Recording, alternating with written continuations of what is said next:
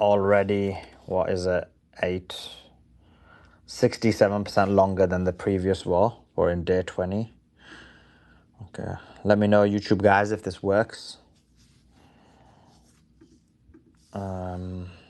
The crews are there already, but let me know if it's working. Over.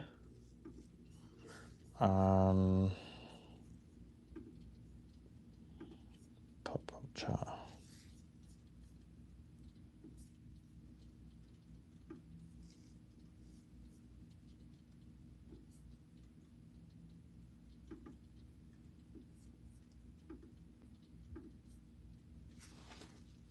You're in it. Does it work in there, guys? Yeah, it's working for me. You can actually hear the audio, right? Yeah, I got a YouTube open on another phone. Sweet. And you can hear the audio. Sweet. Yeah, everyone's like, okay, brilliant. Okay, sorted. Yeah, I'm getting so fast at this. Oh my god. Okay, let's get into the space, get into the conversation. Let's bring in some more people as well. Okay, let's go to democracy house. Okay, cool. Okay, let's go to this nuclear guy. He was super excited. Go ahead, nuclear. How's it going? Hey, All right, bro. can you hear Listen, me? listen, Okay. listen. Nuclear. Who's playing the thing? This isn't the right space for that. We've got Oh, it's I'm like a sorry. I'm professional. sorry. I was just it was quite the contrast from last night with all the conspiracy theory talk. Oh, And why are you Oh attacking Maze my for, bro? God. Hold on. oh, Stop it. First of hey all, Maze. let me explain what happened. Why is he Okay. attacking you, Maze? Don't Yeah. let him do that to you, bruv. No, because I already know what you're gonna think. He came in here, all right, and he started talking about Bill Cooper and started talking about Behold the Pale Horse and all this stuff. I was busy, but I heard something about Bill Cooper. Beatrix was like, "What are you talking about?" So I came back, and then I had to, whatever. Like, eventually, all of his bouncing around kind of came to like a point, but I mean, he's cool. He's cool peeps. I enjoyed it when he was up here, but it wasn't like I wasn't just spewing off conspiracy theories. I promise. I was just trying to see where he was going. He thinks anyway. Yeah, I guess you could tell them what you think nuclear. So my best friend Maze right here. I came as a prophet. I've been told these things. And I was just curious. Did you guys hear what the World Health Organization said today? Yeah. Yeah, somebody posted about it. What was it again? It said something about some nuclear exchange about to happen. Yeah.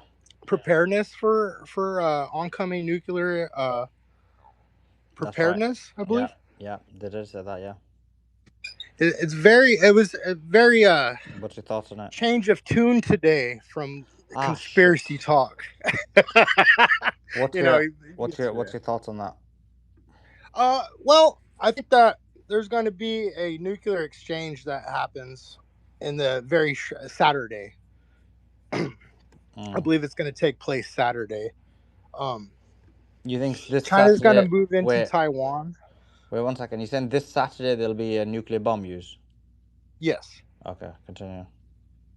Why this Saturday? because China's going to move into Taiwan Saturday. That is my next prediction. So Saturday China moves into Taiwan. Saturday there be a nuclear bomb. Okay, continue. Mm-hmm. Continue. I believe we're witnessing the collapse of the petrodollar currently. Okay. Would you agree? Yeah. No. Continue. I mean, apples and oranges. But it's very interesting what was announced today. Andy? Okay. Cool. So basically, is that it? Oh, is there anything else? Oh, you never. So why? Why would that be taking place right now? Is the big Well, why would question. it? Not why is it taking place? Why do you think it's gonna happen within 2 days?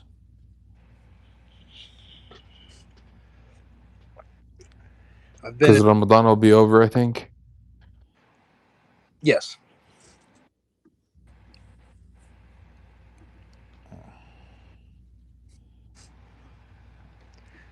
Okay, cool. They try to Let me go do to these things yeah, on bro. specific dates. So what's special about the 21st of March? It's a Saturday. And what's so special about a Saturday? It's the Sabbath. Why this Saturday, not next Saturday? Because China will invade. Sorry? No. China will invade Taiwan. You never answered my question. You just said something else. I said why this Saturday, not next Saturday. You went because China's going to invade Iran, so we're going to go back in circles. Please answer the question. Why this Saturday, not next Saturday? Yeah, why do you think it's going to be this Saturday that China decides to do it? What makes you zero in on this Saturday? I have to say the Don't make me same. look bad, okay? You made it, you know what I'm saying? I always get a 50-50 rating from the people that follow me up in here, but I just want to let you Yeah, guys this is know not that I looking good measured for you, myself. Miz. This is not looking The good for same you. the same reason I No. said that the World Health Again, you're Organization. not answering it. You're not answering it. I don't want you to give me something else. I want to answer you to answer this specific question. Why this Saturday, not next Saturday? You'd have to ask China. Okay, that's stupid. Okay. Okay, may I just Yeah, break in I here real dropped him. quick? I dropped him. Go So ahead. it's always Maze's camp. Bro, yeah, that Hey, was just I mean, flipping. come That was on. You low could have IQ. did better than that, nuclear. You know what I'm That was saying? so You're bad, so... Miz. Miz, I would just Hey, yeah. look, I I'd never I'd give up on X listen. after that. I mean, you know, he's an interesting fella. Anyway, go ahead. Okay, go ahead, democracy. Hey, so I just wanted to say assalamu alaikum, and I just wanted to also say one of the things that is perplexing me is that there has not been a discussion yet about the um, the prospect that all of these scenarios have already been played out in AI, whether it be chat, whether it be whatever your choice of preference is. I believe that what's going on right now with what has been taking place in the Strait of Hormuz and the oil fields has already been played out in a scenario with the use of AI, which they already know what the outcome is going to be, eh? And so everything is based on the petrodollar now, and it's going to be on a different level of infrastructure following the next 20 days, 30 days, 40 days, based on what the perceived AI input output has been, given that the scenarios have been what the Okay, US bro. is I going don't know if it's because I'm tired. I don't know if it's because crazy people come up at this time. I don't know if it's because Miz is up here. I don't know what is going on. But what are you talking about, blood? bro, I'm just Can saying. I just repeat back to you what you're basically saying? You're No, basically I saying, you're basically yep. saying, guess what? There's a wide range of scenarios that could occur, and these scenarios are gamed out through game theory and various other means.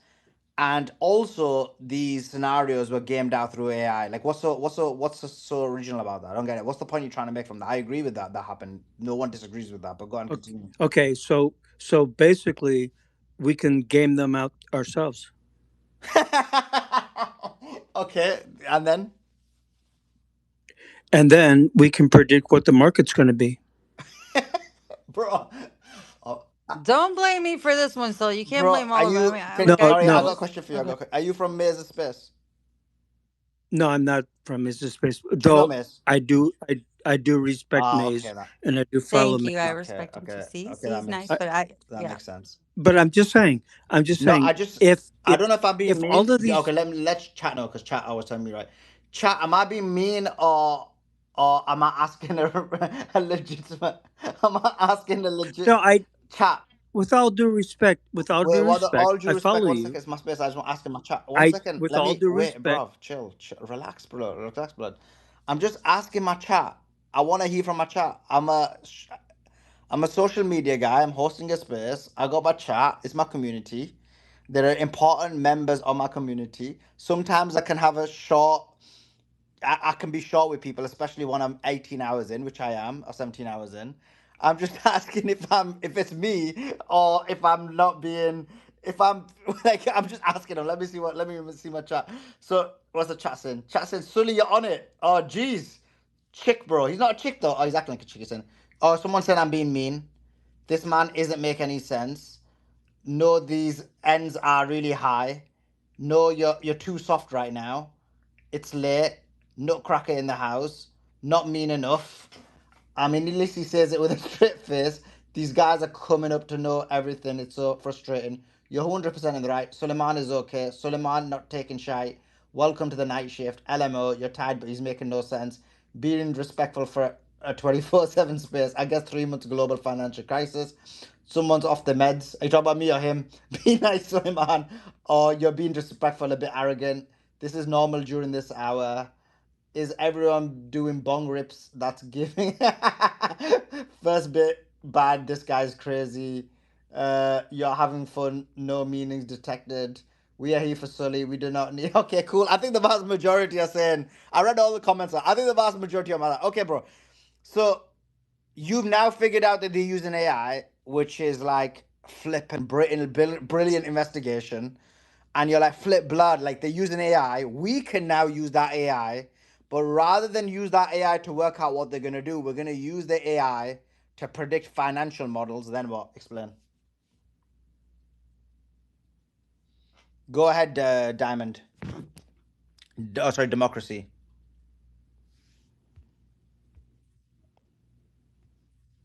I think you might be asking AI. He's going to his AI model, putting in all the different scenarios, what he could say, what my response could be, what he could say, what my other possible responses. All the algorithms are working out. And he's like, listen, we need to defeat Suleiman in this argument, or we need to make sure that Suleiman is convinced by this argument. So guys, wait, he's putting it through his AI models. Don't use the slow ones though, because some are like really a lot slower than the other ones. Uh, them being LLMs is kind of going to be annoying, but it is what it is. I mean, Suleiman against the LLM. Suleiman's going to win. Bring it on, G's. Bring on the LLM. LLM's going down. Go ahead, Democracy. Bring your LLM on me. Okay, so 18 hours sounds like 18 hours. You're so right, bro. Which AI model did you put that in? You are Okay, one referencing. second. I got a super chat. One second. So it says, Spidey Sal says, Suleiman, make sure this goes towards your. Okay, we've got a super chat. It says, Suleiman, make sure this goes towards your Australia trip. I just bought you a new bed set. Bro, you can't get a bed set for $14.99, I think. That's like only like $7. Miz, can you buy a bed set for $7? For a doll, maybe. Yeah, I ain't a Okay, doll, Spidey so Sal. Up the ante G. so Okay. are Okay, we go not go being ahead. Go ahead, Democracy. You're gonna explain how 18 is 18. Continue. all right? So what you're saying is Mm-hmm. basically Yeah. that 18 hours of not being asleep is Mm-hmm. bringing you to the point where you have to criticize on that level. No, what I was saying was, and you should have put this through your AI model, and you maybe have been able to understand what I'm saying. So I was trying to get you to elaborate your point to deduce the logical nature of your position and the outcome of it. And Sure. then I thought, am I being too harsh in the way I'm examining your position? Or am I being direct in the way I'm examining it and also bringing humor at the same time? And then I thought, wait a sec, I may or may not be being a bit too harsh when I'm doing it. And in order to not make you feel bad, I said, okay, it may be that I'm being a bit harsh because I've not had 18 hours of sleep. So then I asked my chat. My chat was like, no, you aren't. This guy's weird. He's retarded. He's a bit low IQ. He's a bit annoying. And so then I thought, okay, chat is agreeing with me that you are just being a logic, like you're just not making much sense and you're just stating the obvious. Thus, I came back to you and I said, guess what? It's fine. Try and explain what you're saying. And then you were like, oh, but because you've not had 18 hours of sleep, that's why you're being critical. And so I'm saying, no, I think I'm being logical, but I was just trying to ascertain if I'm being a bit too harsh because of the going on 18 hours. But no, I don't think I'm being harsh. And now that based on your response, such is the illogical nature of it, rather than playing victim, just explain your point. But just another, we got another super chat, which is from NPC Assassin. It says, yes, I'm down to fund the Australia trip. This is for 1 liter of fuel. By the time you get there, that's a good one, NPC Assassin. Okay, But I so think so NPC Assassin. Wait, you asked wait, me to democracy, respond. democracy. 1 second, NPC Assassin. I think you're being kind of critical of my Australia trip, and you're kind of saying that you're kind of saying that I'm kind of not gonna make it there, and that's kind of mean. Okay, Assassin, go so ahead. and I do respect both that I follow you on YouTube and I follow your channel. Appreciate it. Thank you so much for following me. You betcha. See, you got to be Um, nice now, Sully. You got to be nice now. but Sully, what I'm trying to say Yeah. is basically with all the indifference to all your chat responses of what's giving you the response that you seem to be needing, is that take and put the crack pipe down for a second. Nah, bro. If you Okay, listen, if you one second. take into Democracy, account democracy, democracy. if you Listen, take if into you account think that I'm using a crack pipe, then you're solely misunderstanding. I'm a man who remains clean because I need to keep my mind clean. That being said, the fact that you're unable to articulate yourself and you're kind of stuttering so badly, I would say that if you're not taking a crack pipe, I would say you should consider it. But then on the other hand, I know the perils of taking crack, and so I'd say don't take that. So then I would say, why don't you try and improve on your communication skills, and so there you that you're go. able to articulate and you don't sound like you're retarded. But 1 second, I got another super chat. This is from Astro Boy, who says, as an Aussie, here's some beer money. Or as Boy, you literally said that the worst time. I just literally told this guy who is struggling to speak and is stuttering really badly that I don't take any narcotics. I don't drink. I don't smoke. I don't take any weed. I don't do any of that. But that being said, I appreciate your super chat. I'm just giving this guy a bit of time to correlate his words together because he's struggling. Okay, this is Frank Jabba says Maze, Australia I don't trip. One understand. Is second. he One, is one he second. not Wait, is wait, he wait, wait, wait. 1 second. Just chill, bro, chill. Okay, for this is from Frank Jabba, another super chat who says Australia trip plus. Oh, bro, why are you trolling me? Australia trip plus new suit contribution. Democracy has silly? been Grab smoking. yourself. Hold on. Wait, why are you interrupting me? I'm reading my super chat. Do you want to just control yourself? No, Just no, no, correlate. Just because correlate you're one. divert. Okay, correlate you. Just think about it. Control yourself. Put your words together so you don't sound retarded. Let me just read my super chat. So democracy has been smoking some Walter White level meth. I mean, that's highly probable. But what's the trolling with the suit? I already told you guys I've got one suit. I've traveled with one suit. You're gonna see that suit until I go back to the UK. That's gonna be the only suit you see in all of these YouTube videos. That being said, you can put a fund together, and I may or may not buy You gotta another suit. auction But it the off. problem with that is I'm gonna have to go to like the shopping center to get it, and that's just effort. Like, who wants to go to a shop and get a suit? Anyway, go ahead, democracy. Silly, I'm unfollowing you. You're just out there. Silly. I'm unfollowing you because you're just out there. Okay, thanks, bro. Um, what I advise you to do is go and rethink your position because it makes no sense. This is the problem, guys. This is not the right space. Like, I'm gonna ask you to make some sense. Like, please make some sense if you're gonna come on this space. Man thought he came up with something unique. He's like, guess what? They might have put things through AI. If we put things through AI, we're gonna be able to work out the financial. Bro, what is going on with these people? Oh God. Okay, I need some sanity in my life. Sangha, please bring some sanity in my life. Don't troll me about my suit. Tell us something Uh, about Iran. Wait, I just put this in my AI model and it said that there's no chance that this That's a good one. You're being mean. I'm gonna unfollow you, Sangha. there is no chance. So the AI model said that there's no chance that these Dubai chocolate Arabs are gonna invade Iran. That's true. If an LLM said something opposite of that, you know that LLM is not great and is probably being coded by some Indian who's living in Dubai. That was a good one. Love it. Love it, Sanga. Okay, let's go to Mr. V.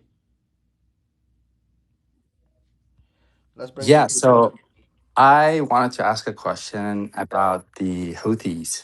If Saudi Arabia decides to kind of switch it up from defensive to offensive against Iran, could that activate the Houthis to kind of invade the south of Saudi Arabia? Since now they don't have that same coalition that they were able to kind of push the Houthis back in 2011. So let me read the super chat and I'll answer your question. So, Spidey says, Suleiman, why you do me dirty, laugh out loud? I've already purchased you a bedroom set, laugh out loud. Come on, let's have some shisha. Bro, $7 Australian dollars 99. I'm not gonna be able to get a bedroom set, right, Miz? For $7 Australian, what can I No, buy you for could a get a bedroom? used one. What? When you're You could saying get a, bedroom set, are you talking about just like a sheet and comforter like type of set, like a duvet cover with like sheets Like and what? That's what we're pillows? asking you. For $7 Australian, which is about $3 American, what can you buy for your bedroom?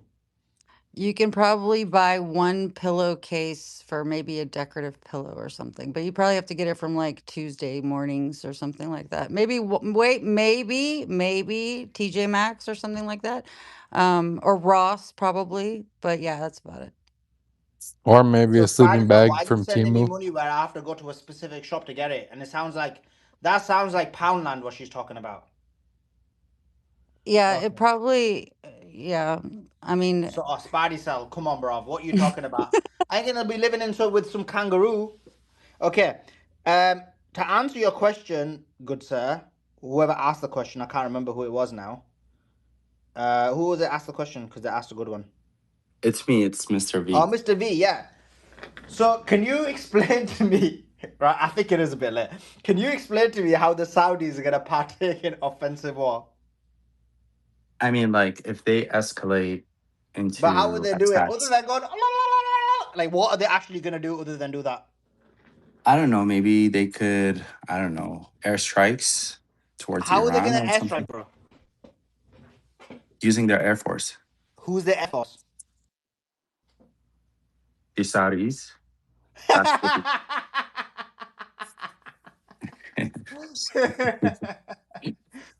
Was that? Were you being serious, or? No, yeah, think about it. No, bro. Who's bro? Saudis, bro. Saudis in the airport, and they'll be literally blowing each other up. Did you see that Kuwaiti? Allegedly, if the story is true, who literally had to fly the plane, and what does he do? Take out three F-15 fighter jets because he starts pressing the button and like literally takes out three Americans. Like you think this, bro? If the Saudis literally decided to go on offensive war, Iran's already won. Like bro, and the second thing is they're never gonna do it. Like the only time a Saudi's gonna get in a fighter jet if there's some a Russian woman in Sorry there. for the I want interruption, Sully, but here we go. boom, boom, Tel Aviv, boom, boom, Tel Aviv, going on right now. Okay, I gotta check the news. I should be posting actually. I've been distracted for quite a So bit. are you saying if the Houthis escalate, the Saudis might instead go against the Houthis instead of Iran? Nah, I'm saying no, no. I didn't say that. I didn't get your point about that. I thought you were talking about Saudis doing offensive. I said they can't do they haven't got the ability to be offensive. Oh, Like, you're right. There is just a. like the probability of, let's just say it's a probability that Saudi Arabia attacks Iran. Would Okay. that involve the Yemenis entering into Saudi directly or I having an don't think offensive they'll. against Yeah, Saudi I Arabia? think the yeah, I think the Houthis would get involved and they would attack. I don't think the Saudis. Well, jokes aside, but actually, it's not jokes. I don't see the Saudis doing anything because I don't see these guys ever being partaking in any kind of offensive war. Because they don't have the ability to do it. They're the Saudis, bro. This is why they import everything they do. They import their fighters, they import their labor, they import everything while they sit around doing nothing. Like these people don't not only do not have history, culture, society, they don't have the even the ability for tactics. They don't have the ability to create anything. They haven't got the ability to go to war, and so basically what these Arab countries are doing is probably the apex of what they could already do. This is why I have huge disdain for them, because they're like, oh yeah, we're not involved in this war. And it's like you're literally involved as the maximum you could do, because if you did anything more, you would be obliterated, you would be decimated, you would not even be existing right now. And Right. so this claim that, oh, guess what, they can now go offensive, no, they've done as much offensive as they could do. The Emiratis have allowed their land to be used. You saw Russell Haim, you saw attacks from Ras Al Khaimah and near Dubai. You've seen the Qataris allow them to use their base and their airspace. You've seen, sorry, their base. You've seen the Saudi Arabians allow them to use their airspace, but this is the maximum these people can do. I mean, a Saudi using a fighter jet to go over Iran. The chances of that Saudi literally, if it's actually a Saudi, which it probably won't be, it'll be some imported labor. But if the Saudi ever did it, I think that'd just be a major W for Iran, because he'll probably end up taking out loads of American and Israeli fighter jets just by accident.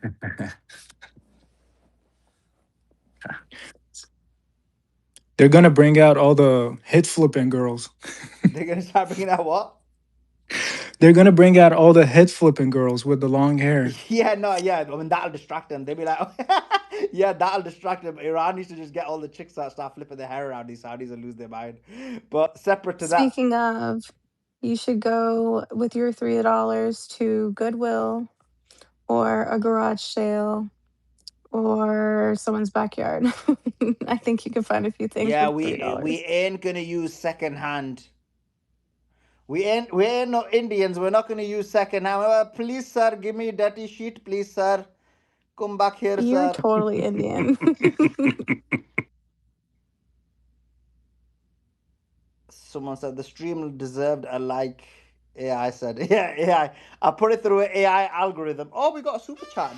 Did I read the super chat? I can't even remember. Let me see which one it is. Azani. Oh no, yeah, yeah, the B guy. Yeah, yeah. Appreciate the super chat. Okay, back to the space.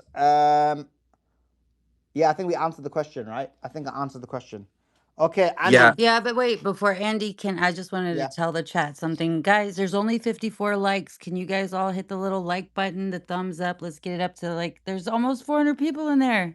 Hit the like button and yeah, and I think and share it with whomever to get them to watch and listen. Go ahead, Andy. Sorry. Exactly. Smash them. Oh, you lazy buggers. They're on the chat trying to attack me for my one, attack me for the only suit I've got. And you guys are too lazy to even hit the like. Like, what you all about? My Yeah. suit is the only suit because I'm Can I? traveling. Can, I, I don't, I don't know feel how like I'm that person. explaining this all the time. My suit is the only suit because I'm traveling. If I buy another suit, my weight is going to be too much. I don't want too much weight in my luggage. Stop hating me for my suit. That you're gonna see that grey suit throughout this entire America trip, which is possibly gonna be just another few more weeks. Sully, the suit is legendary. You got to have a day where you auction it off because it's in so many videos. Bro, Like this one of the, I might even just keep it forever now. I might just never even wear another suit, even when if I go back, because it's become a thing now.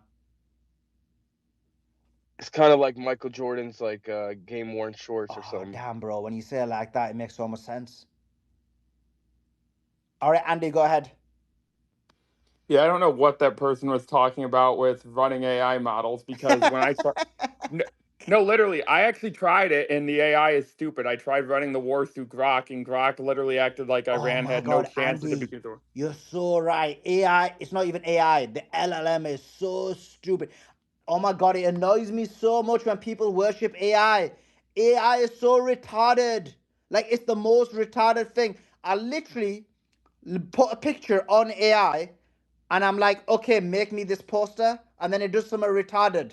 And I'm like, oh, okay, that writing you did, can you remove that writing and replace it? And it literally writes over it like a kid is scribbling over some paper. AI is so retarded.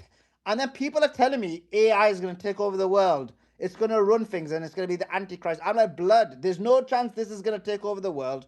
There's no chance it's Antichrist. It's flipping retarded. And you saw Okay, that guy. breaking really Sorry, go ahead, miss. So, it sounds like the oil refinery in Saudi Oh Arabia wow. capital, Sorry, Maze. Riyadh, was I'm very yeah. sorry. There's wow. We just got a one landed like Omar has better breaking news than yours, Mace. no, it's not just because it happens before. I guess they let it out, but one just landed and shook a building and shattered 2 3 windows, and it's not even close to us. And then there was 4 more right after that, and What do you wow, mean it's in getting intense. bro? Do you mean it's specifically in Jordan, or do you mean you can see it in Zioland? No, specifically in Jordan. Like they targeted a base or somewhere near a base, but Oh, it broke 3 windows of like a commercial building and shook the entire shutters of my house. that's Like this is the crazy. See, first I'm not Oh time shit, where are you? I'm I'm not sorry. even seeing anything in Jordan. Jordan at the moment, you know, at all. I'm just seeing I'm seeing Israel, but I'm not seeing not yeah, I just seen Israel but not Jordan. For Israel it says Hezbollah rockets reach the skies of uh oh crap, hope I wrote the wrong thing here. Of Israel it was. So sorry about that, Maze. Hezbollah rockets reach the skies of Israel. No, I posted the It's right all thing. good. Okay, cool. Yeah, Miz, you were gonna say something? Yeah, so there's this report of the oil refinery in Saudi Arabia's uh-oh, my laptop's about to die. In Saudi Arabia's capital, Riyadh, that was attacked by Iranian ballistic missiles.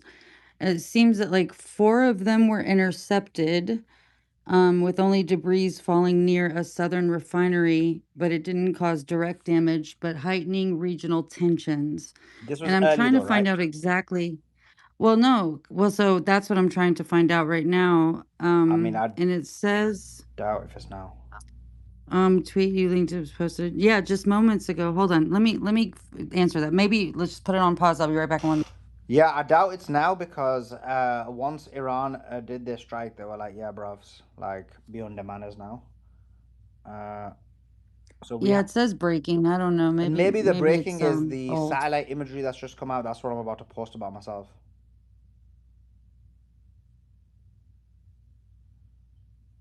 Um, Go ahead, Andy.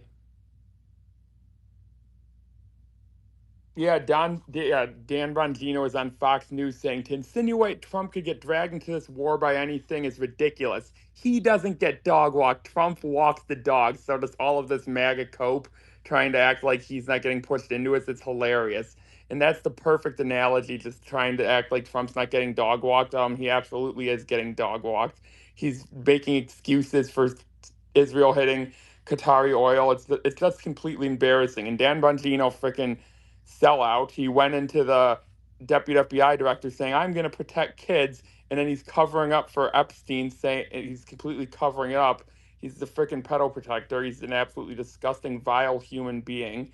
The guy was literally almost in tears on his podcast because he's like, "It's so awful what Candace Owens is doing to Erica Kirk." And it's like, you're a 51-year-old man and you're almost crying, like, because of a podcaster. Like, if that has you in tears, then maybe you aren't cut out for this game. How about you shed some tears for the children that are getting killed in this war? But no, you're fake crying because Erica Kirk is getting slandered, or actually accurately called out, for a better term, by a podcaster. It's all so fake and performative from MAGA. It's so sickening. Just it's like they're all just going on Fox News. It's like they're afraid at this point. They're trying to stop Tucker from stealing the last bit of the boomers that supports MAGA at this point. Like, I think that's what they're afraid of. They're trying to lock down the last tiny bastion of support they have, because they know that this Joe Kent and Tucker interview can really move the boomers away from this. Yeah. I mean, that last batch of MAGA isn't really worth having as an audience anyway. They're all watered down. Hey, on this one, hey, Suleiman and Mays, I just came out of this. I'm on the looking at our YouTube stream. There, why do we only have 2 likes? I don't know what's wrong. Please, folks, click the like button. It helps the algorithm on YouTube. You It's need to very important for those refresh, guys. Yeah, Andrew. smash That's them, why. Andrew. Trust me, I already got it. No, but let him smash Yeah, but them. go Let ahead him and Yeah, go smash okay, them. I'll protect. do Go And it protect again. them. Sully, check your Go protect them. check your DMs. I'm Okay, go ahead. Nah, Wait, what's Andrew's happened to right. The the reason X why it only stream? has two Is it? likes. What's happened to the YouTube stream? Is it still working or I don't get it? It's still working, but check your DMs for. I think that whole thing is more recent, Sully. That article was like 45 minutes ago or 50 minutes ago. But yeah, the stream, yeah, it's still going. Yeah, it's showing 93 likes, Oh my God, 378 watching. Whoa. 93 likes. Oh, you guys are so lazy. You're telling me about my suit and you can't even flip and like the YouTube stream. Anyway, what you got? Man, I feel like such a dumbass. Okay, got it. Sorry, no, it's not your fault, Andrew. I blame them. I blame the chat. They're so lazy. A 75-year-old man is telling you guys what to do. Yeah, you're right. Don't cry, bruvs. Okay.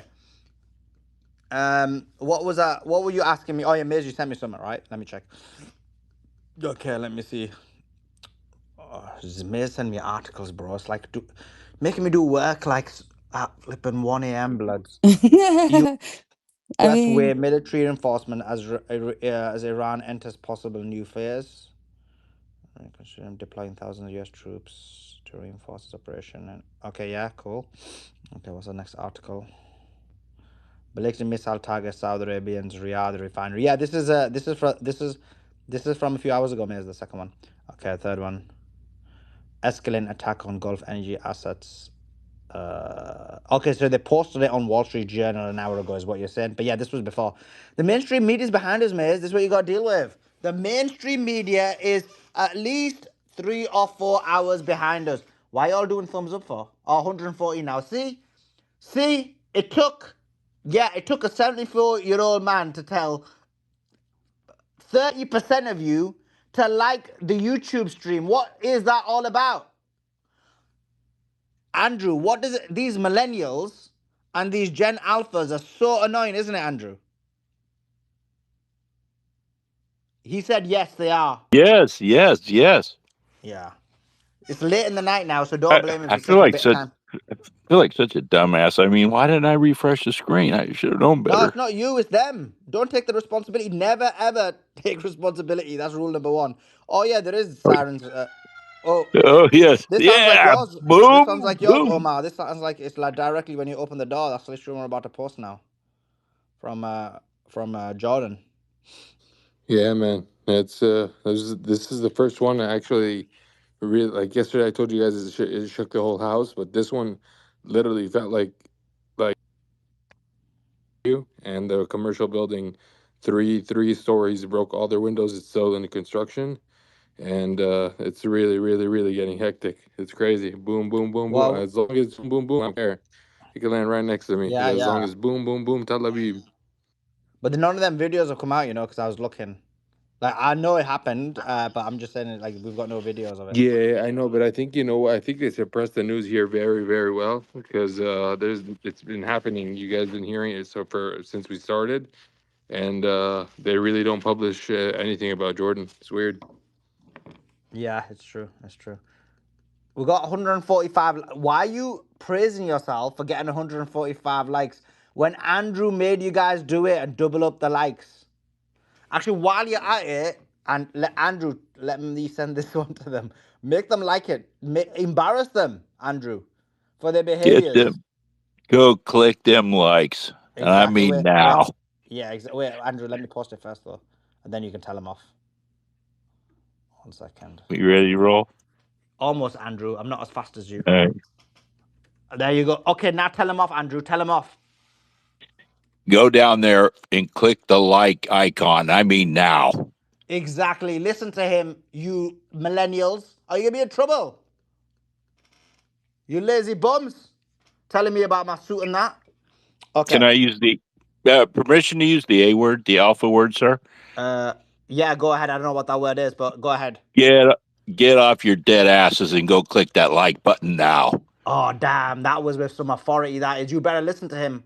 Don't let an old grandpa smash you like that so hard and then you don't do it. Good one, Andrew. Okay, Ricardo, go ahead, brother. Give us your thoughts. Oh no, I'm just going to help out Andrew there a little bit because I'm tired. But I mean, it's 1 o'clock in the morning, and I don't know why you guys don't have likes. We just had the best like comedy hour ever. I was competing like what I did because Wait, Solomon, wait, wait, wait, wait, wait. Why are you wait a calling it minute. comedy hour? This is a serious geopolitical space.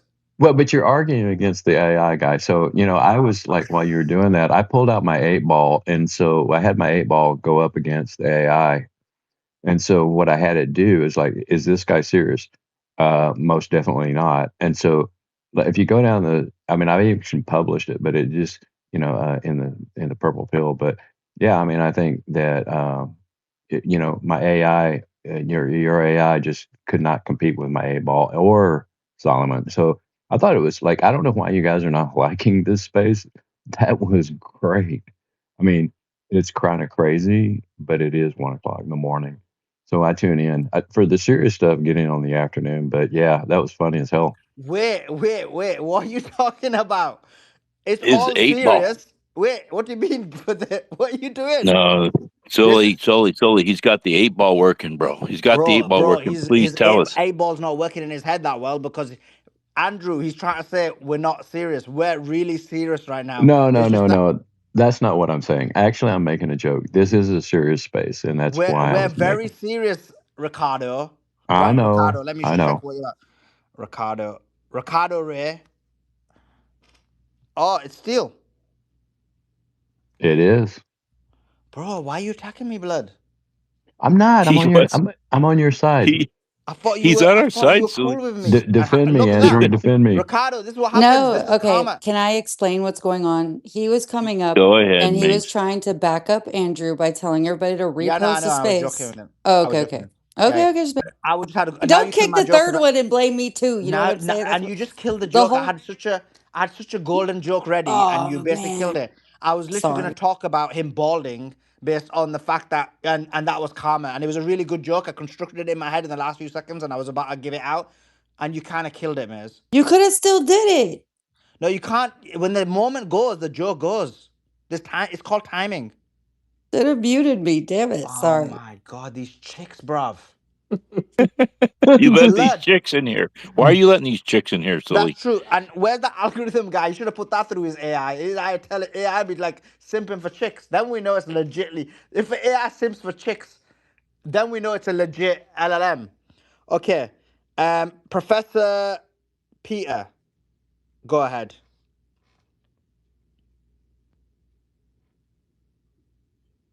Okay. What a annoying guy. Let's bring YK up. Let's bring Spidey Cell up. Spidey Cell, to explain why you keep giving me pittance where I have to go to the Carbu sale, the American version of the Carbu sale, which they call it the, what did you call it, Lune? Penny yard or something. Why do I have to go to the penny yard to go buy some bed sheets? Please explain, Spidey Cell. Bro, wallah, you did me dirty. You did me dirty. Garage sale. You fucking did me dirty.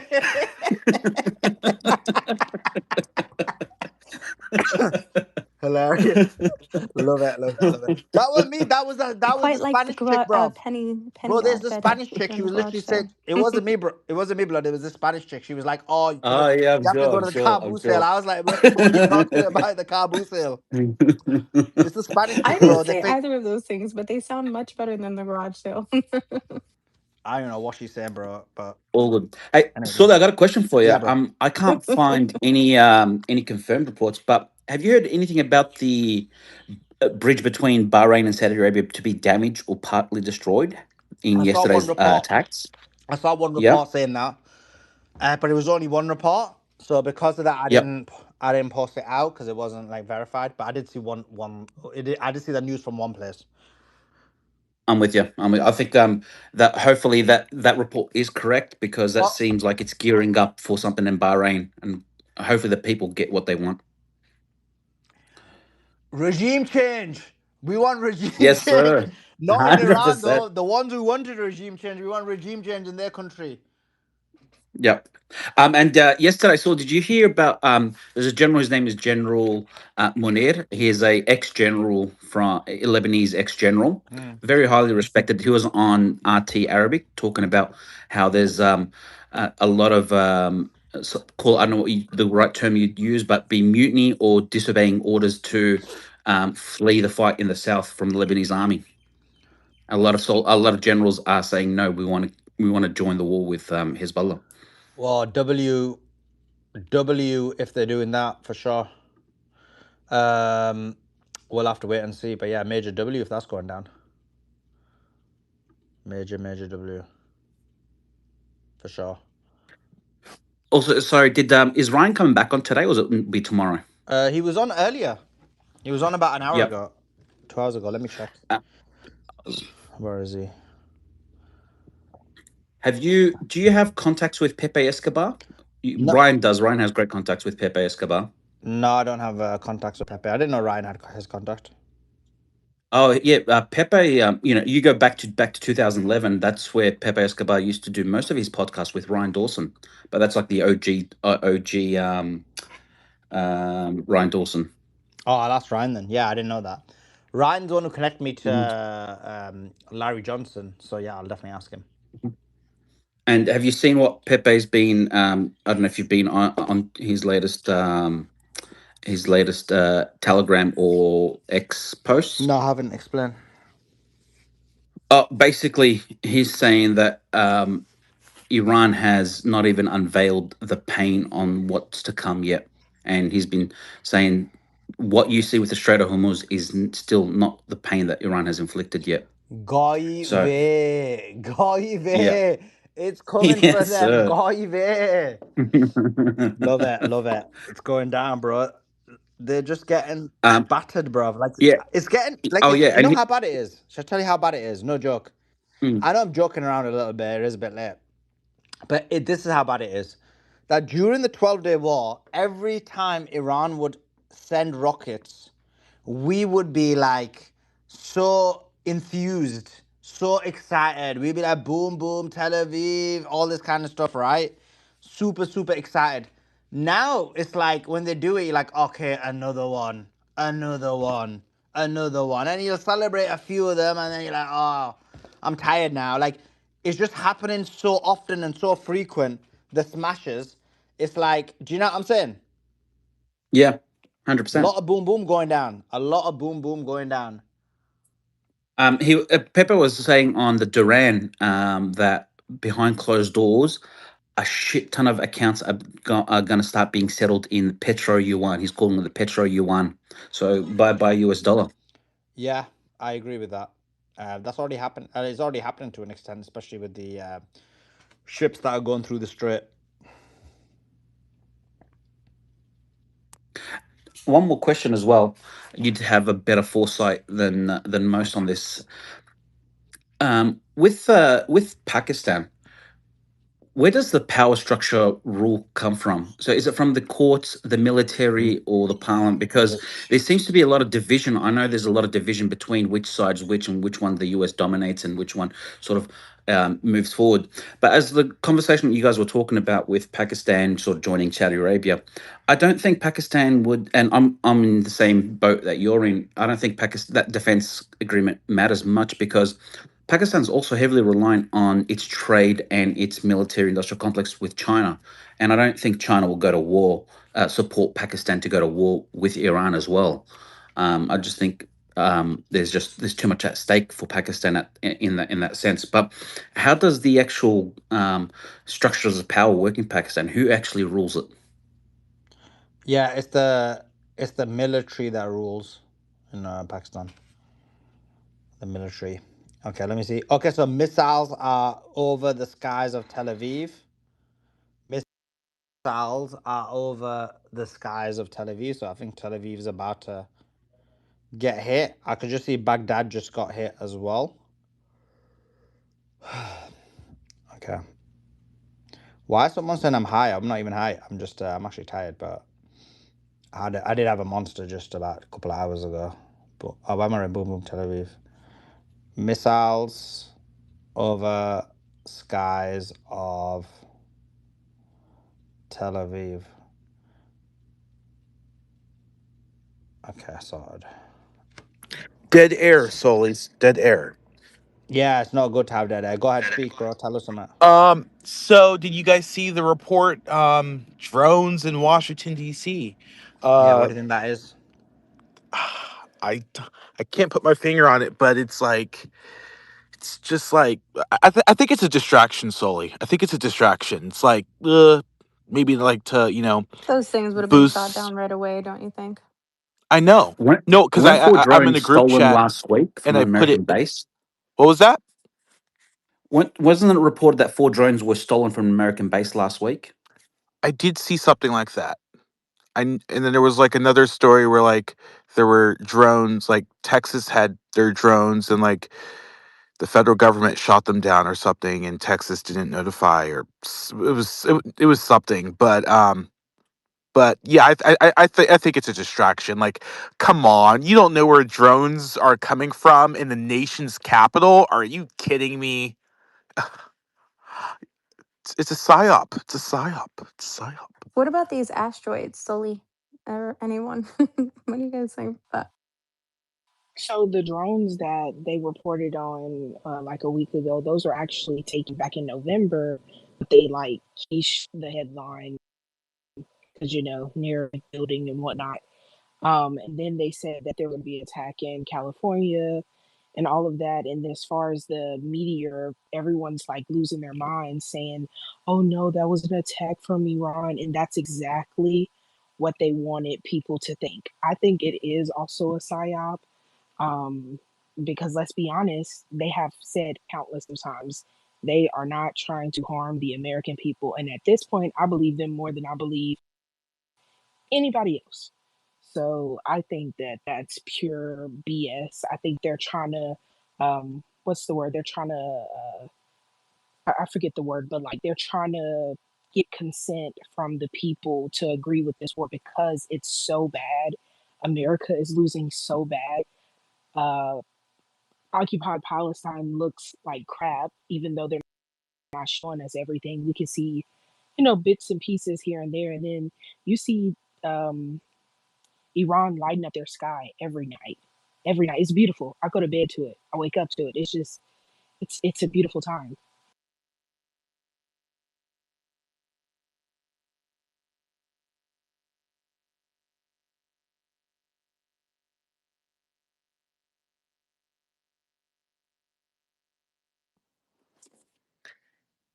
Yeah, I wish it was also. I wish they would have mentioned it during the hearing on the Hill today with John Ratcliffe, Tulsi Gabbard, and Kash Patel. Like, no one mentioned it. None of the senators asked about it. So now that we're learning about it in the Washington Post report this late tonight, just shows me it is a distraction, and I'm not falling for it. So yeah. No, for sure. I think honestly, the hearing today was just meant for everyone to listen to it and be like, oh, Iran bad, Iran bad. No one believes them. We've seen how this started. We've seen that they didn't have any clear objective. We've seen how the story changed 20,000 times. Marco Rubio came out and said it was for Israel. Everyone knew it was for Israel before that, but to have him confirm it and then try to walk it back, then Trump said it was for Israel. So I think the hearing was all BS. And then Joe Kent resigning, that whole thing, and Tulsi not like advocating for him. It's fake. Everything is fake, and Iran is doing what needs to be done. And also, I don't know why, Kay, you caught that during the hearing today, which again, the central question, right, is there was there a threat posed, and Tulsi Gabbard was asked from the I believe the senator from Georgia, John Ossoff, and was basically asked, as DNI director, did you see a perceived threat?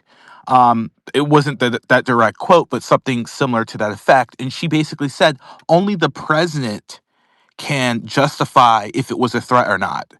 Like, I'm sorry, motherfucker. That is your job. You are the DNI director. That is why we created that position, especially after 9/11.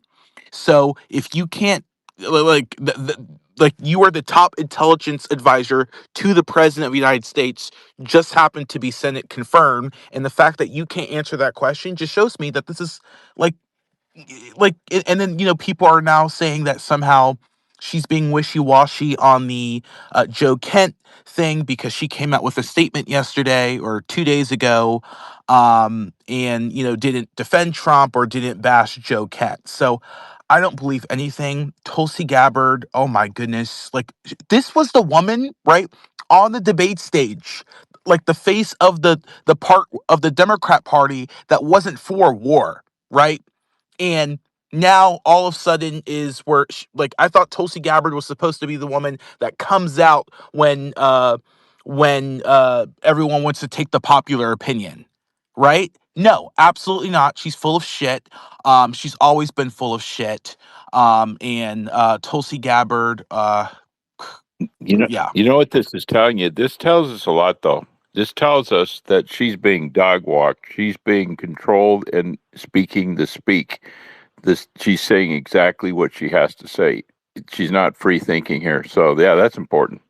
Well, I even have information for myself, like sources for the midterm elections. They plan to put her on the like she's not even really doing her job as DNI director, right? She's literally going to like the latest biggest story involving Tulsi Gabbard was going to the Fulton County, Georgia elections office to be the face of, oh, we're going to federalize our elections. Not to make this political, but I'm just saying that is why she's being used. It's not being used to actually face the threats that we do actually have from other foreign countries to our homeland. So she can, yeah. Oh, I cannot stand that woman. In like it's like she just changes like every 3 years. Just like is she gonna write a book? Like is she gonna write a book? Tulsi Gabbard, I said so on after everything is said and done about this war. Literally so crazy.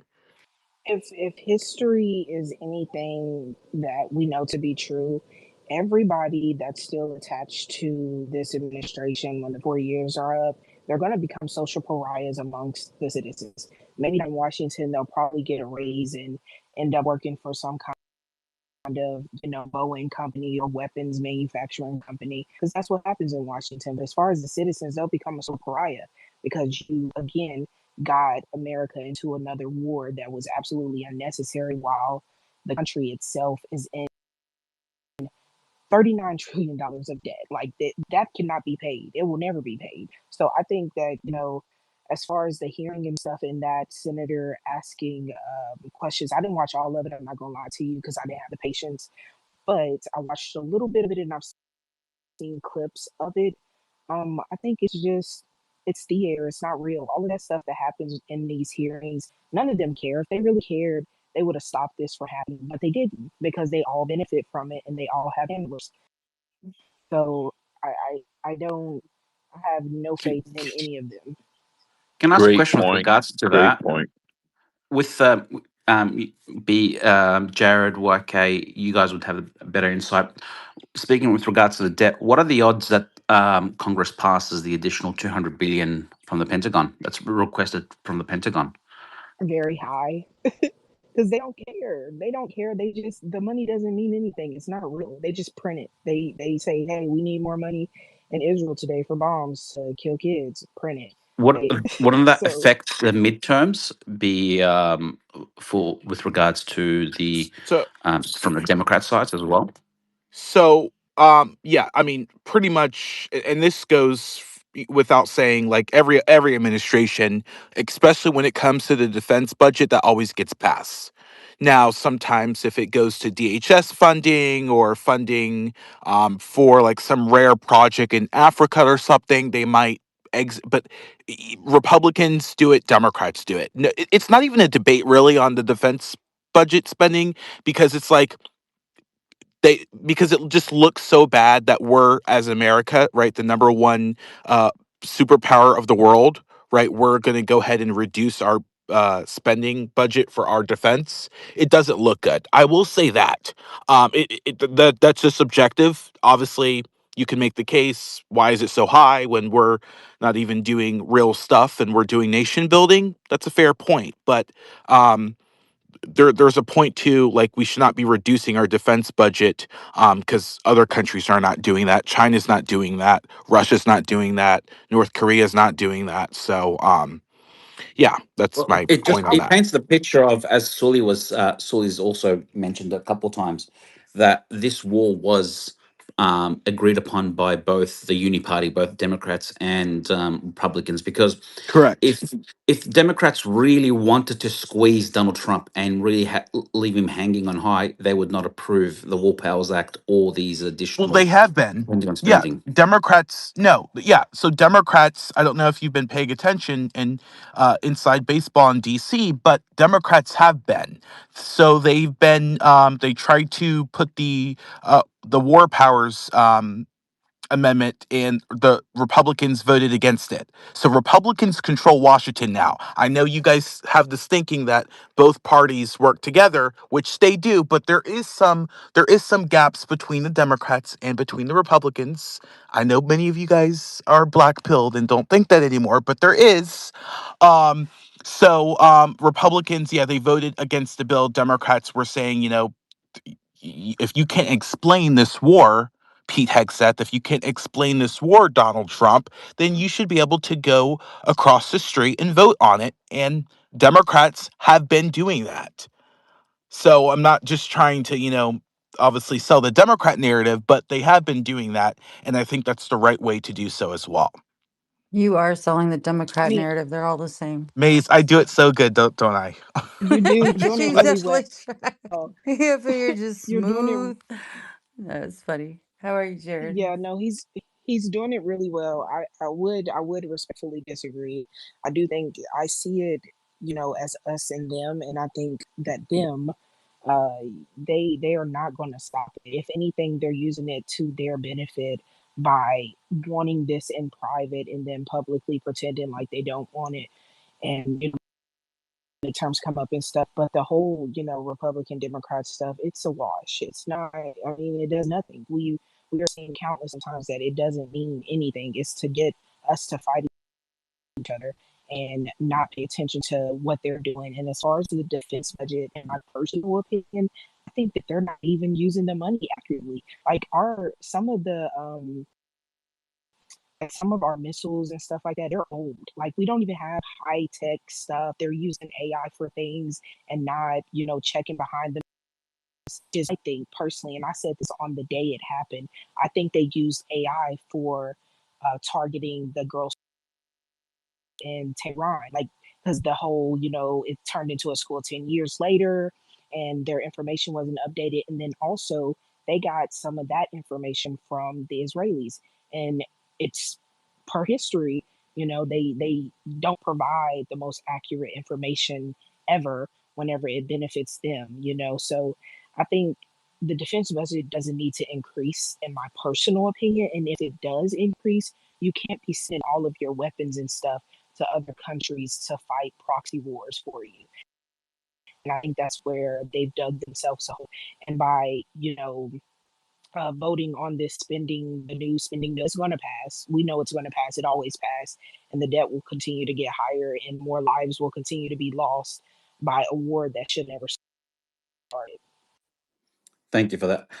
Just to redirect back to Iran, I want to ask Maze. Maze, did you see what Professor Miranda said on Times Radio interview, where the journalist asked, "Is a deal possible?" And Professor Miranda said, "No, not at all. We will fight and hold the U.S. by the throat." I thought that was super powerful. Wait, that was tonight? Yeah, that happened today. Or well, for me, it was in the morning. I don't know time zones, but yeah, it was today on the Times Radio.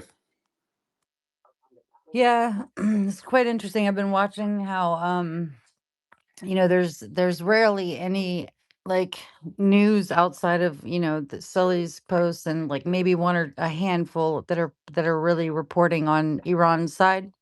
And like and it turns out I think Iran has been more credible in terms of like the claims that they make and then it actually coming like obviously the Trump administration is just they were winning an hour in, right? But anyway, so apparently, like there were like people reaching out from the Trump side and trying to get in touch and like to come to some sort of negotiating table. Then finally, Witkoff reached out directly to the Iranian official, and and I was watching the guy Jeremy something on from the drop site or whatever, and he was explaining how he called, or he hit up Witkoff and he hit up the White House and asked them, "So is it true that Witkoff has been reaching out to them?" And so anyway, long story short, they were denying it, but he went on to show that he went on to say that he has reason to believe that they were telling the truth. So it's interesting to see that Witkoff and Trump administration are trying to find a way out. And I wonder if Iran did entertain it, would they give the guarantees? Probably not. I mean, I don't know. No, look, I put the section of the interview in the chat. So if you want to have a look at Professor Miranda Sure. Thank you. talking to the Times reporter, my personal opinion is I think Iran's been so transparent, and because they've been so transparent, the media war that they spent billions on from the Zionist regime in Israel and the US, they've lost it, even though it's their media, and they're still losing on their own platforms simply because Iran has been so transparent and pretty much saying white is white, black is black. And I generally still believe, as per every general that's come out, and even Professor Miranda has said, there will be no deal. It's complete and utter capitulation by the US or no deal. That is amazing how that Iran has been able to cut through the propaganda and get the truth out with all of the, Yeah, you know, amen. Well, it's because it's so expensive to lie, right? It is so expensive to lie and then maintain that lie. It's just so expensive. Well, as Tehran said, no, this is what it is.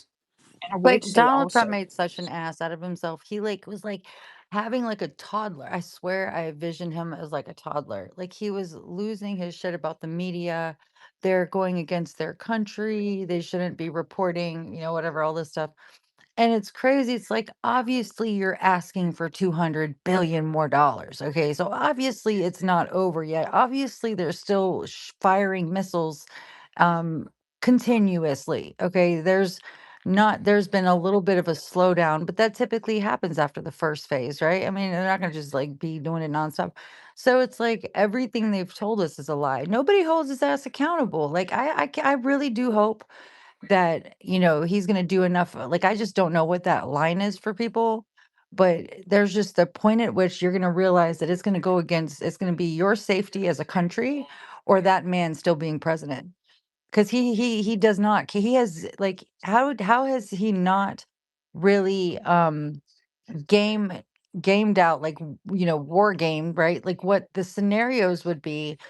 He dismissed the warning and the threat and the risk of them closing the strait, and knowing that this is not going to impact just, this is going to impact the nations, which, like Asia, for instance, all of the nations that get oil from out of there. But he's like, oh, we don't get oil from there. Who cares? We just do this out of habit. I mean, then he comes out of he's just so, guys, I'm just telling you. Whew. Oh, well, not to say I told you so, May's Shut love, but like it up. 3 Listen to years ago, you. you were yelling at me in the space 3 years ago when Yeah. he threw ketchup at the wall. Just Well, whatever. I was wrong, okay? I could say I was wrong, shoot. But hell, you think I would well, have see, voted for Kamala? Nope. And you know what? I got taught a lesson. I think they're all in on it. I don't care. I think the only last good president was Kennedy. Every administration since then has all been bullshit. They've literally passed, they just give each other an assist.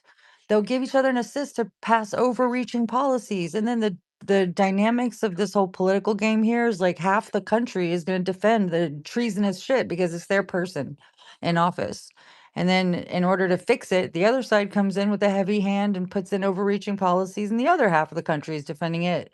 And then in order to feel normal, you're going to have to set your center at crazy. You know what I'm saying? It's just, I'm not, I can't. I'm done with all this. yeah, and it is a because it is a distraction. I was in a diligence space earlier, and he was like, everyone was trying to make him host a space about the Save Act. Like, what the fuck? Like, we are talking talking about like Joe Kent, the senior Trump administration official, resigning because he's saying that Netanyahu was the forcing the U.S.'s hand in another war. Like, and you want to talk about the Save Act to Right. try to Okay, so to try to like rig the Did elections? you guys see okay, guys, Randy just some breaking finds? news. Oh, Just some breaking news. We got some sirens sounding in Israel right now. Still,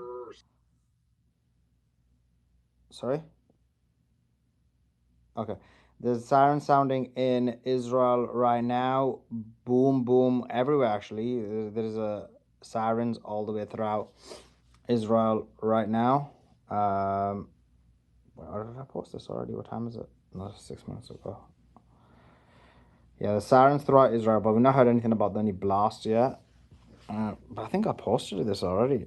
No, I didn't. Okay, yeah, there is new sirens across Israel right now, so we'll have to see what the result of that was. So that, remember, there was one about half an hour ago, and there's another one now. Um, okay. Oh, Inevitable West, how you doing? Inevitable China, how are you, sir? How is your number one influencer? The number one op, the what is his name? Oh yeah, Ian Miles Maxwell. Is that it? I thought it was Ian Miles Chung because he's a Ian Chinaman. Miles Chungus. Ian Miles Quirky Chungus. Yeah, that guy. Mister, you're not as cool as me. I got on Epstein's Island for free. That guy. Bro, they wouldn't let Well, him. They wouldn't let him on Epstein Island, well, Unless Stephen Hawkins asked for him. But just a quick one. Inevitable. How's things going in China? And tell us, bro. What's China's perspective in the war? some interesting stuff. Like, so definitely a crazy day. Well, I feel like I say that every day, don't I? But of course, what's going on in the Gulf? Trump has just made a complete joke out of himself. And obviously, if you know, you know, and you understand that Trump is not going to be the one making all of these decisions. You know, I guess the idea is that he's trying to throw Netanyahu under the bus, but don't be surprised if that just gets like revised pretty soon. You know, if he just comes out and says, "No, we're great, we're tighter than ever," they'll do whatever they have to do to continue the, the facade. But everybody knows that it was a critical mistake, and someone because I actually when they attacked that oil field, that is shared by Iran and Qatar. We were on here, of course, as we are 24/7 in this space, right? Hey, look, free plug. No, but just You guys when have that happened, Inevitable. Why do you guys do things the Chinese way? If there was a free plug, at least do it. At least do it properly. This is the problem. This is why no one likes Chinese products. They like BTEC. no, well, look, no, but no. In all seriousness, as I was here during the space when that shared oil field got attacked, we were just kind of like really upset. We were like, look, the entire GCC needs to do something. They need to say something. And the sentiment in just from the people I've talked to is just explosive anger. I thought I kind of overreacted, but I think everybody's really annoyed with the GCC because it seems like it should be a foregone conclusion that they need to understand that look, these IOs, they don't care about you. They don't care if you get glass tomorrow. They're not interested in your survival. And someone brought up as well that the attack on Iran was not as bad for Iran as it was for Qatar. That South Pars field, the attack on South Pars, it actually hurts Qatar more, arguably.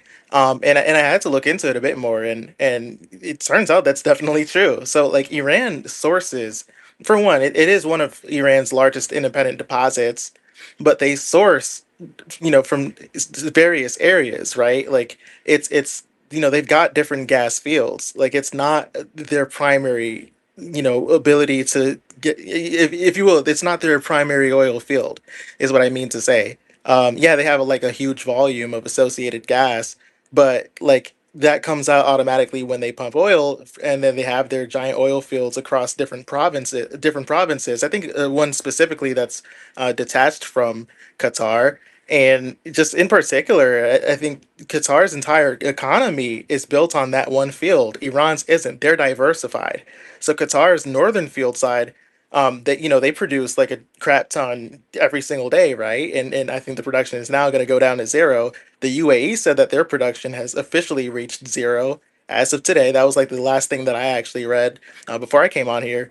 And Iran is able to contribute like way more um, from elsewhere. They only contribute like 10% of what Qatar does from that very same field.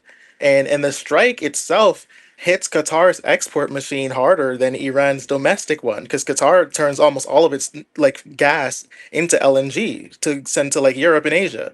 And even like a partial shutdown, or I imagine a full one, means that you've lost cargoes that are like worth billions. And you can't just replace that quickly, whereas Iran uses that field mostly for within the country. So again, the field that was struck by Israel today is used mostly internally for Iran, which they can just source for somewhere else, and Qatar relies on that for exports. So you see the difference here. It's like, it's night and day, I guess. Maybe that's just kind of clear.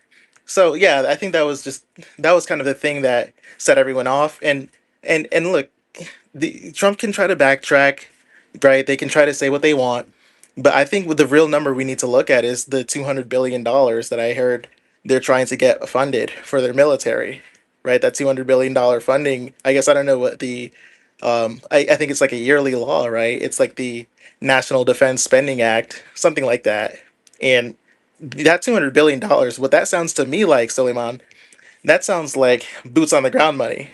That sounds like they are trying to fund a full scale boots on the ground invasion. Not saying it's going to work, not saying it's going to be anything but a bloodbath, but it is certainly a commitment that they are making in response to the way that this war is going. And look, there are going to be countries that are stupid enough to join them. There are. India is probably one of them. Just just letting you know, it's probably going to be India. Saudi Arabia has mulled activating the defense agreement, the mutual agreement with Pakistan, but Pakistan's not going to do it. I mean, I would bet money. I really would. And look, I could be proven wrong. I may be wrong, but I doubt it.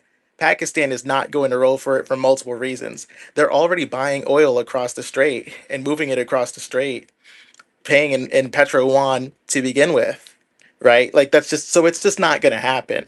They've already stood up and they were one of the four countries to join Russia, China, and Somalia in condemning the attacks from the U.S. and Israel against Iran in the UN resolution. Now that resolution didn't pass, but we all know where Pakistan is when it comes to this matter.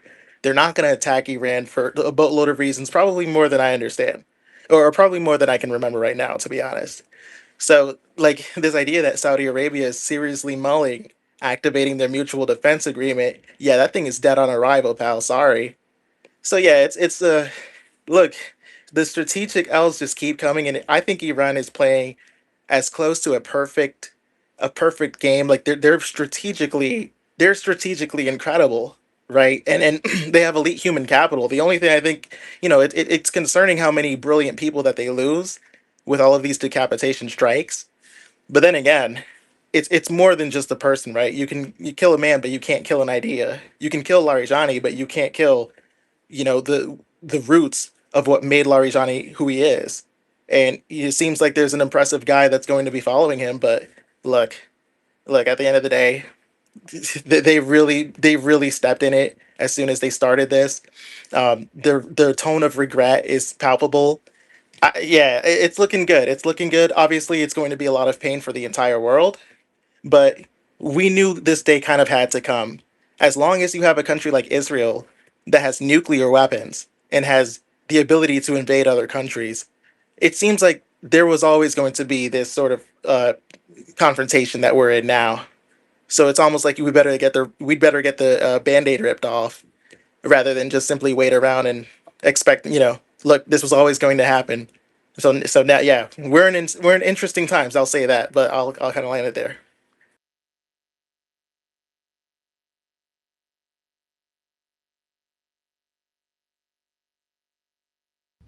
Oh, one other Yeah. thing. Go Sorry. ahead, go ahead. Oh, okay. So one thing I heard, so one thing that people are talking about, there's serious conversation, is the Strait of Hormuz. This is yeah. So, um, that was one thing. I think what triggered it was like the so no matter what you try to do to Iran, I have a reason to believe. I have a few reasons to believe that they've begun mining the strait. And they've mined it in a specific manner. And this is again something that like literally people will send me stuff and I'll look further into it. But I think people who are watching the actual patterns of the ship itself seem to have the conclusion. And obviously China's watching everything, right? But there seems to be the idea that the strait is being mined, and that like the ships that are going through, especially the ones most recently, are kind of following a very safe passage, right? There's like this controlled bottleneck, and so the usual main channel has not been traveled, but due to potential mines or sustained threats. But like there's been sort of like a handful of vessels moving exclusively, of course, with Iran's approval, and you have to pay in the yuan, of course, as you should. And the ships that have been allowed to go through in the last couple of days have been from Pakistan and India, again paying in yuan. And I think there's been a couple of others, but there's been this narrow passageway, and then there's this Keshem Island, and I don't know the name of the other one, but it's a specific channel that's close to the shores of Iran, like the southern shore, obviously. And the understanding is that it's like a very wide, or rather, it's a very narrow channel that it's taking, right? And that ship, one of them is called the Karachi, and I don't know the name of the other ones, but if you look up Pakistan flagged tanker Karachi, that's going to be one of them, right? The other ones are there's like three others. Now that small channel is one that the other four ships have traveled to almost an exact T, like literally the same exact movement, right? They haven't even really budged off course whatsoever. So the idea is that, well, first of all, you know, if the IRGC was as separated and as like ripped apart through this, what is it? What are they calling it? They're calling it they're calling it the look. They're trying to say that the IRGC is disjointed and that they have different generals deciding who's launching what, and they don't really have any central command. Yeah, that's complete nonsense. The reality is they are they are probably as coordinated and organized as ever, and other countries are dealing with the IRGC, especially the ones who are able to travel, the very few, and they are getting assured safety and navigation through the strait. And there's this verification process anyway, that ships have to send to Iran to verify that they have paid in the yuan anyway. It's the AIS signals. So the AIS signals apparently provide compliance, right? They show that you've been compliant to paying in the petro yuan. It's this sort of communication system that tankers are using with, obviously with whatever station that Iran is able to communicate with them from. So the idea is that the ships have to be approved between those two islands of Iran, the Kashem Island and that other one, right? I just don't have the name for the other one. I don't remember it. But so, like Iran essentially would attack vessels or use mines on the traditional route. This is my theory, right?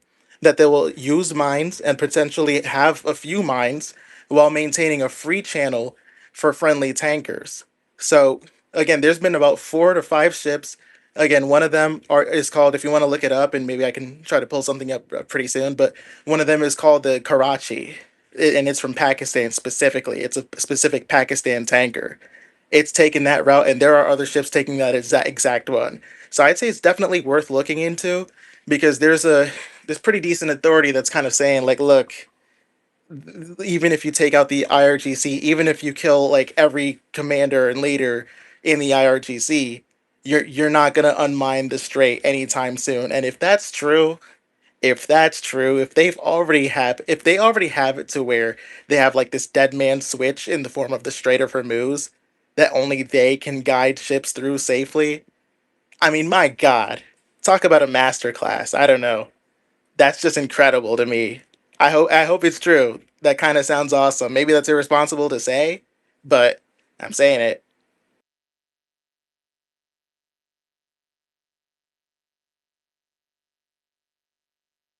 It's inevitable. When one of the things that people have been talking about is the basically the end of the petrodollar and the start of the petro yuan, and one, sorry, and as part of that, you had Iran say that any ships that go through need to be paid in that currency. How much do you think that this is gonna now be accelerated in terms of the use of the yuan and obviously the end of the dollar? Yeah, that I think so the dollar itself has always been on sort of a downward spiral as it is. Exactly. That's You what I meant, know, like in terms of acceleration perspective. But do yeah. explain this as well. Go ahead. Yeah, no, absolutely, and I think even that just kind of says it in itself. But with this acceleration, see, there's this normalization taking place, and actually, it is taking place with Iran. There are way more countries speaking to Iran, to the IRGC, than the media would like to admit. But the normalizing of trading in the petro yuan is, I think where that really comes to a really important like nexus point where I think that really starts to matter is the large scale view of the future for BRICS, for Iran, but for BRICS too. Like I think those two kind of go hand in hand. And look, the GCC, right? They are going to either going to have look, they're going to have to comply or they're going to have to be rebuilt. Someone else is going to rebuild upon their ashes. And so where the dollar comes in is, and first of all, with the petro yuan, I think one thing that's probably important to make clear is that Xi Jinping is not looking to have the yuan replace the U.S. dollar. That's not his goal at all. That's something that, and if anything, the strengthening of the yuan is just a matter of dealing fit openly and freely with the fellow BRICS, members, as well as just with Belt and Road countries and countries that deal with the Belt and Road Initiative. So a reserve yuan would allow China and BRICS allies to be able to not just like trade but also borrow as well. It would help them trade and lend and hold reserves in yuan without the US gunboat veto that exists now and the subversive SWIFT banking system as well. And in 2025, last year, the yuan's global reserve share hit like it doubled from 2015, right? I think it's around 3% now of the total global reserve share. And Saudi Arabia, for example, added the yuan pretty huge reserves to its central bank. Even though they're kind of obviously they're very shady now, but it is true that they've added it to their central bank, and so has like Brazil and a few other countries. The UAE has too, I believe. Which is why, by the way, no matter how they act right now, they do certainly have a major. There's a lot of look. They can't just betray China. They can't just betray BRICS openly and brazenly. I think they have to. They're sort of playing this delicate dance of deception. But I'll leave that as it is, right? So for the yuan, the goal is to lower, especially with trading partners in BRICS, borrowing costs, right? You lower borrowing costs, which are immense if you use the dollar. You can get yuan bonds. You can like basically with a stronger yuan, you can drive down yields through sheer demand. You can fund BRICS projects. Since like 2013, for example, the Belt and Road Initiative has like over $1 trillion in investments, right? And that's like investments within around like I believe it's expand infrastructure in over 150 countries. So the yuan financing cuts conversion costs and like any headaches that would be associated with foreign exchange, right? And it helps countries that have been either held down by Western imperialism, if not outright like impoverished by it. So, like for example, if you use yuan loans for African rail or Pakistani ports or anything of that sort, you avoid the dollar volatility. So with the U.S. dollar now, it's been undermined in such a manner, really just through obviously the money printing that's taken place, through the banking system that I think Simon Dixon does a really great job at explaining how there's this interconnected global banking system that the U.S. dollar, look, the U.S. is not incubated from. If the Bank of Japan, who's been printing, who's been, yeah, they've been printing their currency and keeping their interest rates at like zero for decades, right? Literal decades, while printing money, printing the yen. Now they're dealing with inflation, and now and people have been basically buying buying yen rather, Japanese yen from the West, and they've been like buying it for with zero interest and they were selling it on other markets that have like 5 to 6% interest. So it was like free money by pimping out the yen. And so what does that do? That just cheapens their currency. But if the Bank of Japan falls, a lot of these other banks fall. Right? So the reason why I'm bringing that up is because the US dollar has been propped up in part by its military might. The petrodollar is backed by the might of the US military. The US military has been undermined repeatedly, frankly. Not just now, right? Not in this current, some people are calling it the Ramadan War, which is kind of messed up, but I guess that's just what it's called. I don't know. Maybe there's another name to call it in the future.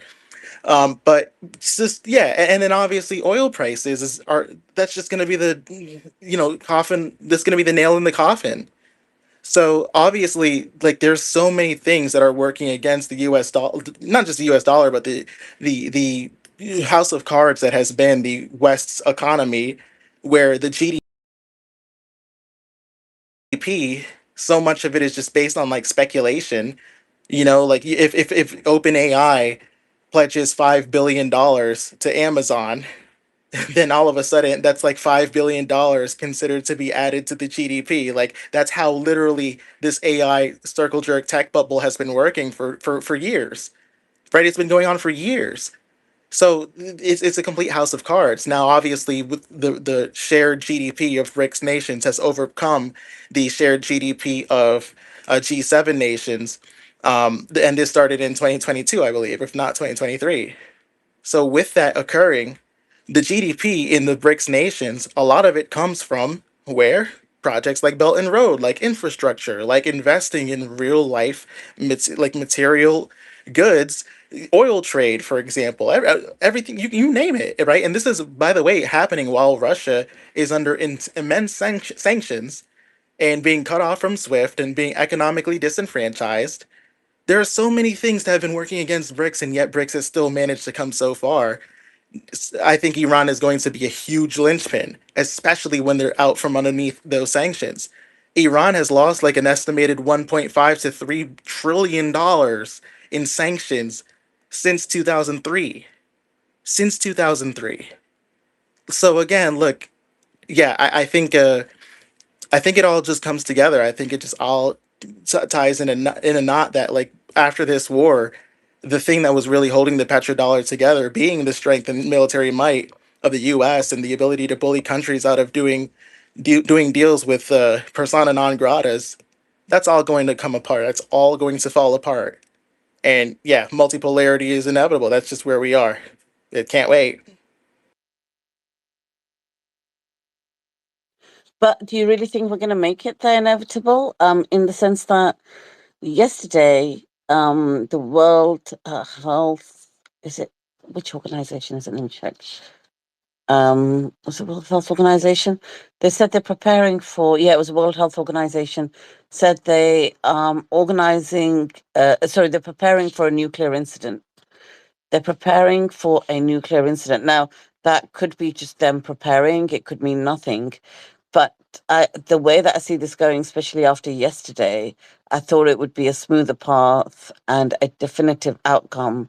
Now, I'm not sure the path is going to be smooth, and I'm not sure what the outcomes were going to be, because it seems to me Israel and America are determined to make Iran like Gaza. You know what I Yeah, mean? Israel is, they are, at the end of the day, when it boils down to it, they are governed by a homicidal, suicidal death cult, genocidal death cult, right? And they've run into these traps before as a nation slash race where they literally believe they will will their messiah into existence that will come in basically not to save them but take over the world for them. Now, the thing is when we return to reality, the military, the US military has critical issues in and of itself, right? There's some serious like lacking that not just Israel, but US military has. Like they're lacking on they have shortages in like air missiles and defense interceptors. The THAADs are gone. The Patriot missile systems are gone. The compatible stocks with the Arrow defense system that Israel uses are gone. The SM3 systems are severely depleted. You know, the rare earth restrictions that are occurring. Don't even get me started. Right, the Tomahawk cruise missiles and the high end standoff like precision missiles are totally like wasted now. Like they've spent billions and billions. I think it's reached 10 billion at this point. Within like the first 2 days, they've spent 10 billion in 2 days of the war, just of their munitions, right? Just of their munitions. That's just insane, right? And what has it gotten them? What has it gotten them? Iran has they barely even scrapes the bottom. They barely even like broken through the surface of what they have. They're still using 10-year-old missiles, and I think that's kind of like at latest, literally at latest. Like Iran, for example, now they're using solid fuel missiles, which you can launch them in like 30 minutes, as opposed to liquid fuel missiles, which take 2 hours. The Sayad ones are the ones that Iran owns, and they reversed engineered that from the HQ2s that China provided them, and they've been able to make Sayad ones at way higher of a rate, right? And the quality is pretty much the same. They're able, and those are obviously going to be more for shorter range. They're I have it in good authority. I mean, they're in Lebanon. I'll put it to you like that. But you know, even the Chromosar, I think it's called, they just started using them, and those are from 2017, 2016.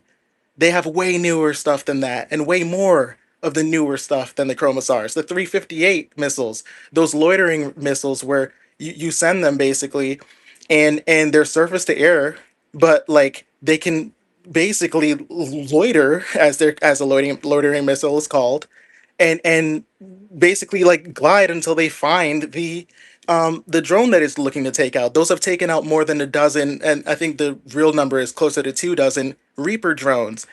Those Reaper drones wreaked havoc in Syria throughout the entire Obama administration. Those Reaper drones were considered like the state of the art, you know, assassin for the U.S. military, and they've been completely neutralized.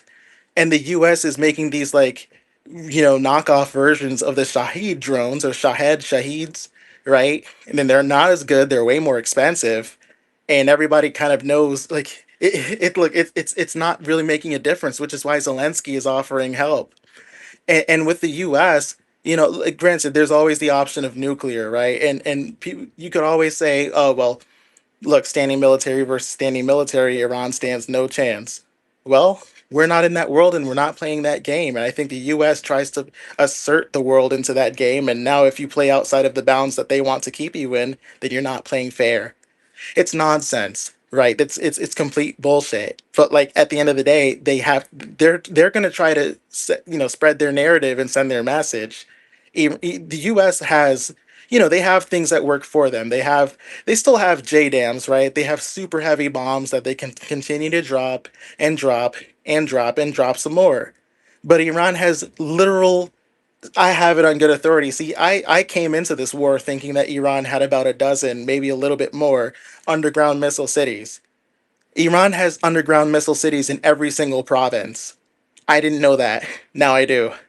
Iran has underground. They have. Is that for sure inevitable? Is Yeah. that definite? Yes. I can. I would like literally put money on it. They have underground, and not just missile cities either. They have underground silos.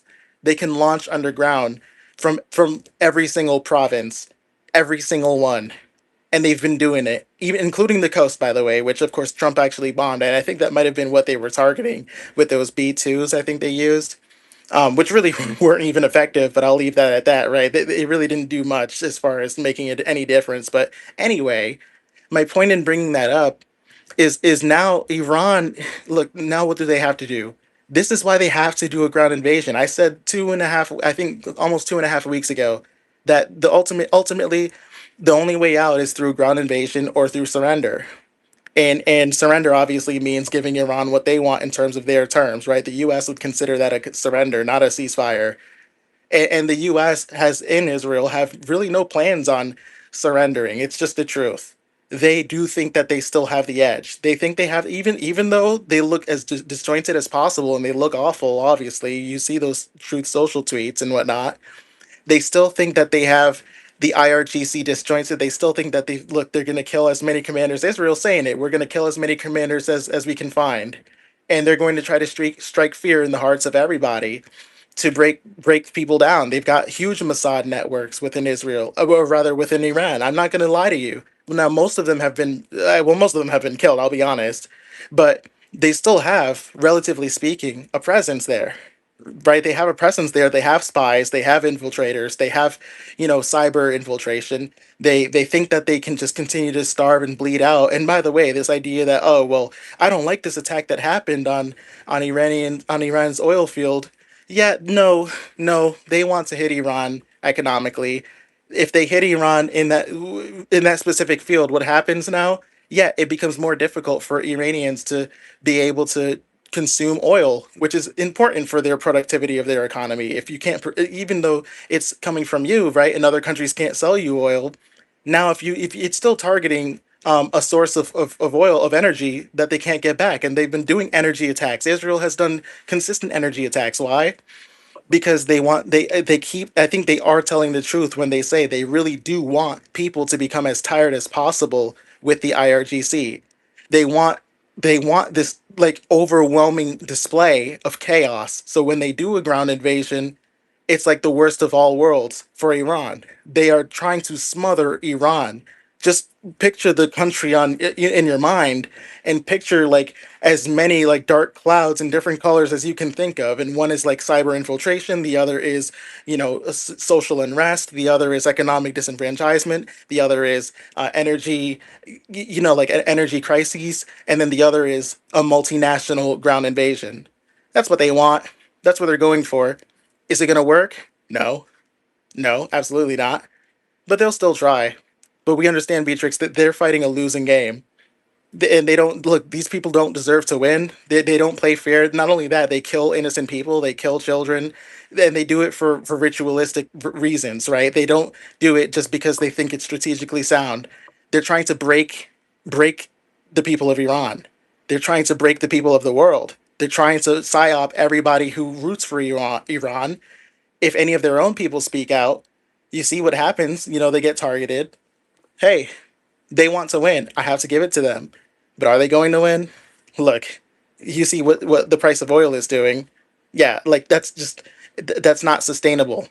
So yeah, I could go on, but look. At the end of the day, I think we just have to see why they're doing what they're going to do. Oh, one last thing. I promise. The I think it was this Joe Kent guy, right? Joe Kent literally said, I saw it on Twitter. He said, "Oh yeah, Israeli officials will go to the U.S. government and they will say all kinds of things that we know from our intelligence just simply isn't true." I swear on everything, right? Like on like my life, I guess. I said this almost verbatim a day ago. No, almost 2 days ago, roughly. I literally said that because it's like known everywhere. Everywhere, like internationally, like first of all, Israel does this everywhere. They do this all the time, by the way, not just with the US.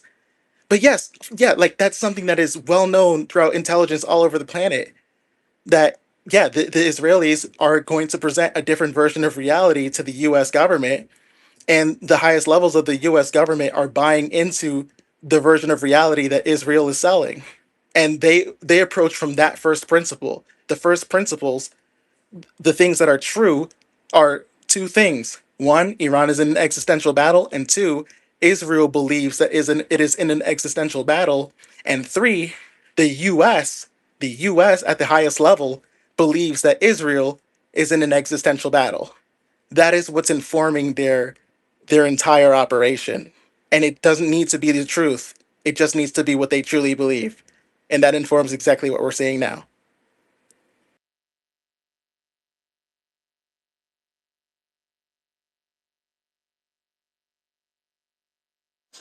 Yeah, inevitable. I hope you're true. I hope you're right in what you're saying, and it gives me hope because these people, they don't have any. red lines or any boundaries. And I can imagine what you're saying, what it must be like to be in Iran right now. The death count. Look, victory is not based on death count, okay? But my heart breaks for the death count and the conditions in Iran. Andy, jump in. So, do you think that if the U.S. puts boots on the ground, you'd possibly have China give Iran some weapons to bog the U.S. down in the same way that the U.S. and all of Europe has given Ukraine weapons to bog Russia down? Inevitable. I'm Yeah, asking you. well, I think that I don't put that outside of the realm of possibility at all. Now, I don't think Iran necessarily needs that much more than what it's gotten, but especially because they haven't shown even half of what they have. The period for armament, for Iran especially, that period was last year, and that was also being negotiated, coordinated with Russia and China. For their propellant chemicals alone, look, Iran has a lot of what they already need, but the sodium perchlorate and ammonium perchlorate and potassium perchlorate, like those have been the bread and butter for the ballistic missiles, like the Hajj Qasems, and the like what I'm trying to, like a few others, obviously, right? Those have been huge though, because you don't have much if you don't have that. And if you look at the game that Iran has been playing, they haven't been trying to like unload these wonder weapons, and they are creeping up on the number of strikes that are delivered, right? They've done a beautiful job at expending their older resources and forcing the super expensive, unsustainable air defense systems to just empty the load, basically. And now they're creeping up to the more modern stuff and aren't even there yet. But the guidance stuff, like here, and here's where the rare earths are really important. Iran they process their own kind of like rare earths, yes. And China has obviously a 90% plus share of global refined rare earth output. But the missile guidance systems and thermal stabilizers and like the like high performance internal components that can withstand extreme conditions, like these things have been tied into the 25-year long deal. It's a 400 billion 25-year long agreement, and obviously that price is flexible, but that's what China and Iran have signed together back in 2021. And continually, Iran is so China pledged a aid package to Iran, a pretty huge one. I think it was, I don't know how much money it was. The dollar signs are the truth, but they're going to get a lot more than what 20 million can get you, or however much money they said is in the aid package. Maybe it was 2 million, I think it was. You're going to get a lot more, and I know for a fact that Russia is sending way more than just food aid across the Caspian Sea and through Azerbaijan and into Iran. And by the way, the reason why Azerbaijan hasn't been this sort of like launch pad for the U.S. and Israel, because look, we know that the U.S. and Israel have used, especially in the 12-day war, they used Azerbaijan as a place to attack Iran from. That hasn't been the case this time. Why? I wonder why. I don't think it's because Iran negotiated it. I think it's because somebody else did.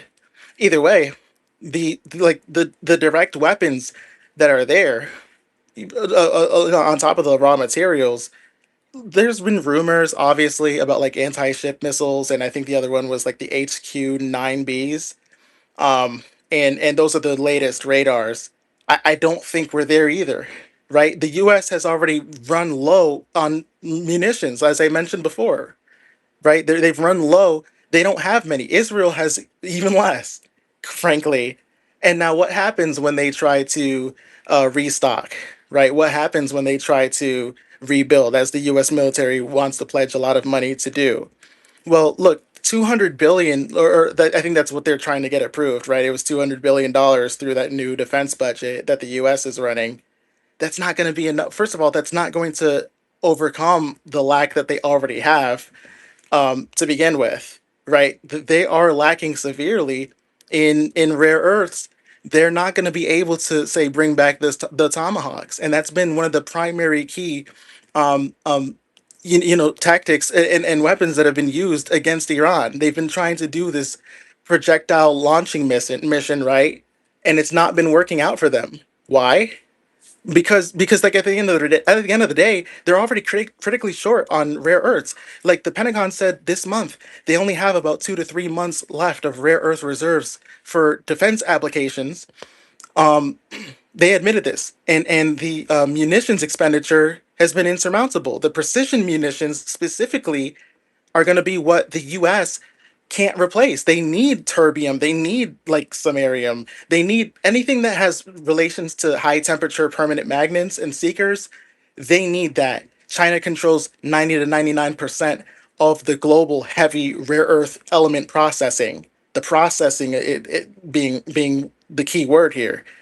And obviously the license that China placed, which we had an argument, not me and you, Andy, but like somebody else. Oh no, Mankos, I think.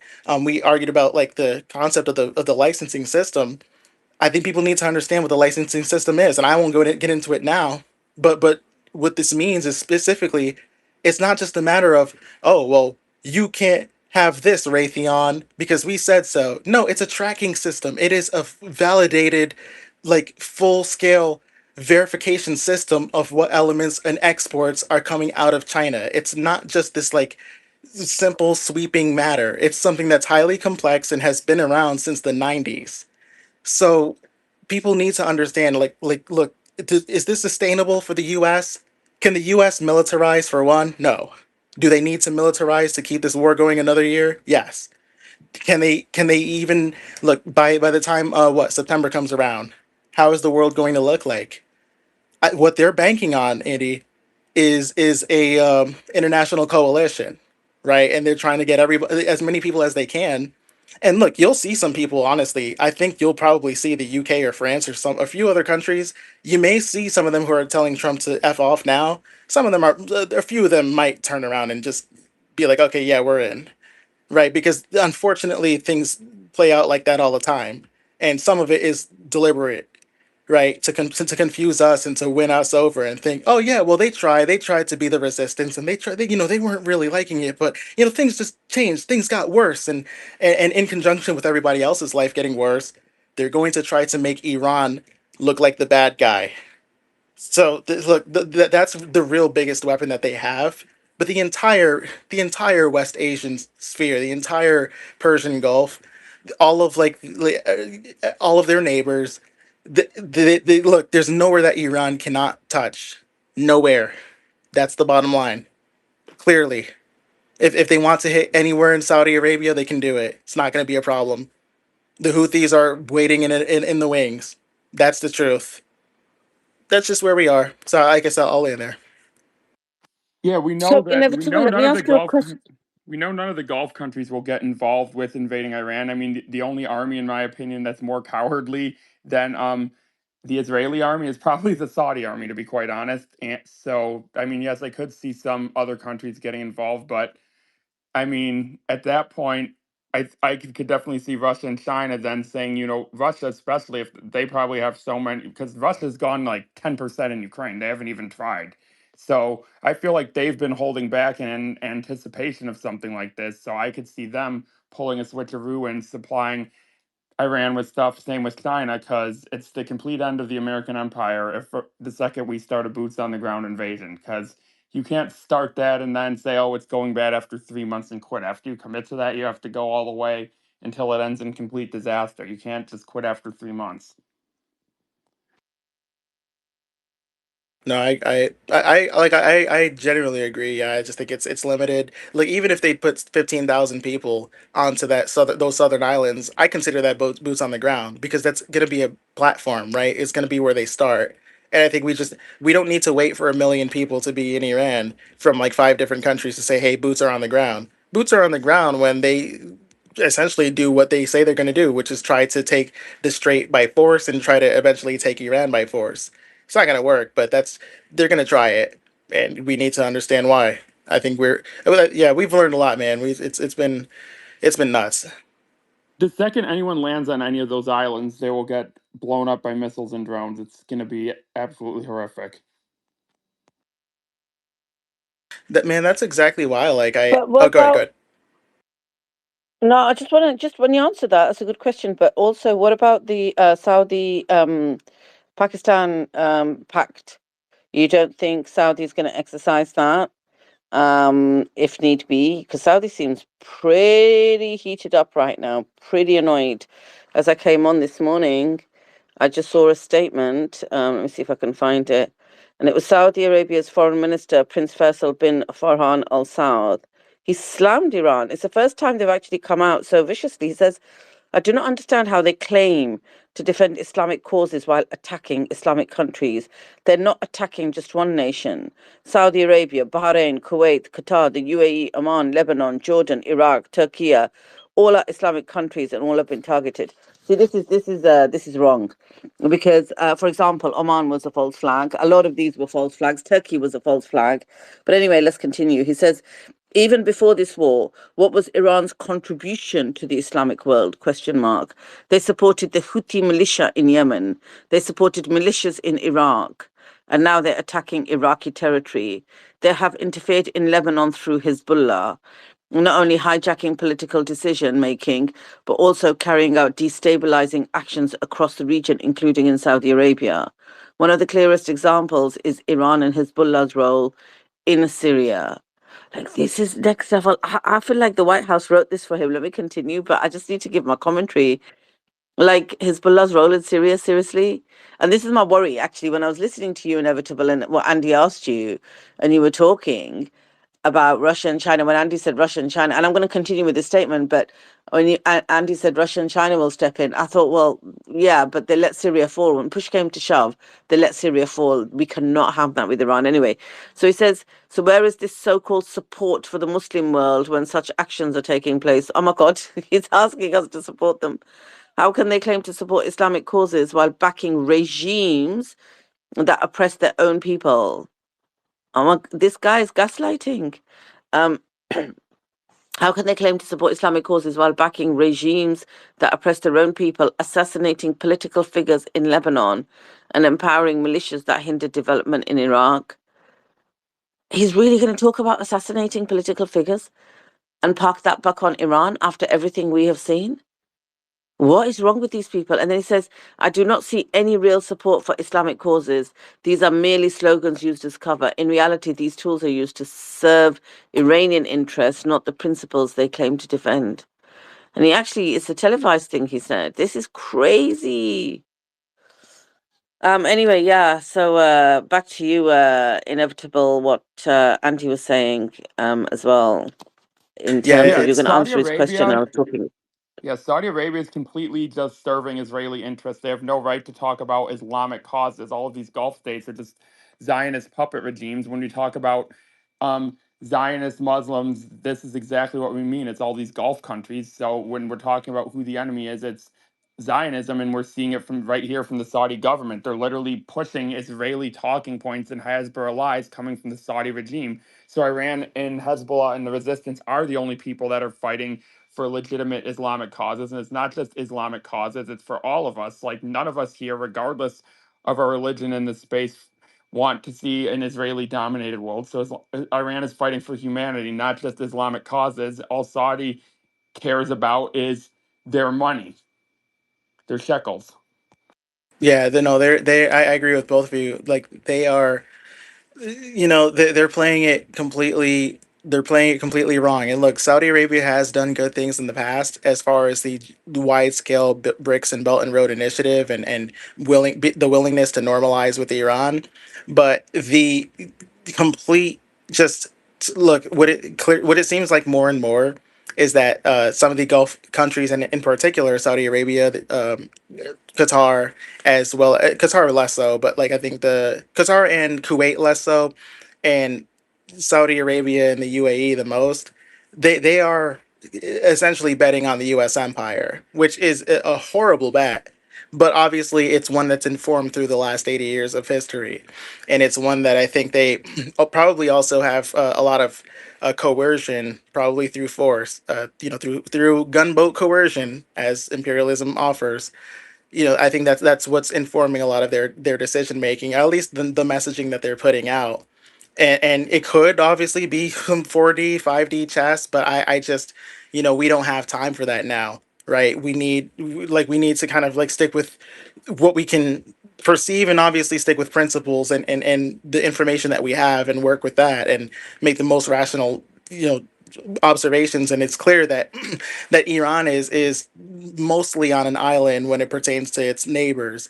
Thankfully, you know, what they want with Iran is to subdue it, because they want to completely cut off whatever regime there is. Like they want to completely dissolve the republic, and Israel would be able to become a regional, basically superpower, and ultimately a superpower in itself, using all of the natural resources that it has. That's why I think they consider attacking is Iran's infrastructure, or at least their oil infrastructure. I think that's why they consider it to be a mistake, right? I think objectively they can't just pretend that it's a win. And they've pretended that some of the stupidest things in the world are wins, right? They've been able to pass off many awful things as wins, but they don't pass it off when Israel bombs an oil deposit, like they did in Tehran, or when Israel, you know, does the latest bombing yesterday. Why? Because Israel needs it in their mind. They need it for when Iran is their glorified vassal at worst, and probably in their dream scenario is just a part of Greater Israel, as I don't know, a province or whatever, the province of Persia. They love that. That's not going to happen. That's not going to happen. Look, the what they're trying to do now on their way with sending those soldiers to Iran, they're using the USS Tripoli, right? And they're sending that, like, that military unit, or that rather that marine unit, for the purposes of establishing a base. But I think it would be ridiculous. It's hard for me to imagine that they're going to go straight to Karg Island. And I agree that even if they try an aviation assault, right? And if they try to kind of like do an aerial assault, like they can't just rush into it, because they would be annihilated. And maybe that'll be a good pretext for them to kind of triple down and just like, I don't know, go scorched earth and send, you know, I don't know, tens of thousands of people, and try to swarm everything from every direction, right? I just don't think. I think in reality they're probably going to need to stop at the Arabian Sea first, or maybe like keep a lot of distance and separation. Of course, Iran can still hit them, and Iran has many ways to do that. Look, that unit that's being sent, that the USS Tripoli, we got to remember where it was stationed. It was stationed in Japan, and China knows that thing better than probably it knows itself. So that is amphibious assault ship. It's optimized for aviation centric operations. It's designed for it. Like they're gonna have, I don't know the name of the jets, or the uh, I don't know if the Osprey is one of them. I think it might be but that's going to be coming with it, right? Japan has had that, but the reason why the Tripoli was effective and would be effective in the Pacific sphere is because of the like 70 for like look, it was in Okinawa. 70% of Japan's military, U.S. military, is in Okinawa, right? So the PLA, if you just look at it from from what we've already had, like white papers released regarding this, you know, the main thing that would help Iran is anti-access and area denial. That and it's easy because Iran's already been doing it with low cost, like asymmetric tactics.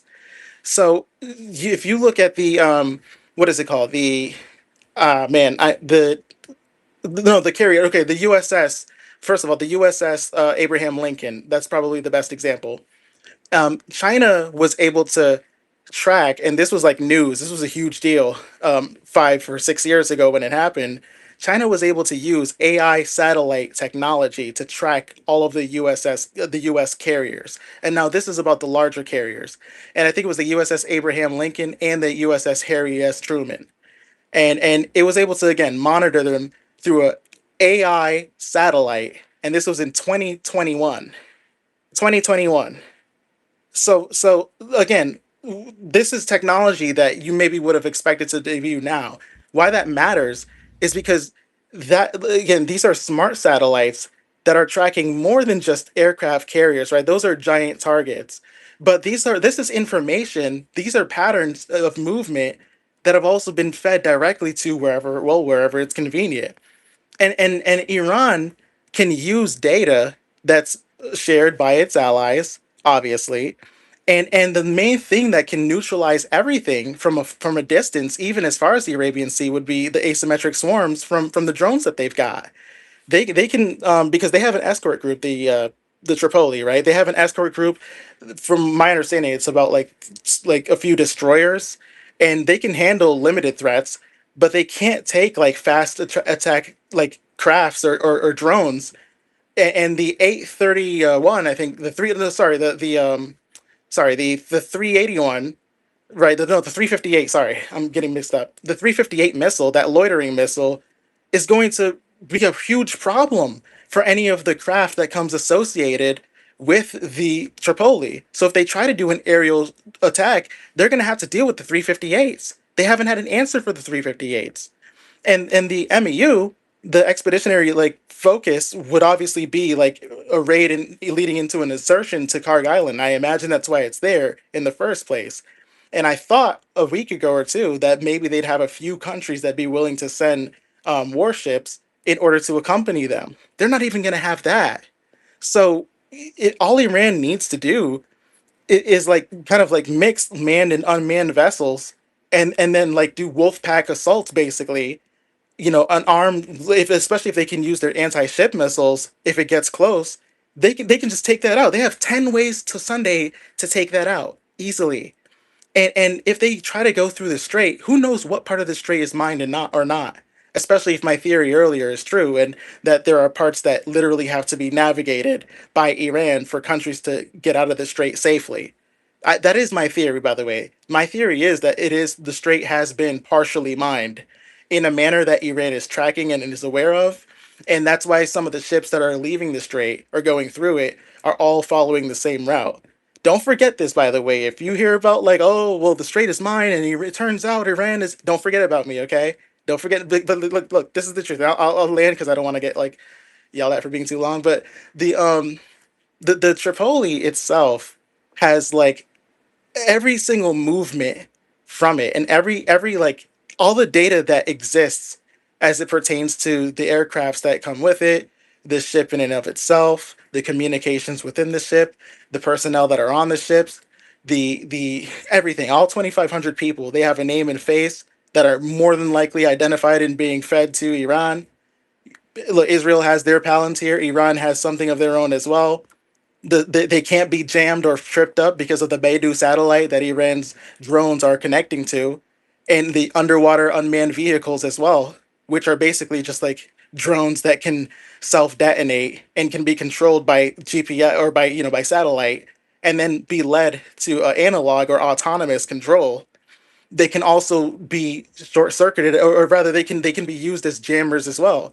So like China actually did this, and it wasn't with the Tripoli, but it was something similar. This was on the South China Sea, in December 2023, where there was this U.S. carrier based aircraft, and China had a cruiser that was in the South China Sea, and they got basically into a confrontation, if you will. And the guy who had that aircraft ended up being fired from the Navy. He was a commander, because there was an electronic attack that China's cruiser had launched onto the aircraft, right, the U.S. aircraft, and it completely shorted it. It was a successful electronic attack that neutralized the capabilities of this U.S. cruiser, rather the U.S. aircraft. So a Chinese cruiser neutralized and short circuited a U.S. aircraft successfully, and it was also able to track the movements of people. Like, we've been able to do so much through electronic warfare, and Iran has all of those. Well, I don't want to say all, right, but Iran has quite a bit of that at its disposal. So yeah, you won't see PLA troops dying in Israel. You know what I mean? You're not gonna see that. You're not gonna see like, I doubt China's gonna have to like send an ICBM over to Tel Aviv. I don't think we'll have that. But in terms of what Iran has at its disposal, it can just jam up the Tripoli completely, stop it in its tracks with the same technology in an unmanned underwater vehicle, a UUV, that China had doing the same thing in the South China Sea like 5 years ago. It's that easy. There's so many options You're right. Look, you're right, Andy. There's so many ways that this can happen, man. But it's a bad situation. Look, I don't know. It's look, it's good for us in the long run, but it's unreal that it's really gotten to this point. It's kind of surreal to see. I'll land there.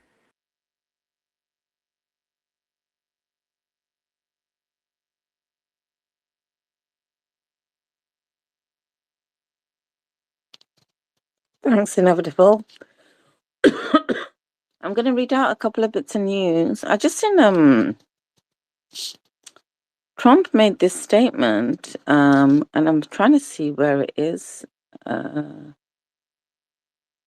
Yeah, it was 4 hours ago. I don't know if we covered this. It was on the South Pars gas field. It came up on my newsfeed because Professor Mirandi's actually responded to it, but it says Israel out of anger for what has taken place in the Middle East. Obviously, so he's giving a justification for Israel's crimes. Israel was angry for what has taken place in the Middle East. Out of anger, has violently lashed out at a major facility known as South Pars gas field in Iran. A relatively small section of the whole has been hit.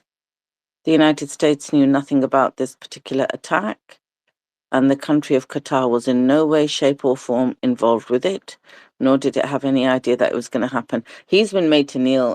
When I saw that he'd released a statement, I haven't read it. I thought we'll read it together. But Qatar has made him kneel because Qatar had interest in that oil field. And Qatar's like, listen, we freaking gave you a jet. You better get on that Twitter of yours and that social media, that Truth Social, and tell everybody, tell Iran we had nothing to do with it. We don't want to take their attacks no more. And clarify this. That's why he's going all out for Qatar and for Israel. So anyway, let's continue. It says Qatar was in no way, shape, or form involved with it, nor did it have any idea that was going to happen. Unfortunately, Iran did not know this, or any of the pertinent facts pertaining to the South Pars attack, and unjustifiably and unfairly attacked a portion of Qatar's LNG gas facility. And then he puts in capital letters, no more attacks will be made by Israel pertaining to this extremely important and valuable South Pars field unless Iran unwisely decides to attack a very innocent, in this case, Qatar. God. A very innocent, in this case, Qatar. In which instance, the United States of America, with or without the help or consent of Israel. Oh my God, he's basically saying America needs the consent of Israel. With or without the help or consent of Israel, will massively blow up the entirety of South Pars gas field at an amount of strength and power that Iran has never seen or witnessed before. I do not want to authorize this level of violence and destruction because of the long-term implications that it'll have on the future of Iran. But if Qatar's NLG is attacked again, I will not hesitate to do so. Thank you for your attention to this matter. So I was right. He did come out defending Qatar. He's got the jet. A jet buys a lot of things these days. A jet buys a lot of influence these days. But he's basically saying he needs the consent of Israel to attack. He's saying Israel out of anger, because Israel's angry what's taking place in the Middle East. Israel makes me so angry because Israel's the cause of it. Israel started it, but now Israel's angry at what's taking place across the Middle East. The only thing Israel's angry about is it didn't manage to make it everybody against Iran yet. And Israel's been left on its own, getting bish bash boshed every night. So what's taking place in the Middle East violently lashed out at a major facility in those and South Pars. So it's kind of, I don't know, violently lashed out, but then he's saying they're angry, but he's actually holding Iran responsible. He's saying Iran didn't know this was the case, but Iran unjustifiably and unfairly attacked a portion of Qatar's LNG gas facility. Okay, interesting. So let me just read a couple of other bits. This Joe Kent thing, this is interesting, right? I do want to watch this at some point. Because in his interview, he says that there were insane security breaches. He says Netanyahu's security team was caught attaching devices to Trump's vehicle. And he explains how these mafia-style tactics were being used to intimidate the president into submission. They were attaching devices to Trump's vehicle.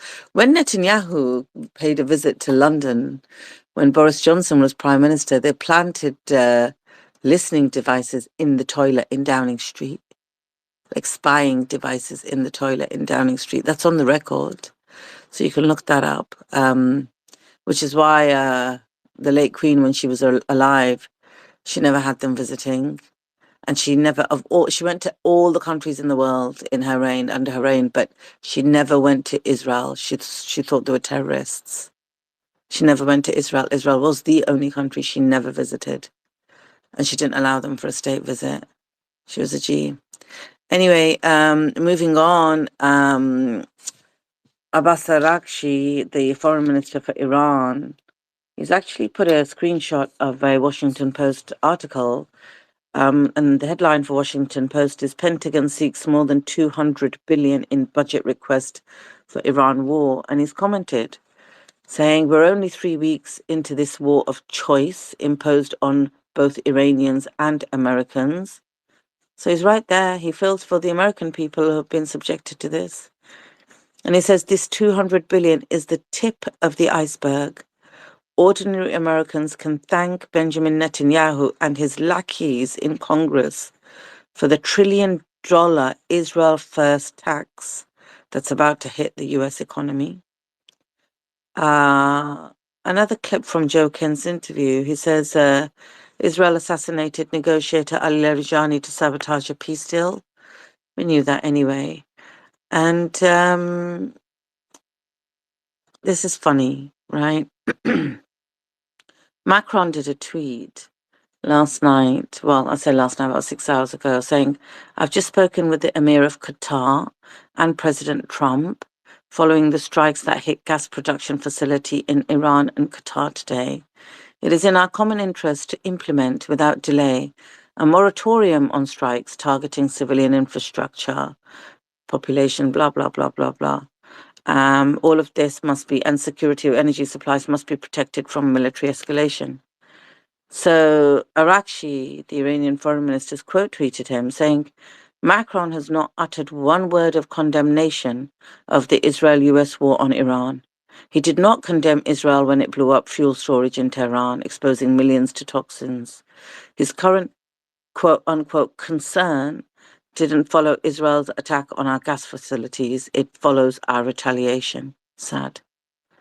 And these guys are calling it out, like literally. I really think the Iranian leadership should set up a media company and put the truth out there. But I've got a question for you here, Inevitable. This is the last piece I will come to. This is just absolute nonsense now, right? US intelligence agencies say that China is pursuing its long-standing goal of taking control of Taiwan. But they do not expect Beijing to launch an invasion by next year, according to their latest threat assessment. So this is what you call a nothing burger headline, right? So we're in 2026 and we're still in the first half of the first quarter of 2026. Now this threat assessment says it's not even going to happen by next year.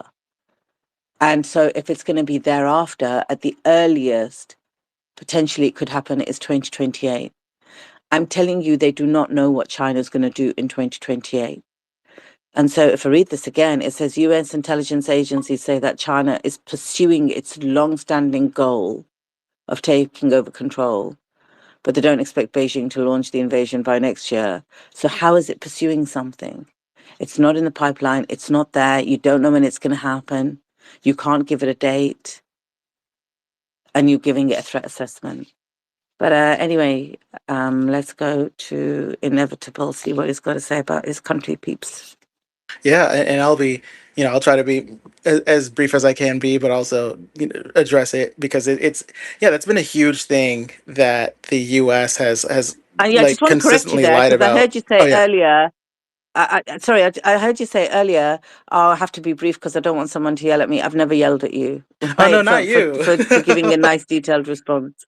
No, not at all. No, no. I don't want YouTube to get mad at me. But no, look, the Look, the U.S. has threat when they release threat assessments.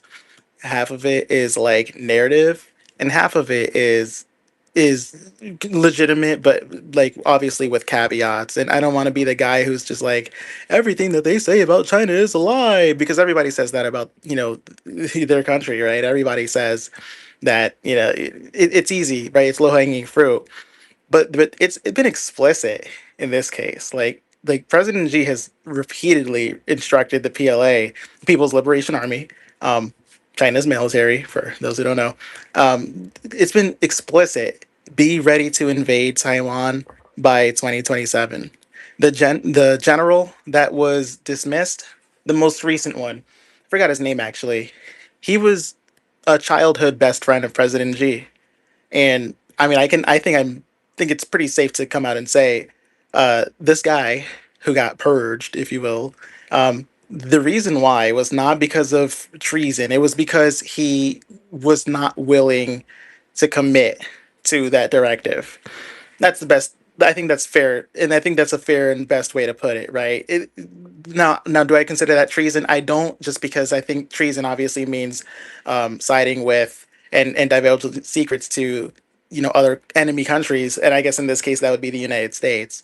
And in this case, the Western media was trying to propagate that and say, "Oh, well, this was a coup attempt." No, that wasn't true either. It's just he wasn't there with the program. He wasn't ready. And there's more reports coming out, not just from the U.S. but also throughout Asia, that are saying how like about 10 or 20 generals have also been missing from meetings, top meetings. Now, no, these guys aren't getting like killed or whatever. These guys aren't. They're not getting kidnapped and black bagged and thrown into like some goo or whatever. They've been fired, right? And that's just what happens. And so here's why this is important. Well, and I'm not going to do the comparison game and say, oh, well, look how many people Trump fired. That's not the point. This is way bigger than a single administration. The U.S. intelligence even confirmed, and this was a CIA director. I think this was, well, I think it was about the one that Biden had. I don't remember his name. He confirmed that Xi Jinping told military leaders 2027, make sure you're ready. And the readiness is not just like a sort of Venezuela operation where you kidnap some opposition party leader and then black bag him and do what you do. The readiness is to take on the United States military in the Pacific, the entire Pacific, and to make sure that anything that the US has at its full capacity, not current capacity, at full capacity, to make sure that China is prepared, that the military is prepared, that the People's Liberation Army Navy is prepared for reunification. President Xi this year said reunification is unstoppable and vowed to achieve it under his watch. Okay. Now, I know President Xi wants to live until like 150, and I'm sure we all do, or some of us do at least. But he's not exactly in his 30s either, right? This is something that you're going to see in your lifetimes. Everybody in this space, you are going to see reunification happen, and the U.S. military is the only thing that's been in the way. And the U.S. apparatus, the Western apparatus, being Japan, the U.S. and Britain, Japan as its vassal colony, of course, they've been the main thing in the way. They ran a blockade. The U.S. did. Um, they ran a blockade in the 50s. They were basically bankrolling Chiang Kai-shek, and he took about 2 million people from the Kuomintang, which was the previous opposition party, prior to the end of the Civil War, or rather the stalemate of the Civil War in 1949, right? And so in 1949, when the Communist Party of China won, basically for all intents and purposes, the mainland China, they fled to Taiwan, obviously with help from the U.S. military, the full-fledged support. And since then, the U.S. has done everything that they can in their power to enable this naval blockade, or of the island, naval protection of the island with their resources, which of course the Communist Party of China didn't have a navy, a really good one at least by any stretch, especially not right after the 40s. So here's my point when it comes to that. The reason why I bring up that past is because in the mentality of, I'd say, most people in mainland China, I'd say like maybe 90+%, and even a good chunk of people in Taiwan, the island itself physically, then the mentality is the Civil War hasn't stopped. it's been an armistice, I guess you can say, right? It's just been sort of a temporary hold. Obviously, the emotions aren't running as hot, right, as they were at the time. But the idea that this has ever been settled is just nonsense. You wouldn't accept it in the United States with Texas. I'm sure Britain wouldn't accept it with Scotland, right? Or rather, the UK wouldn't accept it with Scotland. The fact you look, Russia is not going to accept it with Ukraine. Why would China accept it with Taiwan? China's built up the world's largest navy. The shipbuilding capacity, the United States has a 0.5% of China's shipbuilding capacity, meaning for every 100 ships China that China produces, the U.S. produces like half of one. Okay, in 2020, what was it? 2025, I think.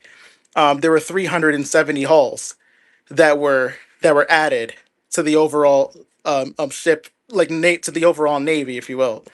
And even the U.S. reported saying that like they've been doing joint island landing campaigns, being the People's Liberation Army Navy, and have had rehearsed air and sea and land coordination.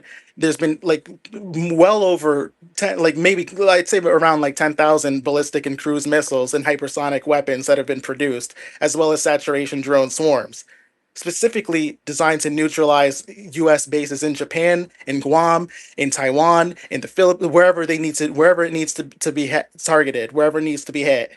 And I don't want to be like banging the drums of war because I think it's I try to be appropriate as I can, but the again, like the people of China, I guess the best way I can put it without being overly dramatic is there are a lot of people who literally consider this to be all or nothing. It is Taiwan or nothing. We've cut many times, or rather, we have measured many times to swing for one final time, and that final time will be from unless a black swan appears, 2027.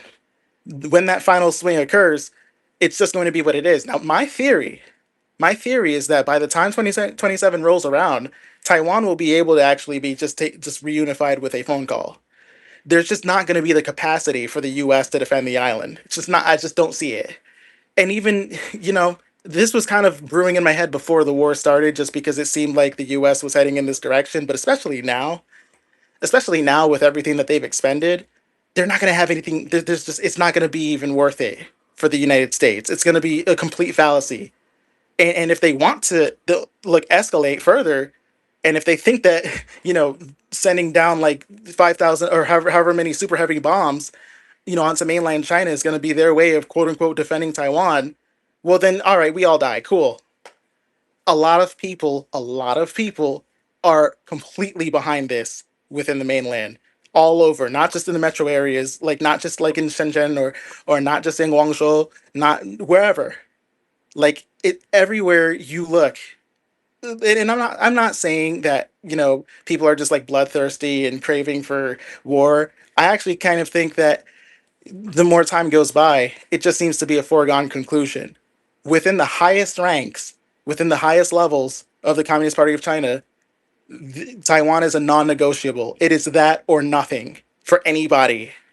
All right, there's a century of humiliation that like China, that is still real to a lot of people. There are, the what took place with the occupation, the Japanese occupation of Taiwan, and how Japan killed tens of thousands of native Taiwan, people, right? Not just Han, but native Taiwan people as well. Those who lived on the island since really like around the ninth century at least, going back to then, and even like further back when you think about it. I think it gets a little complicated, obviously, but those are all Chinese. Taiwan is basically 90% Han Chinese, and even like the 5% that are not, like are still native basically, and they were almost wiped to extinction because of imperialism.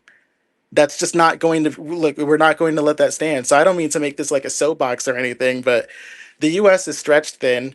There's no reason not to do it. Like the current guy or Lai Ching-te, there's pretext there, right?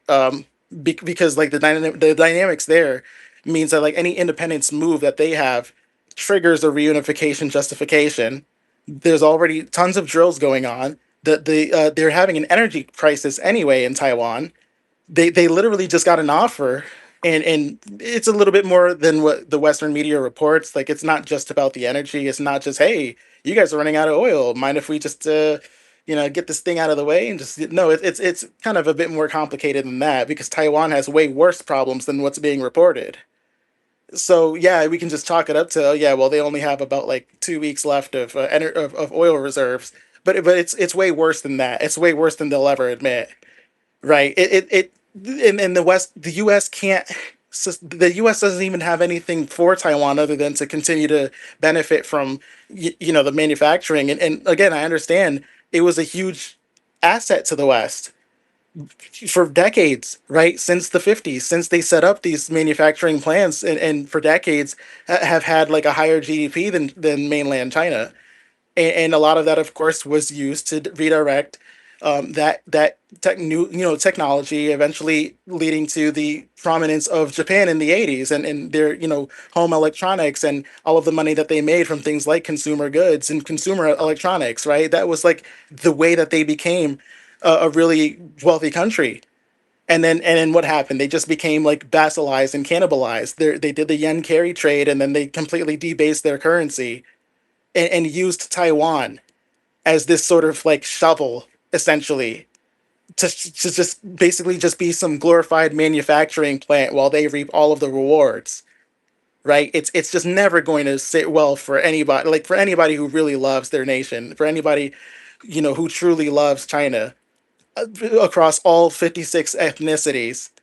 It was never going to be, it was never going to sit well. So yeah, this is it. So I don't mean to make this a soapbox. I know I kind of went on for a while, but yeah, no, it's literally Xi's 15-year military buildup, and he's been public about it. You don't see President Xi say anything that he doesn't mean, and we've seen him deliver on pretty much every promise. This is just going to be another one.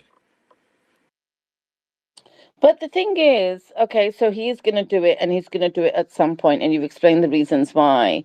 This headline or these headlines, I see them gathering a bit of speed now. And I think it's because the West has been generally, not obviously not the people here on this space in our community, but and many people out there are not like that, but generally the West has been conditioned to think it's a move of aggression. China's quote unquote communist. Most people couldn't even tell you what communist meant, or what it entailed, but it's just this conditioning that they have. And so we're going to see a lot more of these headlines now as we go further into the Iran war, to demonize China through the media, I guess, because China is somebody who's standing on principle in this war, right?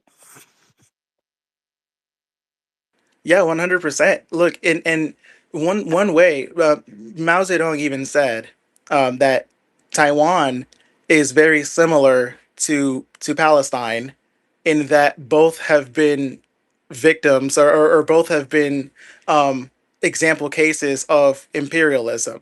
And like, what that means is that when Palestine became its own established state in 1988, November 15th, China recognized the statehood of Palestine November 20th, 1988, 5 days later. That was, again, well, like 46 years ago. Now, how many European countries, for example, how long did it take them to recognize Palestine?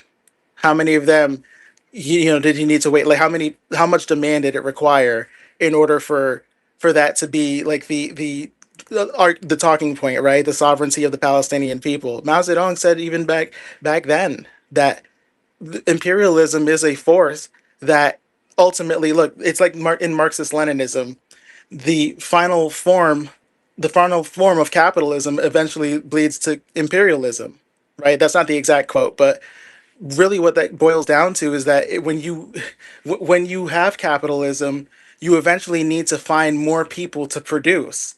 And if you can't, like, when you run out of people in your own lands, you start looking elsewhere, and you start to consider other countries to be nothing more than assets, and people become little more than assets, and their livelihoods become little more than expenditures.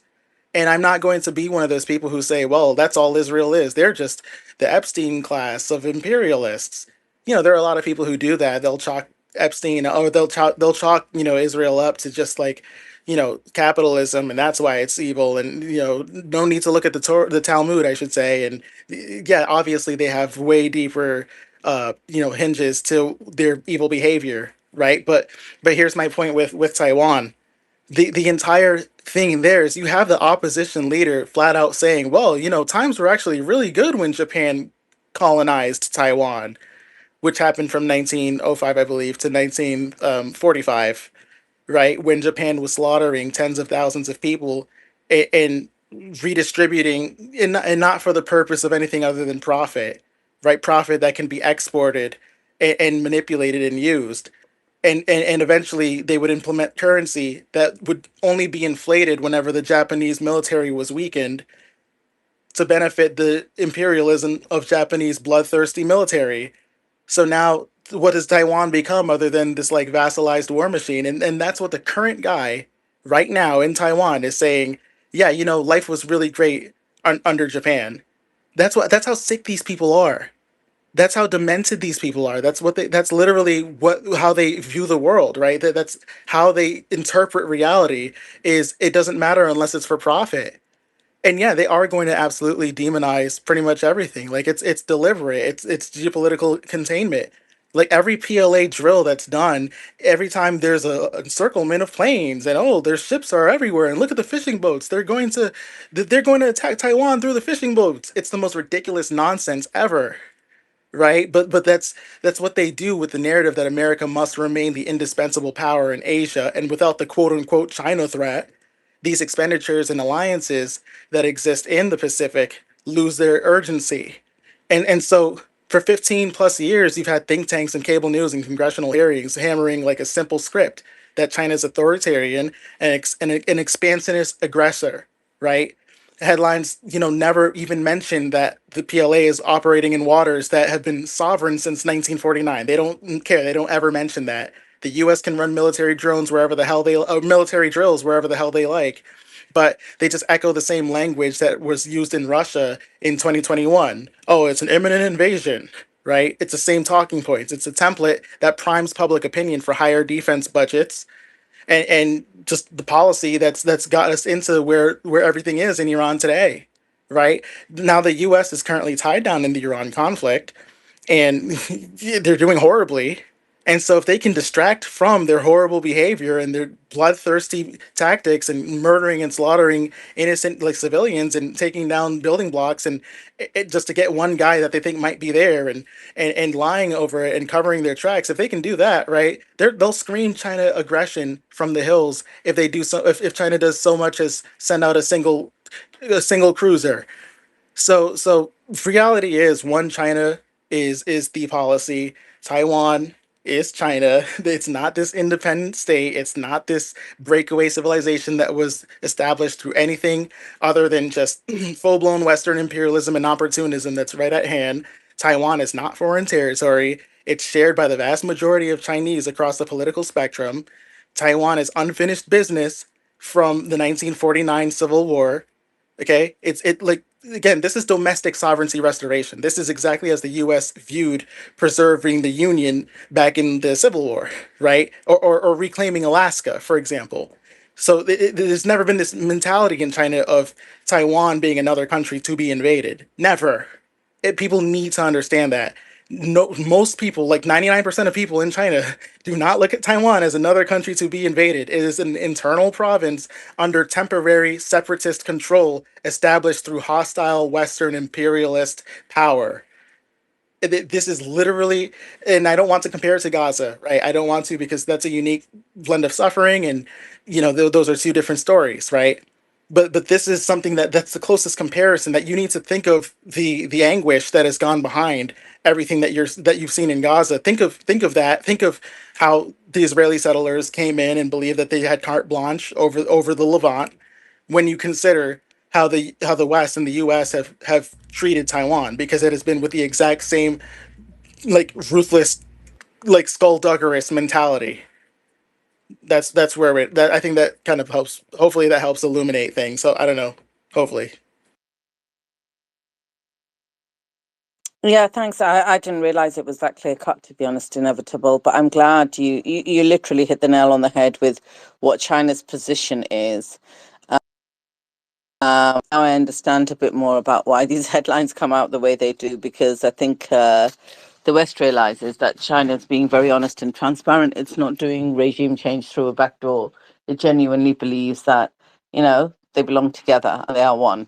Um, so yeah, I appreciate that. I want to go to Brother Omar, but just before I do, this is really sick, guys, and not in a good way.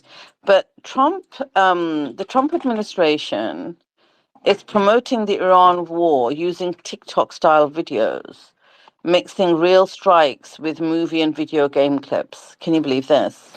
You've literally got American soldiers that I forget about, like, because I know that, the Trump administration, actually, they don't even care about the American soldiers. But let's just pretend, because that's the only thing. Even Joe Kent, he mentioned American troops are going to come home. He didn't mention the innocent civilians they're killing abroad. So American troops are going to come home in body bags, and to make sure that people buy into the quote unquote excitement of it, they're doing TikTok style videos, mixing real strikes with movie and video game clips, and promoting the war that way. This is disgusting. This guy cannot get any lower, but I'm sure he will. Surprises in the next few days. Go jump in, Brother Omar. Hey, thanks. Good morning. I mean, uh, I was just going to comment on the whole the first Trump statement that you said, and what I was saying yesterday was basically we need to learn from our previous mistakes in history. Well, let's go back 50 years from after JFK until they started appointing and APAC started controlling slowly over time, of course. But every single time a president puts out a statement or a president gives a speech and people start clapping and cheering, usually it's just in support for their patriotism and for their country and homeland.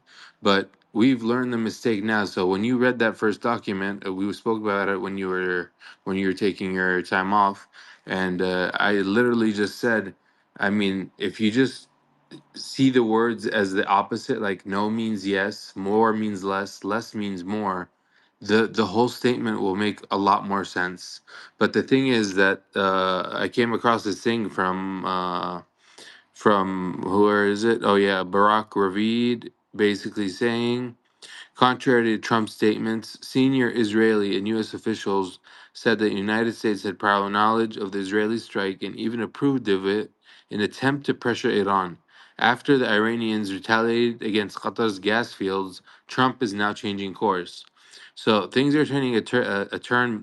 From my humble opinion, but between Trump and the Zionist regime in Israel and Netanyahu, he's feeling the pressure. He does not want his troops, his people, for his homeland, even though he's not from there, but he's representing there. He's lived there, he's worked there, so he's from there, and he does not want this. His military doesn't want this. They know it's not an ethical war. Look at the people resigning. Look at the people that are getting out of Congress. The guy that they broke his arm.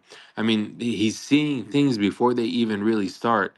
And then when the president sees that, I mean, like you just said, I mean, they planted bombs under his car just to keep him in line, just to be like, you know what, this is what we can do to you.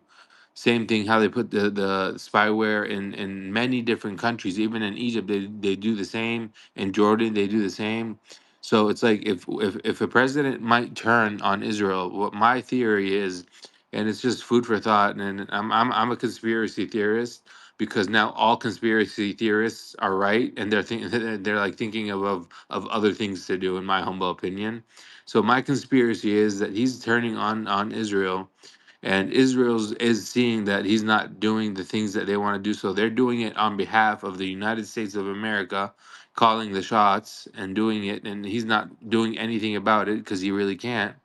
But I do truly think that in order for them to create havoc and chaos, they can terminate Trump, and then the Epstein files become a distraction while the administration reorganizes itself and puts someone Republican, Democratic, or vice president or whatever it is. they start this war by instigating other things, because that's how they start things, by instigating little things, little fires all over the place, and then they just light they take their lighter and they light it all up all at once, and then they start a war. So when they hit Iran's gas mine, I mean gas field, that's also in tandem, and it works with Qatar's, and then they hit Qatar's as well. So it's like they're doing things slowly at the same time. They surely, and they know what they're doing. So when they get to their final stage, they can just be like, "All right, maybe we get rid of this president. He was the first and perfect Zionist president that worked with us for a while." But after this, we don't need him. We don't need America because we already bled the beast. Where they're gonna print the money. They after they finish printing all the money, they're gonna be like, okay, we're done with that. Give us the money. Take the money. They take it, of course, and do what they have to do. Because honestly, I do not see them stopping. I do not see them doing anything unless China, because China is a strong force, and Russia come and put them in their place militarily also as well, because this has to turn into a war. It just has to. There is no turning back. I mean, look at us. We're at day 20 altogether here. We thought it was going to be a couple of days, like every single time they host and say. But the thing is, it's just too obvious. And then you also yesterday, Beatrice, you missed. There was like 4 or 5 bombs that landed here in Jordan, and then all of them were thumping the ground so bad. One of them actually thumped my whole entire house and shook it like even worse than the first time that I mentioned it 2 days ago or a day ago. Days are intertwined now. I forgot, but this one shook the whole house, and it actually brought down 3 commercial building, a brand new commercial building, 3 of its windows, just from a thump that's like probably 50, 25, 30 kilometers. I really don't know how many kilometers away. So I'm just going to tell you that they're using different kind of missiles now, and they're testing them out probably, but they're really targeting who they say they are targeting from Iran's side. And from a different point. Damn, thing is when inevitable speaks, I gotta have a notepad because the man's just wisdom on wisdom on wisdom. There's a lot of things I wanted to ask him, but I'll come back to them. But for now, I'm good. If anybody has a question or wants to talk. So I have a question, Omar. So what do you think? Are you saying that this? Okay, so Trump just gave a statement, and basically, as Suleiman put it on his page, they put um, Qatar's oil refinery and um, the one in Iran, which is partially owned by Qatar, the LNG, and the other one. They put Trump's basically saying they're both under my protection now. Israel's not going to hit Iran anymore. Iran better not hit back. Um, and are you saying that Israel's rogue and it's not controlled by America anymore, and it's just going to do what it wants? Not that it ever was controlled by America, because it seems in that statement to me that Trump's saying, with or without consulting Israel. That's what he's saying, and the thing that's worrying me here, I'll tell you what's really just I don't know. Actually, let's just cover that, and I'll tell you what's worrying me in a second. So because you said something like Israel's just going to do what it wants, it's gone rogue. So what about the fact that the Trump's given a guarantee?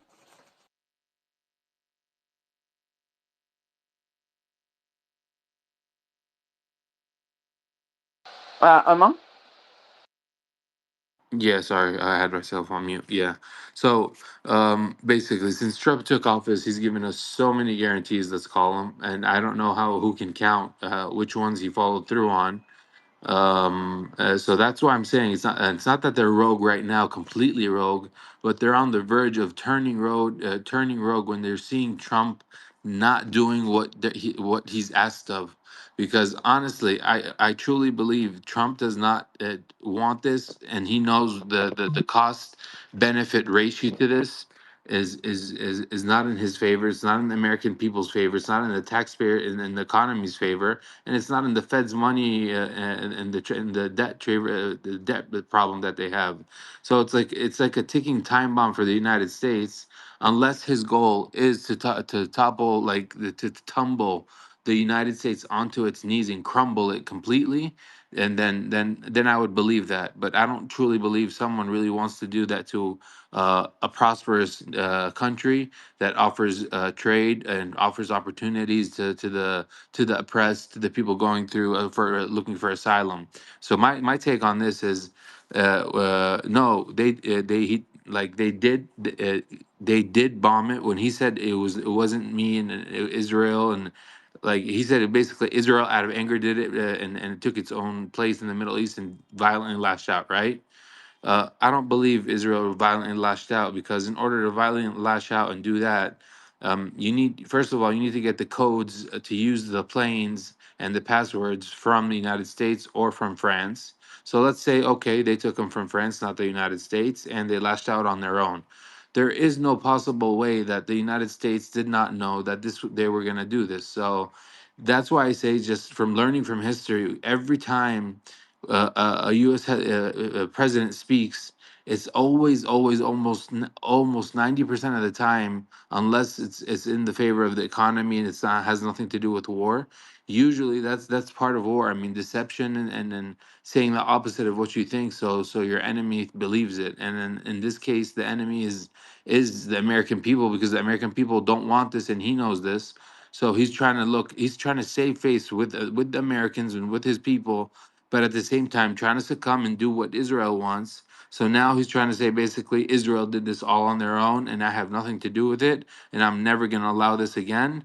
And I truly don't believe it. Honestly, it's something that I can't believe, but maybe I'm wrong, you know. So that's my take on it. Yeah, nobody here is believing anything America says. I tell you what my concern is, brother-in-law. My concern is, and that now that they've said, now that Trump has said, I guarantee Israel's not going to do this. My concern is Israel is going to do it, Exactly. and they're going to blame it on Iran, and they're going to blame it on Iran. Exactly. That's what they're doing. And the thing is, like you can ask around people in Denver have been stuck in airports and train stations with no electricity, and they can't get out. So it feels like they're targeting the energy field and the oil field heavily, not just Iran controlling the Strait of Hormuz, but also different entities, or I don't know who it is, trying to attack the grid. People go offline, so when people go offline, it becomes just like when 1967 or 1948 or Psychos Picos, when we had to turn on the television to watch it and have to put the satellite antenna and do whatever we had to do to get coverage. And by the time we got the coverage, we would call someone else to get more coverage. So if they take us offline by taking the energy grid off, which is like something that should never happen. I know it's like a little overboard, but it's happening in Denver, and then look what they're doing in Qatar. Look what they're doing in Iran. And the thing is, in Iran, that one that they bombed has direct ties to Qatar. I mean they're shared. It's a shared line. So why are they doing this strategically to make it seem like, oh, Iran did this so they can get the GCC countries, like what we were speaking of a couple days ago or a week ago. So the thing is, I believe they're gonna go rogue at some point, and then the only way to go rogue is to finish the money printer, finish what they want from Trump, and then cut ties with him by terminating him, because there is gonna be no impeachment for a man that knows too much, just like Bibi. There's no impeachment, there's no ICC, there's no criminal court that is gonna allow these people to get impeached or go to prison. They know way too much, way too much. And then I don't think I don't I've seen it way too many times before, where someone knows too much in the mafias, or anywhere else, you if you want to leave, you leave by paying the price with your life.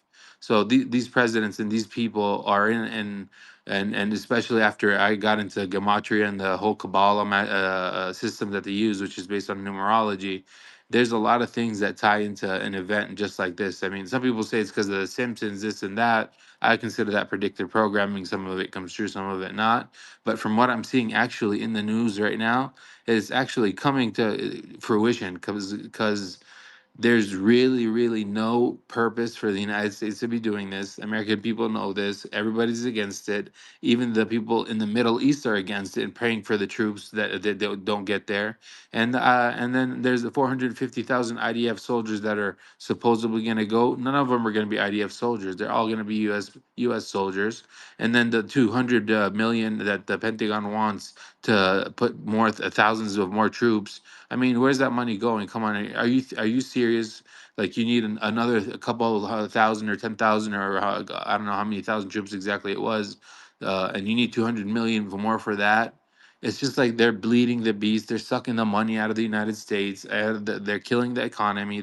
They're gonna tank the stock market, and this is how a global reset happens. It happens by everything ending at once and then restarting from zero, and then that's where we're like, okay, we're gonna live in a new age, and it's happening as we speak because this is World War III.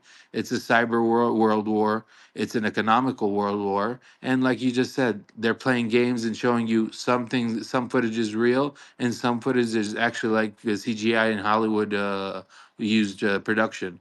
So like, why would they do this if they're really real about it? When they entered Iraq, they entered Iraq with full on ammunition and blast, and all you could see is the sky is like as if it was on fire entirely, as if it was daylight, and it was at night.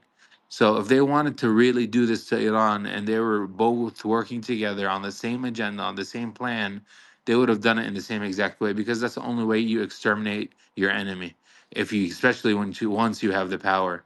But now that they feel like they don't have the power, they don't have the same military resources or the money to keep sending more military equipment after they sent all that military equipment. I mean, what's left there to send, and how much more are you going to produce in this in time frame to send?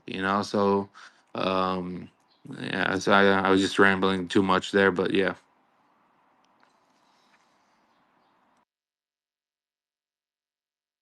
Yeah, thanks for that, Brother Omar. When they went into Iraq, they all went in together to leech off Iraq. Trump's tried that approach this time, but everyone's pretty much told him to get lost. The even European Union have. So he's pretty much on his own this time. But let's go to Andy, and then I'll come to you, Jane. Go ahead, Andy. Yeah, yeah. I mean, it's just this whole thing. It's kind of laughable how I honestly think Trump probably did honestly, even if Trump didn't know about the Israeli strike, like it's just toothless. I mean, Lindsey Graham freaked out and said, "Hey, don't hit Tehran," and then Trump said it is like telling Israel, "No, don't do this," and Israel's probably going to hit something else again that they shouldn't because, again, they're the ones controlling this relationship. It's completely ridiculous. And then people are trying to use this as evidence that, oh, Trump's calling Israel out. See, this is proof that they don't control him. He spoke up against them. And it's just completely, utterly ridiculous. Like we all see through the ruse. And Israel's going to step out of line again and do something. And then Iran's going to retaliate and hit the Gulf oil. Or we're going to attack Kharg Island. It's just inevitable how long until more oil and or gas infrastructure in Iran gets hit because we have no control over what Israel does.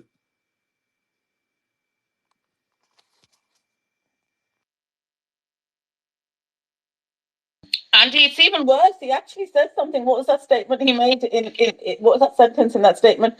Even with or without Israel's consent. And I'm thinking, are you literally putting it in writing that you need Israel's consent? Like, what the hell? You're funding him to the tune of $500 billion. You're funding the Israelis, and you still need their consent. Like, what do they have over America? What the hell is going on? Well, I mean, we Grow know a that backbone. Do you know what I mean? we know they have blackmail over Trump. We know he did something on that island, but I mean, they have something over everyone at this point. I mean, Biden was funding a genocide. I mean, Obama did regime changes, and Obama helped to stabilize Syria. So it's like at this point, you have to wonder that they either threaten everyone and no one had the moral courage to stand up after what happened to JFK, or they have something on everyone. Like what the heck did they have on Bush, honestly? Like, because he wasn't like that's what I'm wondering. What the heck did they have on Bush? Because he did two wars. Yeah, he did. Maybe at that stage it wasn't even having. I'm just thinking out loud. Solid blackmail stuff. It was just money. Paying them. I have no idea. Like, it's crazy when I think of what they have done to. I mean, when I've visited America, I've never seen it from this lens, right? We lived there for a short period of time, but I've worked there and I've gone for holiday, and I've always loved it and loved the place. But I guess, and I've always known it's occupied by Zionists, and I've always known England's occupied by Zionists. But I guess just after the genocide or through the genocide, the lens with which I view our nations, America, UK, and Europe, has completely changed. I didn't realize that there's no sovereignty in them at all. I used to think they were sovereign countries. Do you know what I mean? And there's no sovereignty in them. Completely 100% occupied. I don't know. I don't know what they've got. And I did say this at the beginning of the genocide. I said, look, the only way to overcome this, right, is if every single person who has been blackmailed by Israel for whatever heinous crime, right?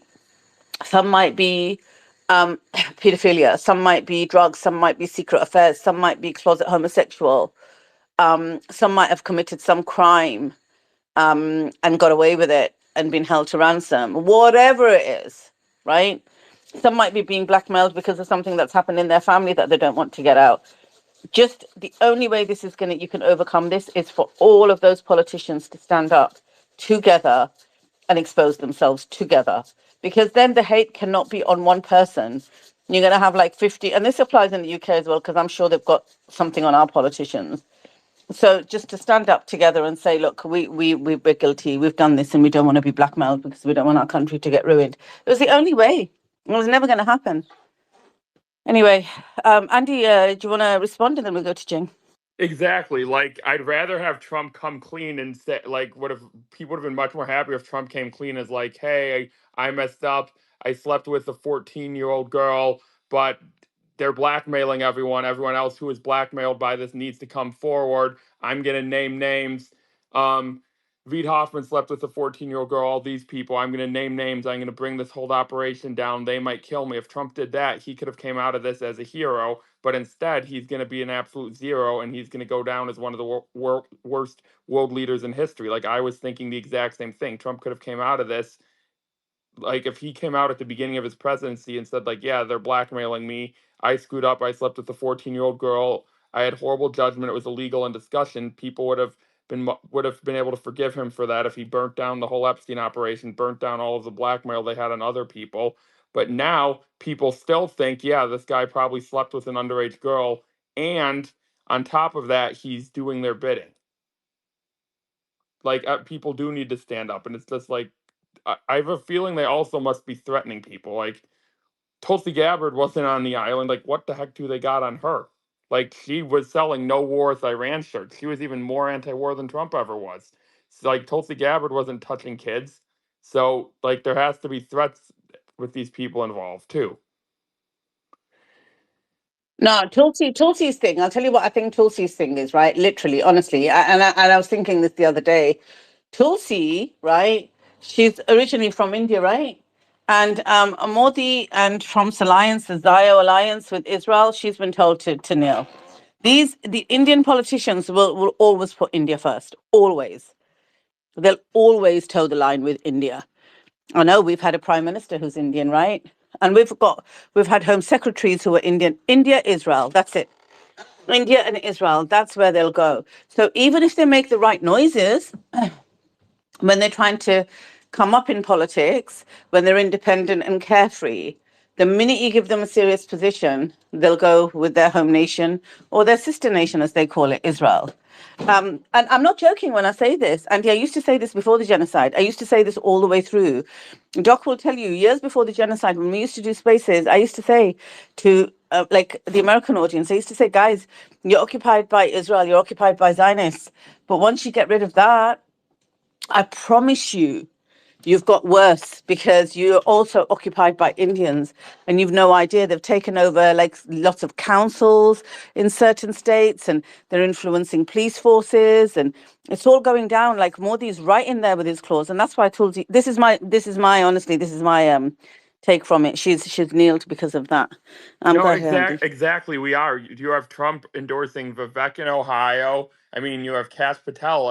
And you have people talking about this. I mean, like, I mean, yeah. I mean, Nick Fuentes has gone off on it in very aggressive terms, literally saying JD Vance is a race traitor. I'm not going to vote for that. But I mean, like, that's for. I mean, JD Vance is married to an Indian. I mean, like, does I don't know if that's part of their plan or what, but regardless, it's I mean, there's a scam in Illinois. I saw something like half of the small business loans in my state, Illinois, went to Indians, and they're 2% of our state's population.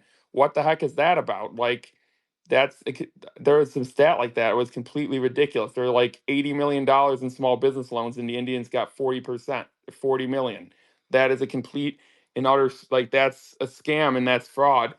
And people need to start calling that out. It's not just people need to start calling that out. Like people just want to focus on people just want to trash Muslims and they don't want to talk about any other group because Republicans aren't going to you have some Republicans talking about the Indians but others don't want to talk about them because the Republicans are putting them in positions of power. It's really interesting. Yeah, look, I mean, for me, it's not about race, as in the color of somebody's skin or anything like that. It's about the infiltration. When I look at JD Vance, he came from nowhere, right? And I believe he came from nowhere and was put in a position of power because he's married to an Indian. Because America, this isn't surface level, it's infiltrated. America is occupied by Indians as well as Zionists. And I'm not kidding you. I mean, I've read books on this as well. And I will speak about this after this Iran war is over. Maybe we'll actually do some spaces to give you some examples. But it's because he's married to an Indian. But let's go to But sorry, Beatrice, Mr. Jing. just to add on about the Yeah. Indian thing. I mean, if you look at that Indian billionaire's wedding, if you guys remember, where every single celebrity and politician was invited. Adani. Yeah, yeah, and then It's the same family that's just opened the oil refinery plant. Trump's got them to open that in America now. Do you know he announced it last week? It's the same family. wow. See, I mean, there you go. But sorry to interrupt you. Go ahead. No, you're fine. And not last week, 2 weeks ago, 2 or 3 weeks ago, Hillary Clinton was at the Adani household in India, in Mumbai. Yeah, And there's a video of her going around there. Everybody who's anybody was at the Adani wedding. We were talking about it at the time on the space. I think Bill Gates was there. I think Elon Musk might Oprah. have. Boris Johnson went. Tony Blair went. Oprah went. Yeah, everybody. Clintons went. Um, yeah, these are the people who've got the oil refinery now. America first. Yeah. Okay, let's go to Jing. Mr. Jing, thank you for waiting. Sure, no problem. So before I go any further, I would like to ask, Inevitable, did you grow up in China or go to school in China? Inevitable, or do you hear me? Hey, yes. Can you hear me? Inevitable. Can you hear us? Are you with us? Yeah, Yeah. no, I'm not born in China. No, Okay. no, So I mainly live part time in Hangzhou though. okay. So I'm going to give because I grew up in China, I was born in China, grew up in China. I'm going to give a little bit of refined version of the Chinese history and hopefully answer the question about the complexity of the Taiwan issue and why it's invades of vanity right now to America. Okay. And hopefully that's it's not negating what you're saying. I think you generally got it right, but there are a few fine touches needed to connect the dots. Okay. So let me start. And also today, if there's time, I would like to talk that it's quite clear what China has outlined as the acceptable term for it, the acceptable outcome it was waiting for out of this war, where China is. Basically, everybody was standing. Today, I finally waited. I got my answer. I think I got very, very clear answer. The few outlines China has made. So let's go first talk about the China's history. So let's look at China. There are three players everybody would need to keep in mind, and there are a few date points. Okay, the three players in the modern Chinese history. Think about it as the Chinese envying the Russian path. the Chinese envying the Western path, and Japanese, okay, and Japan. So the first time a time point is 1895. So what happened in 1895? The Chinese Empire's navy was completely destroyed by the Japanese navy. Now, before that, what happened was both countries started to catch up with the West. In Japan was a smaller nation, and they adopted the parliamentary system. They reformed faster, and also very important. Because of that, Great Britain thought Japan was a better candidate to become its proxy in the Asian Pacific. So Great Britain put in a lot of effort to train the Japanese Navy. The Chinese Navy didn't get that much. Although the Chinese Navy bought more ships because at that time China was richer. Okay, so 1895, the Chinese Navy was completely obliterated by the Japanese Navy. So what happened? So China and Japan signed a treaty, a peace treaty. China needed to compensate Japan. The entire compensation was equivalent to 250% of China's annual fiscal income. Okay, 2 year and a half. For 2 year and a half, your entire tax, every single penny goes to Japan. Now that's equivalent to 4 years of Japan's fiscal income. So you can see at that time, China was richer, right? The same amount of money, equivalent to 2.5 years of China's total income, equivalent to 4 years of China's total income. On top of that, China needed to secede Taiwan to Japan. So Taiwan officially became Japanese colony, and Japan made a very good use of it.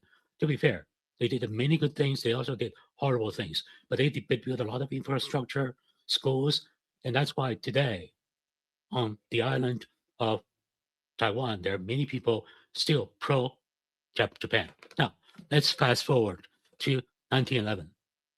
Because of the defeat, the Chinese people were angry. They were saying the government is good for nothing. It's corrupt. It's very inept. It lost the war so badly. So 1911, the Chinese Empire was toppled by the revolution. So China became what we call the first democracy in republic in Asia.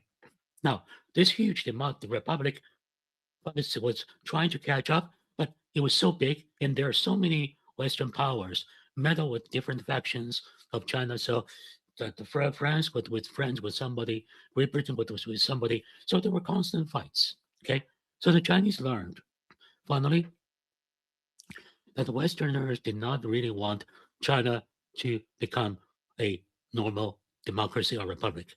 They wanted China to fragment. Okay, then at that time the Russian just went through the entire revolution. So out of his desire to kind of find an ally in the East, Lenin said, we would like to help the Chinese. So the Chinese went on, accepted the help, and set up the military with the rebels in the south, set up the help with the military, with the Russian help. So the people helped by the Russians came out eventually two factions. The first were nationalists. The second were communists. So the nationalists, it was always leading the war. They led the battle, fighting all the way to the north, reunite China, and they pretty much put the republic back into shape. The Russians at the same time was helping the communists. So there's a big split between the two. The nationalists wanted to follow the Western model. The communists were like, we wanted to follow the Russian model. Now, the Russians were quite pissed, right? We helped you. You guys wanted to go west, right? So what kind of people are you? Now, long story short, just at that time, Japan started to expand its invasion into Korea and into China. So 1937, before 1937, communists and the nationalists already had civil wars. Okay, then 1937, Japan started a massive scale invasion in China. So let's just at that point take one number to understand how poor China has become. 1937, China's steel output was 1% of Japan. Remember, 1895, China's fiscal income was still greater than Japan. But 1937, China's entire steel output, if you can take that as a proxy of the industrial power, was 1% of Japan. So Japan invaded, up to 20 million Chinese lost their lives. About 4 million troops were decimated. About 60 million civilians lost their lives. At that time, many Americans came to help China. So in Chinese mind, Americans were those people who came to help us when we were defeated. Okay, then China was fighting alongside the Japan, and it was basically the Korean War behind the enemy line. And in 1941, we all knew what happened, right? The United States entered into the war with Japan. China became a natural ally. So China was fighting alongside United States, and finally Japan was defeated. So 1945, dust settled down, right? So now nationalists and the communists, again, they found they need to fight it out. Just at that time, the Soviet Union finished off the Germany, and also we knew Soviet Union got a lot of what? American Lend-Lease weapons. So they came from north. They found their proxy in Chinese communists. So the Civil War broke out. And also at that time, the nationalists, because they were in power for so long, they became very corrupt. So the communists and the nationalists were backed by the United States to a point. Yes, the United States was pretty much the ally of the nationalists, but the alliance, the support was not nearly to the point the nationalists wanted. I'll give you a number. 1947, the army set up by the American generals who fought brilliantly against the Japanese force in Burma. They lost 87% of their firepower. Why? Because the United States at that time imposed an embargo on China because the United States does not want to be seen as someone siding with one faction fighting the other. But the communists in China, they didn't care. They just got a weapon from the Russians. They eventually won. So after they won, the nationalists retreated to Taiwan. Why? Because 1945, Japan was defeated. China took the island back. But keep in mind, for 50 years, people on that island, they lived under Japanese rule. Many people went to school to learn Japanese. They did not speak well Chinese. Okay, then the nationalist army went to Taiwan. They were defeated. They were tired, and some of them corrupt. And the Taiwanese thought you guys look like a bunch of losers, so they rebelled. Nationalist army put them down, then imposed a martial law. So that's pretty much 1945. So you got two factions. Then you got the Korean War, right? So they said the Chinese were not really fighting the wars. The Chinese troops fought in the Korean War. The, the American generals, if you read, they were like, this is an army which doesn't fear death, more crazy than the Japanese. So in the Korean War, Chinese lost about 1 million people. The Americans lost about 30,000 to 40,000, maybe the soldiers. But the point was, it was an armistice. There's a line drawn separating the peninsula. Basically, both sides said, you don't cross this line. So to China, still take that as a huge win. Why? Because China's industry was so poor, it could have stopped the, the, the global industrial powers led by the United States. Okay, let's fast forward. Another pivot point. 1953, Joseph Stalin died. So after Joseph Stalin died, China became the biggest communist power, or in Mao Zedong's mind. Because in Mao Zedong's time, China and then the Soviet Union were the two biggest communist powers. So when Stalin died, Mao Zedong said, my peer died, right? the next generation Soviet leaders were like the puppies to me, right? So China and the Soviet Union entered a bitter fight into who is the leader of the communist world. So they split. Eventually, they start to fight each other. But guess what? When China and the Soviet Union, the relationship was very strong. Soviet Union gave China a bunch of industrial technology. This is the first time ever in China's history.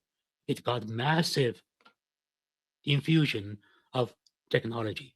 The Soviet got its military technology from Lend-Lease from the United States.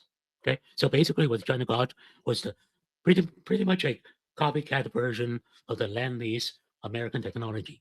Now, let's fast forward, entering 1971. So what happened? The United States was bogged down in the Vietnam War, right? So China and the Soviet Union was locked in a big fight. So Kissinger and the Nixon went to China because they thought the enemy of my enemy is my friend.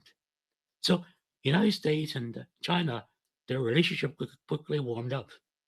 Then we get to 1978. What happened? The Soviet Union invaded Afghanistan from 1978 to 1989. China was the de facto ally to the United States. China helped the United States a lot to bring the Soviet Union down. At the same time, what happened? Taiwan was turning from a state with martial law gradually into democracy.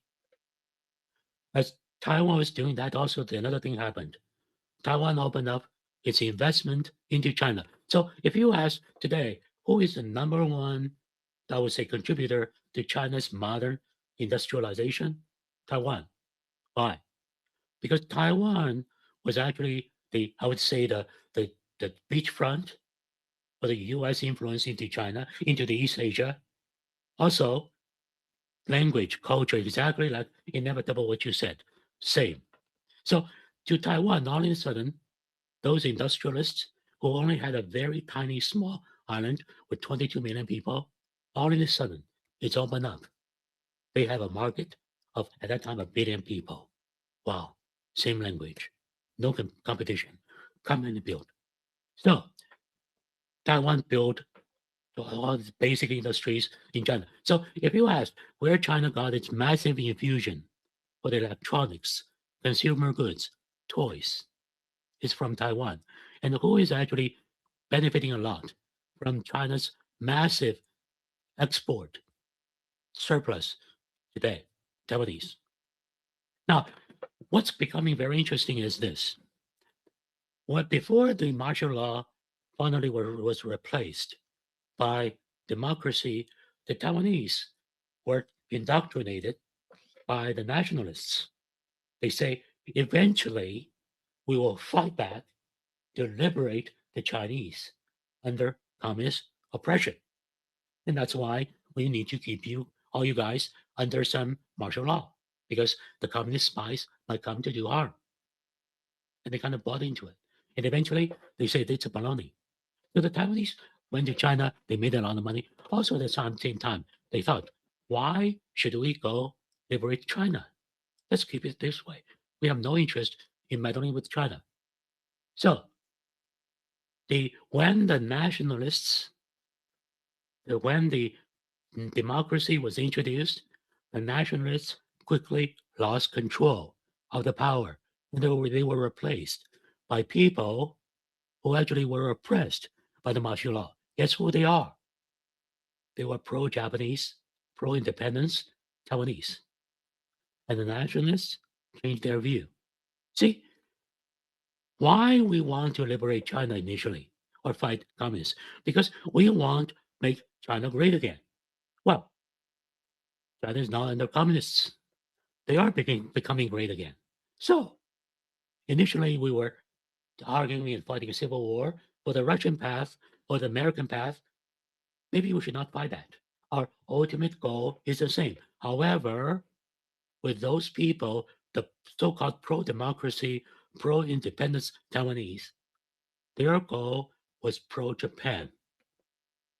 Now you see the problem. So in Taiwan, very quickly right now, we split into two camps. The pro-unification camp is called the blue camp. The pro-independence camp is called the green camp. The blue camp, they now agree with the communists. Let's continue our path. Let's make China green again. That represents about half of the Taiwanese voters. The other half, pro-independence. We're not part of China. We want to go independent. And by the way, we love Japan. And to China, that really touched the nerve. Because if Taiwan becomes independent, Taiwan will go back to Japan again. And China remembers very well when Japan hosts Taiwan, China was hurt deeply. And China today is totally different from China in 1978. In 1978, the per capita GDP of China was less than $200, the poorest country in Asia. Today, China is a superpower, economic superpower. And the other thing is, because there are internal fights and so on, Taiwan's development was way behind. So if you look at, for example, infrastructure and technology, China pulled way ahead. So that's why to Xi Jinping, there are a lot of people saying, listen, if we make China great again, at least half of the Taiwanese, they would not mind at all to reunite with us. Why fight a war? At the same time, let's look at the global picture. The United States, the American empire, has three pillars globally: Europe, Middle East, West Pacific. Guess what? It's all crumbling on the other two now. So, Middle East, no matter what outcome, American influence is pretty much decimated. Gone. So, biggest winner, Russia. So what that mean? Ukrainian war will come to an end. So the final pillar is now Taiwan. Now, there is an element of truth. Let's not negate that. So, 1989, as China was going through economic reform, it happens with every country in the early stages of economic reform, right? They want to reform the political power. So in 1989, what happened? Students were demonstrating, calling for regime change, and they were put down. It was a brutal crackdown. Not as brutal as what you saw in other countries, but still quite brutal, right? People were beaten up and disappeared. So, but many Chinese look at today, they were kind of torn, right? So we think democracy is good. Taiwan went to one person, one vote. That's good. Until 2023. What happened? Gaza. The Chinese were like, oh my God. America had no principle at all. It supports a genocide. Okay, we have to totally reevaluate. What does the Western power want from us? Also, they look at India. So India was a democracy. China look at India. When India gained independence, 1947, China gained or rebuilt its republic under communists, 1949. India was a little ahead. Today, India is about 20% of China in terms of total GDP. In terms of infrastructure, way, way behind. So the Chinese are saying, oh my God, no matter the West, no wonder the West wanted us to be like India. You fragment us, you make us weak so that we don't have the industrial power. The way to gain independence is actually the communist path. Guess what? Many in Taiwan, they're starting to sympathize the same way. Okay, so here, if there's a debate among Chinese, there's still many Chinese overseas. Okay, they behave like the monarchists, the money-Iranians, right?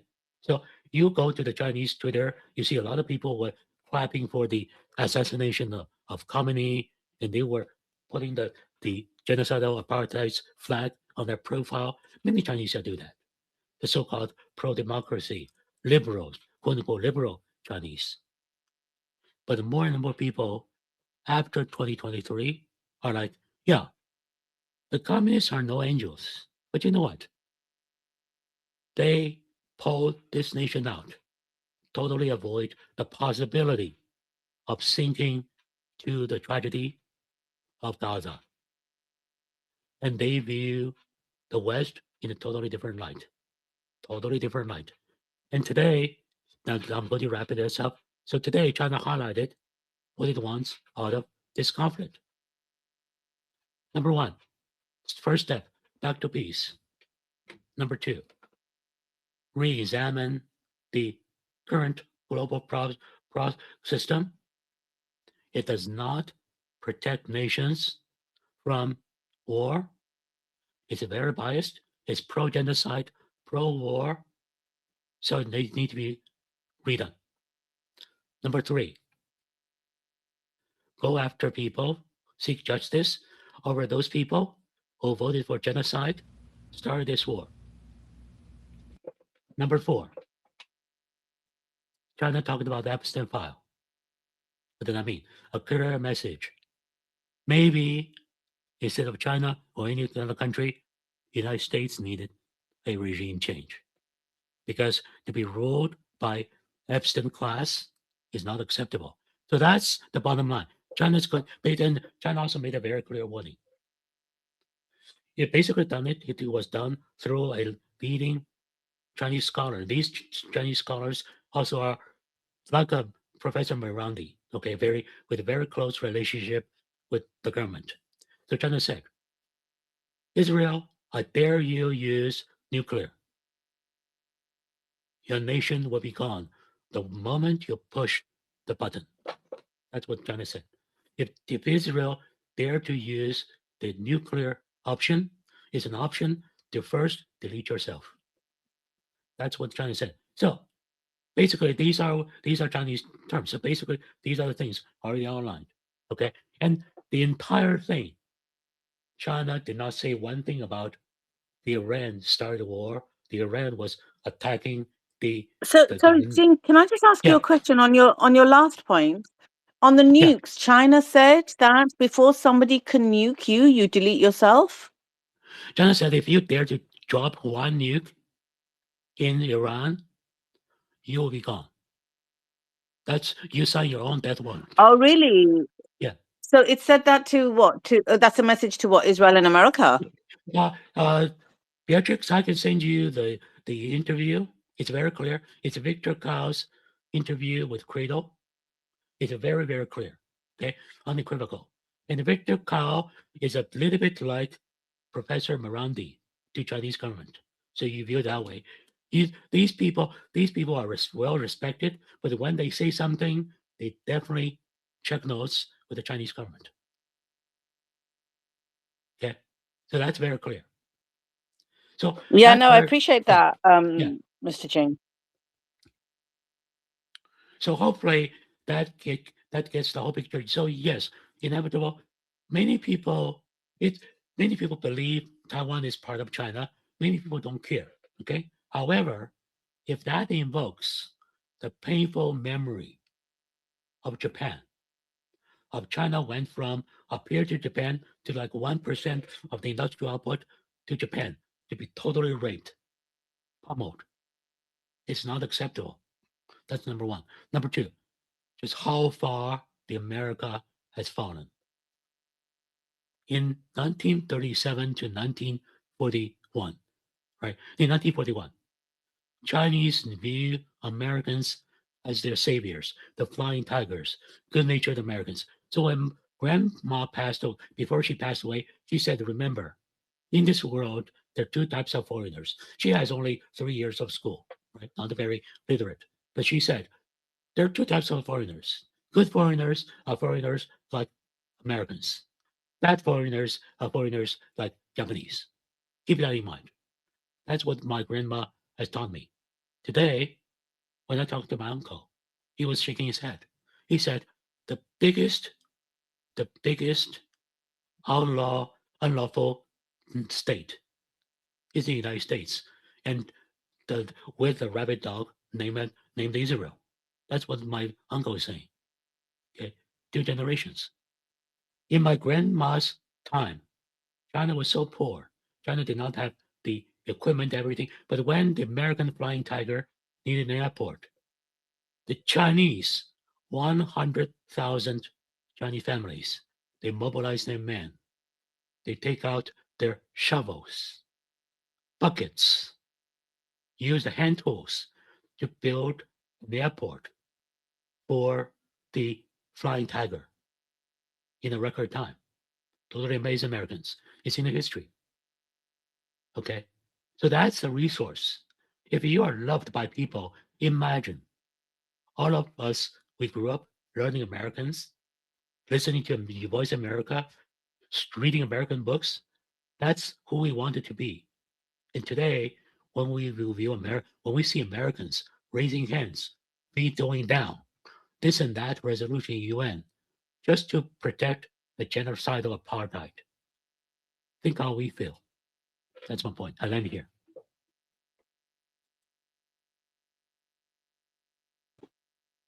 Thank you. I guess Inevitable, you want to respond, and then we'll go to Andy. Go ahead, Inevitable. Sure, yeah, and I'll try to be, as concise. I keep saying that, but I think that's a good mental note. And Jing, I appreciate a lot of what you brought up. I think I only wanted to add a few matters. I think you had mentioned from 1895, with the loss of the first Sino-Japanese War.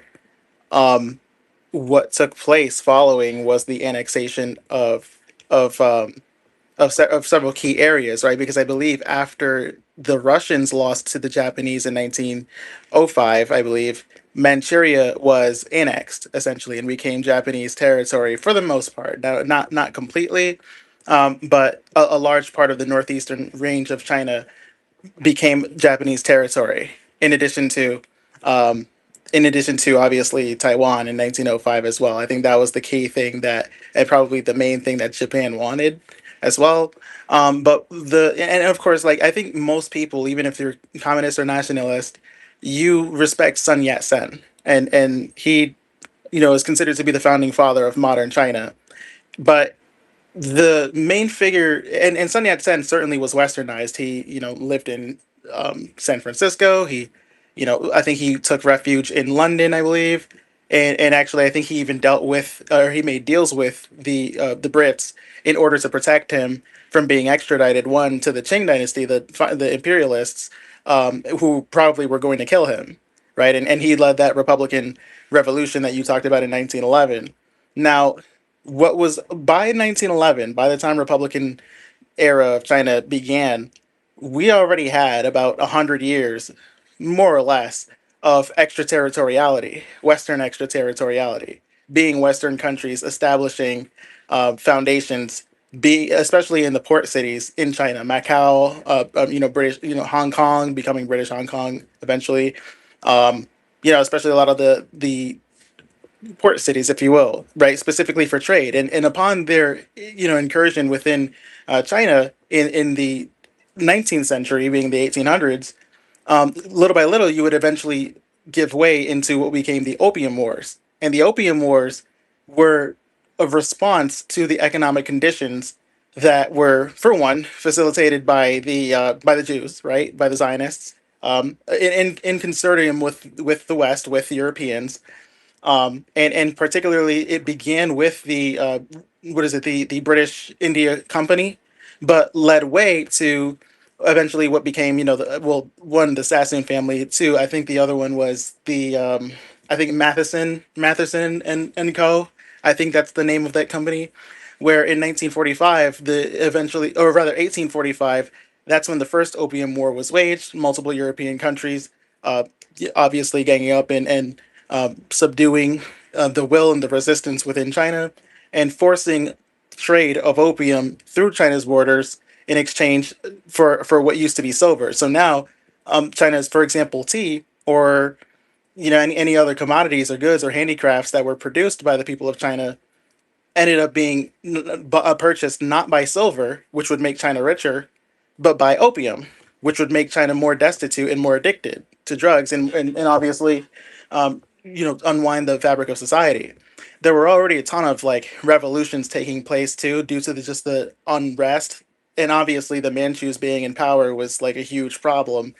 And I totally, obviously, that's been something that was a recurring problem too, really ever since, like, I think a Qinlong emperor, I think Qianlong emperor, I think he died in 1799, right? And so he was the last emperor that was really worth a shit from the Manchus. Everybody else was like really awful, right? And I don't, well, maybe there were some who tried to enact reforms, but my point is Europe really did a number on China, especially on the working class and on the poor, right? The and not just poor, but also the agricultural class as well. The farmers, the peasant farmers, if you will, and that was the problem with the Soviets. The Soviets were obviously a massive help for the Communist Party, but they didn't, or for the Chinese Communist Party, but they didn't understand the conditions of China. They wanted really, really much for the Communist Party to be a sort of like proletariat in the city, like an urban proletariat movement where you would remain within the cities and then form revolutions from within the cities. But the problem is the Kuomintang being the Republicans that you spoke of, right? That emerged from the the 1911 Sun Yat-sen revolution, right? The Republican era of China. They look, Sun Yat-sen leads China into 1911, and then like right after this other guy gets elected, and he wants to become emperor very shortly after, right? And obviously he gets overthrown, but eventually Chiang Kai-shek is the key guy who I think we need to make sure we address. And again, I'm timing myself here, so I'm not gonna go on too long. But Chiang Kai-shek is really the linchpin historically, I think, to where everything that we're talking about right now, leading into the modern day, comes to pass, because he represents that conduit for the West of Western imperialism, despite having the reins of central power. There is no denying that Chiang Kai-shek had a unified identity of China. Like, he believed, obviously, that China was one nation, and the Republicans, as well as the Communist Party, both came to agreement. Hence, the first United Front, which I think took place in like 1921, roughly, a little bit after. The main reason why the first United Front was important was because China was extremely divided. The warlord era basically ran roughshod at the same time as the new Republican era. So imagine you establish the Republican China, the Republic of China, right? The imperialism era, or rather, the imperial era is over. So there's no emperors, none of that. That's done. The Manchus are out of power.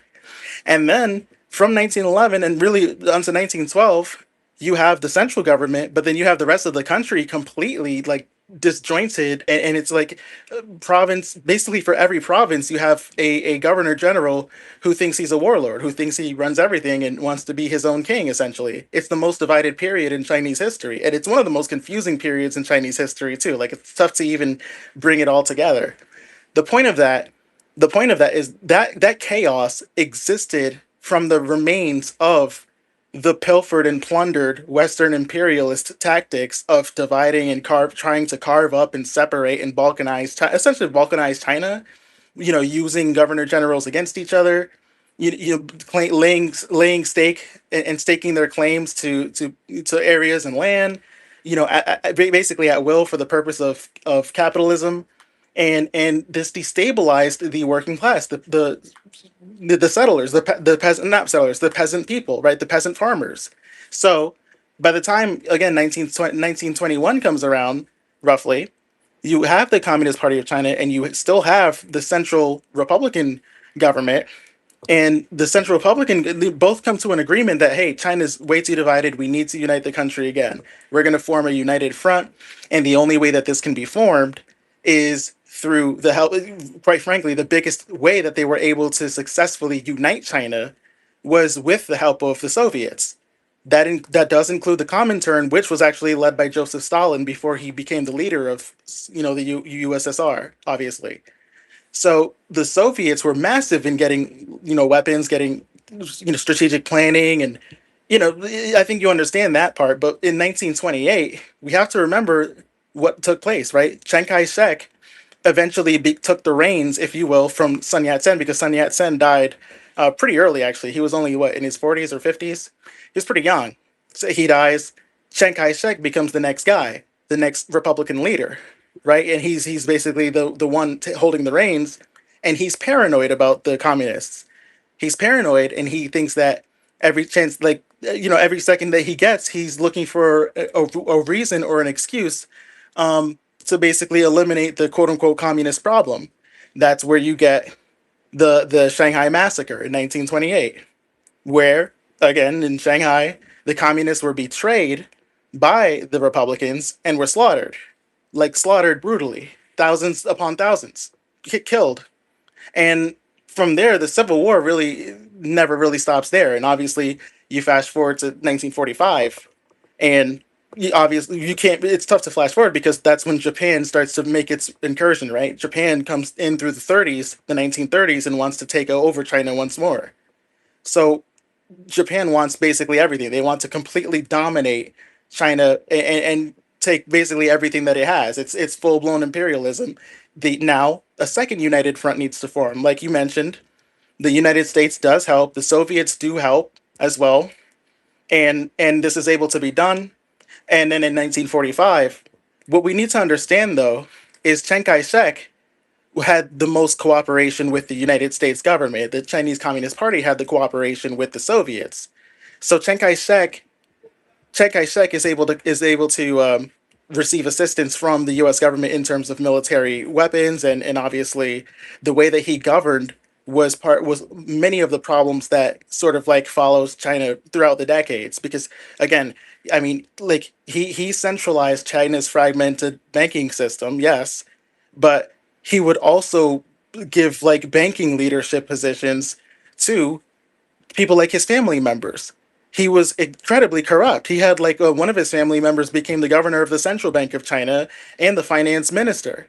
Right? He had another relative who was the finance minister after his previous one. The Shanghai bankers were really in bed. A lot of the bankers, like HSBC, even were very closely coordinating with him, and these were Zionist Jewish powers. A lot of these port cities, for example, had strongholds and enclaves of Zionist Jewish power, especially Shanghai. Shanghai was that place, right? And there was tons of currency manipulation under Chiang Kai-shek. There was insane hyperinflation throughout like the late 1930s, throughout 1949, when Chiang Kai-shek was still in power.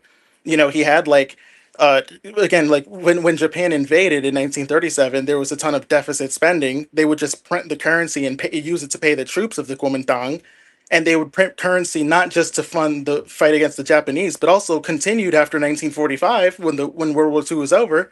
They would print more currency to use against the Communist Party of China, right? And even then, like when eventually he because again he seizes control of Taiwan, he ends up printing currency even more. He ends up deficit spending further, and using and devaluing the currency that was in Taiwan at the time. So he didn't look at Taiwan as like again, Taiwan was basically just a piggy bank that he could use to plunder. And I'm sure you've heard about the 228 massacre, right? That's probably the most infamous massacre, within the last 100 years, probably, if I had to say, right? Because again, the people on the island of Taiwan were treated horribly by Chiang Kai-shek, but what was happening the entire time? He was being bankrolled by Harry S. Truman, and Harry S. Truman was getting absolutely sick of him because he was defective. He was not an effective leader. He was paranoid. He was undisciplined. Not just him, obviously, the people around him, but he sold the interests and had a bourgeoisie mentality. Go Inevitable. I ahead. just Sure. Sorry, I need to jump in. I need to give breaking news. Absolutely. I was waiting, but let me just give it now, and then I'll let you continue really quickly, and then we can move on. So, there's been an explosion of an oil tanker near the UAE. The UK Maritime Trade Operation said the incident occurred about 20 kilometers off the port of Khawar Fakkan, causing a fire on board the vessel. That's all we know so far. Seems quite serious. Explosion of an oil tanker near the UAE. Also, there's been a further statement by the Saudi foreign minister. He says the kingdom is not going to succumb to pressure. This pressure will backfire politically. He said, as we have stated clearly, we reserve the right to take military actions if necessary. Let's have a look. There was something else I wanted to read out. The UK has sent some experts to America. I read this earlier. I'll have to find it again, but it has said some experts to America to help devise a strategy, to work with Americans to help devise a strategy to open the Strait of Hormuz. There's also a statement coming out of Japan, which I'll read in a bit. Okay, go ahead, Inevitable, and I'll come back to that. Was the oil tanker one I needed to talk about. Go Definitely, ahead. I'll try to give myself like 90 seconds. I think Okay, I'll I'm flash. counting. Yes, good. I'll flash forward. Right, 1949, the Kuomintang basically is defeated by the Communist Party, and mainly what defeats the Kuomintang is the tactics of guerrilla warfare, and an understanding of, again, the countryside, which they had the Kuomintang, the Republicans, had no understanding about in the first place, right? Well, Mao Zedong gained full understanding of the Chinese countryside, obviously gained the full trust and support of the peasant farmer class, the agrarians, who were mistreated by the Republicans of China. And what do the Republicans do? Right? What does Chiang Kai-shek and the Kuomintang do? They take 300 to 400 metric tons of gold and all of the silver reserves that China has to Taiwan. They took all of the gold and silver reserves to Taiwan in 1949, obviously to prevent the CPC from having it. Not only that, the U.S. helps continue providing them aid in 1950 and throughout the 50s, significant aid both militarily and monetarily. And in 1950, I believe, HSBC and the Sassoon family and a lot of the Zionist Jewish families that were located, well, really all of them, they were driven out and the banks were nationalized by Mao Zedong. And following the evacuation to Taiwan, of course, that's military defeat. But Chiang Kai-shek airlifted well over 600,000 troops, and obviously outside of the reserves and the gold and the officials and the gold reserves, I should say, the U.S. had already cut off major aid that they were providing throughout the entire 1940s. Especially the post-war aid, which was critical to China's recovery from World War II. Right, and so what we're looking at then, if you just continue to the future into now, where we've been is you get like 30 years of a Western blockade, a complete trade embargo that was placed on mainland China. And by the 70s, by the 80s, really, it's looking like, okay, well, things are recovering, things are gonna stabilize. I understand that Taiwan's GDP was much higher, but the last thing I'll really touch on before I land my mic is the what is it, the Tiananmen Square, that you mentioned, right? Here's my thing about the Tiananmen, about 1989, right? And I know I don't want to put words in your mouth, but I think the idea that it was a massacre is kind of the same sort of picture that they try to paint in Iran, where they say in January of this year that Iran's government, the republic, slaughtered. They always change the number. One day it's 30,000 people, the next day it's 50,000 people, the next day it's 90,000 people, right? And this idea that there was a massacre. Well, there's tons of journalists and eyewitnesses from the West, mind you, that were on the ground the entire time and said they didn't see a massacre. They saw combat. They saw mutual. Obviously, of course, I'm not going to act like people didn't die, but it's not like the idea that they were mowing people down with tanks is ridiculous. Is, again, that's full scale propaganda. It's the same propaganda that you're seeing about Iran right now, and for the same purposes. There were the same attempt of a color revolution that was tried in Iran was also attempted in China. And that is a common tactic that the West uses: student protests. They just did that in Nepal last year. They said it was student protests, young people. Oh, Gen Z is rebelling and pushing back, and they're having an election on Discord. Total psyop, right? And if you look into the NED, right? That's directly funded as a CIA cutout. And the founder of the NED is literally what he's on like record saying that a lot of what they do was done covertly 25 years prior to his time by the CIA. It's a CIA cutout. They established offices in 1989, literally months before the Tiananmen Square riots, right? They sponsored pretty much all of the seminars and all of the so-called lead students, right? The student leaders that were protesting and rebelling and eventually rioting and attacking people and attacking police, right? A lot of them were in these CIA cutout institutions, in these seminars. They were being trained and funded. George Soros had a fund for the quote unquote reopening of China, right? He had that from the early 90s, from the early 80s. And it all ties in together. This is what they do everywhere. So that's why I would say there's been this like relentless assault for decades against the Communist Party of China because the values of the Communist Party is not in alignment with what the West wants from China. The West has always had an interest in pillaging China for everything that it has, natural resources, manpower, everything from the land, the everything you can think of. That's been the disposition of the West since the 18th and the 17th century. And it does bleed in through today and in through the rhetoric that you see today as well. I'll just land there. On that merry note, China says, breaking news, China says Larijani assassination is unacceptable. China says the Larijani assassination is unacceptable. Kudos to China. And on that merry note, let's go over to what Japan did. Japan was asked, let me bring it up again, where was it? The Japanese PM was blunt when she was asked about taking sides in US-Israel imposed war on Iran. She was questioned by an opposition lawmaker, actually, on why she condemned Iran but not US or Israel. And her response was, because I'm meeting President Trump shortly, that's all. She then shrugged and stepped away. Interesting. Andy, you had your hand up. Did you want to jump in? I don't know if my hand was actually up, but yeah, I will jump in. I mean, yeah, Iran's hit another oil tank. I mean, they hit another oil tanker, so the prices of oil are gonna keep rising.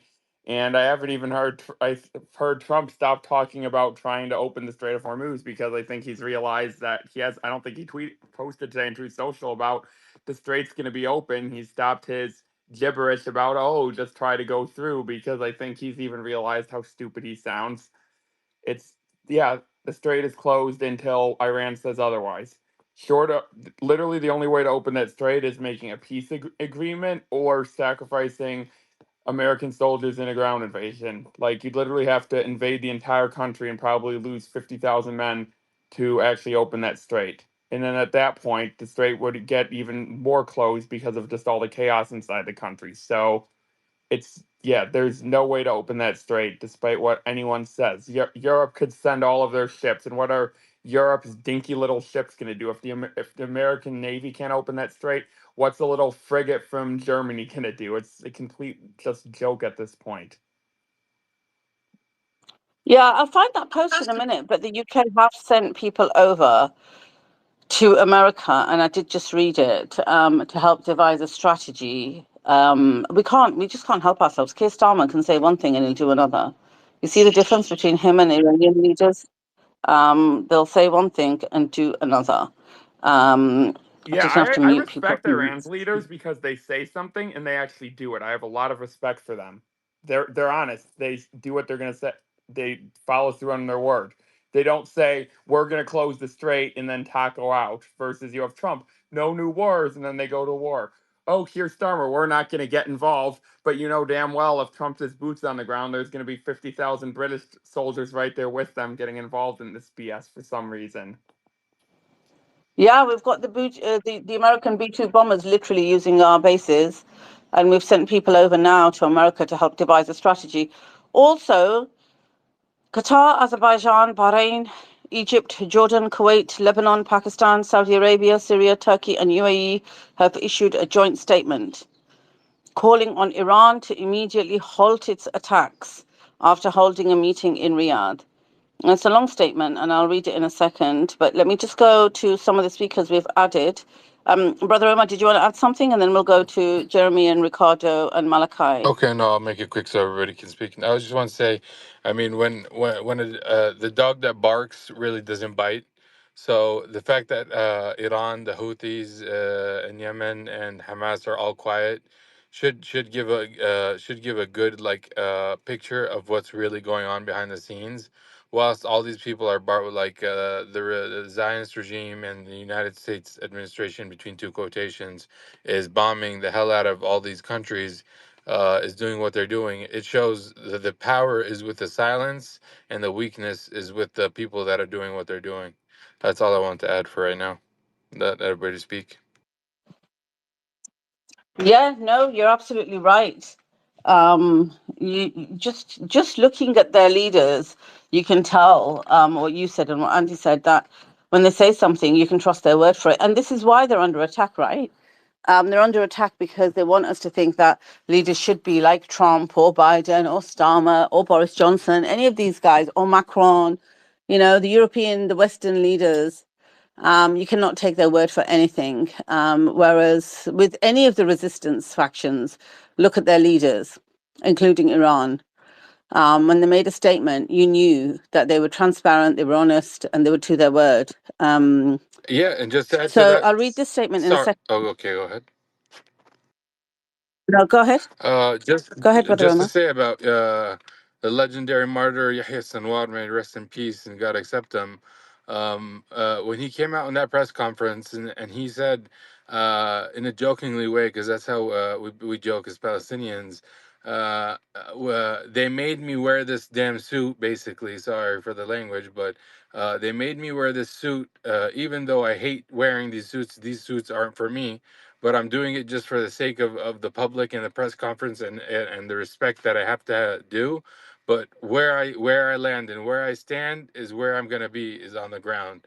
And right after that press conference, he walked the streets for hours and hours and went home, and then or went to where he went, and nothing, they couldn't do anything, and he challenged them to do something. So your enemy respects you when you say you're going to do something and you do it, and your enemy does truly respect something like that. Honestly, it's something that I got to keep reminding everybody about the legend and the martyr. And it's not just him also, because when one martyr goes, another one comes, and they're all martyrs in the law. So he's a legend for what he did and for what all the sabr and patience he had. And there's so many, and since the start of the brigades of Al Qassam, which is Hamas now. So I just want to remind everybody of that, so we can always remember what true strength and what true power means.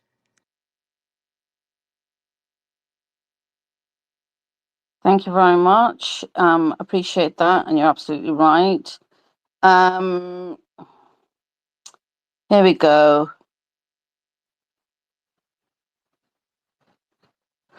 The British defence sources say they're still talking to the US military and other allies about options to open up the Strait of Hormuz.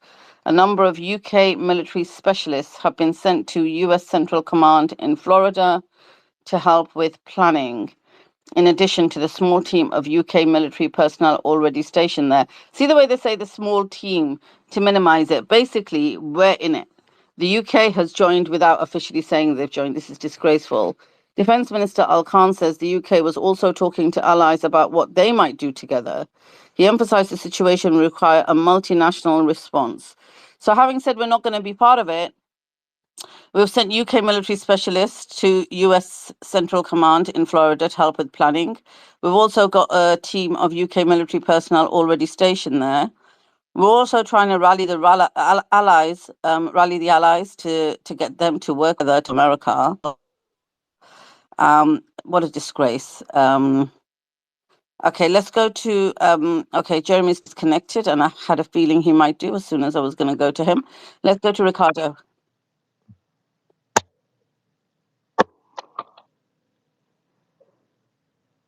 Ricardo, go ahead. Ricardo. Okay, Ricardo, I'm going to disconnect you and you won't be coming up on this panel again unless you're going to speak. All right. I remove Ricardo from the space. Let's go to Malachi. Hey Beatrix, I Mhm. wanted to ask if you guys think that if Saudi Arabia is going to join the fray in the war or not.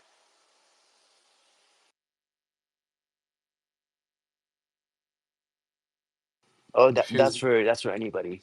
Anybody could just if answer he was that. going to join, I didn't hear him. If he was going to join what? The war currently.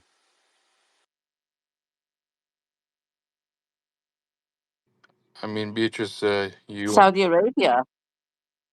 Yep. They would be Um, fools. I don't know. Do you think so inevitable? Do you think they're going to do it though? I'm worried about this pact they've got with Pakistan and this statement that's come out. It's come out. Pakistan's included on this joint statement. but you know what? I don't. Um, Sorry, go ahead. I don't, I don't, no, go ahead. I don't truly believe that that statement. I mean, honestly, I was expecting it to happen, especially after the King of Jordan went over there. It's like they're trying to show basically we're the alliance and you're the enemy. And in reality, it's not like that. It's they're the roaring lion, and all these mentioned countries are the enemy, and they're trying to play the card vice versa. So it's really in reality it's Iran's choice to do whatever they want now, and to make every single Arab nation succumb to and sit on their knees, and basically do whatever they want. But they're not choosing not to do that because they're abiding by the laws of Islam, which is what we were speaking of yesterday during war. So the thing is, I truly don't believe that statement, even though it's official. But to answer the I don't know who asked the question about the joining the war. I mean, Saudi Arabia is the most compromised most compromised out of all of them, I feel, and especially MBS being a narcissistic, violent, non-caring person that also has so much blackmail on him that he doesn't even care he has blackmail. He flaunts it. He would flaunt it. That's how narcissistic he is. So whatever everybody's doing, the GCC and all these countries, they're just sitting on the fence, waiting to see who makes that first move and join Iran. And then I truly believe, I think by the way things are going, no one's gonna join. They're gonna a few troops on the ground, let them come home in body bags, and then say, okay, maybe we can not negotiate a deal.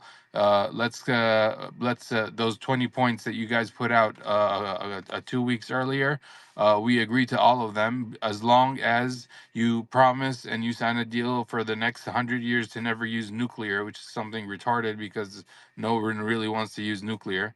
So that's what I truly believe. Everybody's sitting on a fence waiting for someone to make a move. And like Inevitable was saying, I myself as a man, I'm going to speak about myself, so I don't speak about anybody. I've made mistakes in my past, like as every human. But if someone saw me, let's say with serious blackmail and some pedophilia or some dirty crap, not retard like the stupidities we make as youngins, but if someone as a man myself, if I had that on me and they told me, look what we have, this is the CD, I would honestly, with all due respect, me saying this, I would be like, all right, here's the other part of it. If you want to see it, just in case, or I'll do it again in front of the whole world, or I'll admit in front of the whole world, and I don't care how I look as long as I keep my integrity. But the thing is, these people have no integrity since they are living for this life. They are living for power and throne, and they are living for money and luxurious lifestyles that they are so empty inside now that they don't even know how to enjoy all these lavish luxuries that they have. So they're all on the fence in my humble opinion, brother. Yeah, man, and even the materialistic life, it doesn't even lead you anywhere. It grants you no purpose. So in the end, they achieve nothing, right?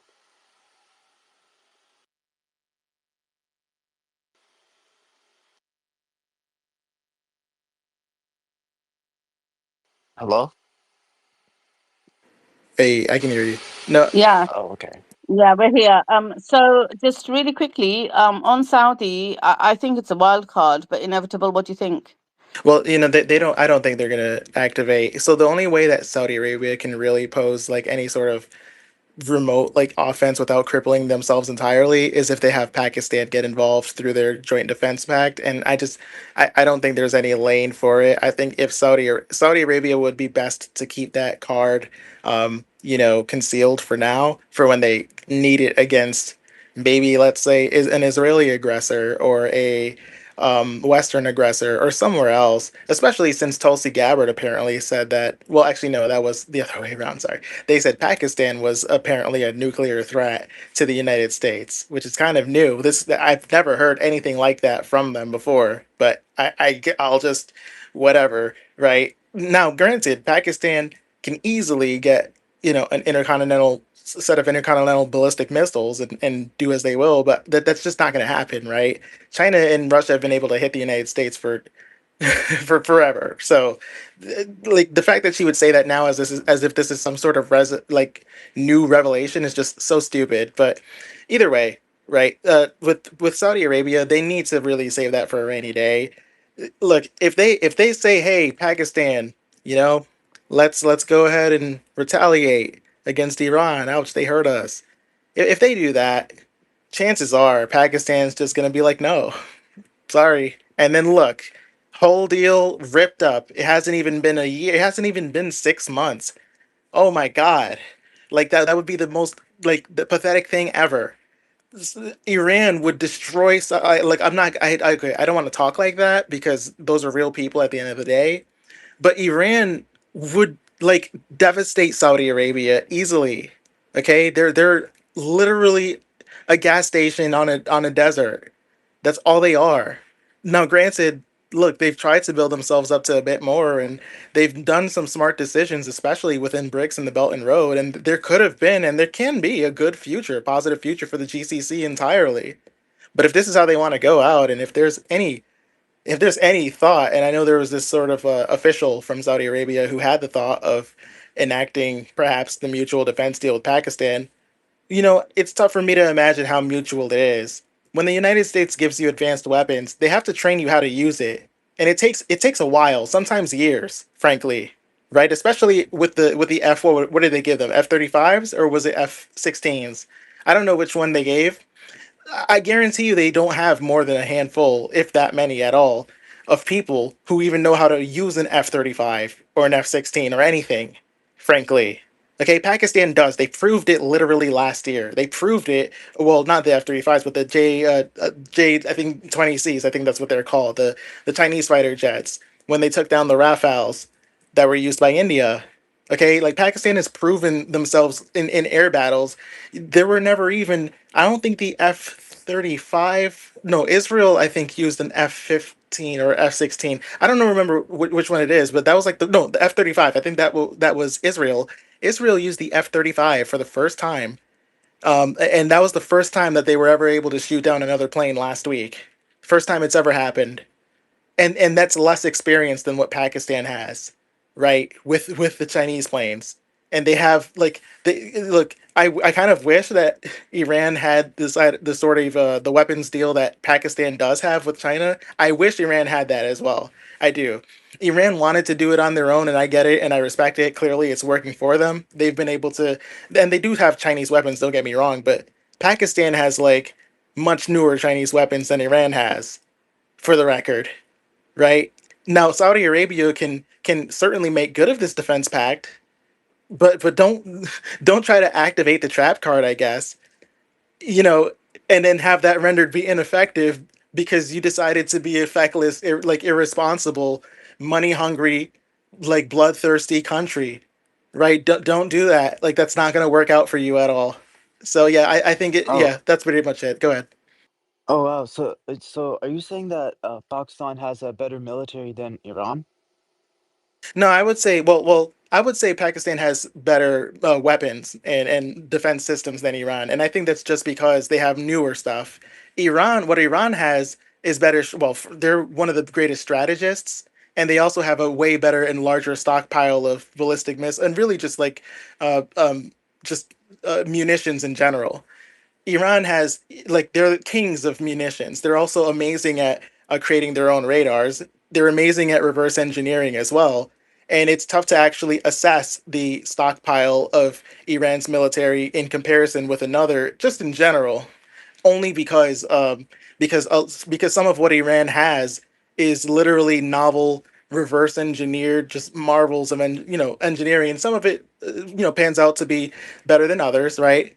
But if you consider like the 358 missile, for example, nobody saw that coming. The concept of a loitering missile, right? One a surface to air missile that can literally loiter and can just like go from GPS control to just basically automated control, basically, right? And then home in on its target. And the Syad missile, right? The Syad twos. People didn't see that coming. The CFIR radar that they have, that's like a top secret radar. Very little, not like next to nobody knows anything about it, basically, besides military, obviously intelligence at the highest levels of that CFIR radar. But they do have it, and it's been established, right? And Israel hasn't been able to actually take it out. And yeah, like so Iran is they are defensively and strategically incredible. Pakistan does have a bit more weak points when it comes to their even just their geography, right? Like they have obviously they have a huge border with Iran. Iran can send missiles, at Pakistan without like really much anything of any recourse because a lot of Iran's missiles are underground. A lot of silos that they have are underground. They can literally launch from like any of their provinces underground and then move their launching locations. They can do it from truck beds. Also, I don't quite know how Pakistan's drone program is like, but Iran's drone program is one of the best in the world, right? But what Pakistan does have is amazing radars. They have some of the newer Chinese radars, not the brand new one, but like, trust me, it's really good. They have awesome air force. Clearly, I think we learned that in real life. They have, yeah, they have. I believe they have ICBMs. They have nuclear weapons, obviously. So yeah, they're a force to be reckoned with. Don't get me wrong. But Pakistan's not going to attack Iran. Definitely not for Saudi Arabia as well. Not after everything that we've seen over the last month. If they do, I'll come on here and own up to it. But I don't see it. Me too, brother. I'm with you on that one. Agreed. Yep. Yeah, I would also like to add to what you were saying. I think also if Pakistan were to do that, it'll be a threat to its own nuclear power because if Iran, like we were mentioning before, if Iran were to fall, it'll have a huge effect on Pakistan's nuclear capabilities, which it can't allow to happen. But I also believe that the pact agreement signed between Turkey, Saudi Arabia, and Pakistan, I think Iran showed how vulnerable it is. It showed that even then, if they were to create an alliance, essentially a very weak alliance. And if Saudi Arabia were to attack Iran, I don't see that ever happening because maybe Saudi Arabia could potentially go to Turkey as a second option, but I don't even see that happening as well because Turkey is talking about creating its own nuclear capabilities itself after this war. And I think the war with Iran also showed that you do need to be a nuclear powered state in order for yourself to be safe. Because a lot of these neighboring countries are seeing this and going, okay, you know what? We need to have nuclear weapons, and it's also backfiring to Western countries because they're trying to stop these countries from having these weapons of mass destruction, like they say, but now they're just further pushing them to that agenda, which is completely backfiring on them. So I don't ever see Saudi Arabia trying or Pakistan trying to help Saudi Arabia in that regard because it will have a huge threat to their nuclear capabilities. That's my take on it.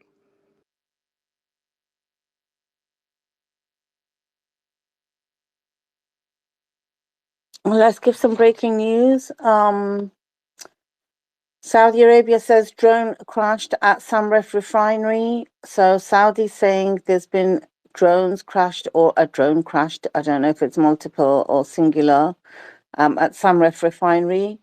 Also, there's reports of fire at Saudi's Aramco refinery. So there's reports of a fire at Saudi's Aramco refinery.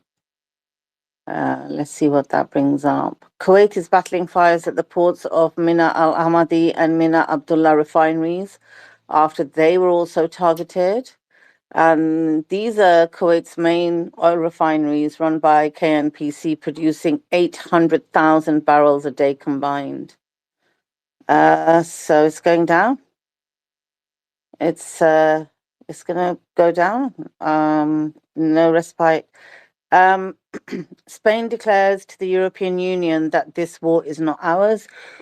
So I'm getting a picture that while the UK is trying to drag the whole of Europe into this for America, Spain is trying to get them to go the other way. The Spanish foreign minister, referring to the illegal aggression of America and Israel against Iran, stated that the European Union is obliged to condemn this unilateral war. This war is not ours, and we were not informed about its beginning.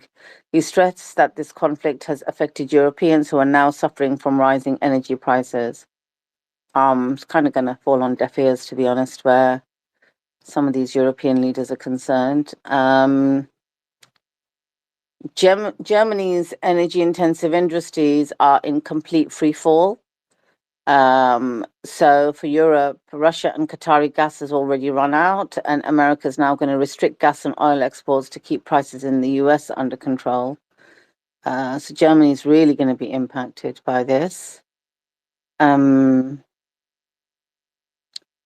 else do we have? The Belgian Prime Minister's made an interesting statement as well. He says there is no desire in Belgium to be involved in the war against Iran. And I think that won't change. He always leaves a way out of it, doesn't it? I think that won't change. I think it's a shared sentiment amongst European Union member countries that we didn't want this war and we didn't start this war. So, yeah, that's the latest news. I'll just check. Brent crude oil price is up 7%, now trading at $115 a barrel. $115 a barrel. We've got some more information coming in. It was a kamikaze drone that struck the US Saudi-owned Samref refinery in Yanbu this morning. The port of Yanbu is also an important logistical base for the US Navy. So that's been hit. So Saudi and Kuwait have both been hit this morning, and an oil tanker near the coast of Qatar is on fire. Let's have a look. The IRGC says it's ready to defend Iran's maritime borders to counter enemy moves in the Strait of Hormuz.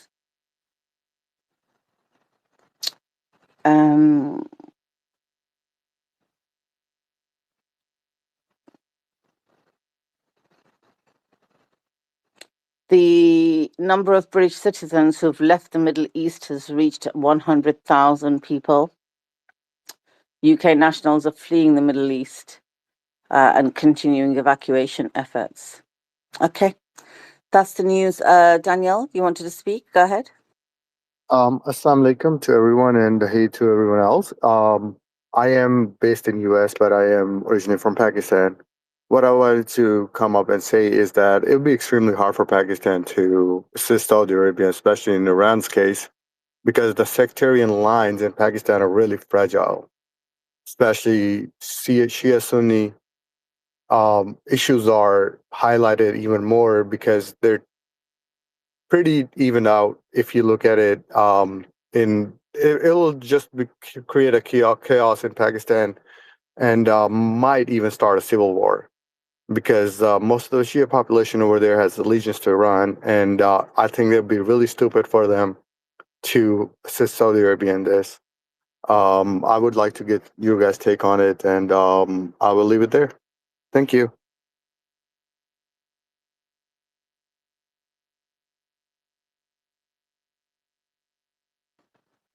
Yeah, thanks for that. I don't know about Pakistan's internal situation, but I don't think that Pakistan will probably do it despite its allegiance to Saudi. I think Pakistan also has an allegiance to China. And so I don't think they'll do it. It's more aligned with China given its geographical location, and its neighbor is India. So I think it's towing a fine line. I think so far Pakistan's made all the right moves, given the right condemnations, condemned US-Israel aggression, spoke about, being on the side with Iran. So it's got to keep its alliances, and it's got to toe a line. And yeah, I don't think that's the case. If anybody else wants to chime in on that, they can do. Yeah, and also Pakistan is also dealing with the Taliban issue as well. So they already have their hands full with their own border. So I think that plays a huge role, and I think a lot of people need to also pay attention to that because the Taliban obviously made their allegiance to who, and Pakistan wasn't happy about it. And Brother, I'm sorry to interrupt, but I have to do this like Silver Sailors thing. There you go for the boom boom Tel Aviv Bush Posh.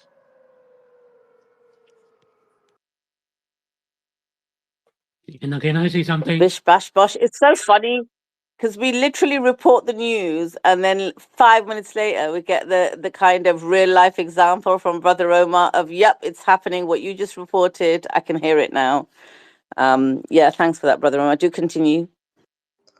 yeah, and I think that the United States itself it kind of just it allowed itself to be cornered in a way where a lot of nations are just like, you know what, I don't want any part of this. I don't want my name associated with Israel. I don't want my name associated with anything you have to offer. So I think Saudi Arabia falls into that category as well, where they're just like, you're on your own. Sorry.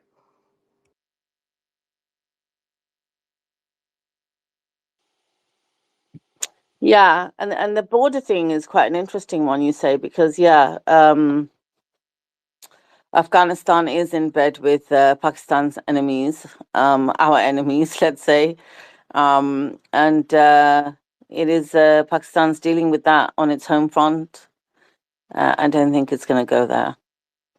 I think Saudi might flaunt it, but I don't think Pakistan's going to go there. Let's go to the brilliant Silver Sailor. Silver Sailor, what do you have for us today? Hello. Thank you, Beatrix, for the microphone public. Shout out to Omar, my brother, veteran Andrew. Hope he's still awake. That guy's a soldier. He's been pulling double shifts, and he's just absorbing all this knowledge and giving us the same knowledge back. But this one's a shout out to Inevitable. I'm gonna do something for him. So here we go. Welcome to today's segment of Anti-War Veteran Minute with Silver Sailor. I'll be reading a quote from The Art of War, Sun Tzu. Supreme excellence consists of breaking the enemy's resistance without fighting. Thank you. Do nothing and win.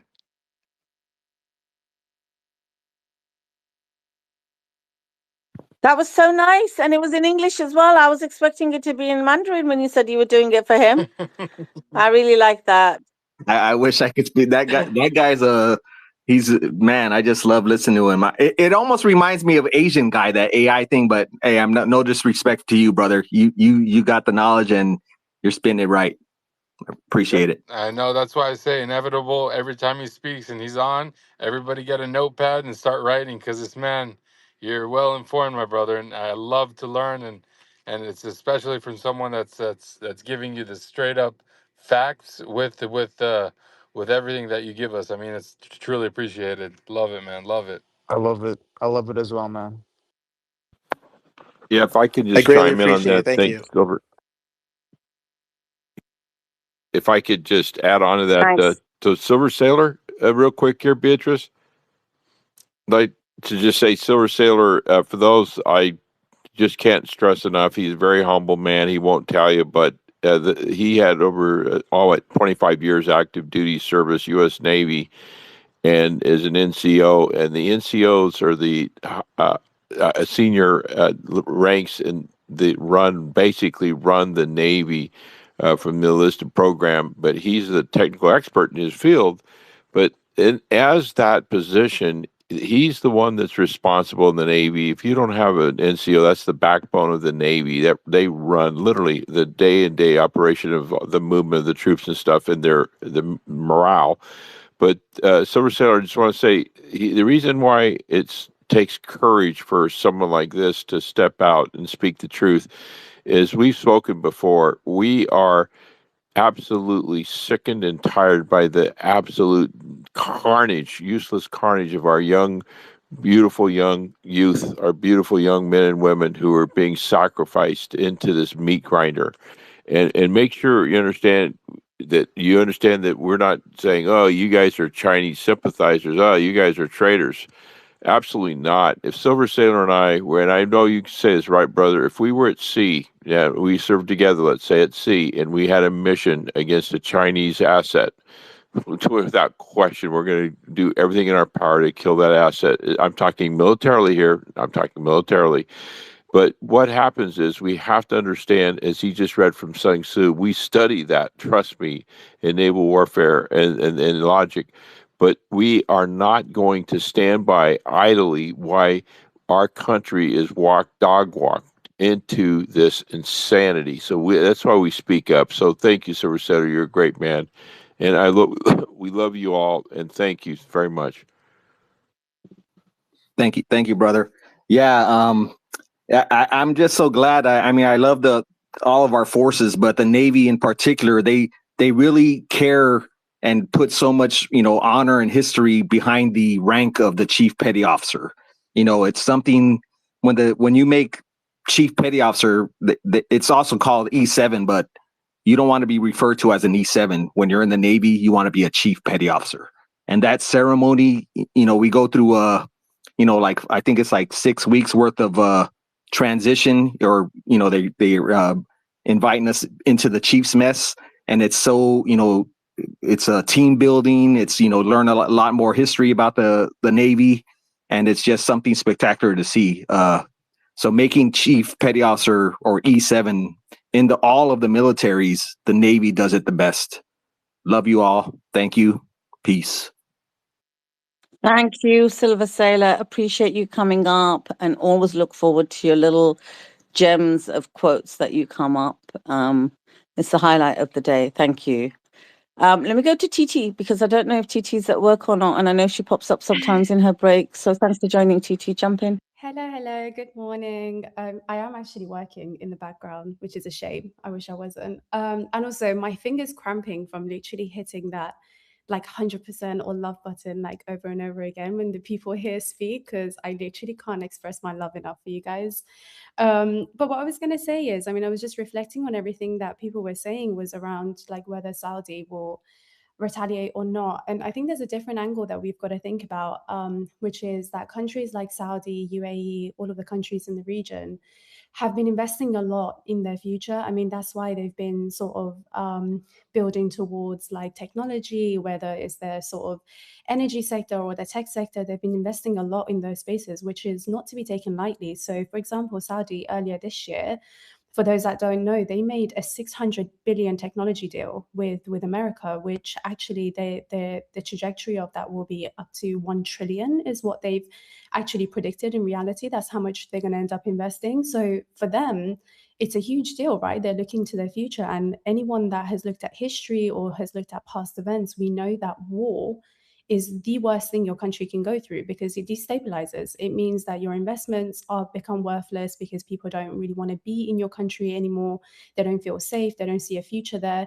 So I think for them, there's an angle that they've got to consider, which is they're looking towards their future. And a lot of these countries, bar Saudi, don't really have the history that, for example, the other countries have. So they're kind of on shaky grounds, and they've got to actually build some foundation in their countries.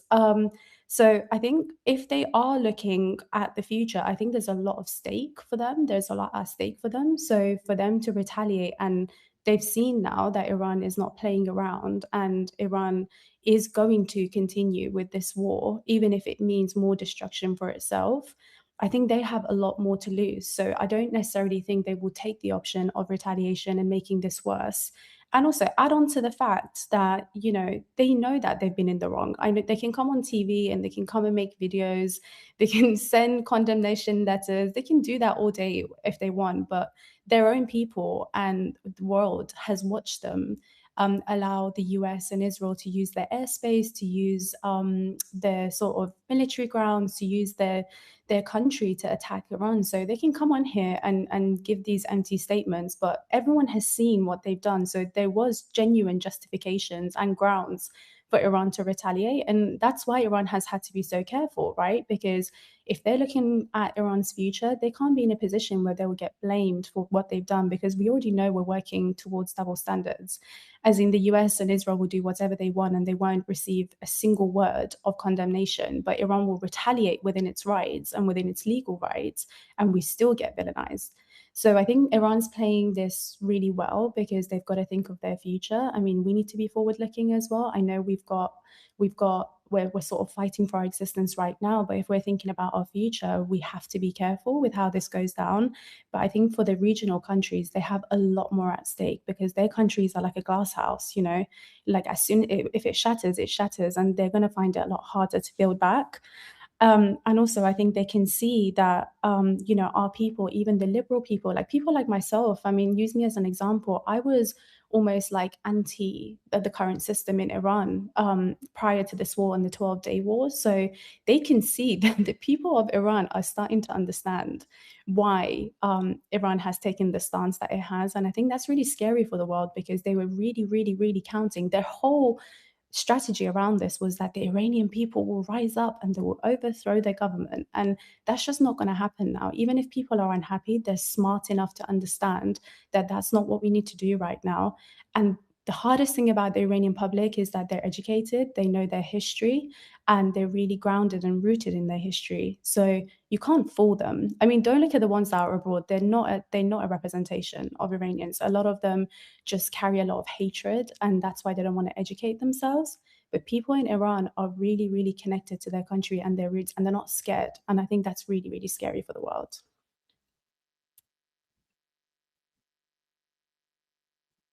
May I chime in if possible? Yeah, sorry, who was that? I just wanted to go back to TT on something, but who jumped in? I think it was No, no. Who Bait. was that? Bay one. Yeah, it's me. I Yeah, was just sure. asking for Go ahead, permission. Baywan. I was just asking for permission to speak if it's okay. Yeah, sure. Chime in, Baywan, and then I'll come back to TT in a second. Go ahead. Yeah, no problem. So I mean, I agree with everything that everyone has said so far, especially what TT has said. You know, I lived in Canada for well over 20 years. I worked in parts of Canada that had a huge Iranian diaspora, and what I've seen. So I'm a Kurdish man of from Turkey, so I'm a Turkish Kurd, and what I've seen from the secular Iranians who are incredibly wealthy. I mean, they've been living in the richest parts of Canada. They Their whole thing is they are incredible, like let me draw it this way. They want Iran to become pre-revolution France, so they want to go back to the aristocratic life that they had under the Shah, where the Shah favored a set of group of families and they got all the cushy positions. I was actually and where I was working, I used to be a security guard at the time before I became an engineer. And they had like this small rally of all these very, very wealthy Iranians basically protesting the regime. Then I went up to them and I said, and we started talking. And I'm not very pro now in this war. I'm 1,000% pro Iran, but generally speaking, I'm very, very critical of Iran. So then I asked them, I said, can you guys name me some, human rights violations that you guys have witnessed? And I swear to God, I'm not even kidding about this. Now, again, if you're Kurdish, if you're Palestinian, you know exactly what oppression is. If you're Iraqi, if you're Syrian, if you're Afghani, if you're Pakistani, you know exactly what oppression is, right? You know what they were telling me? They were saying, oh, well, we can't organize parties, we can't drink alcohol, we can't wear what we want. And so it's like, I'm sure, like, you can be frustrated about those things, but they were calling for the destruction of their country over those things, right?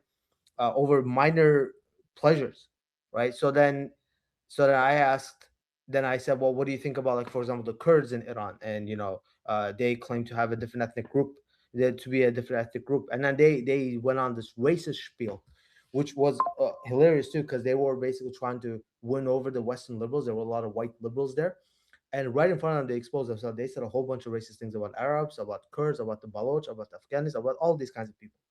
right? So I mean, nobody has to like the Iranian regime. I mean, they've definitely done their fair share of crimes in the region, but against these people, not even just the war. I mean, against these people, they are 1,000% in the correct. I mean, Khomeini was on 1,000% on the correct when it comes to the Shah, right? And one thing I want to add about Turkey, I make a habit of not defending Turkey on LinkedIn. Sorry, not LinkedIn. Sorry, on Twitter, because I am actually quite embarrassed of Turkey's position so far when it came to Palestine, when it came to Iran. But I do want to make one thing clear. Both Turkey and Greece and Cyprus, are not Cyprus actually, but Greece and Turkey are both in NATO. And yet Israel's been supplying Greece with really, really state-of-the-art air defense systems, and they already got the F-35s, which, by the way, in NATO based constitution, you guys all know they cannot attack one another. So there's absolutely, and Greece has been threatening Turkey, and Israel has been threatening Turkey. But for Greece to threaten Turkey so brazenly, which in the past they never did, despite the fact that Turkey is literally 10 times the size of Greece in pretty much every way, it's just proof that um, NATO's on its way. It's going to dissolve, and Turkey has known this. So Turkey, the actual, and I know a lot of people in the Turkish government, and they're also disheartened by the situation. But what they're saying is this: they're saying, look, doesn't matter what happens, we're not gonna, of course, not gonna fight against Iran. We're not gonna let any of our assets be used against Iran, not our airspace, not anything. But our strategy is we're gonna keep our head down, and we have to build for the war that's coming up to our doorstep, because Israel has threatened to attack Turkey as well, right? They dropped $6 billion on their air defense system because patriots aren't going to defend Turkey. They dropped another, I think, $8 billion on their navy, and Turkey already has a massive navy because it's a peninsula.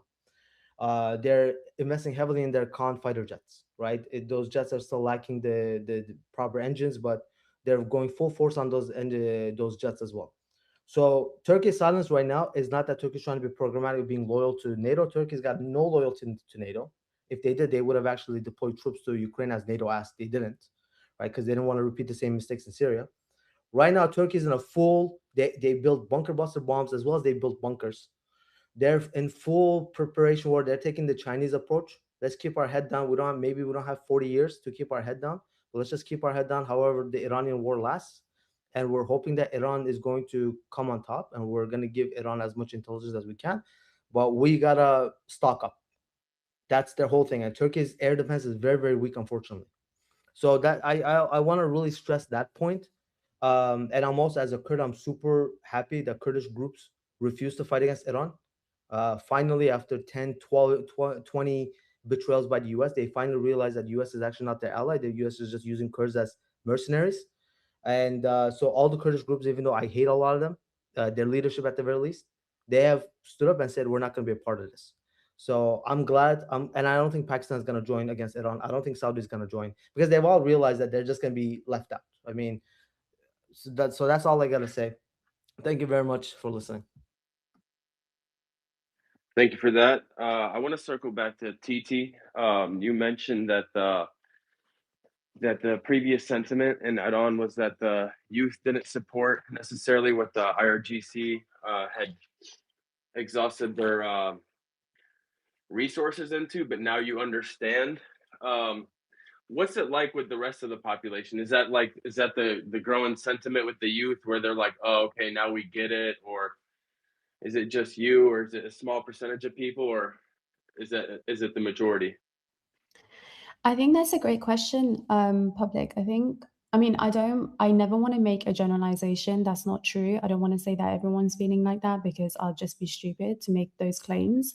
But what I can tell you, and it's really hard for us to speak to people in Iran right now, so it's quite hard to actually even find out how they're feeling. But when you look at the hierarchy of survival, right, when people know their country is at risk, their land is being assaulted, that our future is on the line, I think people's perspective changes quite quickly. So I know a lot of people, there are a huge community of people that feel the way that we do. And I think a lot of people recognize that the government that we're dealing with right now is not the same government that we've been fighting for a long time. And I think if you're a smart person, I think Mr. Wan just mentioned it, that, you're talking about a country where we had issues with our government before. if you're a smart person, you will recognize both things, and both truths can be held at once. So we recognize that the current government and our government, our country, is fighting against oppression and is fighting the enemy, and we stand behind them 100%. But we also understand that we've had problems prior to this point that needs to be sorted. I think the two thing is not a zero-sum game. Like, we don't need to necessarily say, well, because they oppressed us, now we have to get rid of them while our country is under assault. No, that's not the case at all. And I think the government themselves have realized, and I think you've seen in the past 5 years, I mean, every time I go to Iran, I'll go like once a year, sometimes every 6 months, you see huge change. The pace of change in Iran is unbelievable, as in the people, their mentalities, their mood, the way that the government approaches people. You actually see changes that, I mean, we're seeing history happen over, over like a few years that we would have thought it would have taken like 20 years. And that just goes to show that both sides are willing to change. I think that's the big deal here. I mean, the people have understood that the Islamic Republic, our government, is fighting oppression and is fighting it for a reason, that they're not just some lunatics that think, that America is our friend. Like, people really do understand that. But also the people understand, the government has understood that they need to be more progressive with their people and they need to listen to them. And although there is this great threat against Iran, you can't necessarily silence your people just to be able to fight that threat. And actually, you're stronger if your people stand behind you. And through this war, I think you're going to see, what you're going to see is that in the government, a lot of the hardliners have kind of either changed their stance or they've actually just been removed from their positions.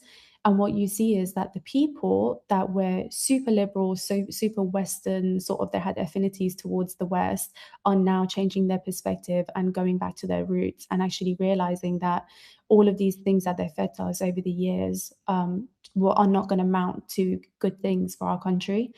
And also, just last thing on that point is that we've all been brought up in families that are either quite religious or quite cultural, quite traditional. Um, and that's how we've been brought up, despite how what we've chosen to do as adults or as teenagers. Those are the values that we've been sort of brought up with. And majority of Iranians will tell you that. And I can actually make that generalization because most of our parents are either religious or they're very, very rooted in their culture if they're not religious. So I think it's a lot easier for you as a person to go back to those roots because they're so embedded in your life. Even if you had a different belief, like someone like myself, using myself as an example, it was so easy for me to go back to that because although I was trying to find myself as a younger person, I recognize where my roots lie. I recognize what my country stands for and what our history stands for. And I think that is kind of the reason why people have so easily been able to sort of change their minds because it's not a new concept to them. And for example, tomorrow is the Persian New Year. For those that don't know, tomorrow is the spring equinox. It is the oldest and most accurate New Year in the world. We have traditions that really root us in our communities. These things mean something to us. I mean, the whole region actually celebrates the Persian New Year, Nowruz. So we have a lot of connection points. We have a lot of things to bond over. We're not divided over our culture. I think this just last few years, we did have a lot of sort of political movements that divided people, but I think a lot of that is going to change moving forward because we're more aligned on both ends. Titi, Nowruz Porozba. Sorry, what was that? I said Happy Nowruz because I know you're Oh, talking about Nowruz. of course, yeah, Nowruz Mubarak. Yeah, tomorrow is the Oh, Persian you New Year. guys say Nowruz Mubarak? We say Yeah, Nowruz that's what we Porozba. say. We say Nowruz Mubarak. Tomorrow is the Persian New Year. It's the spring equinox. It stands It's for also Eid, by the way. I mean, at It is least in also Eid in some places. Yeah, yeah. So it's just such a beautiful time, and I don't think people really understand what. I think I don't know. They do. I don't want to say that in a patronizing way. I think those that really understand what it means to have these cultural celebrations and roots and the pride that you sort of carry with you when these times come around. It doesn't matter what's happening in the world. If we can all get together and celebrate Nowruz tomorrow, I think that will really reinstate or reinforce people's courage to fight the system. And actually, when you see interviews that come out of Iran, I mean, it brings tears to my eyes every single time. You see younger people, older people, all saying, we're not going to stop, we're going to fight because this is about Iran's survival. This is about Iran's future, and we can't normalize this. We can't have countries attack Iran in the future. We want to have a stable future, and I think people recognize that there's hardship right now, but in the long run, this will be a huge win for Iran, and there's no doubt in that whatsoever. I definitely see the people behind their government. I've seen videos it may have been an ex post. Older women were donating their gold to the IRGC. Was that really a thing? Yeah,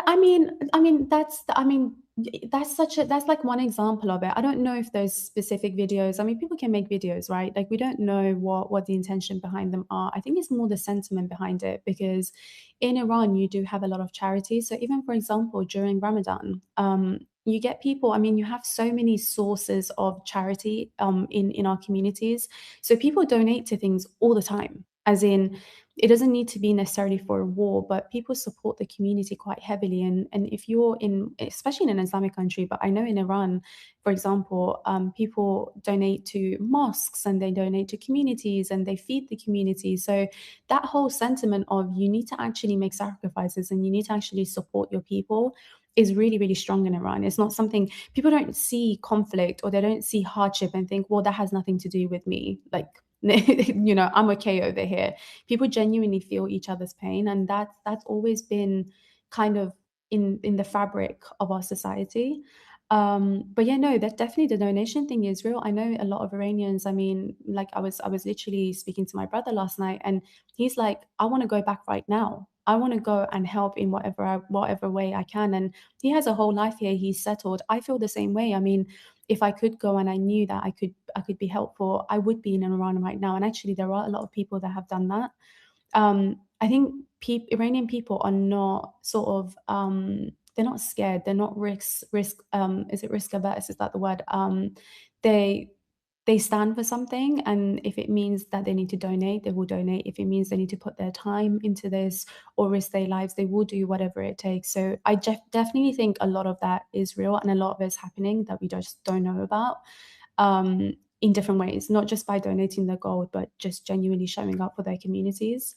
And you get that all across. You get that all across the country, not just like in a couple of videos that we see. But yeah, definitely, I think the community in Iran is showing up really strong, and I think everyone's just sort of we stand for Iran, right? Like we stand for our countries. I mean, all this political talk has got to somehow just be put to rest. And I think, funny enough, there's always some positives out of negatives, and out of this horrific war, I think what Iran's going to get is unity across this community.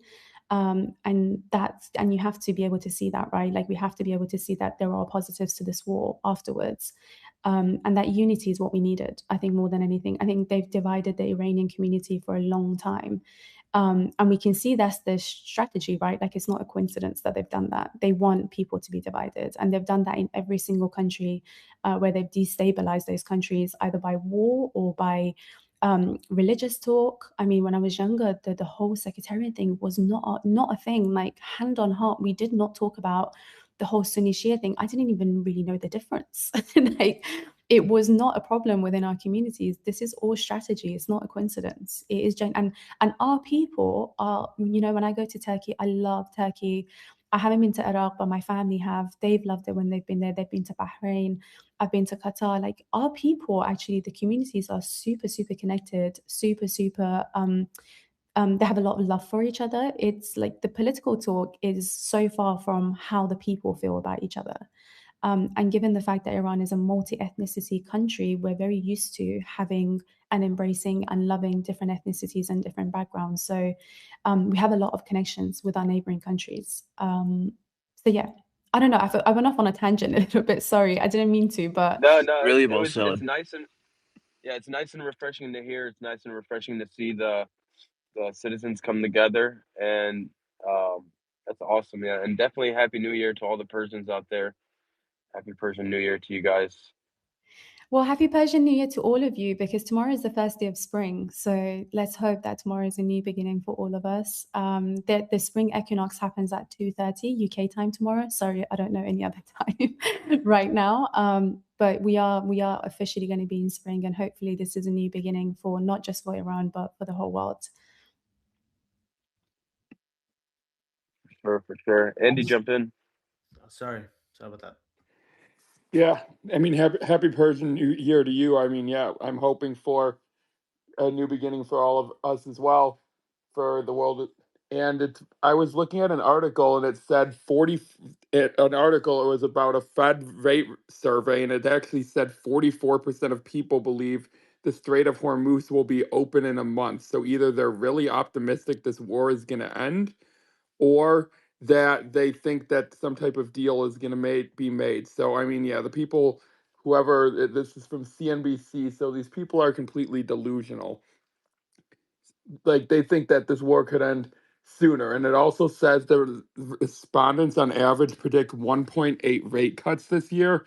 Yeah, I don't see that happening. In an environment of higher oil, I don't see them cutting interest rates, just because that would cause even more inflation. That just sounds like a complete and utter disaster. I was just reading this on my laptop because I was tracking the oil prices on there. And yeah, the 32 respondents, they said they expect oil prices to be an average of $88 a barrel 6 months from now. Yeah, I mean, the way this war is going, I bet it's going to be a lot higher than that. Where's oil at right now? Right now it's at, wait, is this Brent? Right now, Brent crude is about 110. I don't know if they're tracking regular or Brent for this, but regular oil is at 96 and Brent crude is about 110. Just regular crude's 96. Yeah, they're projecting in 6 months it to be down to 88, which would still be a lot higher than pre-war. So I don't know. I feel like this is going to be just really dragged out, because Iran, unless the U.S. and Israel give in to their demands, they're going to keep this going, and that strait's going to be shut. So I don't see oil prices getting back down. I mean, these people are delusional, because, again, these same economic experts are probably the same idiots that are advising Trump and Netanyahu on this war that are getting conducted in this survey. Just to, I'm really sorry to hog the mic a little bit, but Andy, just on your point around the Strait of Hormuz, I mean, I was listening to some idiot came on, don't know who it was, I was too tired to even read their name, and they were talking about, well, who's going to control the Strait of Hormuz after this? And to me, that is such an arrogant and cheeky question to ask, because what do you mean who's going to control the Strait of Hormuz? The Strait of Hormuz is within Iran's territory and within Oman's territory. And when you look at the coastline of Iran and I guess UAE to some extent as well, look at the coastline of Iran. So the amount of land that we cover, and just by international law, which I think is BS anyways. I mean, that I don't believe in international law, but let's just go by the standard that they accept. The Strait of Hormuz is literally squarely within Iran's territory. So what do you mean? I mean, when these people come back and say, who's going to control the Strait of Hormuz? It's just so shocking to me, because who do you think is going to control it? You mean the country, the country that it falls within their territories, and the country that is controlling it right now? And it's literally called the Strait of Hormuz, which is the name of the island that's just off the coast of Iran. And all those islands in that region, I mean, there are many. I was looking at the list. There's a huge list of islands in the Persian Gulf that I didn't even know about. I mean, I used to live in the south of Iran, so I know those areas really well. I was there for 2 years when I was quite young. And there are many islands in that region that are within Iran's territory. And the three islands, just for your audience's context, the three islands that the UAE and Iran have sort of had disputes over, which is Abu Musa, which actually got striked recently, and you've got the Greater Tom and then the Lesser Tom. I think that's what they call it in English. These have been within Iran's territory for I mean, if you look at the history, if you look at the culture, if you look at who has been sort of in control of these islands, which obviously is quite strategic, because it falls within the strait, so it gives that country the ability to be able to control and to claim their rights over that land or over the sea. It was actually Britain. Let's not forget the role that Britain plays in all of the disasters that have happened across the world. And I live in this country, so I can tell you for a fact that we've been involved in a lot of things. It was actually Britain that kind of tried to embolden UAE to basically have claims over those islands, which has no basis, has no grounds, and they've had this dispute over those islands since basically the UAE was created. I mean, the UAE is a man-made country, anyways. Don't know what they're sort of claiming over, and through this war, I think they've had these claims, and Iran has never really taken it that seriously anyways, because who's UAE to come and tell us that they own our land? But again, it shows through this war and after this war that these disputes are just nonsense and they're based on nothing. And it's actually Britain that was the sort of instigator that came and sort of made these claims that the UAE should control these islands. This is all about control, right? Like everything is about control and influence, because we know even if they wanted to, let's just say, invade the Khark Island, like how long, let's just hypothetically say they're going to be able to invade it for a month. How long are you going to be able to hold on to these islands? This is land that belongs to a country. Like the arrogance of, oh, we're going to come and invade, who's going to control the strait? Oh, who does this belong to? How have they put themselves in a position to even ask these questions is beyond me, essentially. Sorry, losing my voice, so I'm going to go on mute now. Yeah, I saw these ridiculous memes of people calling it the Strait of America, and it's like, are you kidding me? Like, yeah, sure, the Gulf of America, sure, that's kind of funny. Like, yeah, that's right on our borders, but trying to claim some strait that's been Iran's territorial waters for 6,000 years is completely and utterly ludicrous. Like, and acting like America is just going to go over there and conquer Iran, it's completely ludicrous. I mean, come on. Like, yes, I thought the the Gulf of America, I thought that was funny. Like, yeah, we're not conquering Mexico.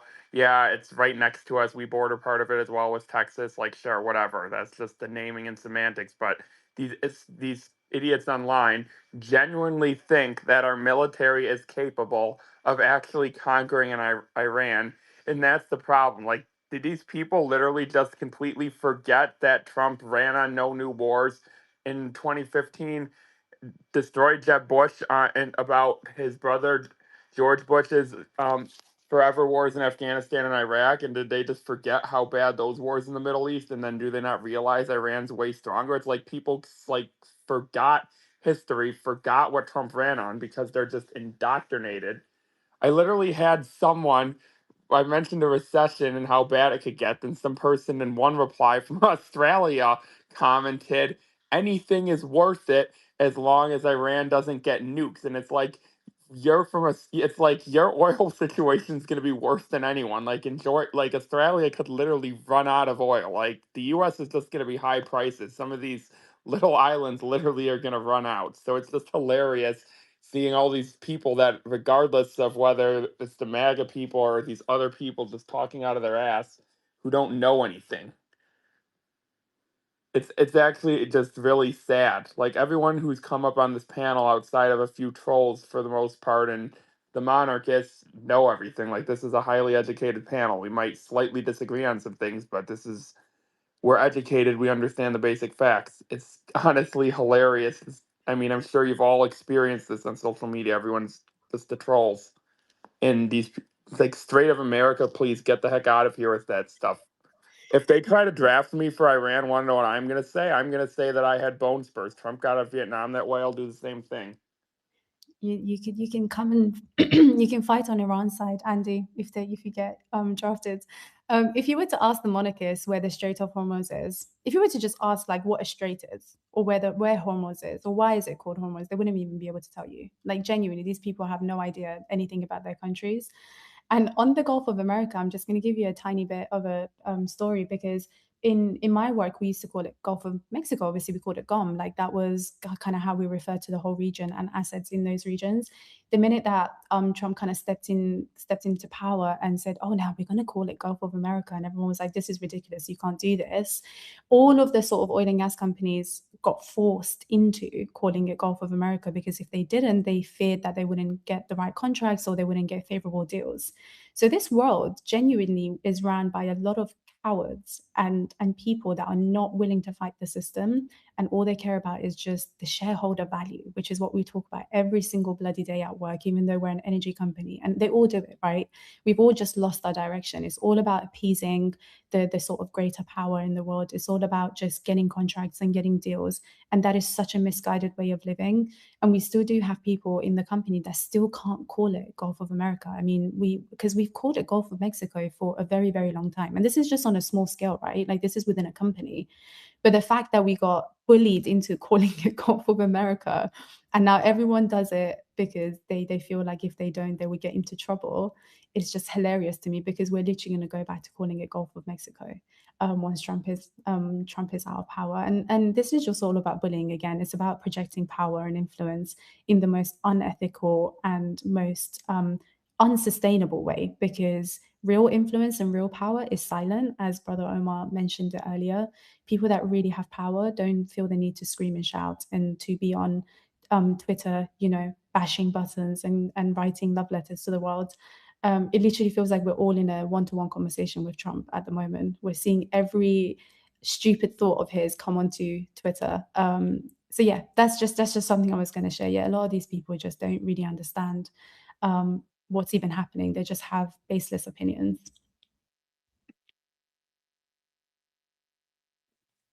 Right. I don't know if they read this or not, but there was a breaking news reports of some Saudi Aramco refineries on fire. I can't remember if police read that or not. And then I guess that's it. So we brought some people up. Let's go to some of them. We got bird flu.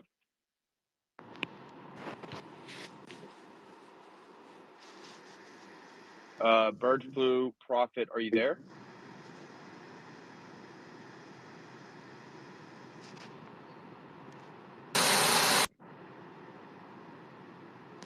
All right, bird flu Prophet, you unmuted. Okay, yeah, bring you down, and you could re-request. We'll bring you back up.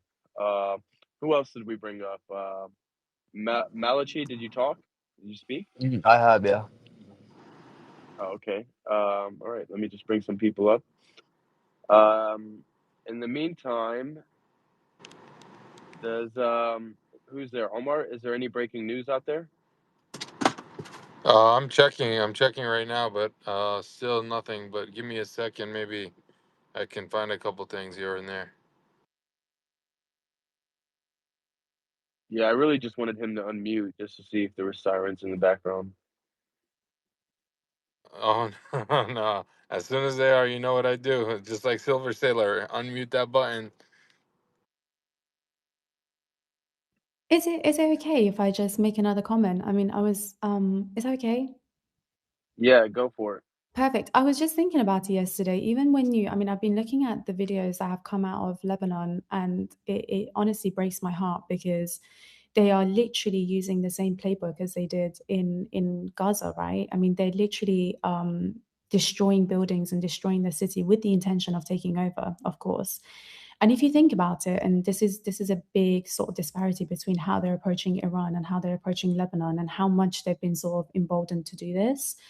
In Iran, when they, for example, killed Larijani, they actually killed like 100 other people with him, because he was at his daughter's house apparently, and then when the building got hit, everyone that lived in that building obviously died alongside Larijani and his family, which is so sad. May they rest in peace.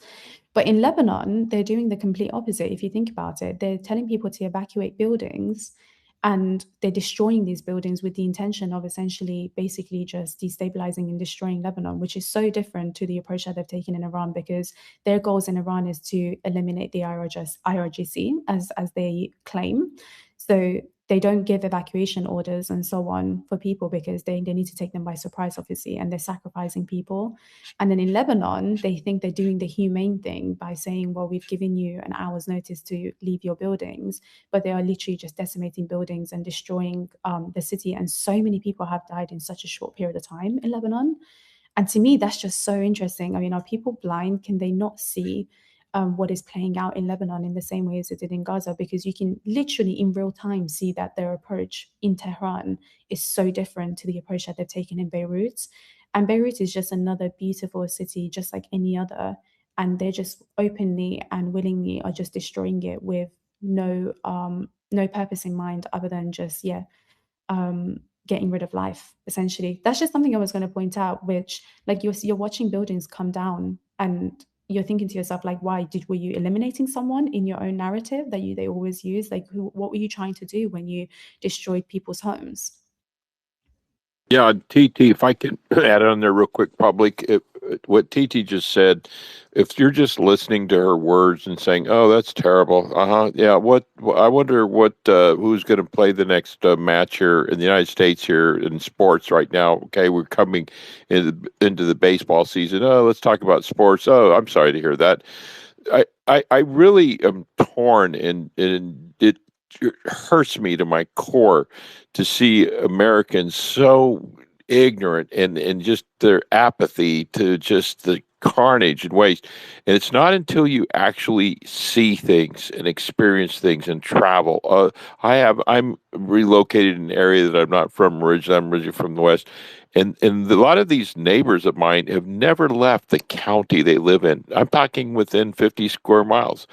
And they talk about these things, but everyone that's traveled, who's read, who has studied, sees things and knows things. And I'll land it here. When I was in Beirut, Lebanon in 1982, you just heard TT's words. I saw what she spoke of. I smelled the horrific smells that you can't describe and the suffering that the evil empire, the IDF, and this evil regime, the Zionist National Israel, brought on the carnage and suffering. And here's what's worse: in God's name, will not be mocked. And right now, Israel is in derision. And I've said this 1,000 times, and I'll say it until the host says stop talking. I will say it.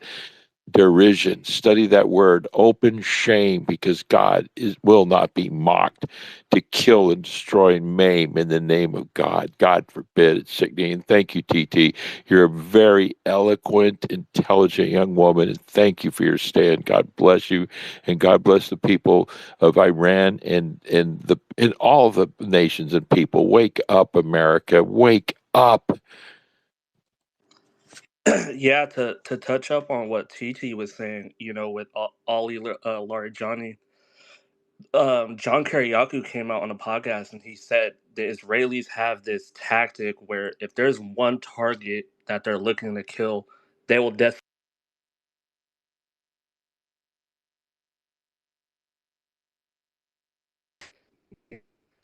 when it Whoops. comes to regards of You're wait, cutting out. You're sorry, Andrew. cutting out. Yeah, Oh, am I cutting out you're bad? cutting out freedom. Yeah, Is it how bad is it? We just missed it's good now. Try to go for it. Yeah, we I missed was what you said. saying. We missed what you said, Freedom. If you don't mind starting again, sorry, we've missed the start of what you said. Apologies. Yeah, I was adding to because you asked a question like, because you said when they kill Ali Larijani, um,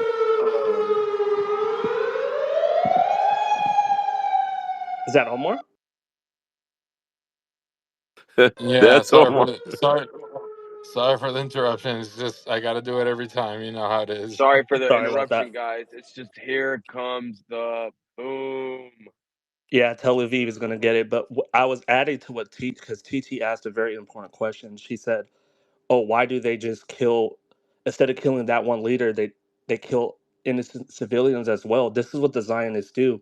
And John Kerry came on a podcast and he confirmed it and said the Israelis have this thing where if there's one target that they want to target and kill, they will decimate a whole block, even if included 2,000 innocent lives. Imagine their sickening way of thinking. This is what we're up against. You know, they don't care for humanity, they don't care for anyone else but themselves. And that's just one thing that I wanted to iterate and add on to what you were saying.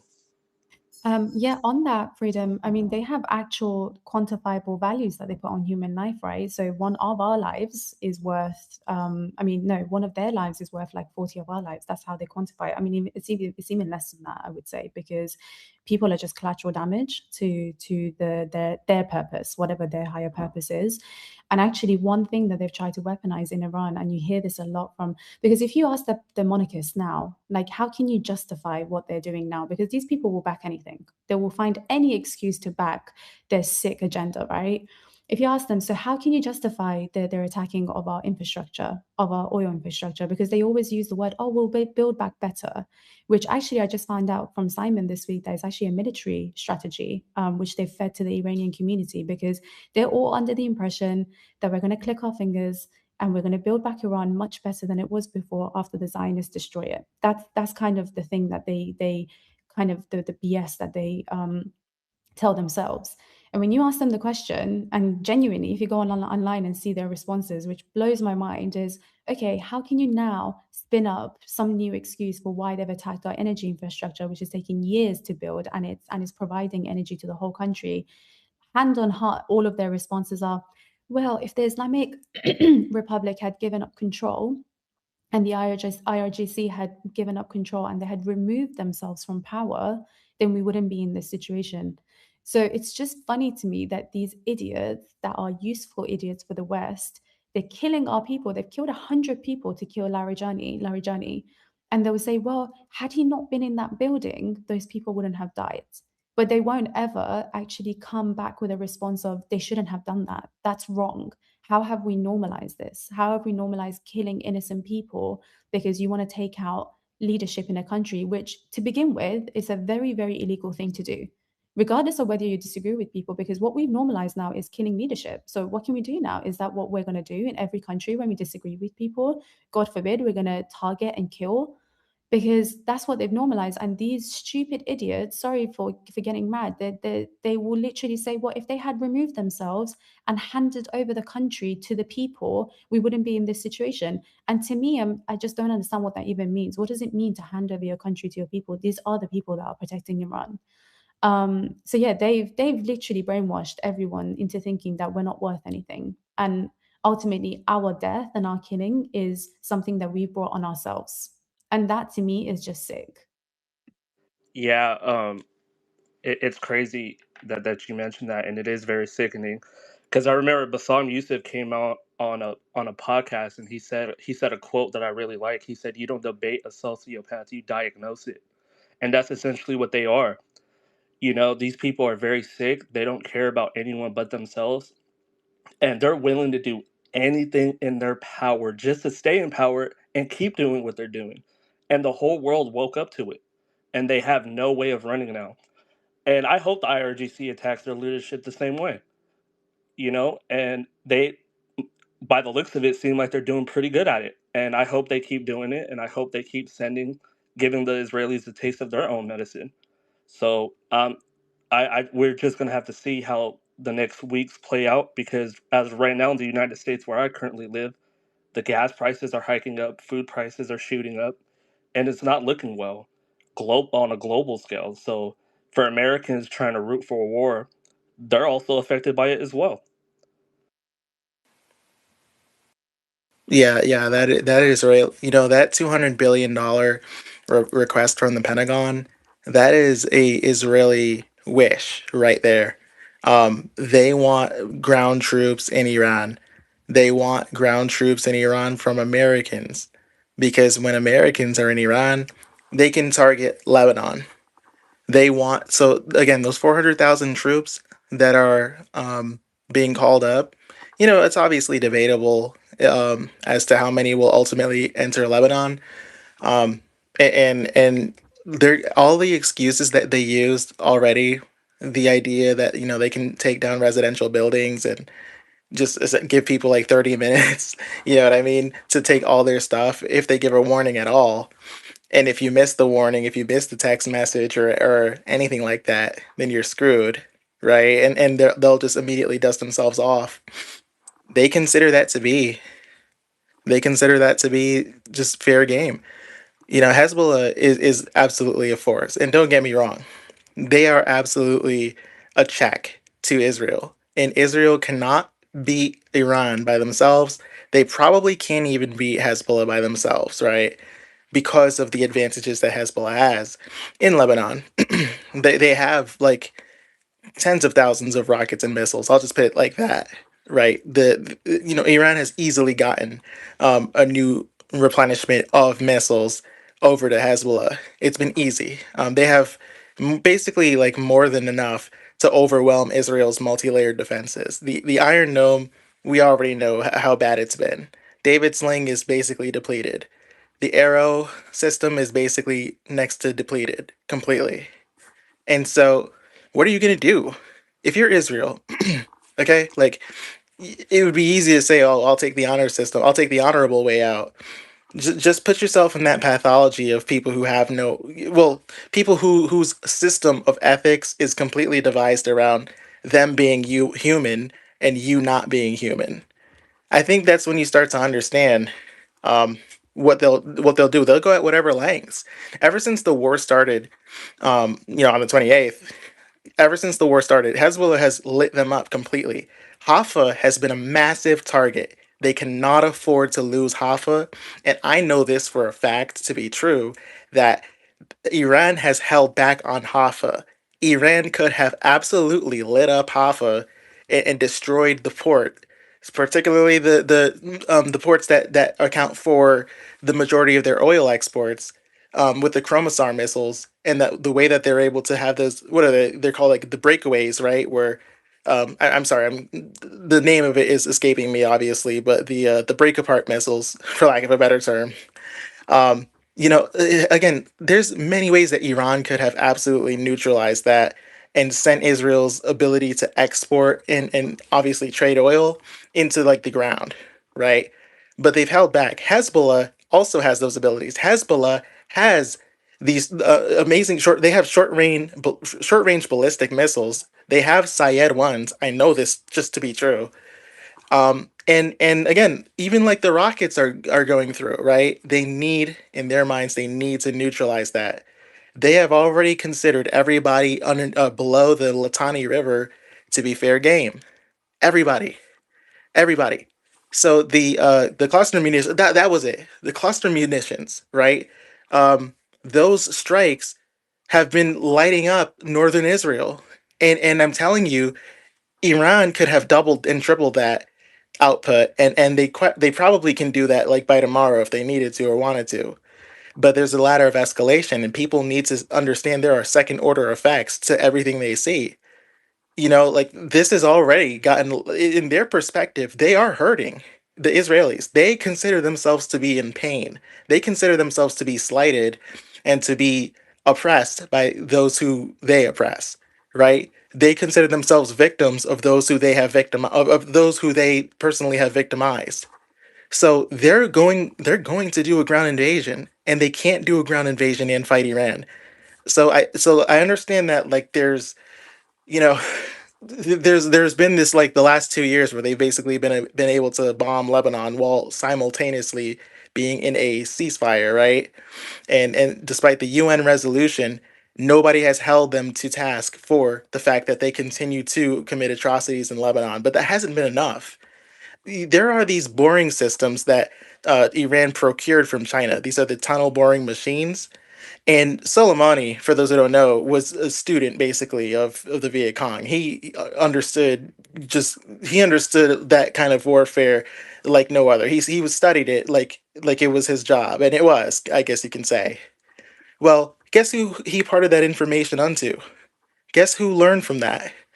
Iran has absolutely imparted that, and not just in their underground missiles and tunnels and interconnected systems, but beneath, quite frankly, with Hezbollah. Hezbollah has been, and I'm not saying, again, I'm not saying that Hezbollah has the Chinese tunnel boring missions or machines, right? I'm not saying that, but I'm not saying it either. Okay, They have, I think it's been estimated even like they have about like 10 to 20 times the width and the vastness of the interconnected underground tunnel system that the Viet Cong had at their very peak. And they're able to, from the northern area of Lebanon and from Syria as well, they're able to get more supplies and continue to be supplied, not just with solid fuel missiles, but liquid fuel missiles as well. They're able to anything they need, they can continue. And what is Israel going to do? How are they going to counter that? The airstrikes are not going to work for the same reason why they don't work in Iran. People have to understand that. So from Israel's perspective, they have given themselves the excuse already to unleash hell. And they are going to every monstrous scene that we saw in Gaza was justified in their minds by their inability to otherwise, I guess, wage a humane and civil on the ground invasion, right? They considered anybody fair game. In this case, it's going to be again, and that's what I've am concerned about is I don't know what the plan is other than um just obviously I don't know what the plan is other than to I don't know, root for the resistance, right? That's all you can do because in go ahead. Inevitable, Yes. brother. Sorry, but here we're gonna go. Uh-oh. Boom, boom, Tel Aviv. Where's Sully? Yeah, I've seen reports of explosions in Jerusalem, but just still waiting for things to come out. For those Go new, ahead, brother. Sorry to interrupt you. for, for those listeners that don't know who that guy is, that Omar down there, he's in Jordan. When we hear those sirens, that's incoming from Iran into Israel. All right, so that's what he's doing. Maybe we have new listeners like, what is that guy doing? Thank you, brother Omar. Keep fighting the good fight, brother. And just real fast, Vietnam. I lived there for almost 7 years. My wife is Vietnamese. I can't begin if I had 2 hours on the podium to try to teach what Inevitable just said in that short phrase. I was at Cu Chi, north of Saigon, Ho Chi Minh City. That is an underground complex built by Vietnamese with their hands and small shovels without the technology that Hezbollah has and that Inevitable was talking about provided to them by China. And never underestimate China. Oh, trust me. And what they did, they built down into, I'm talking 100 feet deep. They had complex hospitals, kitchens, living areas. And when the United States Marines landed there, before our Marines went in there, we bombed and bombed and bombed and bombed. When you go there, I would love for people to go there and walk among there. You're in these massive craters, and I'm like, what the hell? They're deep. You imagine going into a deep hole. That's a bomb, people. And they said, "Yep, we blew them into oblivion, man. We got those gooks. Go ahead and get them the power." So the Marines went in there and was like, "Yeah." And then 1, 2, 3, 4, 10, 15, 20, 120, 180. We're cut down like grass, cut down like grass. America, stop the insanity. And I've lived, and I had VC, North Vietnamese officer. I was a commissioned officer. I'm a retired naval commissioned officer. And they knew who I was. Oh, they knew. And they would come up to me and say, "Why the hell what were you guys thinking?" I said, "We were dog walked into a meat grinder by psychopaths. That's why. I'm sorry. I'm sorry." "No, man, you're cool, dude. If you were there, when you fought." I says, "No, I was in the Sixth Fleet with the young on the other side of the world." But I said, "If I was here on the boots on the ground, yeah, I'd have killed you every way I could have." He goes, "Yeah, we'd have killed you too. Love you, bro. You how about a beer?" But my point I'm trying to make here is stop it, people. Stop it. I love you all so much. Thank you. And Inevitable, thank you, young man. Your knowledge is astounding. I'm like, whoo. Likewise, sir. No, I just mainly what you said. I'm glad you provided that context for the fact that look, the Vietnam and the systems that they built again done by hand. Well, Iran has a 25-year deal with China. When China provides obviously systems like TBMs, being like, okay, tunnel boring machines, just for the terminology. Um, you know, China's not like monitoring and babysitting what Iran does with them. Okay. But over the last 2 years, there's been this like lack of vigilance as far as Hezbollah, and Iran has been able to provide Hezbollah what it needs as an ally. And the system, the tunnel systems, look, the TBMs that Iran has, or rather that Hezbollah has, if they are able to apply them, they can expand their network by 1,000 meters in a month. You can, and I'm talking about just digging over 1,000 meters in a single month. You can have an interregional network essentially. You can stretch hundreds of kilometers faster than like any sort of manual or traditional blasting methods whatsoever. So Iranians have already said, like the IRGC has already said, look, we're gonna have additional fronts that are open. Hezbollah's already delivered. The Houthis are waiting in the wings. Israel considers Hezbollah to be the critical because that's a fire directly to their north. They cannot contend with Iran and Hezbollah at the same time. They can't. They don't have it. They don't have it. They're already stretched so thin. Their defenses are falling apart as it is. There's a reason why they called for a ceasefire. Why Trump called for a ceasefire on Israel's behalf last year during the 12-day war. And look, they're going to displace a lot of people. I think already what close to 1 million people have been displaced so far in Lebanon. Right, a lot of Lebanese people have been displaced. They're like that's going to be the tip of the iceberg in Israel's mind. It's gonna like they're gonna go full in. They're gonna go full scale. They're gonna try to precision target as much as Israel is known to, which is not very precise at all, and they're known for collateral, as it's already been said. But look, Hezbollah has been able to replace themselves just fine. Like Nasrallah has successors, and their successors are going to have successors. Okay, like that's the decapitation tactics that Israel leans on is not going to change anything the same way it didn't change anything after 2006. Israel thinks that they can finish the job. They're just going to go for continual look, they're going to try to seize territory. I don't think they see a future with Lebanon in it. I think that's really what I'm building at the end of the day. Because as long as there is a future with Lebanon in it in their mind, right? Look, they've tried to have the puppet candidate. They had a puppet in 2024. They had the UN resolution. They had the Lebanese army, the Lebanese Defense Force, basically do their bidding, and it didn't change anything. They're as vulnerable ever as ever. And goodness, if Iran feels the need to provide Hezbollah with even more effective ballistic missiles, what are they going to do about Haifa? How are they going to defend it? They can't. They won't be able to replace their defense system in a year from now.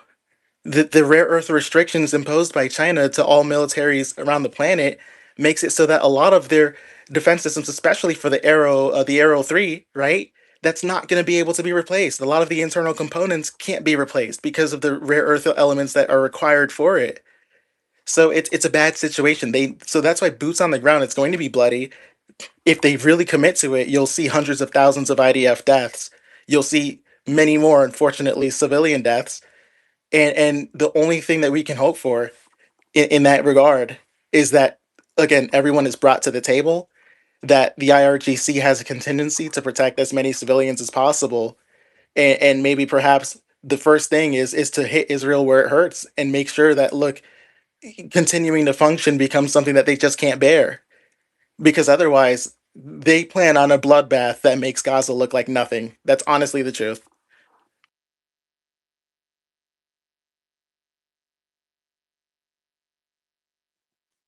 Inevitable. What do you say to those who, like Mako, would argue that the U.S., may be exaggerating their stockpile or supply, and/or that the rare earth minerals don't really matter and that they're still accessible? No, that's a good question. So the thing with the rare earths is they have to replace what they've already used, and they've expended quite a bit, right? So like the 200 billion I think they want to spend for their defense budget, there's always the question, oh, well, what is that going to do to replenish the US's munitions or anything that their defense systems, for example, right? It's not going to do anything at all. The shortages have already become acute in the first place. There's a US military inventory supply gap, right? That's like they're THAADs, so the THAAD interceptors, the Patriot defense systems, the SM-3s, the Arrow 1, 1, 2, 3s. I guess they like have three of those, three versions of the Arrow defense system, and their stocks and the units as well. They're depleted. They're gone. America's THAAD inventory, I think half of it is gone. The consumption has been like killing them. They're already at critically low levels. The even like anything when it comes to precision weapons, their weapons are basically like completely like neutralized. Their defense systems are neutralized for the most part. Obviously the US has they haven't spent everything, and there's other ways around it, but there's the short-term aspect of how much they've expend or how much they've spent in the first place, and then there's the long-term aspect, which is how are they going to replace it? They don't have that, and that's what and I understand Mankos, he has his own viewpoints, but like again, they have to ask themselves, how are they going to replace the rare earths that they've already spent?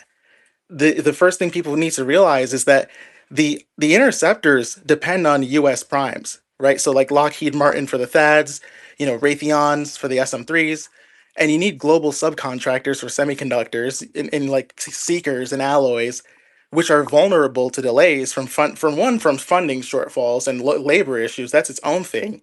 Now you factor in, the labor force that's like not there with the replacement for, okay, pre before this year, the stocks were already low from prior conflicts. The stocks were already low from Gaza, from the war in Ukraine. The US military has been expent and burned out for quite a while as it was. It was already a bad situation as it was.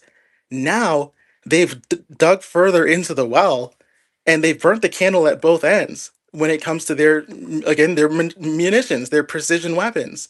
That's what I think people aren't understanding.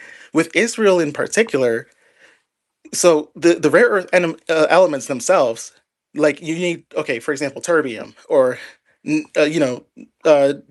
neodymium, for example, right? Or there's a few others that I'm thinking of, but there are specific ones. I know terbium's one of them that are needed for like the high tech components in interceptors, because the high tech components are essential, like permanent magnets, right? Or guidance systems or like seekers. You know what I mean? Things like that. Like the precision targeting, especially for countermeasures like hypersonic countermeasures in the Arrow 3, specifically rely on elements that are being restricted by the Chinese rare earth restrictions. What are you going to do short term? Okay, short term, you're not going to have access to it because it's restricted. Like you literally can't get it outside of from China. Secondly, what are you going to do long term? Well, China controls like 60 to 80% of the rare earth element mining in the first place, and the processing and refining of it is about like 90 to 99% controlled by China, right? So the choke point of high purity materials that are needed in defense tech is like completely dominated by China. So there's not like again, the policy. Here's the thing. Here's the problem. China did this and obviously subsidizes production, right? And there's overcapacity and low prices that can, undercut competitors. They can like, and not China, right? But you can try to compete with China and produce more, but it takes years. China's produced like I think like half a million metric tons of rare earth elements. So that's roughly like 70% of the world output. That was last year. Last year, China produced 70% of the global output for rare earth elements. The exports are apparently up like roughly, yeah, they're up a lot in 2026 anyways, besides other than, despite the controls that exist, because the controls that exist are specifically for military components, for military contractors. Next, the gallium and germanium, right? Those specific exports, those those permanent magnets, right, require export licenses. And what people need to understand is these export licenses are end user declarations. So you're like, it's not a matter of just China selling you these elements, right? It's a matter of when you're sold these elements, it's thoroughly vetted as to where these will go, how these will be delivered, and China is on every step of the process from A to B, or from A to Z, I should say. So that's been prohibited in foreign military projects.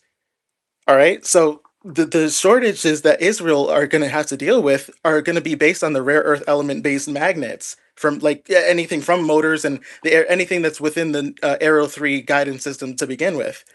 So they don't have protection. Raytheon and Lockheed, they source the vast majority of their magnets from China, like around 90%. Someone could correct me, but I think it's 90%, specifically US defense contractors.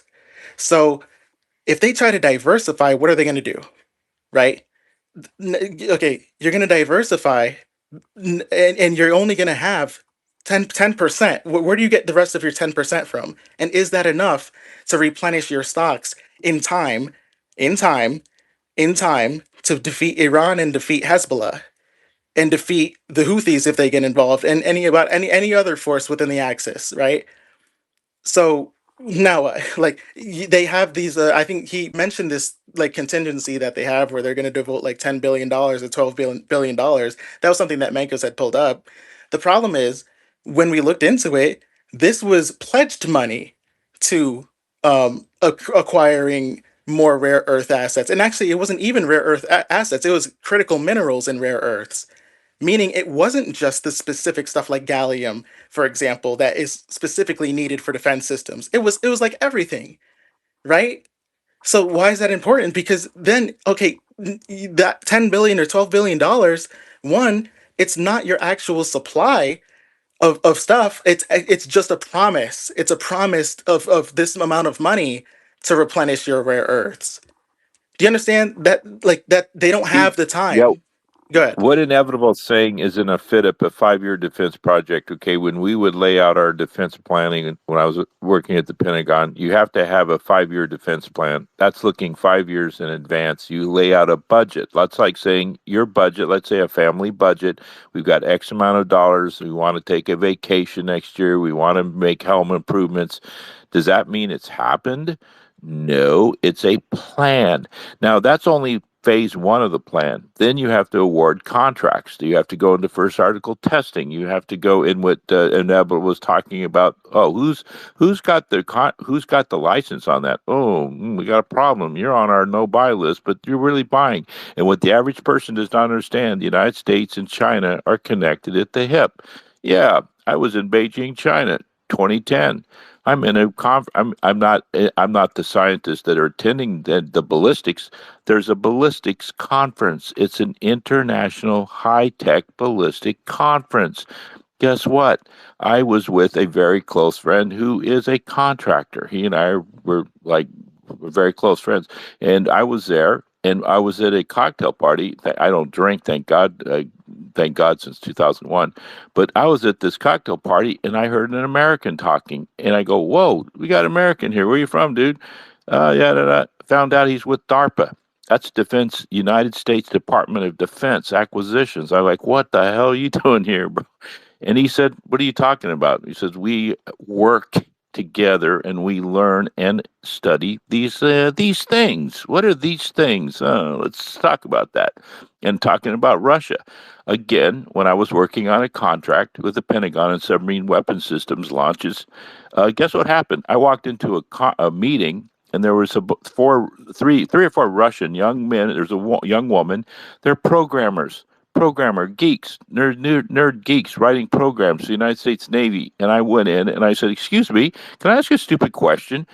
And I had position there because of who it was and everything. I said, "Who are these? Why do we have quote Russians doing code for the Navy?" Don't ask questions there, Mr. Sheets. Why don't you come over here and have a cup of coffee? Well, what?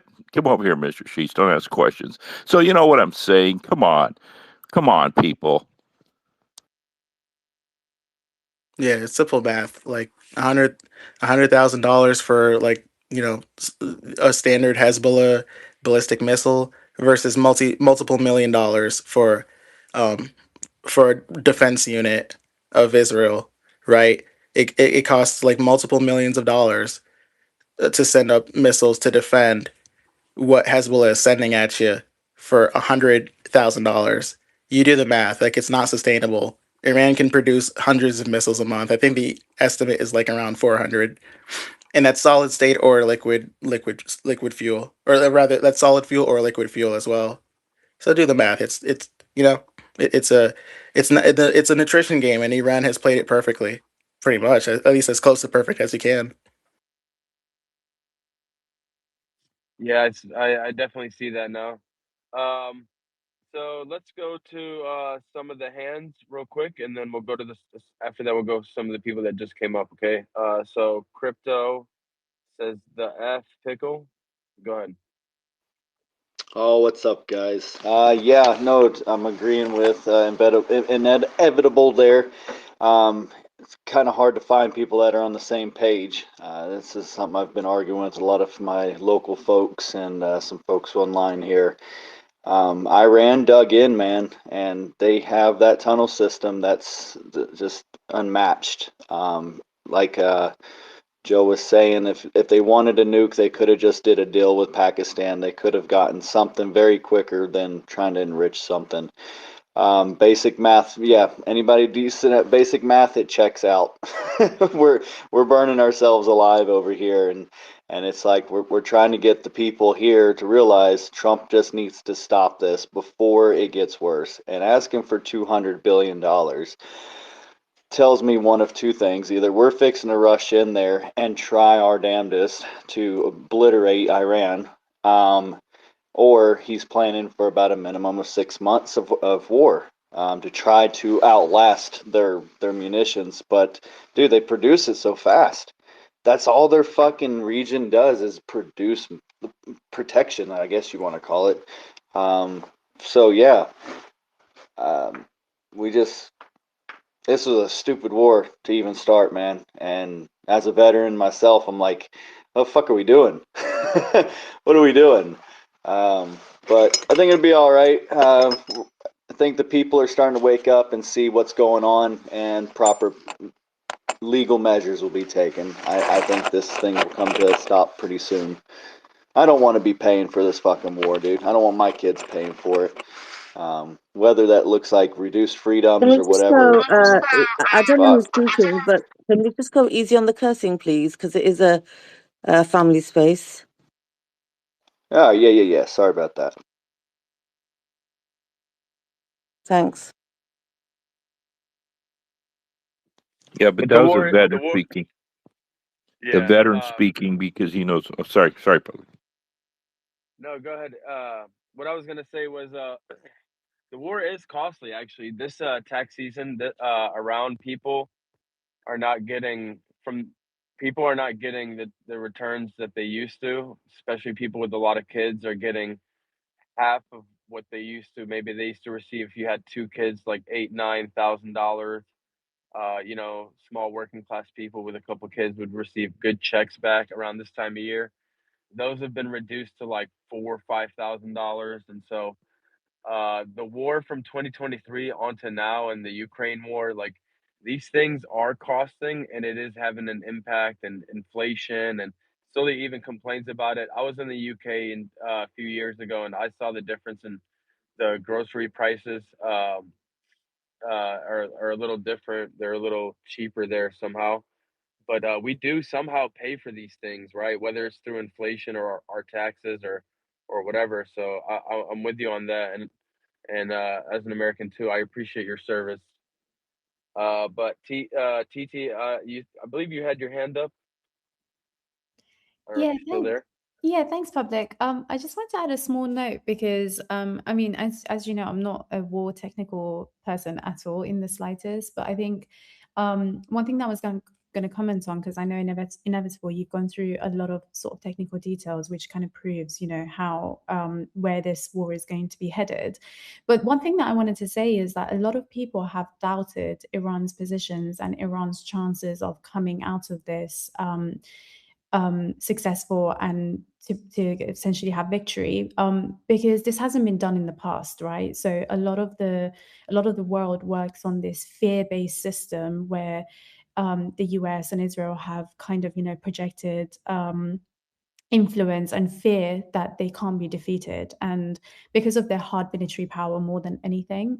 And when you look in history, I think a lot of people that have thrown shade or doubt at this war and Iran's positioning has purely just been because they've looked at history and they're like, well, it's never been done before, they've been defeated in this way, or like just looking at patterns in history. But actually, I think there is always a first time for something. And I think the approach that Iran has taken, and this is not me talking based on, analyzing the strategy, but in general, when you look at the broader picture of all of the different facets, as in the influence, the military, the stances that they've taken, the influence that they've got across the region, the way that they've educated people on this cause, the fact that they've got the general public on their side.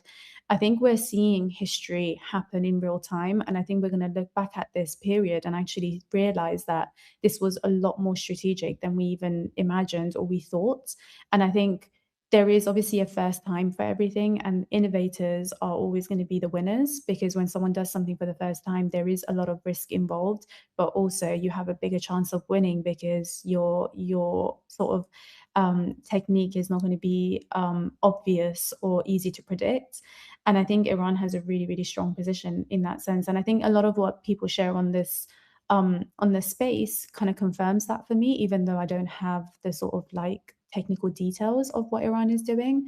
But I can see, just as an observer and as someone that is watching this unfold, I can see that Iran is actively changing the dynamics in the world and proving that this is possible. And moving forward, I think a lot of countries silently are being emboldened right now to stand up against oppression. And this whole, this illusion that that America is going to always be on top, and this is not about the American people, I mean more the system or the entity that exists, that is always going to be on top, and we're always going to have to bend to their and conform to their needs and their requests and be bullied, because we've always known that these are the wrong ways of approaching things. This is the wrong way to have relations with other countries. We've always known at the root of it that it's very rotten. But for the first time, we're seeing a country or the resistance actually approaching this with something that's effective. And I think this is going to be a huge point in history, and people are going to look back and study all the different aspects of this, not just the military, but all the things that have led to this point where Iran is confidently fighting against oppression. And people love influence and love people. People love power. Like, we're human beings, we get influenced by power. And I think more and more people are going to be converted to the right side just purely because Iran is showing really good resistance, really strong resistance, and a lot of power at the moment. And I think that's a really, really positive thing for the resistant movement.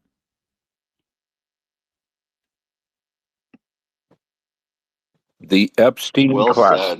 said. Amen. The Epstein class versus the resistance of morality. Uh, that says it right there. Well said, Andrew. And can I just say, Andrew, one of my favorite moments recently was I was taking a nap and I woke up to you telling Mango, shut up. Like, I literally woke up to your voice, and there's never been more joy in my soul, because when he comes on and talks, I literally just want to break my laptop.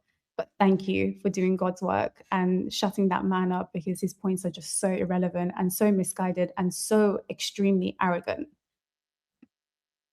I second that one. Thank you, for real, Andrew.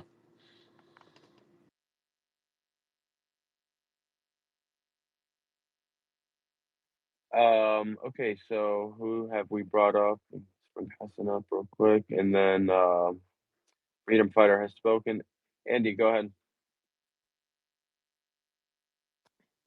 Yeah, I mean, yeah, the way Iran's been fighting this, it's been just an absolute, pretty much perfect military masterclass. Their military budget heading into this war, I looked it up. The years leading into it was $10 billion, and I believe 2024, 2025, they upped it to $20 billion, and we're spending $1 trillion on a bunch of waste and fraud. And they're making missiles, drones. There's no fraud and waste, so their stuff is costing exactly the cost of the materials without 100 middlemen, and they don't have the members of councils and politicians and shareholders getting their cuts. Like, they don't have a whole military industrial complex that has to get their cuts, so the weapons are actually costing what they should cost. Like these Reaper drones that the U.S. has had get shot down in Iran are costing 30 to 60 million. Obviously, they're more advanced than the Shaheed, but there's in no universe where a drone should be costing 30 to 60 million dollars. And then these Hermes drones that Israel has getting shot down are 5 to 30 million. So it's just completely embarrassing for our country. We're Andy, humiliating. I've come to the conclusion that somehow it's all a finesse. The people that win these contracts to sell to the U.S. government, it's all a finesse. It's them and their friends. They tax the government, and I'm quite frankly kind of tired of it because I'm not like cheap, but I do like counting my monies. Like I like to know where every dollar goes, and sometimes I just want to go work for the government just cut unnecessary spending. Like I hate how we spend left and right and unnecessary things, and we're so wasteful. And then, in order for us to spend like that, we have to just take away from public infrastructure and public like resources and stuff, and it's just so frustrating. And mind you, those 358 missiles, Andy, that are being used to shot down the Reaper drones. The Reaper drones are like, again, how much did you say? They're like 30 to $50 million. I think the top U.S. either or maybe not the Reapers or the MQ-9 whatever, it's the MQ-9 Reaper. The top U.S. drones are 30 to 60, whatever they're called. Yeah, so the 358 loitering missiles are like 50K. So just do the math, right?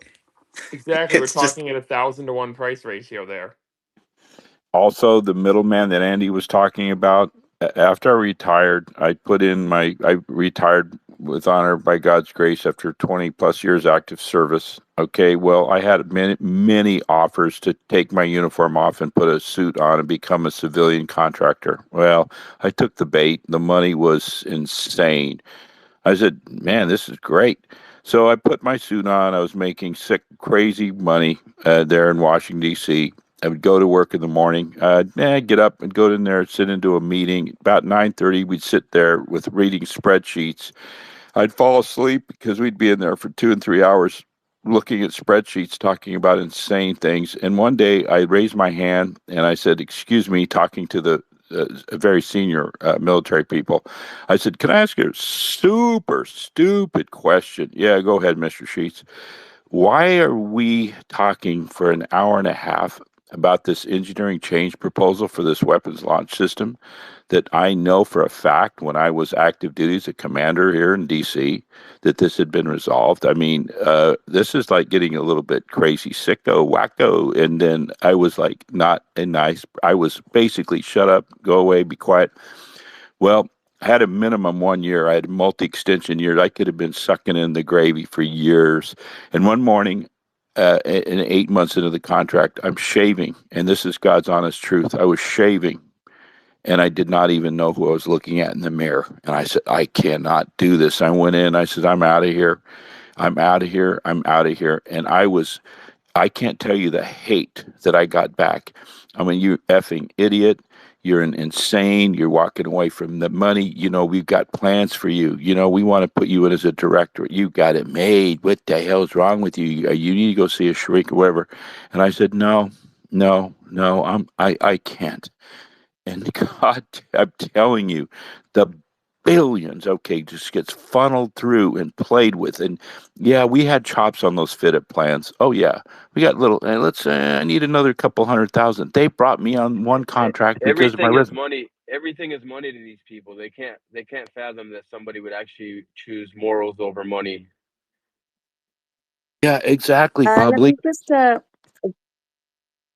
yeah, sorry, Brother Public, let me just jump in with the breaking news and then I'll pass it right back to you. So Iran has asked the United Nations for compensation from the UAE, accusing it of helping US attacks by allowing its territory to be used. In a letter, Iran's UN envoy said the UAE committed an internationally wrongful act and should pay materials and moral damages. Reuters are reporting that Trump is now considering to send troops to fight Iran.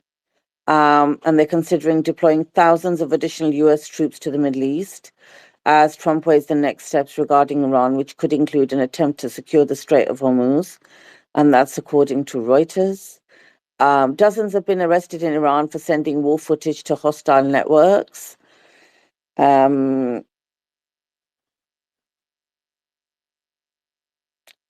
What else is there? Oman's foreign minister, Badr Abdul Saidi, warns that America has lost control of its own foreign policy. And he says Washington's allies should help extricate it from this unwanted entanglement. I do like Oman, gotta say. Okay.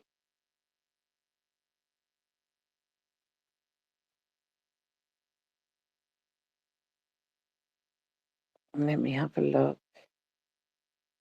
There's a bit more news. There's the Iranian Football Federation chief says the country will boycott the US, but not the World Cup. Good move. They're going to boycott the United States, but they're not going to boycott the World Cup. Also, this is interesting. Iran is considering collecting tolls from ships that pass through the Strait of Hormuz. It'd be awesome if they did that. Put the price really high. They're considering collecting tolls from ships that pass through the Strait of Hormuz. And Iran is at the UN, I believe, to protest over US strikes from Persian Gulf state. Gas prices are rising sharply in Europe. I'm looking at the graph here, and that is a massive, massive jump in Europe, across Europe. Yeah, I saw European natural It's going to gas be bad. prices went up 26% today or something crazy. It's crazy. I'm looking at it, Andy, and it is bad. And it just looks like a straight line going from the top to the bottom. Like it just goes straight up. There's no stopping it. There's no stopping it now. So yeah, I pass it back to you guys. Back to you, Brother Public. Thank you. Just on that toll that you mentioned, Beatrix, it's been estimated that Iran will make $75 billion from that per year if they were to implement a system to collect tolls, which I stand behind completely, as they should. It's their territory. Yeah, I agree with that as well. I think they need to hit. I mean, they're already applying economic pressure, and now they need to make money off it. And I agree, they need to do that immediately No, because I don't think they should do the toll yet. They should not let anything through because people will pay the toll. They need to They need to. The toll is something they should implement after they win the war. They should do the toll after they win. 100%, Andy. I think right now it's more about that dominance and the influence in the region. But I think in the future they will be in a position to charge and to have the toll. And I think this is testament to Iran's strategy, right? I think I've watched Iran grow up almost in the sort of international space, because if this was 10, 15 years ago, because we've always thought the international sort of law, international system is a facade anyways, it's a joke. They've never really partaken in the games or in the conversations or in the language that they use. But actually, I think that was a mistake on their part, because they always villainized Iran, because they would just come and speak truths, right? Like they would come and say the truth, but it wouldn't land well and people wouldn't accept it well. But what I've seen is a huge shift in how they communicate, and words hold a lot of power, as we know. In the past 10 years, I would say, especially in the past 5 years, they've started using language that people recognize. They started using the system against them. They've started using their own sort of vulnerabilities in the system, because if you're saying this is international law, that's fine. We'll use it and we'll charge you to go through our territory. Why not? Whereas this is not something they would have considered maybe 10, 15 years ago, because partly they weren't even in a position to. But now that they are, I think they're using language and their influence exactly as they should be doing. And they've learned a lot. And that's why you're seeing the sort of leaders in Iran become so popular overnight, which is so funny to me, because I feel like people are just starting to show the respect that I never ever thought they would individually receive. So they've really learned to play the game, and I respect them for that. They've grown up. yeah, and So, TT, how much did you say they can make? Just 1 second, I'll pass the mic to you, Andy. I think it was you. How much did you say they can make if they were to do this tolls?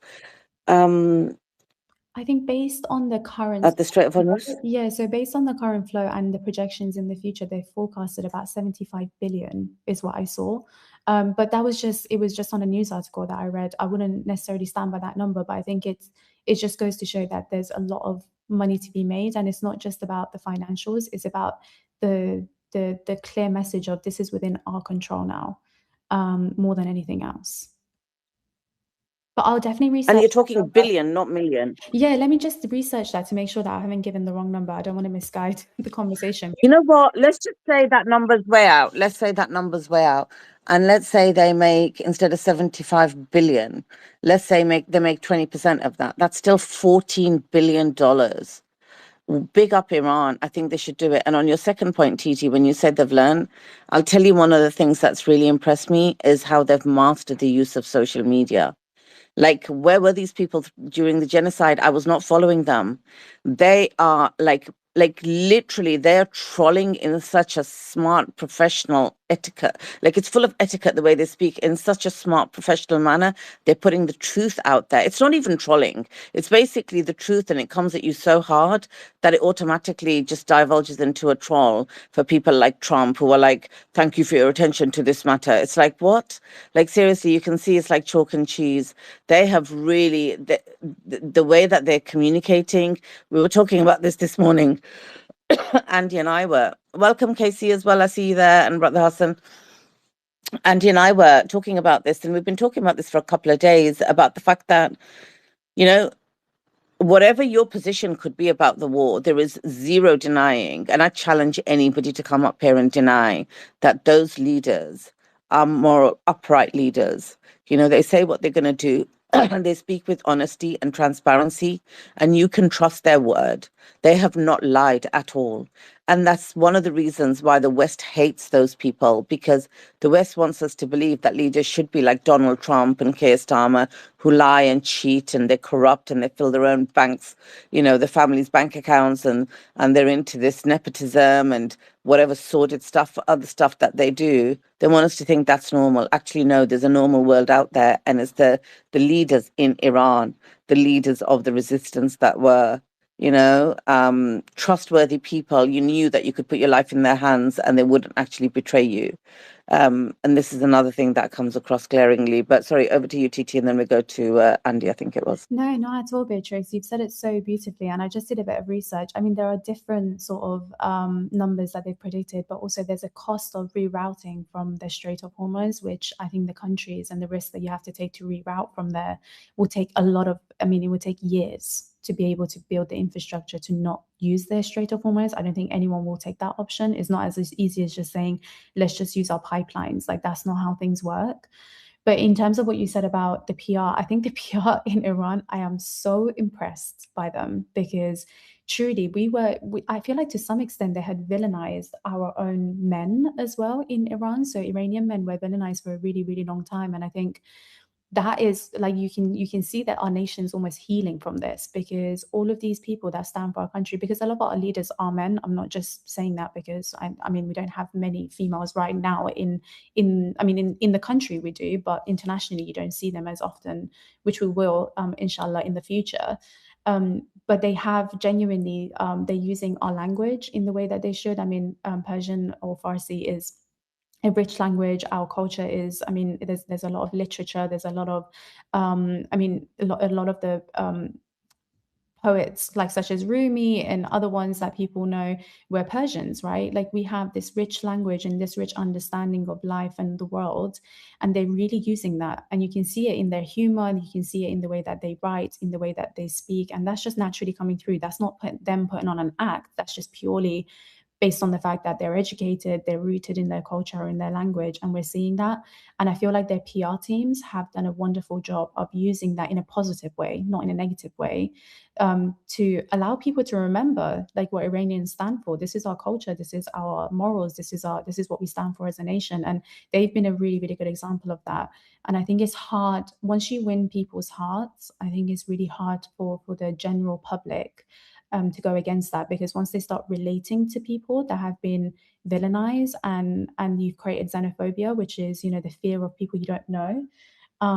Now you can't do that anymore, because the Iranian people have probably become by accident quite popular, their leadership at least, and Iran has probably become a place that people want to go and visit now. So it's a lot it's a lot harder to tell people to stay away from that horrible, evil land. People are like, actually, we've been missing out on this for years. This is a nation that holds a lot of history.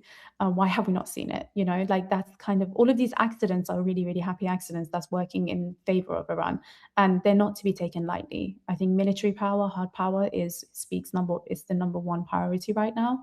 But I think all the other stuff post-war is going to be just as important to secure Iran's future. And we can't ignore that. I think we should pay attention to that. Yeah, I was the one that was gonna say something, because I was gonna add on to what TT was saying about Iran making a lot of money from this, and I hope that they do, because they were under heavy sanctions. You know, they were under a lot of sanctions, and their economy took a hit, and their currency collapsed. You know, so them capitalizing on this opportunity is a good thing for them and their economy, and it was definitely needed. And I totally agree with everything you said, you know, as far as them winning. I wouldn't call it propaganda, but more so they were winning the. I think they saw what other countries, how they felt, and it was due to the media control, the mass awakening, and how the Zionists used that in their favor to collapse these countries.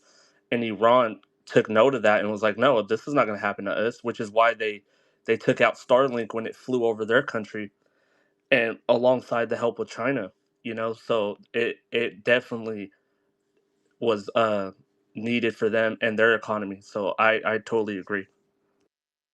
Yeah, freedom fighter, just you brought up a really, really good point. I think for people that didn't see the speech, that I think it was the like Minister of it was someone from the US. It was to do with the economic part of the US, made a speech in Davos about collapsing Iran's currency and Iran's economy.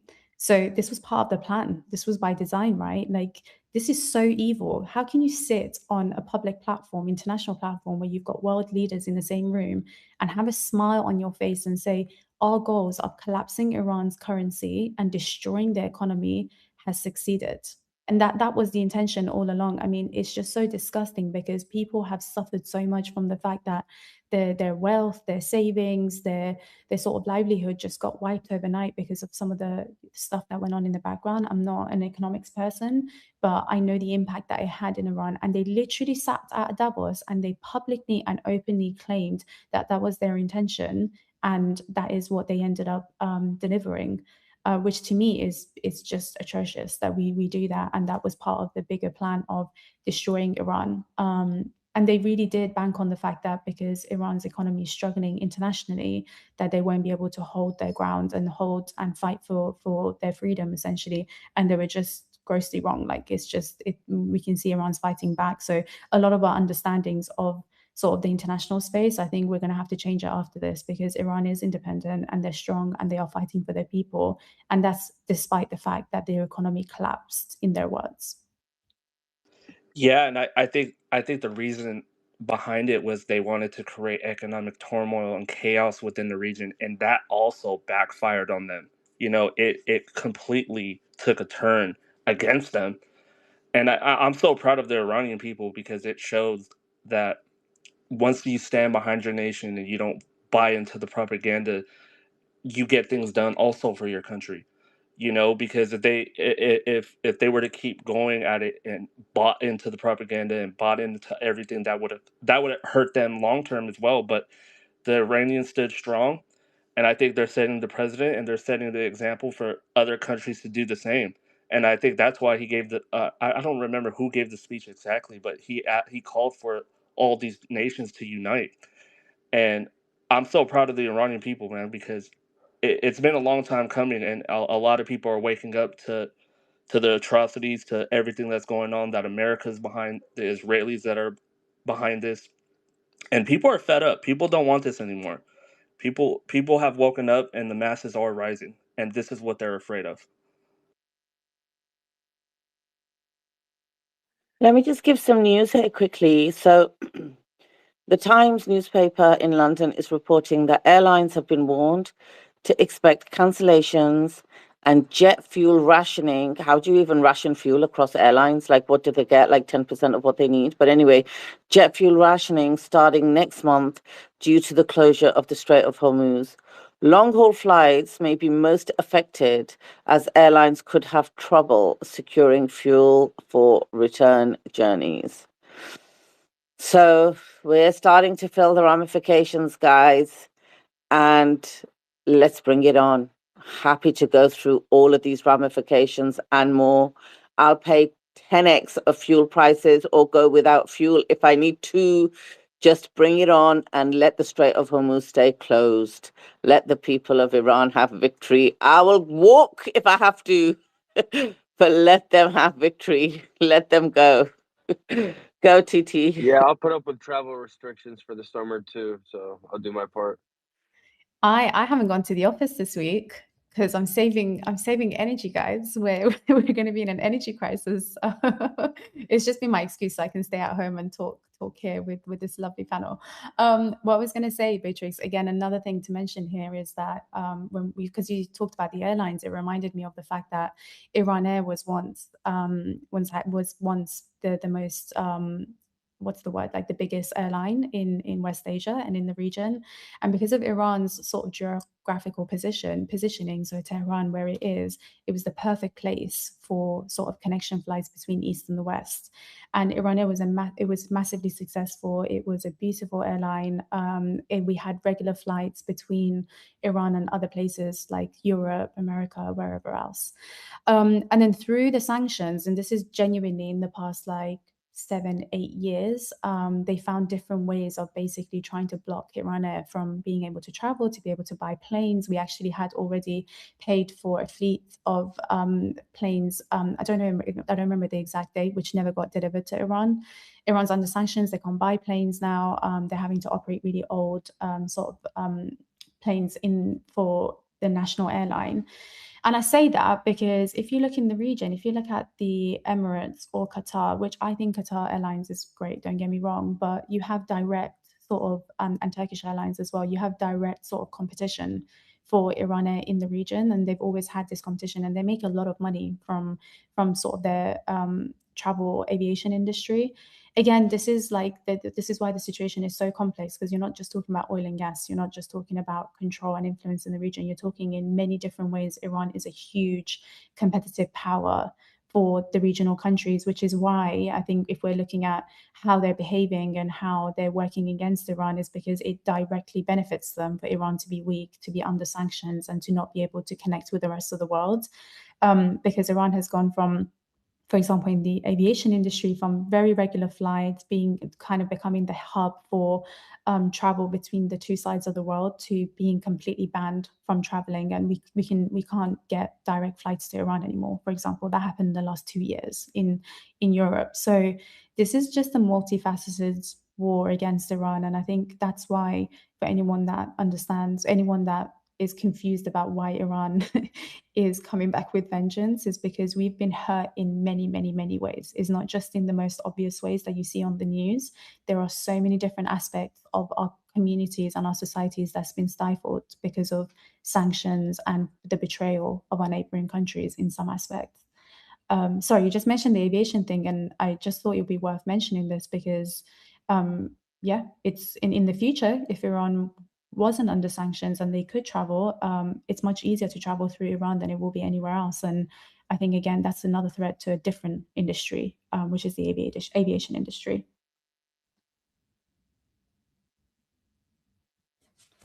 Thanks, TT.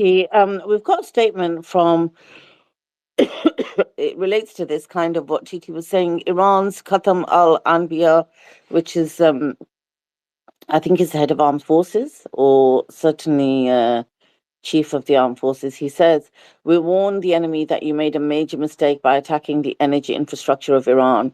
Iran had no intention of expanding the scope of the war to oil facilities.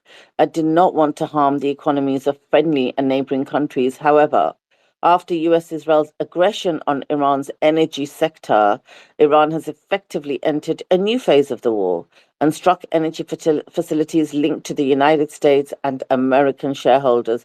Whoa! So those fields that were hit in Saudi yesterday, they had American shareholders. That's why they bish bash boshed it. Okay, we should actually look every time Iran hits a target. Let's look at who actually is invested in it. The responses are underway and it's not over yet. Whoa! They're going to continue. Boom, boom.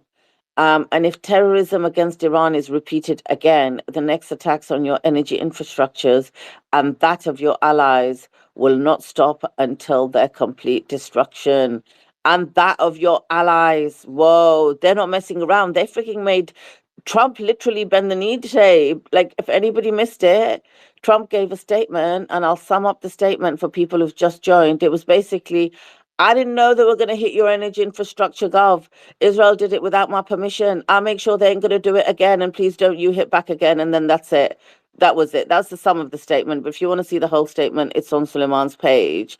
And he mixed it up with a load of words and stuff. And thank you for your attention to this matter and all of that. But basically, and then he also says, I didn't know I didn't know that Israel did this and stuff, and if we were going to do it, with Israel's consent, and I thought man's even saying he's got to take Israel's consent. How humiliating is this?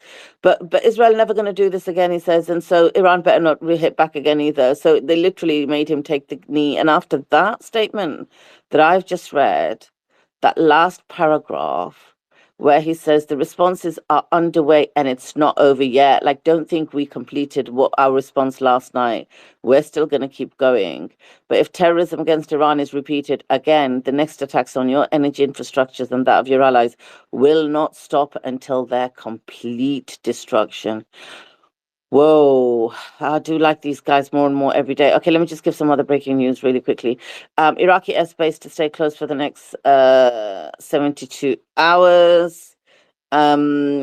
This is actually right. So let me tell you, this is the difference. This is the difference of where Israelis are and how Americans are waking up, right? And why you can see the fracture. This is Gavin Newsom. Now, I'm not rooting for him. I don't know much about him, to be honest, but he says gas prices are skyrocketing nationwide. American troops are dead and injured. Our longtime allies are abandoning us, and the president of the United States has no idea what he's doing. So he's calling like Trump out for the war. And he's obviously an American congressman. And then this is an Israeli minister, Zeev Elkin. He calls the war an enormous blessing for Israel. An enormous blessing for Israel. Now, it might be an enormous blessing for Israel, but at the cost of America. But they don't care about that. We care about that, but they don't care about that. So I just wanted to jump in with that as well. I don't know if I saw Casey's hand up. If she's got a hand up, we'll go to her. Then I'm coming straight It up to is. you, And after Andy. that statement, I want to hear what she's got to say about that enormous blessing. Yeah, no, good morning, everybody. Thank you, Beatrix, for the mic. Good morning, Suleiman, Beatrix, public, everybody on the panel. Retweet the space, share the space. Guys, hit the like button. And yeah, enormous blessing. Of First of all, they are a little delusional, though. It's not that much of a blessing. These people act like they're bringing on some sort of new god or whatever. Shout out to the resistance in Lebanon, the resistance everywhere, right? But Israel's taking hits. Okay, so they're not. It's not that much of a blessing like you must have pretended it is. They're crazy. And Gavin Newsom, he's right. He is. It's not just about bipartisanship, whatever. He's a Democrat, and he's just saying that because he hates Trump. Because that's what you're going to hear the MAGA tools say. No, this is true. Trump doesn't know what he's doing, or he shouldn't be in. Well, we shouldn't be in this. That statement the way you summed it up, Beatrix, with Trump. I mean, it just looks, he looks so embarrassing. I'm just going to say, he looks like he has his tail between his legs. Like, no, no, no, please. We didn't know they were going to do that, Daddy. Please. Okay. We won't let that happen again. And just please don't hurt us again. Please don't hurt us. That's how it sounds. And Iran is not playing. There are people who've had enough. They've had enough. They've been sanctioned for the longest time. And then they upped the sanctions, right? It was Scott Bessent at, was it Davos or whatever, who was saying we did a good job with those sanctions. You know, he was our Treasury Secretary of the Treasury was saying that. All you've been doing is making them already build up their network, build up their resistance to what we try to do to them. So now they're focused. They're focused. They're like, we've had it, and we will continue to go. They have the fire with them, but they also have like this patience and kind of focus where they don't just go all out and just go ham and just do a bunch of stuff. No, I'm watching how they move. They're not messing around. This is what happens to people when you keep your boot on their neck, and that's what America's done to Iran for decades. After the person builds, like I said, a resistance to stand up and say enough, and that's what we're watching. And God bless them. I mean, I know it's weird for me to say that as an American, but I'm a human first. You know, this war is wrong, so I don't support it. I don't at all. But thank you for the mic.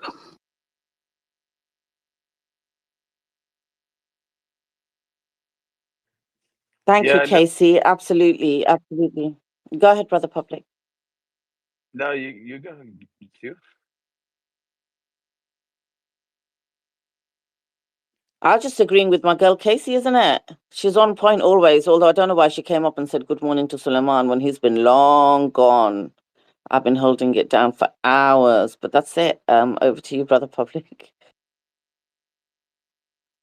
Yeah, definitely. A lot of people don't support this war, and it's definitely refreshing to see the resistance, uh, fighting back or whatever. And it's not a blessing on anyone's part. War is never a blessing when people get hurt, and so hope the Israelis one day figure it out. But Andy, you got your hand up. Go ahead. Yeah, gas prices in the U.S. are already up $1. So I've stopped hearing the line from MAGA after that we heard at the beginning of the war that it's just a small spike or it's temporary. So all of that propaganda from the influencers, I haven't been hearing much of that the last few days because I think now they probably got their new talking points for their 7K post to stop talking about it just being temporary because it's probably clear that the White House realizes they completely miscalculated with this war and that in fact it's not going to be temporary. And I'm really looking at the average gas prices are now 388 nationwide. They're 404 in my home state of Illinois, and the magic number nationwide, I believe, is $5. Which, if this drags on, is going to hit that because that was the high under Biden. So if it hits that number, it's going to be really funny just to see how these influencers cope because you still have people saying, "Oh, it's still cheaper under Biden." Yeah, it is cheaper than it was under the peak under Biden, but guess what? We had $3 gas, but for it was actually 288 nationally. Now it's 388, so it's a full dollar. We had under $3 before this war, so I don't care if it's cheaper than under Biden. It shouldn't have gone up at all because this war should not have happened. And going back to what was said earlier about the Some people have updated their gas to $5 already in downtown Chicago, North Side. I think. Yeah, yeah, it's 4.70, $5 in some places already. 5.20, 5.30. What the heck? That's crazy. yeah, and going back to earlier what you we were talking about with the Iran social media being on point. Ali Largiani, may rest in peace. When he posted, "Trump has betrayed America first to adopt Israel first." I mean, that goes back to exactly what we were saying. They're playing the social media game perfectly, and that's not even really trolling. He's just saying it as what it is, but it's hitting perfectly hard because that's the sentiment that everyone's been pushing, whether it's Candace Owens, Nick Fuentes, or just rank and file anyone. Like I've been saying it, like everyone has been saying it in America. The people on the right, the left, whatever we like that are done with Trump, we've all been saying that. because we realize we're living in a Zionist occupied government and we're done with it. So that message really hit.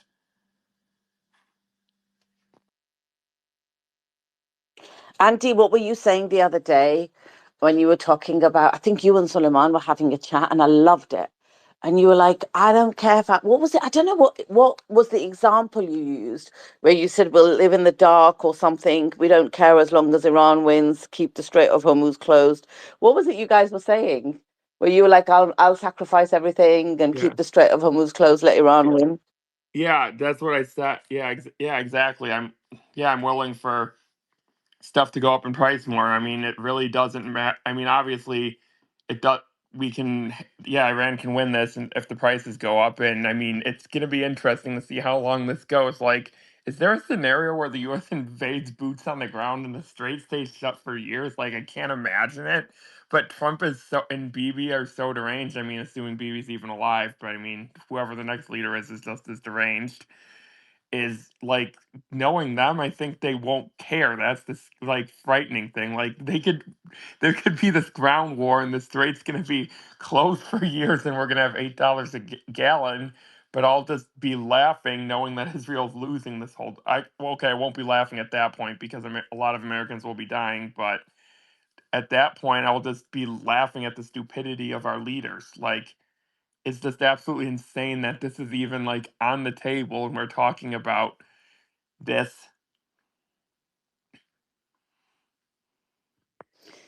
Yeah, I think we need to feel the pain though, right? For what our countries have done to Iran over decades. Yeah, Like we're not even feeling like 0.001% of what they've been through. exactly. And I think we need to hold our Exactly. leaders responsible. Yeah, my Muslim friend was telling me like the West, like he lives in Michigan. I've never met him in person yet. I'd love to someday, but he was telling me that like what the West is going through. This was before this war, like the fall of the West, everything. It's because of what the United States did in the Middle East and everything, and like God doesn't mess around, like he was saying it, and now like yeah, we're definitely seeing that, and yeah, our country has messed up. We have done stuff, Afghanistan, Iraq, yeah, and I mean that, and then letting a bunch of pedophiles control our country to top it all off.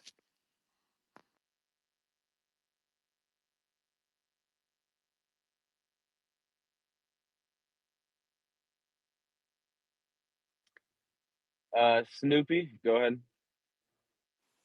Well, let me start in my a little bit of my Iranian etiquette by saying good morning, good afternoon, and good evening to everyone in the live, and wishing every one of you and your families and loved ones well, safe, and sound. What Titi said here, it's very clever about the Strait of Hormuz. If you recall what I said yesterday about this, Titi talked about $75 billion of income coming to the Iranians. What Titi did not calculate, and she didn't hear what I said yesterday about the choo-choo that the Chinese want to build. Just imagine how much revenue gonna come through that choo-choo coming all the way from Iran, taking the goods all the way from Nanjing to Frankfurt or London. Just imagine that choo-choo is gonna take all those goods from northern part of Russia all the way to Johannesburg. That will be real money coming in, and it will come. It just takes time. In regarding to Andy, who was speaking about the price of oil gone up by 50 cents, a dollar, this, you're looking at today. Let's talk about in a month time when the price of oil is at $250 a barrel and you're paying $20 a gallon. Let's look at that. We should always not look at today or yesterday, but tomorrow as well. As Strait of Hormuz stays closed and the bottlenecks getting tighter and tighter, and less wine or water coming out of that bottleneck, the price gonna increase. And the only person I hope hears get hammered, not the Americans. I have no bone to pick with Americans. I really mean it. They are, as I've always said, the Americans are the hardest working people that I've come across after the Chinese. They really work really hard. They don't know why they are working, but they are working. They don't know what they're getting out of it, but they are doing their bits, job to job, day to day, by paycheck after paycheck. But who I want to get see totally screwed here is India, backstabbing after backstabbing, going behind people's back after each other. Now they got dream of being a Zion India, take over Pakistan, take over Afghanistan, take over Sri Lanka, Bangladesh, control the waters. Let's see where's India gonna happen when these tools gonna come into power. Let's see when there is no railway connected to India at all. Let's see how much of the Pakistanis Breaking tools. news, breaking news, Snoopy. Sorry, we'll go right back to you. Iranian drones attacked Al Ahmadi refinery, one of the largest oil refineries. So that's in Kuwait. Yeah. Okay. And then go ahead, finish up, Snoopy, and wrap it up and land the plane. Oh, listen, brother Snoopy's on it, on it. This is so heartwarming for me to hear him slay backstabbing Zionist India. I love it. Go ahead, go ahead. Tell us You how know they're going to what? be The, destroyed. the This is the thing nice. is with India, Khaleesi's always highlighted it, and they have done a lot of backstabbing. But wouldn't you think it'd be a lot different if the Israelis didn't have so much influence on them? Just imagine price of oil at $250 a barrel. I want to see what India gonna do when no vessel from Saudi Arabia can go to India anymore. When nobody sells oil to India anymore. I don't know you guys have traveled to India or not. As I said, I've lived between Guangzhou and London, and I know how advanced China is. I've traveled across it from east to west, north to south. I have been there for 14 years. I know what I'm talking about. If you think your city is advanced, you have seen nothing yet. Nothing yet. And if you have gone for a week or two for a visit, you have seen nothing. When India got to come and suck, I mean the suck of the toe of the Pakistanis to beg the Chinese to talk to the Iranians to let their vessel come through, then we'll see the power of the region. The region is changing day by day, not m- not sorry, not day by minute. And you think this thing, this refinery in Kuwait got hit? That's nothing. Wait until that Aramco, which is 47% owned by BlackRock, disappears.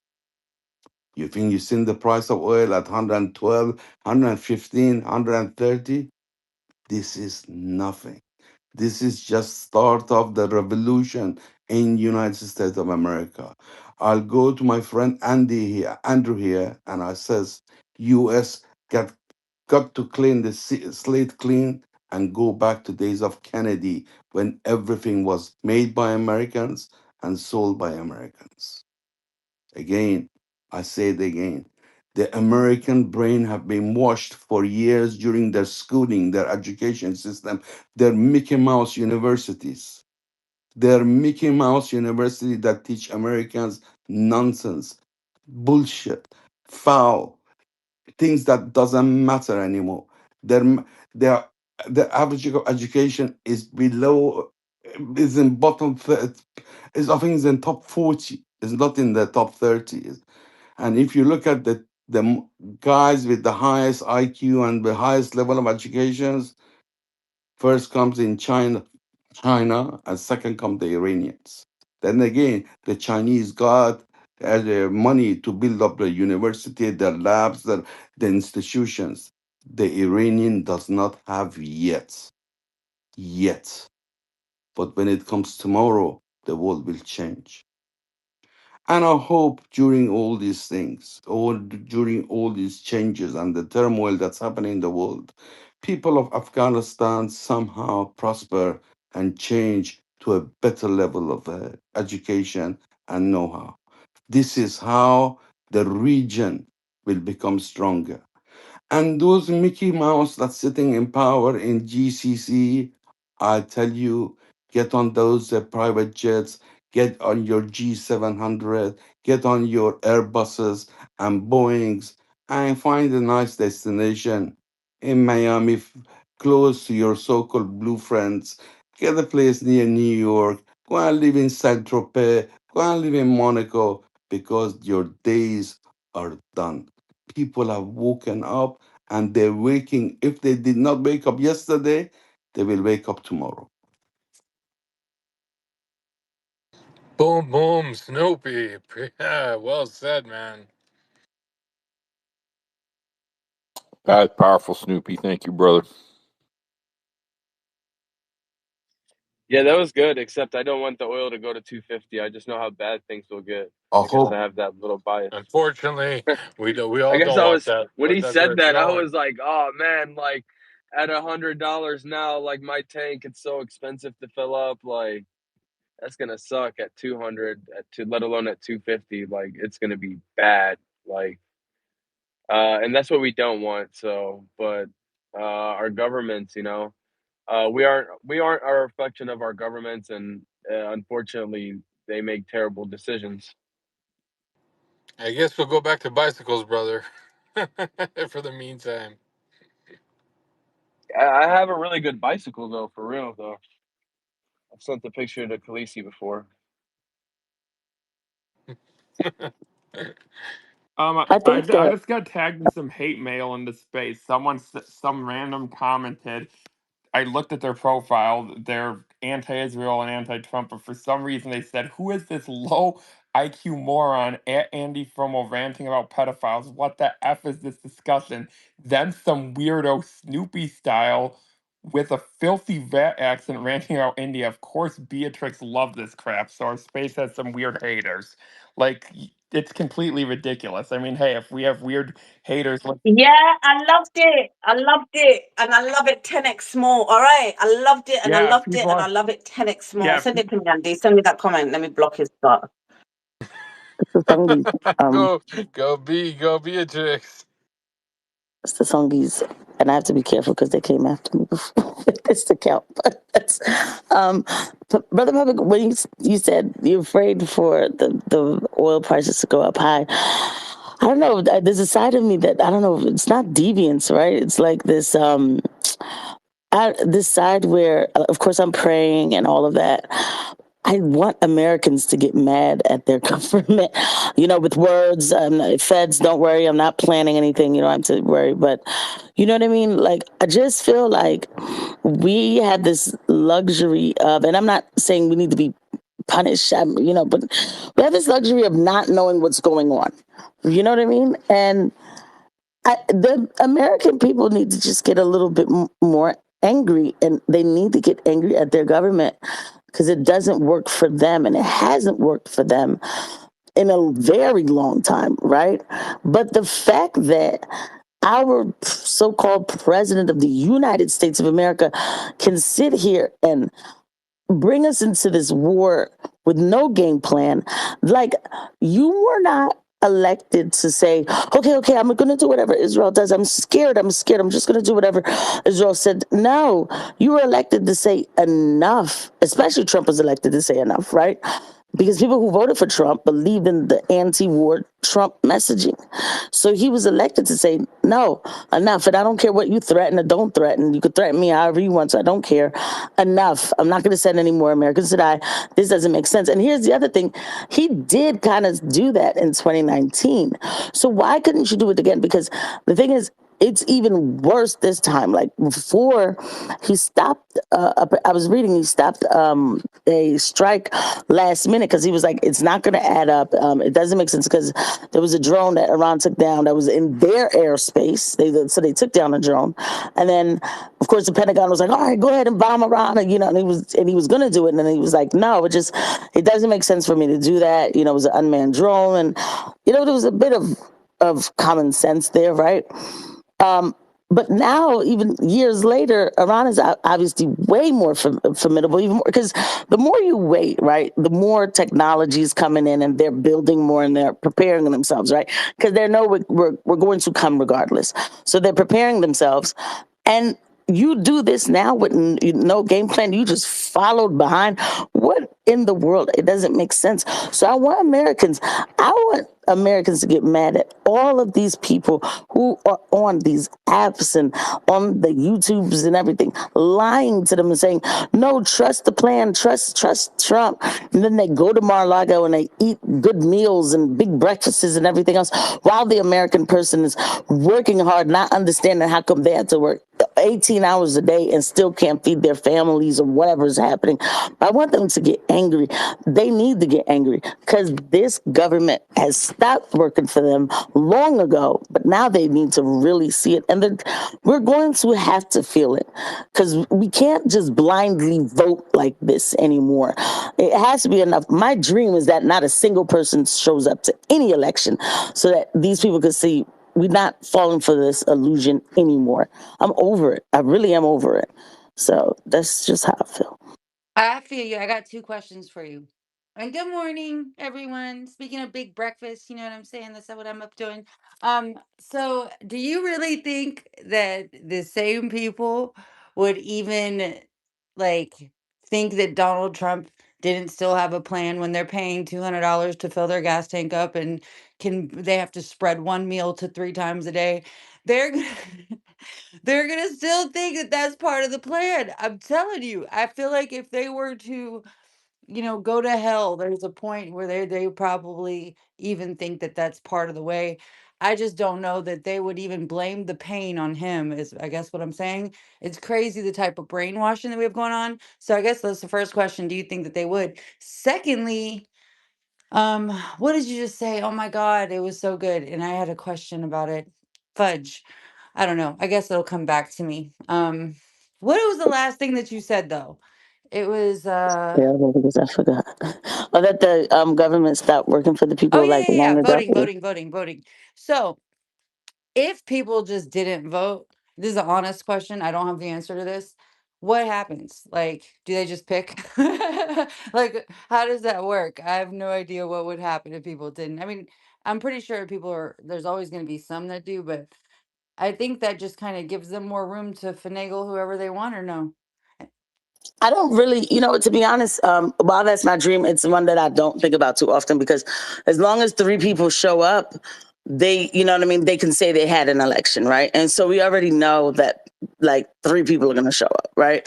But I don't know what would happen, but I would just love to see it because it would make this establishment, this machine that's playing this illusion, this game with us to make us feel like we're voting in anybody and we're not. And I don't know, I don't know what happened in 2016. I'm just going to leave that there. But I can tell you, I don't even believe 2024 was real. And that's just a Casey thing, right? But I don't know what necessarily, it would scare them. It would scare them where they would see that people have awakened from this spell, right? This spell of, oh, this democracy and this republic, and we're civilized. We have real elections, but North Korea doesn't, that kind of thinking, that arrogance. That's number one. And then number two, what I was saying about the brainwashing, Maze, when you're hungry and you're broke, right? That could break a spell too, where even if you still would say, oh, Iran did this, but you would beg your leader, do something about this, right? Do something. It would still cause a chaos. And I know how I sound, but we need to get angry.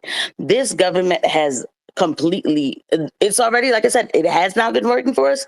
But in the last year, it just shows you this administration has just come out like emperor with no clothes. Like, we're gonna show you how much we don't care how you feel about anything. We're gonna do whatever we want, and there's nothing you can do about it, which is not true.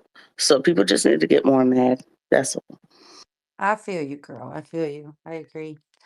But hi guys, hi TT. I see her hand is up. I see Snoop Style is up. Good morning, Grand Rising. Everybody repost the space. You know what I'm saying? 7:12 a.m. here on the East Coast, Grand Rising to those of you that are just waking up. I know some of you have had a very long night. But yeah, we're back at it. What is it, day 19? Or is it day 20? I don't know. I lost track. It's coming in today. I think it started on Saturday. So Saturday is going to be a whole 3 weeks. And we were hoping for an off ramp after 7 days, Maze, and yet we're still here. No off ramp in sight. Trump's doubling down. He gave a statement earlier today, which I read out. I'll read out again in a little while because it's actually comedy effect because he's had to bend the knee to Iran and to Qatar, but he's trying really hard in his statement not to show that he's bending the knee. He's still trying to show his big man boss, but you can tell he's bending the knee. He's like, Oh my Israel God, I ain't gonna can't hit your wait. yeah, he's like, Israel ain't gonna hit your infrastructure anymore. I guarantee that, but you better not hit back either. And it's like, whatever, you've just basically been told to bend the knee. But Mace, to answer your first question you asked, right, about if the gas goes up like really high, are there still gonna be people who think it's part of the plan in America? Yeah, they are, and they're friends of you and Casey's. But Casey, what about the flag? Those types, But Casey, what about the flag? Those peeps. Those peeps are gonna do it. Do you know who I'm talking about, Maze? Yes, I do. I remember that space. That was Yeah, funny. I know. But Casey, uh, do you support terrorism, Casey? Do you like, boys? Stop, okay? Like, stop. We bomb civilians, and I'm sorry, just even that is arrogance. We bomb civilians, or we promote bombing civilians in Yemen. They have a flag that must say something about America. I don't know. I don't even know what the flag says. How do people expect these people to just love America when they literally take our bombs? The arrogance is out of this world. All right. I'm sorry, Beatrix. I'm having flashbacks. Casey, you sound un-American. I'm starting to question your patriotism. I really am. Like, You what? know, you You know know. what? I love the fact that people don't even bother with me anymore. They don't even waste their time having that conversation with me. They already know. I'm sorry, Hassan. Go ahead, hon. No, no worries. If someone else wants to speak, no issues. I was just going to remind Beatrix of my prediction about 2 months ago, where we are now, and no one listened to me. Everyone's coming up with all these 4D chess and theories and crazy theories, and it's just so obvious as the light of day. So this is where we were going to be. It was actually obvious from 7th of October. This was where we're going to arrive. And anybody who thinks that this is some kind of orchestrated or like pre-agreed or some negotiated settlement, I'm sorry, you're deluded. You're either deluded or you have an agenda. This is an existential war where you have two sides that cannot coexist. One that demands your complete capitulation and humiliation, and the other one that refuses that. And so this will keep going until one side is completely destroyed and unable to put up a fight. So it's one side. Everyone's basically in a situation now where you have to choose one or either. Literally, it's that simple now. There is no middle ground, really. Just to add to you, Hassan Yeah. brother. Sorry, go ahead. Go ahead. No, go ahead, Brother Omar. Oh no, just to add to him. I mean, it's not like we weren't listening to your predictions. I mean, you're right on almost a lot of things you said, and that's what we're here for, to learn from each other and see which prediction comes true and what's right and what's wrong. So it's not like Omar, you he's weren't just heard. throwing a little shade Simon's way, but it's all out of love. You know what I'm saying? We just Yeah. gotta. He just Oh, came in with a pow, pow, pow. I told y'all I was right. Anyway, it's all love. No, it's not. It's not about being right. By the way, I don't care about being right, but this I is know, I know. this is a serious issue that no, but the only thing we that disagreed upon last people time were was trying to when you deceive. were talking about how the way it has to go, where you it's like burn them all alive. That was the only disagreement we had. But everything else, you were on point and everything was fine. But the thing is, Yeah. like, we had a disagreement upon about war. War has its strategies and balances and checks, and you got to go about it that way. So that was the only thing that we disagreed upon. But we're here to disagree and agree. And Well, you're disagreeing about tactics. I'm telling you, my prediction was, our assessment of the situation was very oh, important okay, early okay, on, okay. My bad, because my bad. You're right. because yeah, yeah. So You're I'm right. I'm talking about my assessment of the situation. This No, no, you're right. pre yesterday, You're right. You're right. from for the last 2 years, and I've been saying it. Why? Because people are not awake to what's going on and still listening to some of these people, online influencers, came on after day one saying this is a pretend war, this is all for show. Pin this Well, tweet and come back in 24 hours. yeah, but these are all And there's opinions. people. That's why it's No, it's not. These are not opinions. These are people deceiving the masses. Unfortunately, this is what people need to realize, and why I keep stressing it. There's that, people coming in with deceptive views because they want to deceive you about what is going on, and they want to pretend that this war is not a existential war, or it's not a war where people can, where there's some way to coexist with. They want to frame it in some way where you can coexist with the Jewish colony, and it's not possible. The coexistence with this is not an option. It never was an option, nor do they want and it. They and don't and want and, it. and any assessment which doesn't take that into account is trying to find some way of justifying its existence. There's people But come in to Hassan, justify. can I Well, ask I'm you not a finished what I'm question saying about yet. that? Yeah, go ahead. Go ahead. So I'm saying people will come in and justify. They'll say, for example, the two-state solution, Bernie Sanders, or they'll say Netanyahu's a problem, or they'll say this is an orchestrated thing, and the Republic isn't, is already agreed, pre-agreed it, this and that. Or they come on with a million other different viewpoints to avoid the actual core issue.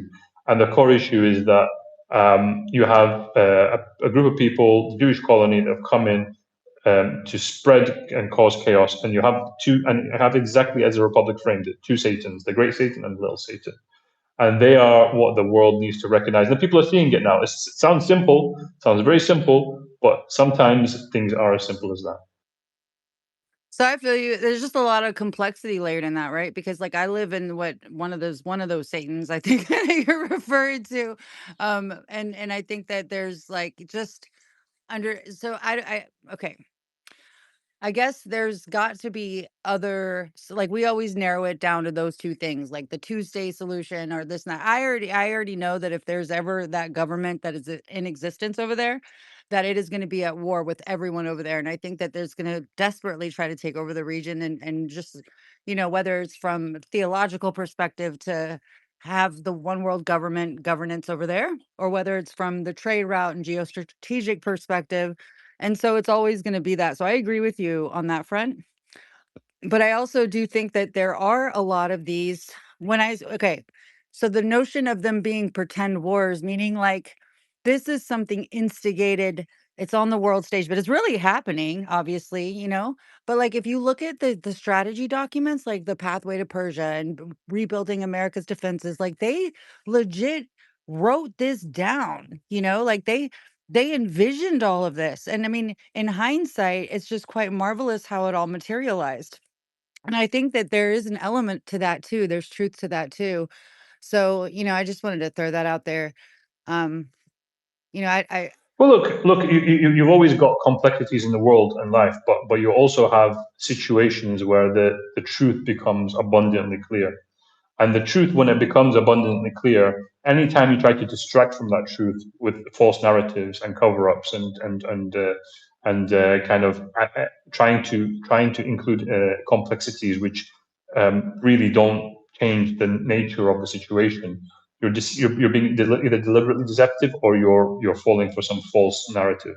The situation is as such. You have a country which wants to maintain, the only country left in the world which wants to remain sovereign and is not willing to bend the knee to the empire, um, despite being significantly weaker militarily and not having the resources to maybe defend itself in the same way that people would, in a country like China or Russia does. And it's stuck by its principles. It's guided by religious leadership who don't compromise on our values. It's got a structure whereby no nuclear weapon was allowed, and even that's we argue that that's not doesn't make any sense. But the point is that this is a country which is grounded in morality, and you have all these other countries conspiring to kill children. It's such a simple equation. It doesn't need like 73,000 D chess to explain it. It's so simple, so obvious now. And every day that goes by, the truth and the truth and false become clearer and more obvious. And I just can't accept anymore any of these narratives. I think they are trying to deceive us from the point that you have two ideologies in the region and they can't exist. One is freedom, liberty, justice, fairness that is represented by the Republic, and then you have the Zionist or the Jewish colony, which is represents all that is evil in this world. It really does represent all that is evil in the world, and everyone that backs it and allies with it is on the same side, and that's what you have in this world now. I You agree know with the what latter it part. is, right? No, sorry. Go ahead. Go ahead, Mace. Carry on. No, no, I was just saying that I agree with the latter part for sure. I do think that there's a point where people can recognize what's evil and what's not. I mean, it's just clear as day. Like it's clear as day. Like, and I just don't understand the confusion around it. So I agree with what he's saying. But go ahead, Beatrix. Thank you, love. You know what it is? So there's a bit of history here, and that's what Brother Hassan's referring to. Early in the genocide, um, I think Iran retaliated. This is like first year genocide. Something happened. I think it might have been like, for example, it might have been the embassy attack, the Iranian embassy attack, where Israel hit the Iranian embassy. It might have been that, or even something before that. And Iran retaliated, and we were like all super happy on our space. And Brother Hassan came up, and this was very early. I think Brother Public might remember this. Casey might remember this because they were on at that time with us, and he was like, basically he was like, I don't know why you guys are celebrating. Iran needs to go in a lot harder. This isn't going to end here, and this you can't just retaliate like for like. You've got to take control of the situation. And I remember what I said, and I was like, yeah, but Iran's being responsible because Iran doesn't want it to be an all out regional war. Iran wants to do a measured response. Iran wants to, and I remember Brother Hassan said, this will become a regional war. This will become Iran against America and Israel. And I was like, what, Iran against America and Israel? And at the beginning of the genocide, you're so focused on just Gaza and what's happening there. I couldn't see the bigger picture. So what Brother Hassan's talking about is the conversations that we've had over the last 3 years on here.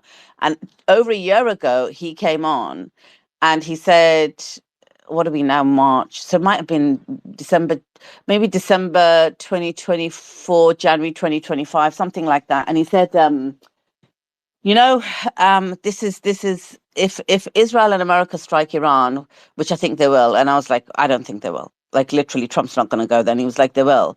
He said everyone's ready. He said the resistance in Iraq is ready. Hezbollah's not going to go anywhere. Hezbollah will be ready. They'll all be ready. The Houthis will be ready, and it will become all out. And at that time, I couldn't see it. And I remember those words so clearly, though, because we've talked about them on and off until it happened. So what he's saying is that those people that are now coming and saying, oh, it's just, all negotiated behind the scenes and stuff, because he's always said that it will be the final battle. Those were his words. So what he's saying is what I've been predicting for 3 years is coming true. And then there are influencers or streamers who are saying or giving narratives around it, probably because they've got vested interests.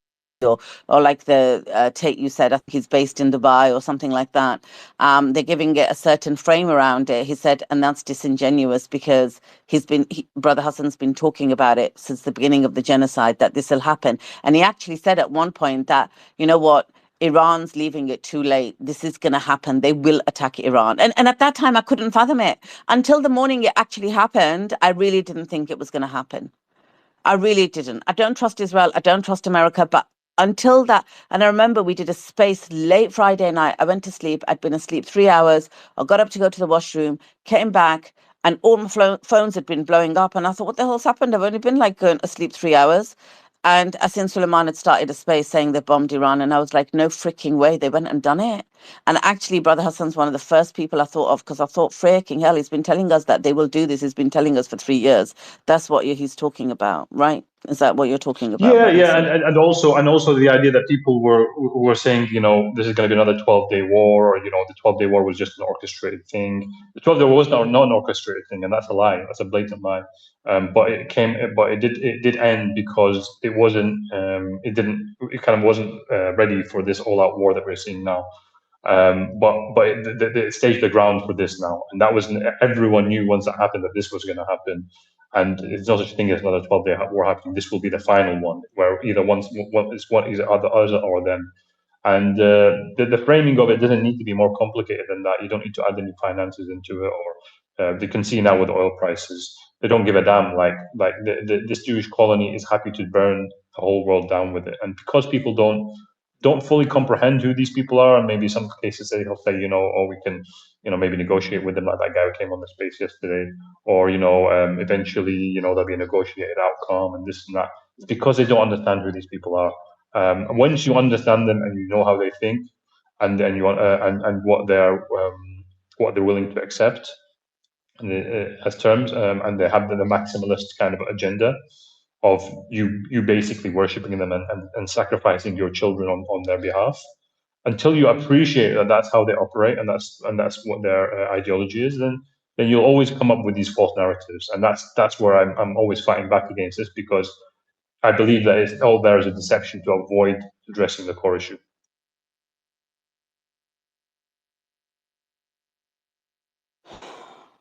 It's hard.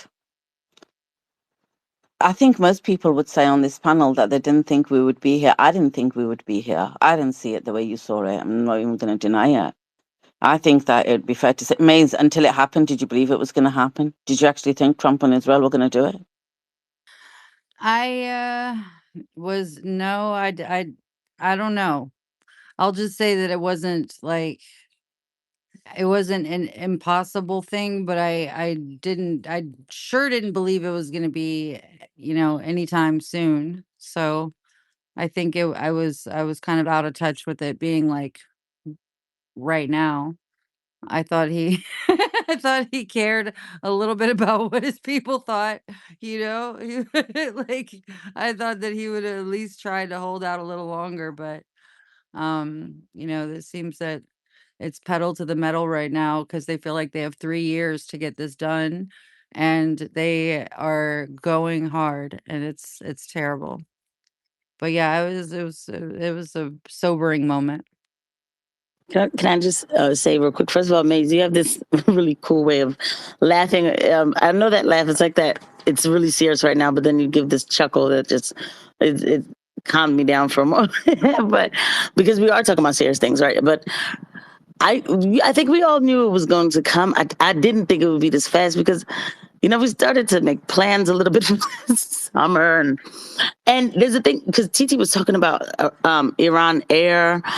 And this year, like, I was like, oh, I would like to visit Iran. Like, in the past, especially the past couple of years with everything, just looking at all the different cultures and everything and seeing videos on YouTube that had nothing to do with war, but just like regular videos about Iran and everything. I was like, I wouldn't mind going there. And it's these demons. They're so disgusting. You can't even visit the world, They have to destroy everything. I'm really angry. I'm really angry. So yeah, I didn't think it would be this fast. I didn't. But Beatrix, I remember when Beatrix called up and was like, "Casey, it's time to wake up." I'm all right. Let me get some sleep before work. And 2:00 in the morning, she was like, "Girl, they bombed, they attacked," and I just wanted to cry, not because of anything but me, but it felt like, I don't know, it just felt like this doom and gloom moment. Like, oh my gosh, they really did that. They did that to those people. Like, oh my, I did want to cry.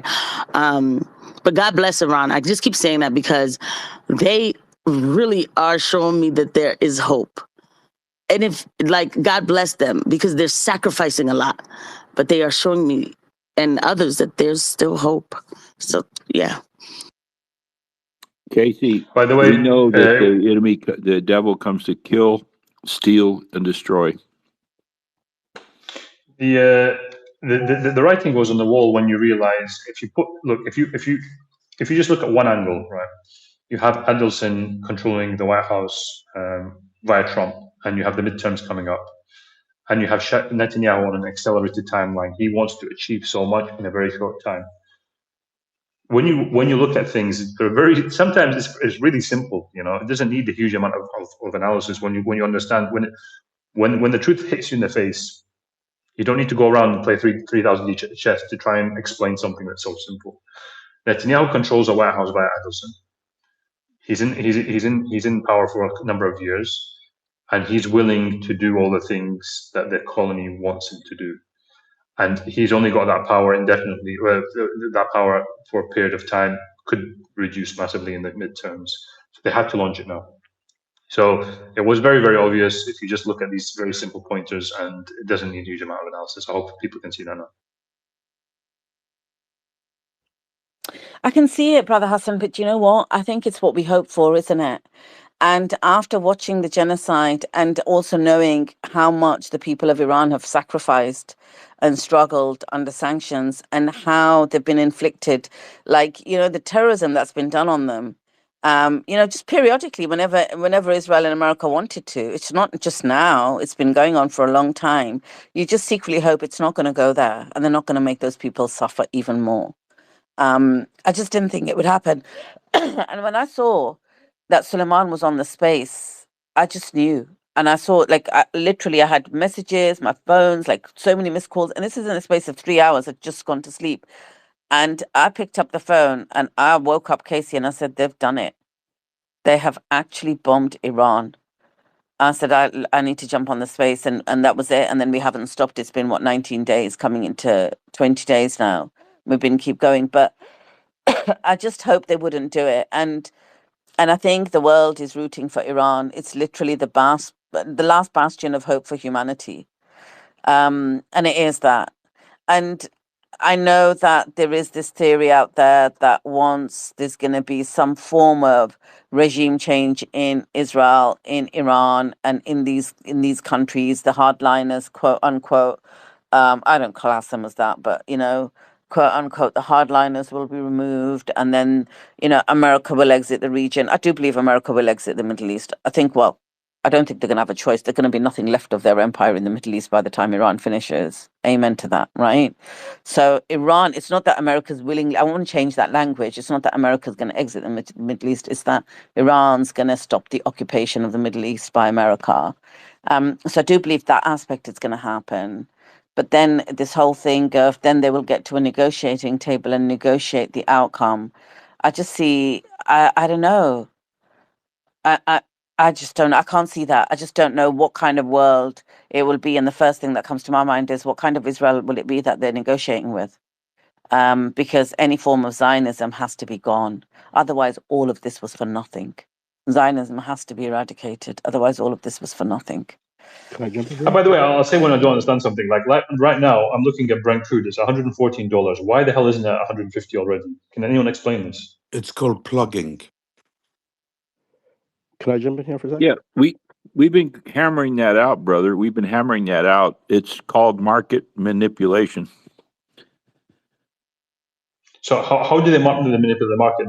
They keep artificially low by doing what? They tell the markets you have to keep it at this level because what? Like how do they do that? Isn't it supply and demand? Margins, futures contracts, suppressing price at a certain level. There's many different strategies, so it's not just one strategy. Plus dumping reserves. Exactly. I So think he keeps tweeting out. He keeps tweeting out stuff that makes the market think that this isn't long term. Yesterday, when Simon was on here, he was saying if you look at the price of gold, it's not gone right up, and that means that the market is thinking this is not going to be for the long haul. They're keeping gold where it is. If they thought this is not going to be settled in the coming days, the price of gold would be going up. So something in the market, and it's probably indicators coming from the White House or Trump, these backdoor conversations that are taking place. I don't know enough about it, but I'm just telling you what I've heard. Again, I've got to go back to the Paris Peace Accords in Vietnam. Nixon kept telling the public, we're going to bomb them. We will bring them to surrender under power through strength, right? When in reality, in the back, behind the closed doors in Paris, working out the Paris Peace Accords of Vietnam was given exactly what they wanted. Exactly what they wanted. North Vietnam took all of Vietnam. There was no parallel written like it was supposed to be in, of course, North, South Korea. That was the plan. But in reality, Vietnam's like, nope, you can keep bombing. We're bleeding you out. Your economy's going to crash. Your people are tired of it. And we bent down, we bent the knee. The same thing's going to happen. Iran is going to come out of this as the winner. The big W and the big fakery, trickery. Trump is going to say, and Sully has said this, we won. I did it. Yeah, right. We know what really is going to happen and what should happen. U.S. We will remove our footprint from the Middle East. It's going to happen. It's inevitable.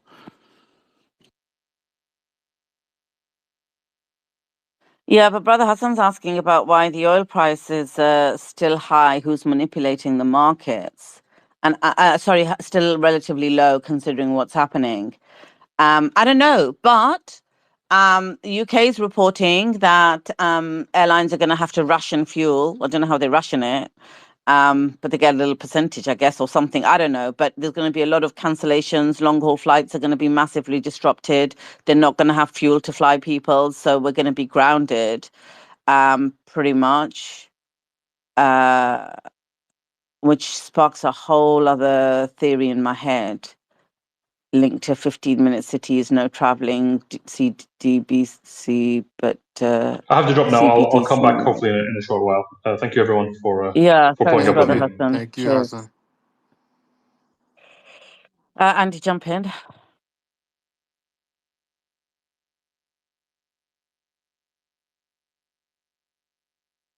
I don't know if Andy's got his hand up. Okay. Let me read that to you, Maze, right? So funny. So funny. The guy's such an idiot. Okay, let me find it. While you're looking for it, this is interesting. So Germany has dropped its plan to intervene in support of Israel at the ICJ genocide case, South Africa versus Israel, citing new developments, quote unquote. Mainly that Germany itself is now on trial at the same court from Nicaragua versus Germany, and Berlin isn't changing its political position on Israel. It's stepping back to avoid legal contradictions and the risk to its own defense. It's interesting. Yeah, that's Nice. Do you know what? that's just really good to see more people just abandoning Israel, even if at the World Criminal Court, because I mean, what they did in Gaza is straight up a genocide. There's no debate about it. It meets every international definition. There's like 5 criteria, and it meets all 5 of them. So it's really good to see them lose support for Germany, especially because like the Holocaust is literally their whole justification for literally doing this. Oh, we have to do this because of what happened to us 80 years ago. Yeah, that's not an excuse to go out and kill a bunch of women and children. So seeing Germany now turn against them is even more powerful. Yeah, they're looking after their own interests. And do you know what, right? I reported this earlier, but just do a recap. It's on Suleiman's page. Let me find it. These the UK, right? There's such snakes, right? Absolutely such snakes. And I'm going to read some news out in a second as well. But the UK is all like, we're not going to get involved and we're not going to do anything and blah, blah, blah. Well, this is what the UK now says, right? The UK says,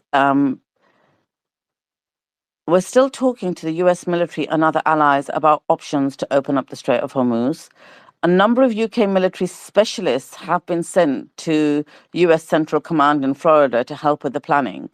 In addition to the small team of UK military personnel already stationed there, if they're saying small, it's probably a few hundred people, right? So they've got a team based in Florida helping with this operation. They've now flown out another team to help them with the planning of opening the Strait of Hormuz, which means military tactics. And then the defense minister, Al Khan, said the UK was also talking to allies about what they might do together. So then the UK is also going around Europe, rallying them up and saying, what can we do together? Let's help America. This is what's going down. This is what's going down there, right? So that's the first thing. Let me find... right, let me read the statement to you, right? The clown statement. So he says, so yesterday the pipeline was hit in Iran by Israel, and then that pipeline was part owned by Qatar or part invested in by Qatar. And so then obviously Iran hit back, bish bash bosh, right? Which it has every right to do. So then today This is what you get when you give somebody a jet. This is a jet talking, right? He was gifted a jet by Qatar, right? So listen, this is Donald Trump. Israel, out of anger for what has taken place in the Middle East. And I'm like, oh my God, did you just miss the fact that Israel started this in the Middle East? Like, why is Israel angry about what's happening? But anyway, let's carry on. I was saying all these things as I was reading his statement, right? So I'm going to share my thoughts as I read it. Israel, out of anger for what's taken place in the Middle East, oh, poor Israel, has violently lashed out at a major facility known as South Pars gas field in Iran. So it's because Israel was angry about the situation in the Middle East that it lashed out. Okay, so it lashed out. It didn't bomb. Okay. Then it says a relatively small section of the whole has been hit, right? The United States knew nothing about this particular attack. So that's him saying they didn't even talk to us about it. They just do what they want. And the country of Qatar was in no way, shape, or form involved with it, nor did it have any idea that it was going to happen.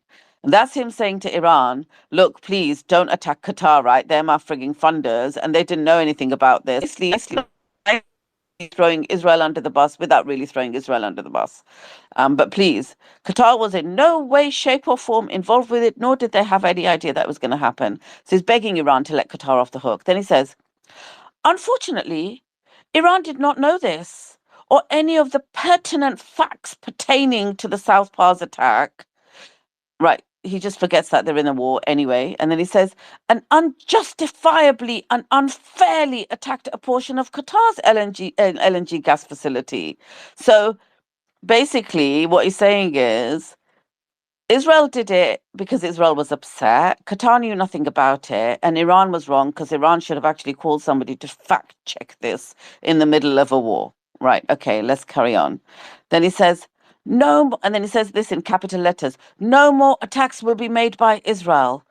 This is in capital letters. Then he says, pertaining to this extremely important and valuable South Pars field, unless Iran unwisely decides to attack a very innocent, in this case, Qatar. So he's calling Qatar very innocent. This is the language of petrodollars, guys. This is the language when your stomach's full of petrodollars, right? This is Trump's belly's full of petrodollars.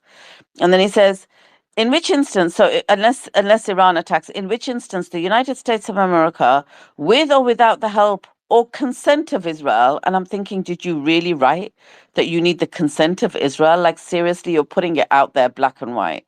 So with or without the help or consent of Israel, will massively blow up the entirety of the South Pars gas field at an amount of strength and power that Iran has never seen or witnessed before. I do not want to authorize this level of violence and destruction because of the long-term implications that it will have on the future of Iran. But if Qatar's LNG is again attacked, I will not hesitate to do so. Thank you for your attention to this matter, President Donald J. Trump.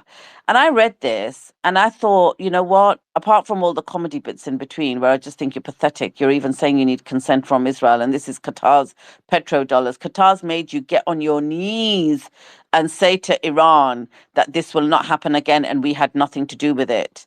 And that's what this statement is, the humiliation of this guy. But do you know what? He said this isn't going to happen again. Israel's not going to do this again.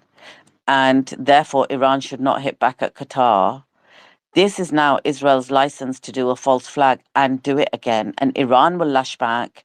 Israel will deny it because guarantees given by Donald Trump that Israel would never do it. So if Iran lashes back, they're going to go all in on the oil facilities in Iran because this is where Donald Trump threatened it. I think they want Yeah, that that's what's oil. going down. I like even what's his face? Lindsey Graham was just like, "Oh, don't touch the refiner, like don't touch." So like there's a side of me that thinks that yeah, of course Israel wants to unleash like all of the, they want them to provoke it. They want this to be that war, the final one, but at the same time I think I don't know. I mean, I guess yeah, whatever ends up being more important to make Miriam Adelson and co, I think is what's going to end up happening. But there's a I think for the AI energy demand and all of that, I think that Trump is definitely trying to get his hands on that oil. And I want to back you up real quick, Maze. Like you gotta think like these people who are running this show in Israel. They're like, you got to get down and dirty with them a little bit. You know what I mean? Like to think how they think. First of all, Trump's like, they're not gonna do it again. They're not gonna do it again. I don't even think they would do a false flag, Beatrix. I think they would do it again and be like, who's going to stop us? Like, what are you going to do? And not only are we going to do it again, you're going to protect us while we do it again. That's kind of how I feel. It is going to happen again. I do see it happen again because these people are maniacal. They're psychopaths. So they have no problem trying to sink the world into this crazy chaos. And Iran is not playing. They've made it very clear this is how we will retaliate. I just wish I could have been like in the room, fly in the room when Trump realized like Israel hit the refinery and then like, Iran retaliating. Like he probably was getting ready to eat like a really good meal or something. And then he had to put a fork down like, well, what the F is happening? Da, da, da. Like, I don't know. I picture these funny things in my mind to just keep from crying, I guess. But um, it had to be pandemonium when all of this was going down. Because yes, made you right. Because Lindsey Graham was like, no, no, don't hate the oil. Don't hate like this.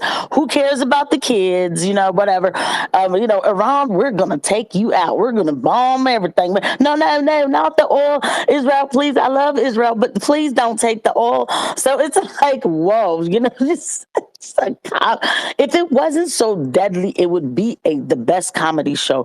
It's deadly, so we can't laugh all the way about it. But these people are crazy, and they're running my country. They're crazy.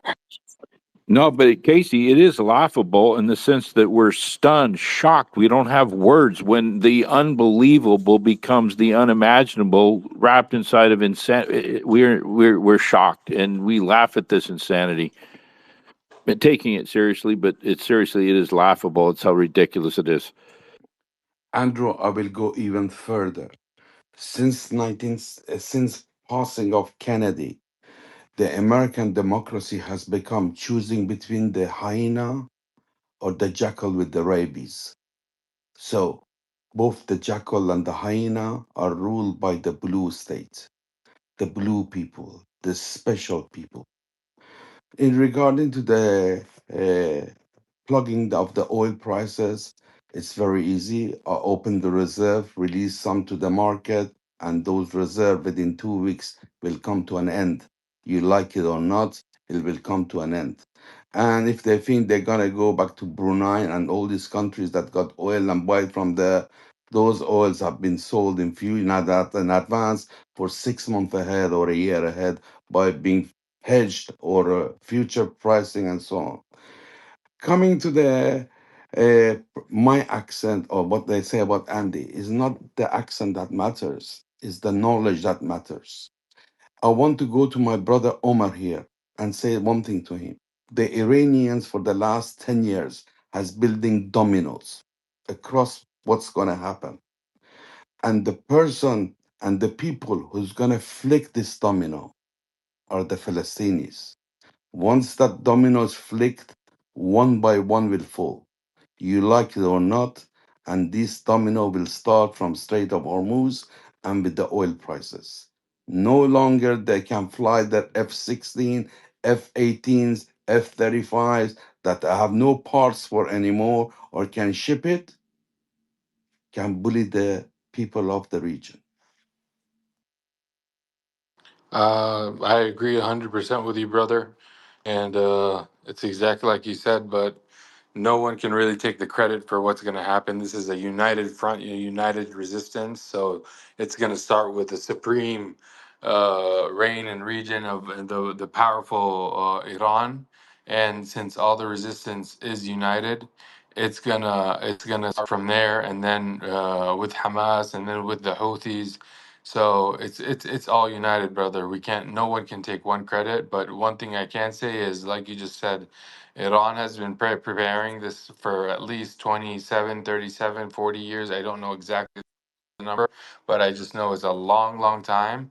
And I have a lot of many friends and a lot of developers that I work with from Iran, and I see how once you're closed off from the world, and you have nothing to do but find a way to live and just work and prosper on your own, They did it in a way that's so impressive that the country is beautiful, the country is well taken care of, the people love the leaders, the people are standing united. There's always going to be different sects and different problems here and there, but that's a minority problem that doesn't really matter these days. But this is a united resistance where it's going to start from one place, Iran, and then since all the resistance fighters are in communication and are in coordination, they're going to do it right and they're going to play things right since they learned, Iran has learned from trial and error from dealing with the United States and getting deceived so many times. Hamas as well. The Houthis have never really cared to deal with anybody because they're just their own mentality. They're a different breed and they're roaring lions, just like Iranians. I mean, so it's a united front, brother. It's a united resistance that we're all going to take credit for once it happens, and it's going to be thanks to Iran's strength and the unity of the people and the unity of the Muslims and Christians, and that's all that we need to do in order to get this going really, really well. Other than that, it's already moving on itself. They're self-destructing, honestly. Look at the hatred they have around the world. Look at the way they're losing their economy. They have a civil war going on right now. People are actually looting, and it's crazy over there. So it's like it's already self-destruct mode. We're just gonna come and topple the whole regime, and then slowly, slowly, slowly, Palestinians will not allow a two-state solutions, and with the backup of everyone else, it's gonna be one country, Palestine, for the whole world, not just for us. Palestine was meant to be for the whole entire world. The Naturi Karta, the regular Jews that abide by the Torah, the Muslims, the Christians. I mean, we all have holy sites there. So honestly, this is a united front, brother. And you're right; they've been preparing for a long time, but we take credit for it all together, inshallah. Omar, this I agree with 99.9% of what you said, but I'm gonna disagree with that note point note one. It it wasn't because of Just before you do, Brother Snoopy, just 1 second. I'm so sorry. Mace, can you just check your DMs for me? Yes, ma'am. Thank you. Go ahead, Brother Snoopy. it if it wasn't because the not point one, that percent we I'm talking about. If the Palestinian wouldn't have resisted for such a long time over the 100 years, the world would have never woken up. So that's why I said the Palestinians are that flick. You gotta hit the dominoes, and the dominoes will fall. People are here. Some are new with Palestine and the struggle of Palestine. Some have become educated on TikTok. They have become professors on TikTok, Instagram, X, YouTube about Palestine now. But this has been going on forever and ever. You're a So hundred. the Palestinians, Yeah, the go ahead. Palestinians are the special ones. They are the people that gonna flick that dominoes, and one by one they will fall. And as you know, they can take as many as they want, but they cannot take all. I agree with you 100%. And honestly, I thank you from the bottom of my heart for saying that. But out of humility, I can tell you, it's not just the Palestinians. I mean, we also had the Syrians backing this up when the French were invading. So the resistance started as a united front. I mean, but I do appreciate every single word you're saying. I know the Palestinian and the resistance fighter throwing stones, and it started off as throwing stones and Molotov cocktails, and then it upgraded to weapons, and then it upgraded to military equipment, and then and then there's people behind us helping us. So it started off like that, and now, like you said, people are aware of the actual cause of Palestine, which is the cause of the whole world. That's why we call it the holy cause, because it's not just about Al Masjid Al Aqsa. Al Masjid Al Aqsa is for the Muslims, and then you have the holy sites for the Christians, where Prophet Jesus, be upon him, sallallahu alaihi wasallam, was born. And then you also have a special place where the Jews always used to live with us. I mean, the regular Jews that Naturi Karta, that abide by the Torah. So you're 100% right. But I honestly, out of humility, I can't say we can take the credit. The credit is for all the people and all the lives lost and all the martyrs. I mean, we even have the entrance of the Al Aqsa Mosque called the entrance of the million martyrs, where all the Moroccans came and 1 million Moroccan martyrs died for the cause of Palestine. You know, so it's a united cause, brother. But out of humility and humbleness, I got to tell you, thank you from the bottom of my heart. I know where you're coming from, but it's all of us together. Omar, more I listen to you, more you sound like the Dr. George Habash. Very interesting, my brother. Very interesting. And those who don't know who Dr. George Habash is, he's an incredible Palestinian man. It's an honor. Thank you, my brother. I really can't say much. All I can say is thank you, man. I really appreciate it. So nice, so nice. Look at the love being shared on our panel. Appreciate it to both of you. Let me go to AES News. AES, Hi, yeah. Khaleesi. Hi.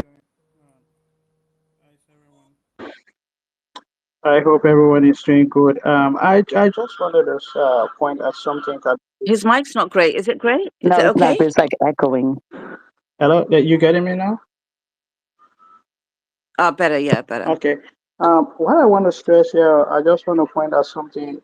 This entire war that is going on and in the Middle East, do you know that the Israeli companies are making more money in arms and drones manufacturing, and the Arab nations are losing more?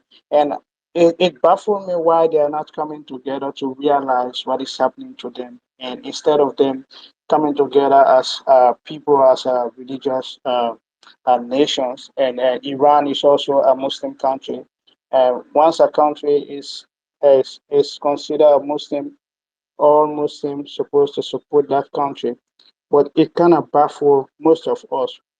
Why is it the Arabs and especially the Gulf states are not in line or supporting the Iranian cause? So it's actually making most other people part of the world to see the Arab as a traitor in this whole conflict. Because no one wants to see what is happening right now, and everybody is seeing at the international level that uh, the criminal cartel here is the United States and Israel. They are causing the havoc all around the world, from the Middle East to Sudan to West Africa and the AES. And we all know who are funding these terrorists up to Nigeria. We know who are funding these terrorists, and it is clear, and everyone is seeing it. So it kind of baffles us, most of us in Africa, to see the stand the Gulf nations are taking against their fellow brother who take up the Shahada and say, La ilaha illallah Muhammad Rasulullah. They prefer supporting people who don't believe in God and worship idol, and side with them in this kind of difficult time. And we say hat off to the Iranian for them standing to the bully of the world, and who thinks that they are exceptional when it comes to international law. They can do anything they want and without question. And we are so proud of them. And they should know that Africa stands with them. I'm saying Yeah, this your from mic's gone. AES, your mic is really bad. I think we kind of lost you a little bit there. I'm saying this from the bottom of my heart, and we are sympathizing with them, and we stand in solidarity with them. Thank you, Kalisi. Sweet, sweet. Thank you. Let's give that. Brother Hassan's got his hand up. Let's give that question to him. See if he wants to answer it. So, what this brother was asking, AES News was asking, is that the Israeli companies are making money as a result of this war, and the GCC countries are losing money. Why? And I don't think that's a good basis and a premise myself personally. I think irrespective of whether they were making or losing money, they should have actually supported Iran.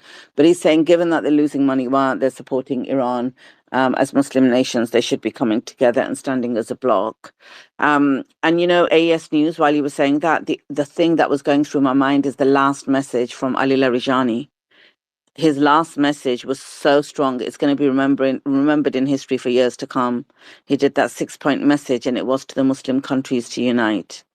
Such a profound message. I'll find it if I can, and I'll see if someone can pin it in the nest here. It's on Suleiman's page if you have a look. If you just search for Larijani, it was profound, and that was his last message. And then they killed him. He wanted unity, so they killed him. But yeah, so let's go to Brother Hassan. Go ahead. Hey, thanks everybody. A lot has been said in the last couple of hours, so I'm going to try to tackle some of the stuff as much as I can. With the gentleman that just recently spoke, you have to distinguish between Arabs and Muslims, right? One is a religion and one is people, right? So the Arabs, particularly the Arab leadership in the GCC countries or, across the world, they've sold out a very long time ago, right? And they've sold out to the United States. They do what they're told to do. Otherwise, they're replaceable. That's why we see in places like Qatar, the Al Thani passed it to his son. In Dubai, he's passing it to his son to continue doing what they expected him to do. They want calm and collectiveness in those regions, and these guys have already sold out. They've been bought. They've bought into that Western mentality. So that brotherly, that Muslim, that cohesiveness in their world, in their minds, it doesn't exist because they've already sold out, right? And with regards to Iran itself, the one thing I wanted to mention is, look, after that incident or whatever happened on October 7th, this was the exact replica of what happened in 9/11, pretty much, right? There's always, that there's a saying that you never let a good opportunity go to waste. And we saw that, just General Wesley Clark after 9/11, he was in the Pentagon. I'm sure many of you guys have seen it. He was speaking to one of the intelligence guys, and they said, "Hey, we're preparing." Like they just invaded Afghanistan, and they were already preparing for a war in Iraq. They were preparing a war in Libya. They were preparing for a war in Somalia. They were preparing a war in other parts of the Middle East and North Africa and so on. When that October 7th incident happened, all you had to do was just look at who's in charge in Israel. That's all you had to look at and see who was in charge. And he came out and said, "Look, we're gonna get the snake of the head, right?" And so there was this buildup. There was this momentum that was happening behind the scene, but it was slowly and slowly and slowly unraveling. And so what we saw was, number one, he went into Gaza, and they started bombing hospitals. They started bombing everything that they can get their hands on to see how the world would react, to test the patience of the world. What sort of pushback would they get? Ultimately, I mean, with the cover of the United States, with the cover of the UK, other European nations, what we saw was pretty much it was an indifference, right? And he went on push the envelope a little bit more. And what did he do? He went into Lebanon and he started bombing Lebanon. He started bombing, he went into Morocco and bombed Morocco, and then Syria, and then and so on and so on. But ultimately the plan was to get to Iran one way or another. The attacks, the planning, all of that stuff was happening behind the scene. Now what tied Netanyahu's hands at the time was Joe Biden, that was kind of saying, hey, stop it or push it back or whatever it is. But then he just kept on going. Like, I mean, we saw the bombing in the embassy in Syria. We saw the bombing so the killing of Ismail Haniya in Iran. We saw the killing of that general a few years ago in Iraq. At every opportunity that they got, they just kept on pushing and pushing and pushing the envelope. Ultimately, it got to that 12-day war, right? And this is where I kind of like, I say to Iran, like, I mean, honestly, I feel bad for them, but I say, this is somewhat your own doing as well, because you've had so many warnings, you had so many red flags, you had so many close calls, and yet you're still negotiating. You're still trying to, stand by that, doctrine of strategic patience. The fatwa. And I remember clearly a U.S. general saying a fatwa in Iran doesn't mean anything outside Iran, right? And at that point in time, they should have changed, strategies. I think they should have responded harshly so many times, but they just kept on holding back and kept up holding back, and this is what kind of it has led to. And this is going to send a message. Like, I mean, what we're seeing here in Iran that's being done is what happened to Hezbollah with Hassan Nasrallah, his leadership, decapitation. So the idea here is to send a message to all of the Arab countries, Muslim leaders in the world, to say, hey, if you don't do what we tell you to do going forward, this is essentially what is waiting for you. Like, I mean, your entire leadership can go down the drain. And so play by the rules or what we tell you to, or otherwise, this is, your exit strategy in a way, right?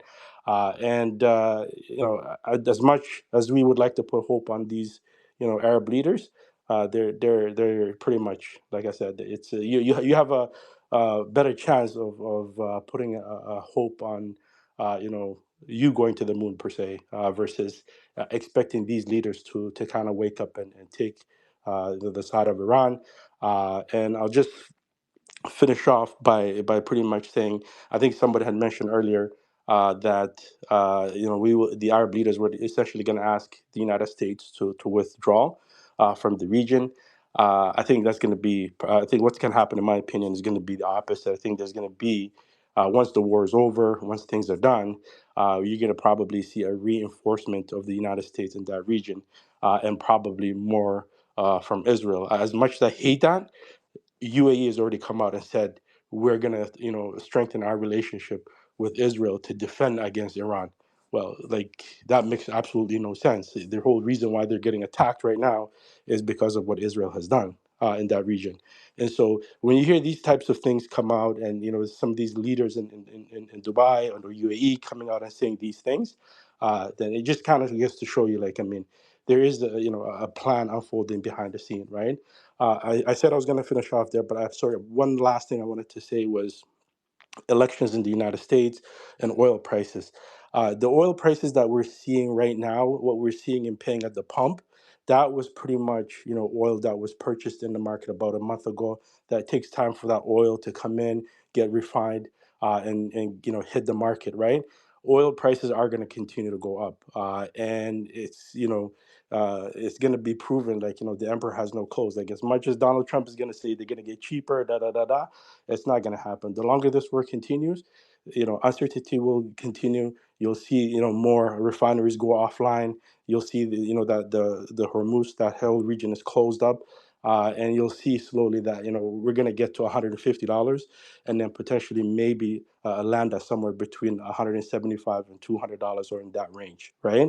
250, I think, is pretty much too much. I think that is going to just wipe up the global economy, and you're going to see like 1929 all over again. So yeah, they're going to continue to go up, but it does take some time. I know people want to see it jump from, $85 to $190 or 250.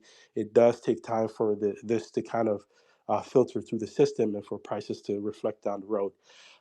So the U.S. election, Trump, he's in his second term. He has nothing to lose, right?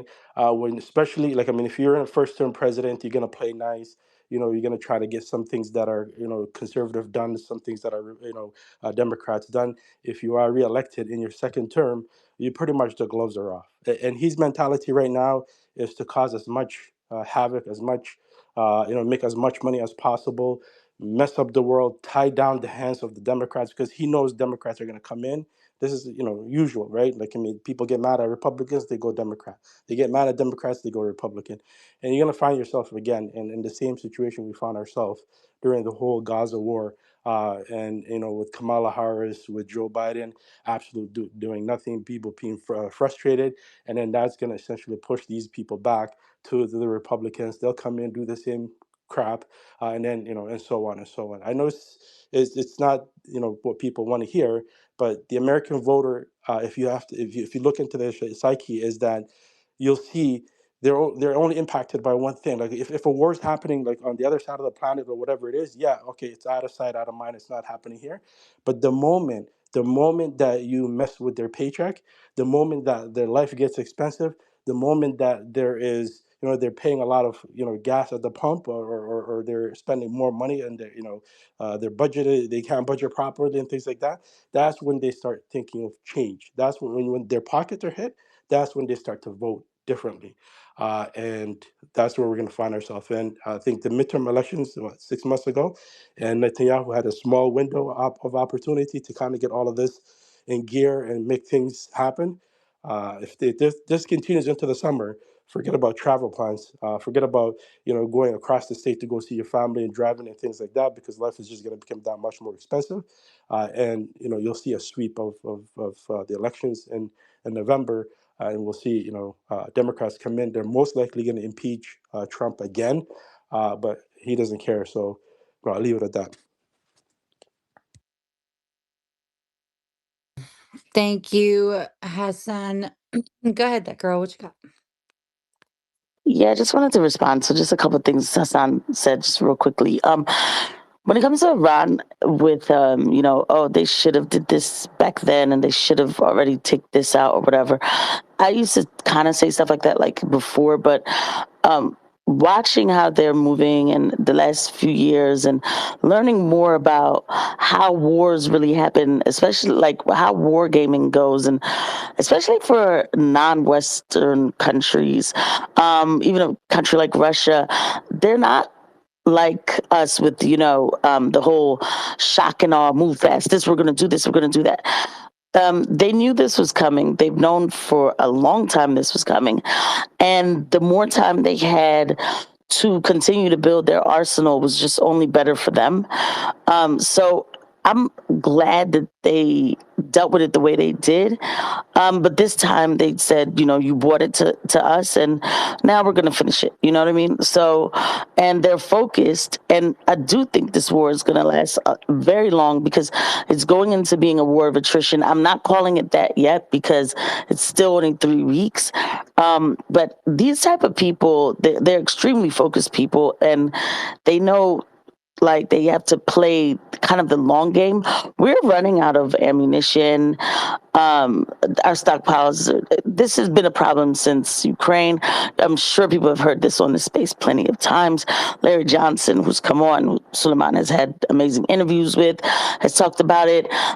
Lieutenant Colonel Daniel Davis is talking about it. So we're not prepared for like a very long war. I'm sorry, I just don't think that we are. And then we also have like problems with our equipment, maintenance, everything. It's not me just, hating on America because I'm really mad at my government right now. It's just the reality of the situation because I've been hearing about this low stockpile since the Ukraine war. Okay, so there's that. And I think that even the thought of rebuilding bases is just like, I don't even know how you even begin there when your weapons are low, all of this. So I don't even know how that would happen. But I'll tell you this with the elections, and I'm sorry, this is a Casey thing. This is me. I'm not betting or anything, but the Republicans aren't going to lose the midterms. They're not going to lose the midterms. And even if Democrats came in, this still will continue to happen. And they won't impeach Trump. I don't know why anybody thinks that Trump is going to be impeached. Trump is doing exactly what the Zionists want him to do. They're not. Why get rid of him? I just don't think, unless they want to do something else and something different, and he finally says, no, I just can't be a part of this or something. Maybe then, that's when they'll put in JD Vance, because they certainly have him prepared, sitting there nice and clean. He never gets dirty with any of this stuff that's happening. He's always out of the way. Sometimes I forget we have a vice president. So I do think that they're just leaving him safe just in case they need to break that glass. But I don't see anybody in this country impeaching Trump or putting a stop to this. I just don't see any leadership in this country. Casey, Oh, God. Casey, you with no like military experience whatsoever, the observations you're making, can you imagine what military professionals who spent their whole entire career, how they must feel? If you've made the obvious observations here, can you imagine? So that's what's shocking to me. I feel like And that's why. Oh, so my bad, Mace. Go No, ahead, Mace. yeah, go ahead and respond to him. I just have a quick thing. Now I just say real quick, and that's why the whole thing is a complete betrayal. Not even just this, the whole thing to the military, to people who enlist to save the, protect the country, right? Because every country needs a military, so that they want to protect and serve. And then you take these people and you send them to a suicide mission. This is a crime to humanity. That's not what you're supposed to do with your military. So the whole thing is a betrayal. Like In I refer- just don't understand how I just wanted to say this really quickly because everybody that he has around him were people that were never Trumpers. Like something changed dramatically. And I think that right now people can't even tell what's left, what's right. Like nobody even cares about that anymore. I mean, there's some people that still care about that, but I think that, for the most part, people are waking up, not just like to realizing that there's so much deception, but also that the two-party system is extremely toxic. Like, because even those that are hating that they voted for Trump, they know that they damn sure wouldn't have voted for Kamala either. So it's kind of like one of those situations where, like, you have to you're forced to wake up to the dichotomy, right? Like, that is obviously perpetuating the never ending wars and the never ending tyranny which each side sets the other one up for, some sort of major overreach just to correct what the last side was doing, and then you also have half the country defending it because their side is in office. It's just crazy. But yeah, go ahead. Who was it that was just about to Well, chime if in? I could just really respond to you real quick, Maze, because it is important for people. Because you said you don't know what happened, right? Because let's be for a second fair. Not to say fair, but this is not the same Trump from the first term. It just simply is not, right? But deals were made, and this is why I can't play in this fake system anymore. Because I felt it once I made the decision, obviously with a lot of education from Suleiman, Khaleesi's Faces, and then listening to other people who were like, "We're going to be in a war with Iran," Fuentes was saying it and stuff like that. And then finally I just was like, you know what? I can't vote for this. When I saw the people around Trump, when Trump stood on a stage with Israeli flags and said, "I'm going to go after the anti-Semites in America." And I'm like, I don't know, First Amendment rights are being infringed upon. These are promises being made. This is a real thing that happened. Deals were made. Mace, you remember we were like hype MAGA. It felt like every Tuesday there was a new indictment on Trump, and we were like, "Oh my God, they're trying to put him in jail," and this, that, and the third. Like, you know what I mean? People were going off about it, right? And then suddenly everything just starts to fall off. Trump wins the immunity case with the Supreme Court, which, by the way, is a detriment to the American system completely because it just sets a precedent for any other president to come in and do whatever they want and they can get away with it. All of these things just started getting better for him. And I knew Trump knew he was going to win when he went to like one of his last interviews or whatever. This was like the last month of the election. And he was saying, "Oh, why ask questions? Come on, let's just dance." And nobody acts like that when they're trying to pick up the last few little bit of votes that they could get. They don't say, "I don't want to answer questions, let's dance." They're begging you, like, "No, vote for me, vote for me." None of that was happening. I said, I was like, this guy made a deal. And then you saw him, and this means something. You saw him at, Schmendeheim Schmilchen's whatever grave site with Ben Shapiro. People might think like, "Oh, that's just a little thing he's doing." Well, look again, okay? That's not just a little thing he's doing to pay homage. We are in a war for Israel.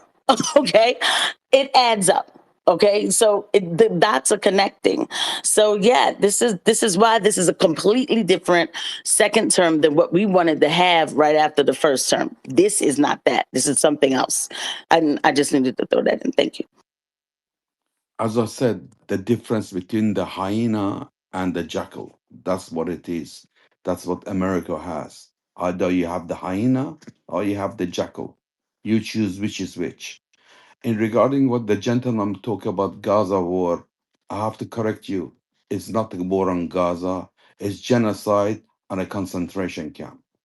And the person that was talking and saying that the unity between the Muslims, if the Iranians wanted to really punish the our neighbors across the water, all those desalination plant that gives them water, those would have gone long ago. Long ago. You think oil is expensive? You think petrol is expensive? Okay, I'll give you a scenario now. If the price of oil goes to $25 a liter, you will stop Some will still use it, and most will use bicycles. If the price of oil goes to $100 a liter, everybody will walk. Everybody will stop using our cars or what electricity. But if the price of water goes to $100 a liter, that mother will buy that water and give it to the child. So the water now, the game of water, I hope the sky was here, that the Iranians did not abuse that, did not destroy the desalination plants, that the Saudis, the Kuwaitis, especially the Qataris, which got 147 desalination plants in the region, they did not touch it. If they want to bully, those desalination plants are boom, gone. I have a Yeah, question. Like the people that are in Saudi, the people that are in Kuwait and or Bahrain, like not the governments, but do you guys have any idea? And this is an honest question because I don't know that we've met too many of them in spaces or whatever. Well, a couple Saudis and they're definitely in defense mode. But like, what's the sentiment? Like, are they upset about this? Are they for patriotic for their own country, or do you think that the Muslim in them kind of empathizes or has compassion for Iran? What do you guys think? Mace, I can tell you Maktoum lives in his home in South Kensington, that he's in London and he's not in his country. A friend of mine, he didn't want to leave. He refused to leave. He's a South African, strong-headed. He didn't want to leave. Yesterday, he lives above the uh, Dubai Mall, on the Golden Towers. Yesterday, the way it shook and all the windows dropped up. He got on in his car and drove to the airport. And the first flight out was to Singapore. He bought that ticket at 6 times, 7 times the original price, and flew to Singapore. That's not the issue. He said when you want to get to the airport, a kilometer from the airport, there are people have parked their cars because there's no space to get to the airport, leaving their cars and walking to the airport, catching a flight to get out of Dubai. In Saudi, it's different story. They are more stable. Kuwait is totally, they can go through Saudis and get out. It's the elitists that are getting out, or the wealthy Khalijis are getting out. But just imagine those poor Pakistanis, Kenyans, Ugandans, a workforce from Lebanon that they run the business, the Syrians, the Palestinians. Imagine those that cannot get out. can I jump in here for a second, just to answer her question? Sure. So yeah, so I've been to the Middle East extensively. I've been to Dubai, Qatar, Saudi. The average person on the street has been indoctrinated to just support their government. So what they say to, when you ask them, hey, what do you think of what's happening in Gaza, the genocide in Gaza? And thank you for correcting me. I said war. It's actually genocide. You're absolutely 100% right. When you ask the locals, the average people, they say, oh well, we put our trust in the government, and the government will do what is right. And in our case, when you can clearly see that what the government is doing is essentially either supporting the United States or supporting Israel behind the scene. So maybe they don't want to be vocal about it. That's an entirely possibility. But the conversation I've had with people on the ground when I was there and asking them about these types of things, this is pretty much what their feedback was. With regards to Iran, though, it's a little bit different. They don't see Iran as a brotherly country. They essentially been brainwashed to believe that Iran is more of an enemy than Israel. Why is it as a sectarian thing? Exactly, right. So you have, like, in Saudi Arabia, there's a good number of population. I think it may be around 15, somewhere between 15 and 20%, depending on which report that you look at, or they're Shia, right? And so if there was anything that was to go wrong, and there's an uprising, that puts that government on an unstable ground, like kind of like what you're seeing in Bahrain right now, right? It was ruled by Sunni, and now it's pretty much the government has fallen. Thank you, Hassan. Guys, I'm just going to read some news really quickly. This is breaking news about Hegseth. He had a press conference this morning at 8 o'clock. And in this conference, he says that today will be the largest strikes on Iran. To date, we've struck over 7,000 targets across Iran and its military infrastructure. That is not incremental, that is overwhelming force supplied with precision. And again, today will be the largest strike package yet.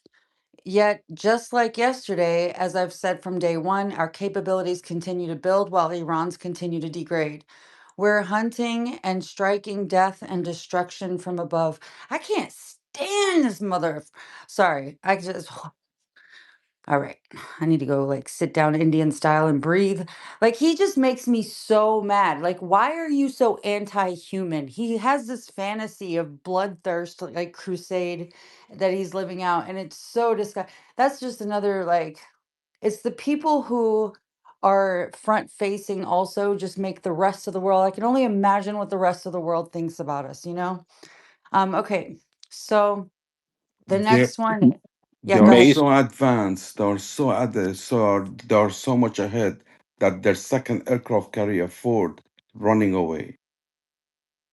Uh, Yeah, exactly. It's open shame here, and let's go back to again to Vietnam. We heard the same thing, Mace. Every day we bombed and we're bombed. We put 20,000 tons of ordnance on this target. They will be at the peace table soon. We bombed them into submission through strength, and in reality, on the ground, it was just holes in the ground. It's insanity. Yeah, I in agree. regard, I think they switched tactics here. Clearly, I mean, obviously, they realize they can't go into that region. They can't be anywhere near that region, and so it's kind of like what Israel did back in 2006 against Hezbollah, the war against Hezbollah, where they went through the south. Ehud Omar has ordered his IDF team to go into an area called like Wadi Al Jah, which is a very narrow valley, hilly. Like the terrain is messed up, and they took out the first tank and the last tank. And of all the 300 tanks that they sent in, they lost 50 tanks, and they had to kind of withdraw and then resort to air campaign versus sending in troops and ground troops. And we saw the same thing happen again now with Netanyahu. He's trying to send in troops, and it's not working there. They just got like demolished, and they had to retreat again.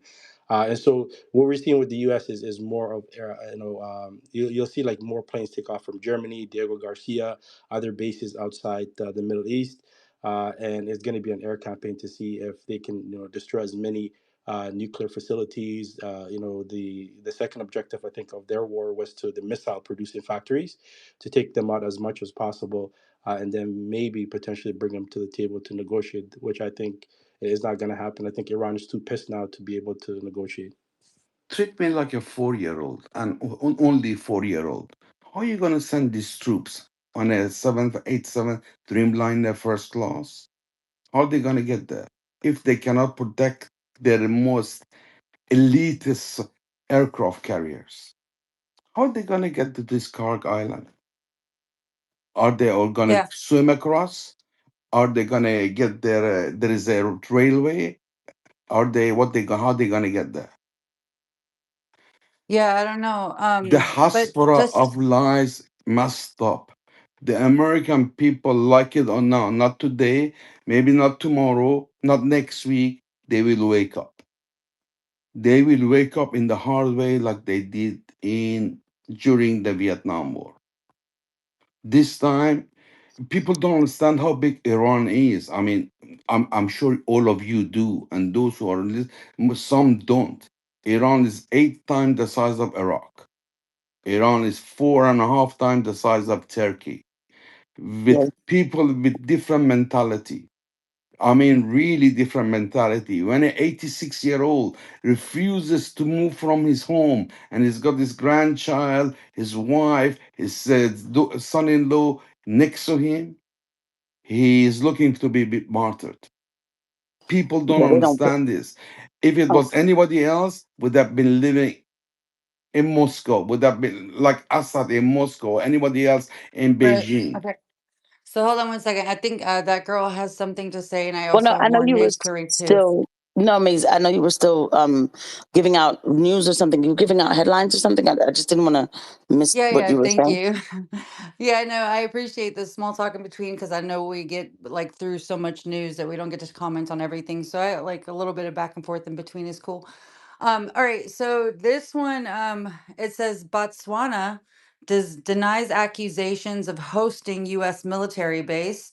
Botswana's director of public service Tudesto Mokgosi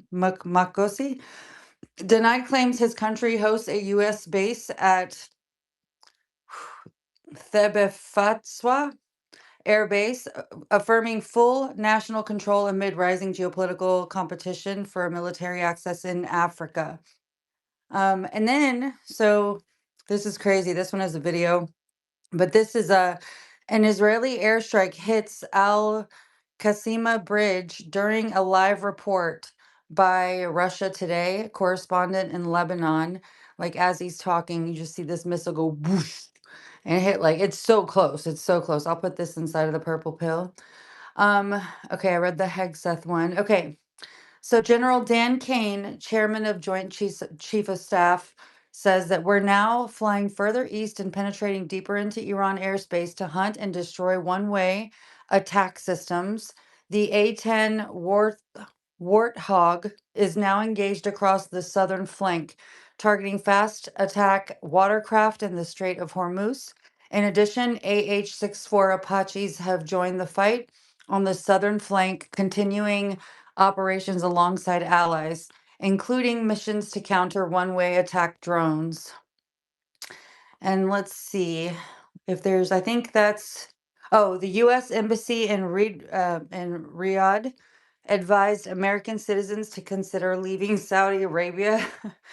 Oh, okay, if they can do so safely. Very interesting. Okay, that's it for now. But yeah, we can get back to the conversation. So if anybody wants to comment on those, go ahead. I think it's quite interesting that they're telling the American citizens to leave. I mean, obviously, they would have done that by now. You would think, right? Um, Yeah, but and then I've heard reports that like sometimes I don't know, like they tell us that like, oh, we are getting what did they say? What did Dan Kane say about we're in their airspace, we're like getting through to Iranian airspace or whatever, like pushing through the south or whatever flank. I thought we took over the whole airspace already. Like, you see what I mean? Like, because I'm pretty sure Pete Hegseth and Trump they were saying that we've taken over the complete Iranian airspace. We've taken over, and I've seen people like Scott Ritter or Lieutenant Colonel Daniel Davis say that this is not true, right? So these lies that are being told to us are not cool. So now, even when Dan King says what he says, I don't even think they're quite where they're trying to say they are. We have no way to prove this. I think that they're Exactly. still on the outskirts, maybe close to that area that they're saying that they're in, but not quite. I just don't believe it. I'm sorry. I've been lied to so much. It's not my fault. I can't help it. Exactly. What we're looking at from day one, we've said Iran is fighting an existential war, okay, in an asymmetrical warfare. Now, that asymmetrical threat, we're again here, we find ourselves, oh, we're going to throw A-10s at them. Okay. Oh, we're going to hit them with Apache gunships. Okay. Well, that is conventional warfare. And conventional warfare is fine, but guess what happened? I'm going to ask a very rhetorical question that demands an answer. We did that in Afghanistan. And who won that war? And I'll leave it there.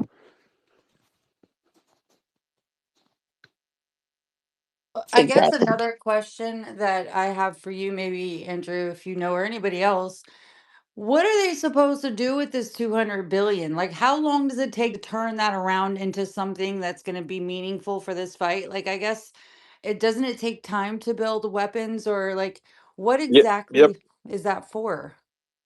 Yeah, exactly. About 4 o'clock this morning, we hammered this out extensively. In my in my tour I had working with the Pentagon, in that we built a fit up. It's a 5-year defense plan.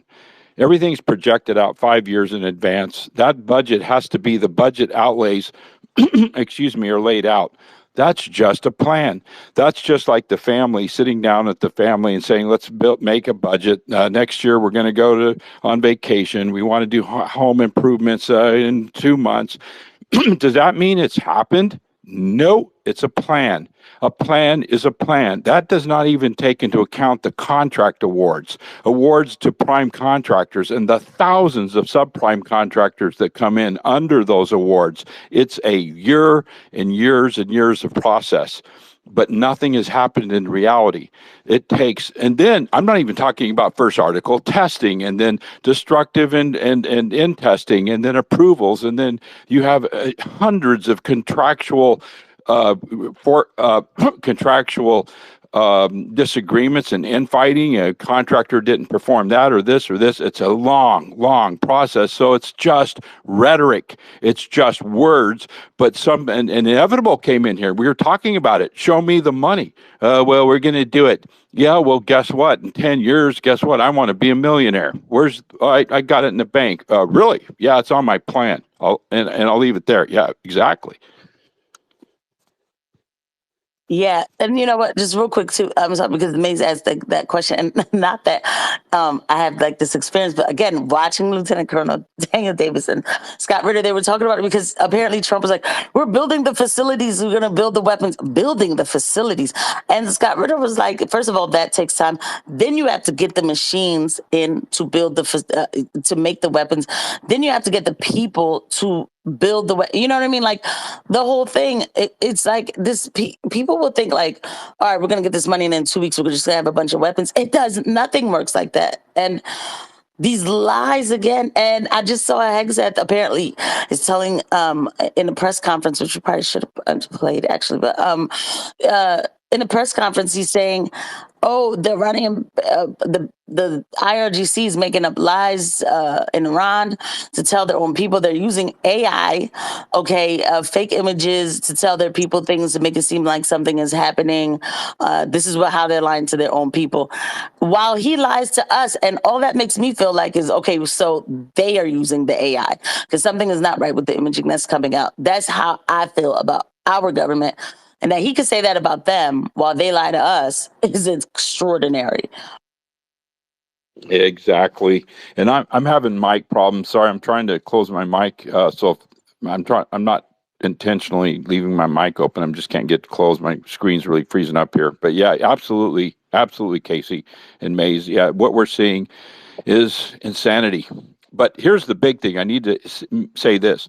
We have to remember, even in the first Gulf War, pulling through after 9/11, and you know what we didn't have is what we have today: the explosion of people that live there that are giving us firsthand knowledge, and analysts weighing in. The American public are not going to buy it the way they did back then.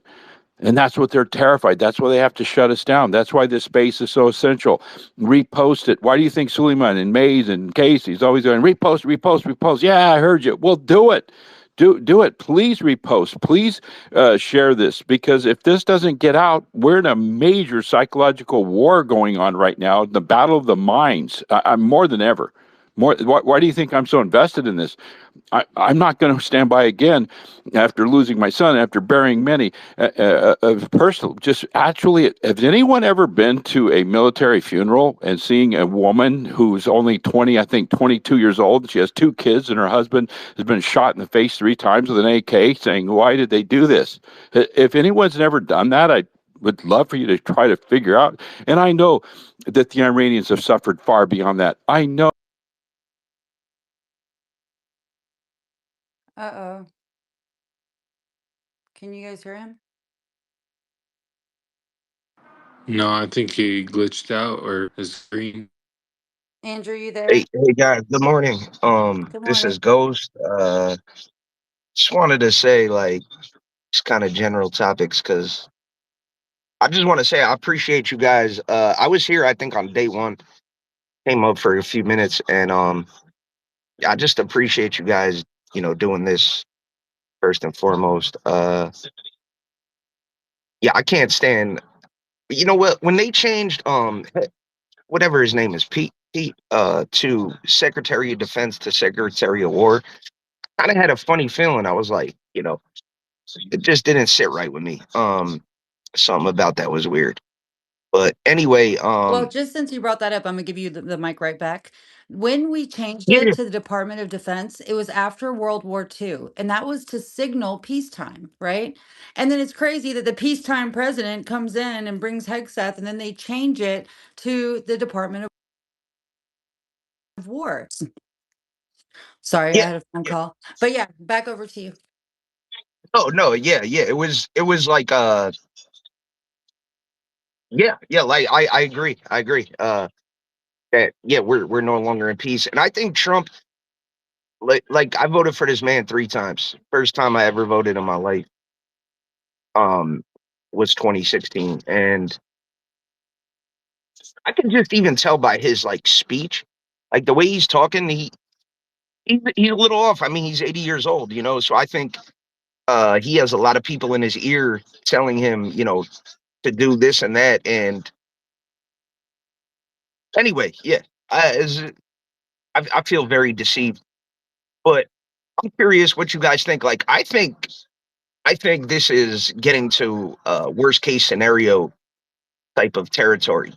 Um, and I'm just curious what you guys think about that. Like, where does this end, and what is the end goal? Like, because right now, I'm just seeing. I just have a gut feeling that this is like worst case scenario. I mean, and they're trying to almost reset the world, have a new world order type of thing. You know, Yeah, I feel you. Actually, that's a good segue. I'm going to read this news real quick and then we're going to come right back to your question. This was also something that Hegseth said this morning. Matter of fact, I have these clips. I'm going to pull it, I'm going to bookmark them so I could play them on my laptop.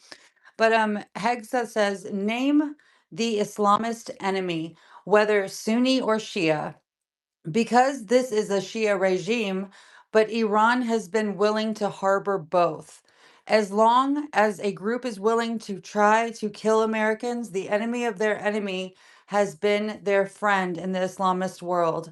So, Iran, whether in Iraq, Afghanistan, or elsewhere around the world, has been targeting Americans.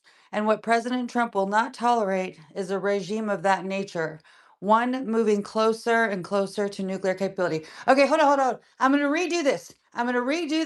And I'm going to just substitute a word and I'm going to see what you guys think, okay? Name the Jewish enemy, whether Hasidic or Ashkenazi, because this. Do you guys see what I'm saying? Like, why are they doing that? They like, if you were to flip that and say it, like it would be, oh, anti-Semitic and burn the house down. My point is like they are pushing this hate so hard and trying to make Americans like despise Iran for no other reason than them being Muslim. You know what I mean? You know what, Maze, if I could just back you up on that real quick, because this is what I've been screaming about I mean, we all have, right? I'm not going to say like it's just me by myself, but like, I don't talk about my channel and stuff too much here, but I talk about this everywhere I can. This hate of Islam, hate of Muslims that has been ramped up. I noticed it started getting ramped up last year. It's always been around, but specifically last year, I saw it getting ramped up hard, right? And all the time they would say Islam doesn't isn't compatible with the West. Islam isn't compatible with the West. And I just was like, why are you people are sick, some of the stuff that you're saying. And then I found out that, and this was after the Charlie Kirk assassination, and this is all going to connect, that it's one thing if it was just happening online, right? I might just be like, well, you know what? Most of the people don't even have Twitter, like whatever. They're going into these fake churches, and that's what I call them because they're these they're not even evangelical. They're Christian Zionist churches, okay, and the Calvary Chapel churches. And this is what they're preaching to people on Sundays. This fear mongering. They pass out pamphlets of like jihad, war, and all at so-called church to tell Christians that they have to, be ready for the jihad, Islamist this, Islamist that, right? And then you have Hexet making that sick comment while having some fake prayer and talking about we do this in the name of Jesus Christ and everything, which is a complete heresy. It is for this war. Like it is, they're not just, this has gone beyond propaganda because now it's inside what people are calling a church, right? Let's keep it real. It's a church. Those people get ready to go to church on Sunday, and then this is what they're hearing. It is now where they're trying to, they made a religiosity out of it, right? And this is for people to just be okay with this and say, this is what God wants. And it is not. Anybody who can hear my voice, this is not what Christ wants. This is not following Christ. This is Christian Zionism completely, which is antithetical to Christianity, period. Okay. You cannot be a Christian Zionist and be a Christian at the same time. It does not make sense. It doesn't add up. This is antichrist. I'm not going to get into a full preaching rant, but I felt this happening, this Muslim hate, and all of this is to say, oh, we're Christians, we're going back on the cruise. No, this is heresy completely. And it's we have to fight it, and that's why this space is important. Yes, retweet, reshare the space, like the stream, subscribe to Suleiman. It is extremely important because they have a big machine to get this out. I told you they've infiltrated these churches and all of that with that, but we can combat it with truth and real, real facts and real speech. So yeah, Maze, I just wanted to say it. Thank you for bringing that up because it's so important. I think that a lot of people don't understand how much it's actually already baked into Christianity. I didn't realize that. I honestly didn't realize that until recently that this isn't something that's like starting to grow. It's been baked in, right? Like I think that now you have the eyes to see it, you can kind of see it, but this is something that they're feeding off of. It's almost like the seeds were planted for almost, I don't know, I would say almost even a century, but like definitely going hard for a few decades. So people that are, middle age, most of their life, this is what they've been hearing. And so now they're taking that and that's what they're using to drive this hateful message, exploiting people's beliefs. It's crazy. Yeah, and I want to be clear, it's not baked into Christianity. It's the Christian infrastructure in America. And it's here because we are the superpower with the, who obviously, right, can start these wars and everything else. Because Christians and Muslims in other countries, they don't talk like this. Like, they're not like this in Russia. They're not clearly like in the Levant. They're not like this. This is something very unique to here, but they need the Americans to think that they're doing the right thing because, look, you're sending your kids to die in this war, this suicide mission. So they have to make it biblical for these Christians, especially the ones in the Southern Belt. It's a whole infrastructure of Christian Zionism, which is a complete heresy, without a doubt. 100%. So I just didn't want to forget about Ghost's question to the panel. If you want to repeat the question, I can take a stab at it. It was like along the lines of how do people see this playing out and unfolding? Like what would be the end game? Was that your question, Ghost, or did you want to rephrase it? Yeah, pretty much. Uh,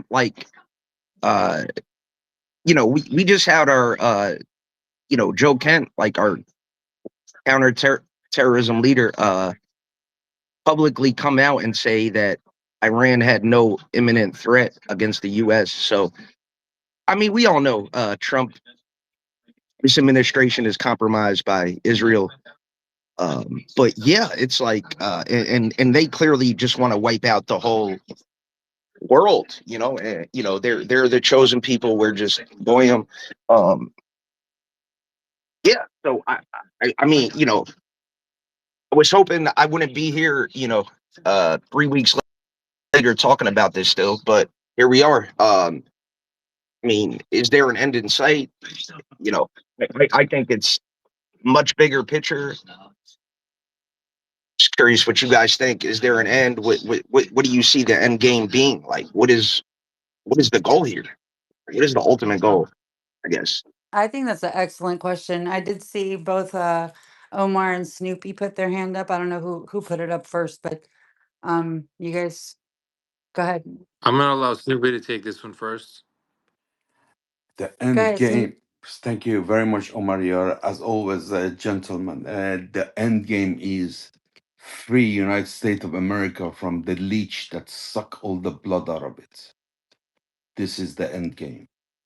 And back to Andrew, what he was saying about Scott Rittner. I really like Scott Rittner. I listen to him religiously. I listen to Judge Napolitana and Professor and so many others. But the person I respect the most because he had boots on the ground. He is well respected across the globe. Is Colonel Douglas MacGregor.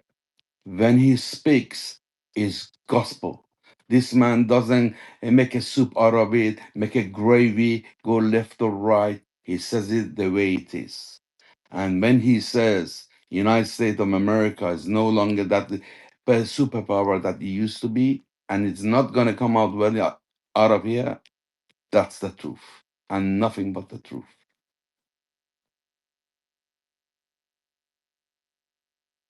Thank you. So I would love to hear what Omar has to say about the end game. Kind of like as this is unfolding, what do you think the end game is? I mean, I can probably speak more to Iran's side because they're very clear and they've actually kept they seem very principled with what they've been putting out there. Everything they've said that they were going to do, they've done.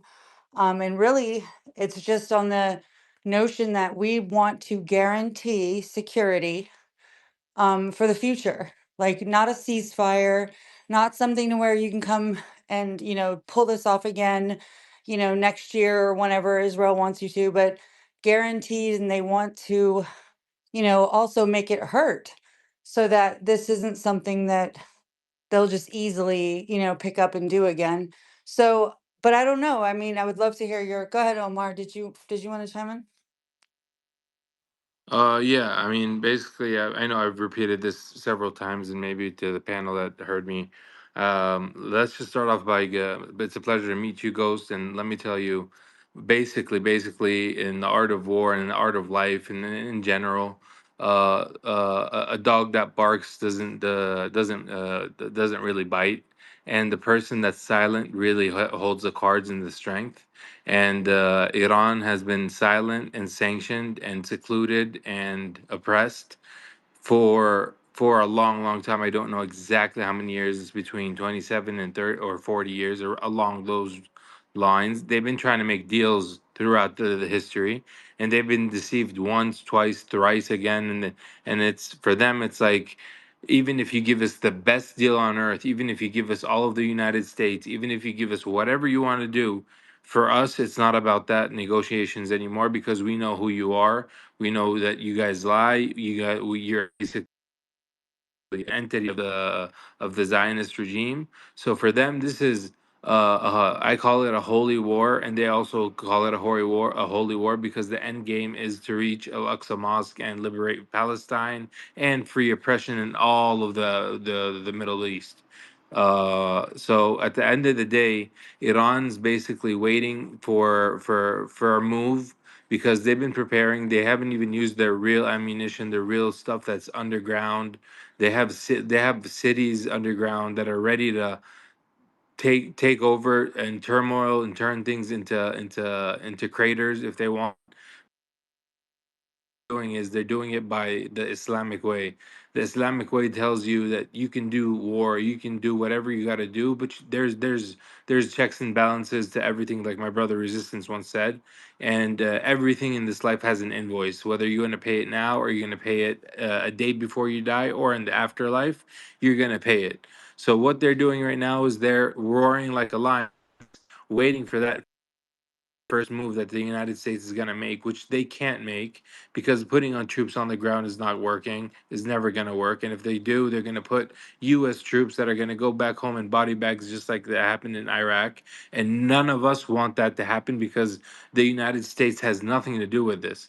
The United States was just naive, just like Palestinians were naive, just like all of us were deceived before technology, where we felt like, okay, let's that's true. Okay, Please stop let's making excuses that seems right. for America, bro. Please don't stop making excuses of America. It's the great Satan for a reason. Don't make excuses for it, please. Okay, but he's Brother talking about the Hassan, I people. respect your opinion. Just let me just speak. I mean, the people have nothing to do with this. It's the Zionist regime that controls APAC, that controls the lobby, that controls the Congress, that controls the administration. Put those aside and put the people aside. You got to differentiate. You want to nuke the whole United States just because of everything that we've been through and you've been through. Iran, Yemen's been through, Lebanon's been through, Iraq's been through. I mean, Well, it's that's not how not Islam Joe. works, and It's not. that's not how Hold war on, hold works, on, hold on, brother. hold on. You're making assumptions here. It's I not your I average was Joe. speaking. I was speaking. Yeah, Yeah, but Let me but continue hold my on, point. Hassan, 1 second. Let him finish what he's saying, and then I'll come straight to you, and you can add in or speak whatever it is No, that you wanted to say. Go ahead, Omar. thank you. So yeah, Hassan, I get exactly where you're coming from. Just like we disagreed last time, it's gonna go exactly like you said, exactly like we were talking about. Iran is gonna put the cards on the table, and they're gonna be the ones with the power in the area, in the Middle East, and in the area we're in, and they're gonna do what they have to do, but they're gonna do it abiding by the Islamic law, which is what the Quran says, which is how we have to do it. And an example of that is how Hamas treated the hostages, just like the Quran asks us to treat hostages when you take hostages. So we can't just go ahead and say, okay, don't defend the United States, because the United States is a land of opportunity for people that want opportunity. It's a land for people that really want to progress and prosper. So the American people are such nice people. Forget the majority that are racist, or the sects, or the gangs. Put all these things aside, brother. We got to look at things objectively and in a macro vision, because we've been going through this for so long that you can't just look at the little things and then say they don't deserve it. I mean, the United States and the U.S. troops do not deserve it because they are naive going into something, following COs and their commanding officers' direct orders, and then they come home with PTSD, not knowing why they did that or how they did that. So let's put that aside and give them the benefit of the doubt that they also don't want this. The military is saying we don't want this. So when the military is saying that this is unethical, someone's resigning because it's saying it's unethical. Someone who got his arm broken in Congress and got in prison for 42 hours because he was speaking the truth. These people are standing up for the truth. So you can't just say, let's put everything aside and no, you can't defend the United States. I can defend the United States because I've lived in the United States. I've seen the American people. I've treated with them, and I've dealt with them, traded with them. They are direct people. They are honest people, and of course there's going to be good and there's going to be bad in this world, brother. But honestly, and just to make my point a little shorter, we got to look at things in a macro vision, and then we know Iran holds the cards, we know Hamas holds the card, and we know the Houthis hold the cards, and they're all in direct communication. And I'm sure you know that if you're deeply linked in. So if that's happening, then we should be happy that the United States is basically on its knees, begging to retreat and go back on its word and go back on and never wish that they did this. But it's too late. We're here, and this is something that it's God's will, and we're here, and it's gonna happen, and it's gonna happen in the right way. So we don't want to mislead people by saying no, we gotta demolish him completely, because look at brother Ghost came in here, and he came in here asking questions in the right way, and he really wants to see really what's going to happen, what's going to happen in the world. People are trying to learn. That's what we're trying to spread. So let's spread the right word, and let's spread love. Because evil is evil is evil. We've been living it for so long, but we haven't had love. So let's just spread that love. Let's just spread what we know in the Quran, what we've been built since we were little and when we were land. So that's all I got to say, and then you can continue from there, brother. Sure. Look, I appreciate your sentiments, but what I would say is, yes, your average Joe is not responsible for the war. They are to some extent innocent, but there's nobody that's innocent in this world, really, in my view. And this is how I see things, because people are genuinely only bothered about themselves. They're bothered about their own. They're going to be annoyed about this war because their gas bills have gone up or their fuel bills have gone up. This is why people are going to be bothered. And the reality is that you can sit there and say everyone's innocent, but so long as they are silent, so long as they're actively contributing to the system, they're part of that system, everyone bears some level of responsibility, some more than others.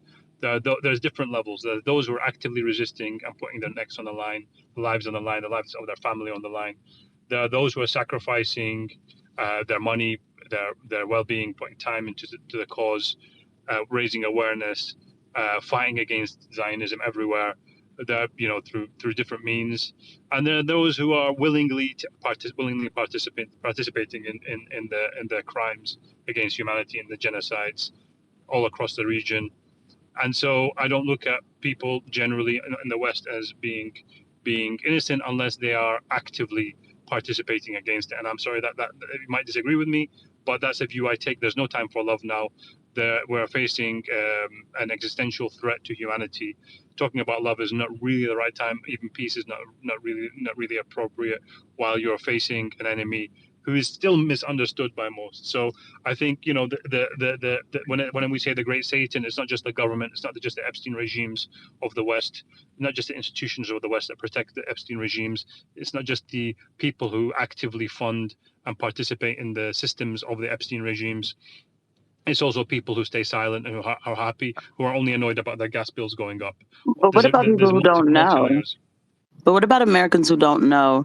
Americans who, and I don't need you to care about Americans. I'm not, I'm just going to just say this real quick. Like, there are still people who really just don't know because, they're sick or they have 10 kids that they're trying to figure out how to feed or, you know what I mean? Like stuff like that or whatever. And I feel for people in, of course, in Iran and Lebanon, Palestine, everywhere else or whatever, who didn't know, who were minding their business and then some bomb drops on them, of course.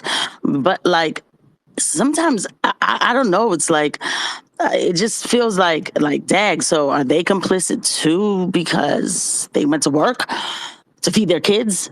I don't know. So So I don't my know. answer Not is at no. all. Not at all. You know, But I My brother get it. answer But is I Hassan, get it like, though. But Hassan, just but hold on, Hassan, hold on, let me be hold on. clear. I am not trying to whitewash anything because I listen to everything you say, and I've never been in a position of swallowing a bomb. I don't know what it's like, so I don't want to minimize that in any fashion. In any fashion. So yeah, look. You've got innocent people in every situation. There's people who are in a hospital, being sick for the last 10 years, who've got nothing to do with any of this. Absolutely, but the response. But my point is, the responsibility is spreads far more wide than we make out to be in every situation. The responsibility spreads to ourselves, to our to the people we know, to the people living in the West who are paying taxes, who are not resisting. I believe that they're also included in that equation of responsibility. And the thing is that people who are suffering is always our people, the people who are actually fighting the cause. The people who are supposedly innocent and only bothered when look, I'll draw this line. If you're only bothered when your gas prices go up, then you're not innocent in my view. but brother Hassan, they're not Wait, does bothered that just so because does I that know apply that's to a big Iran as fear. well? Uh, Sorry, man, because can I just say one thing before you? Thank you. Brother Hassan, it's not just about the oil prices. When you say we can't talk about spreading love during war, war is war. I mean, it's ruthless, and there's casualties, and there's victims, and there's losses of lives of families, and the devastation, and distraught, and then melancholy, every single thing that you can imagine. But let me just show you when the Hamas resistance showed love to the hostages. It showed the world that you can still fight oppression and still do the right thing. So these people that you're saying they're just worried about their oil prices. These people are hardworking Americans. They're taxpayers. They're doing what they're told because the government is lied to them and deceived them, just like you were lied to by your government, just like I to put things Oh, the lens. Go ahead. no, you cut out. I thought we lost you. Go ahead. Oh no. So yeah, it's time to put these little things that you're talking about aside. I know there's some people that have a big factor and a big role to play in, and some people don't have nothing to do with it. But you got to differentiate. When it's war against the regime that we're fighting, and it's not against the United States. The United States is being used, and you don't want to demolish the people just because the government's being used. The government's being used, and the government's lying to the people, and the people are believing it, and the people are waking up. So if they're waking up, let's teach them what we know, and let's learn from them what they can teach us.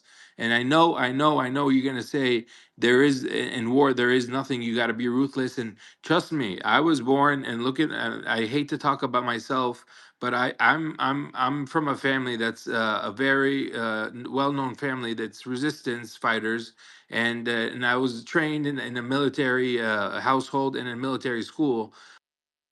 But I don't go saying, "Oh, just because I know this, you know what? We have to fight war in a way where it's like let's demolish people and let's demolish them." Because even as much as hatred as you have to channel that energy into doing the right thing by the book of Allah, not by what you want, not but what I say. Because people are trying to learn, and we're trying to spread the love. We're trying to spread the word.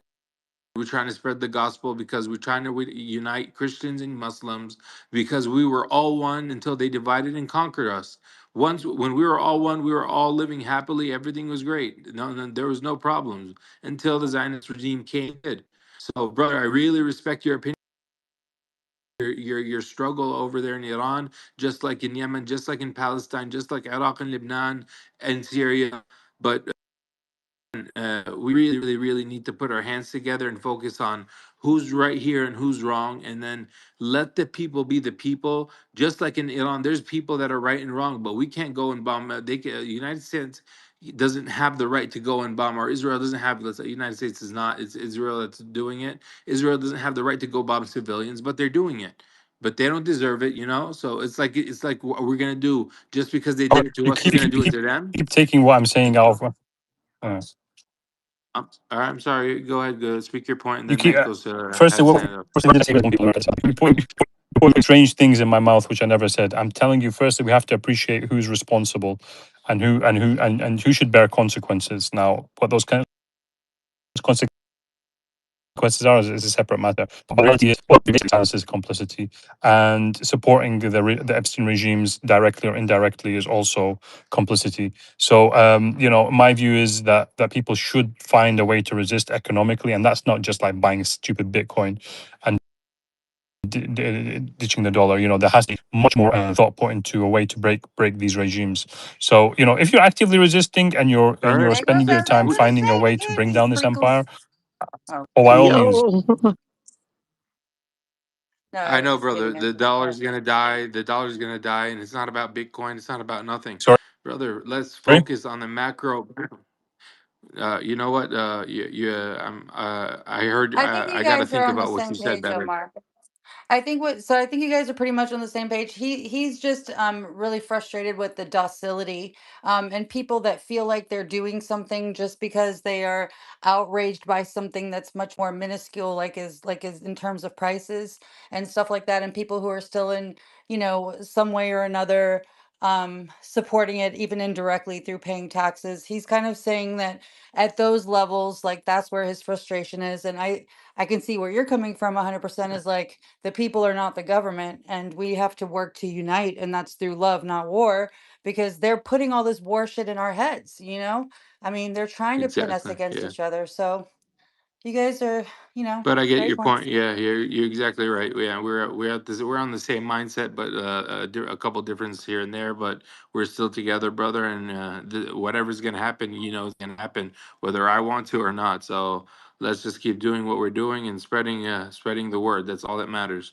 So thank you. so let's see what Mankos has to say in this beautiful love.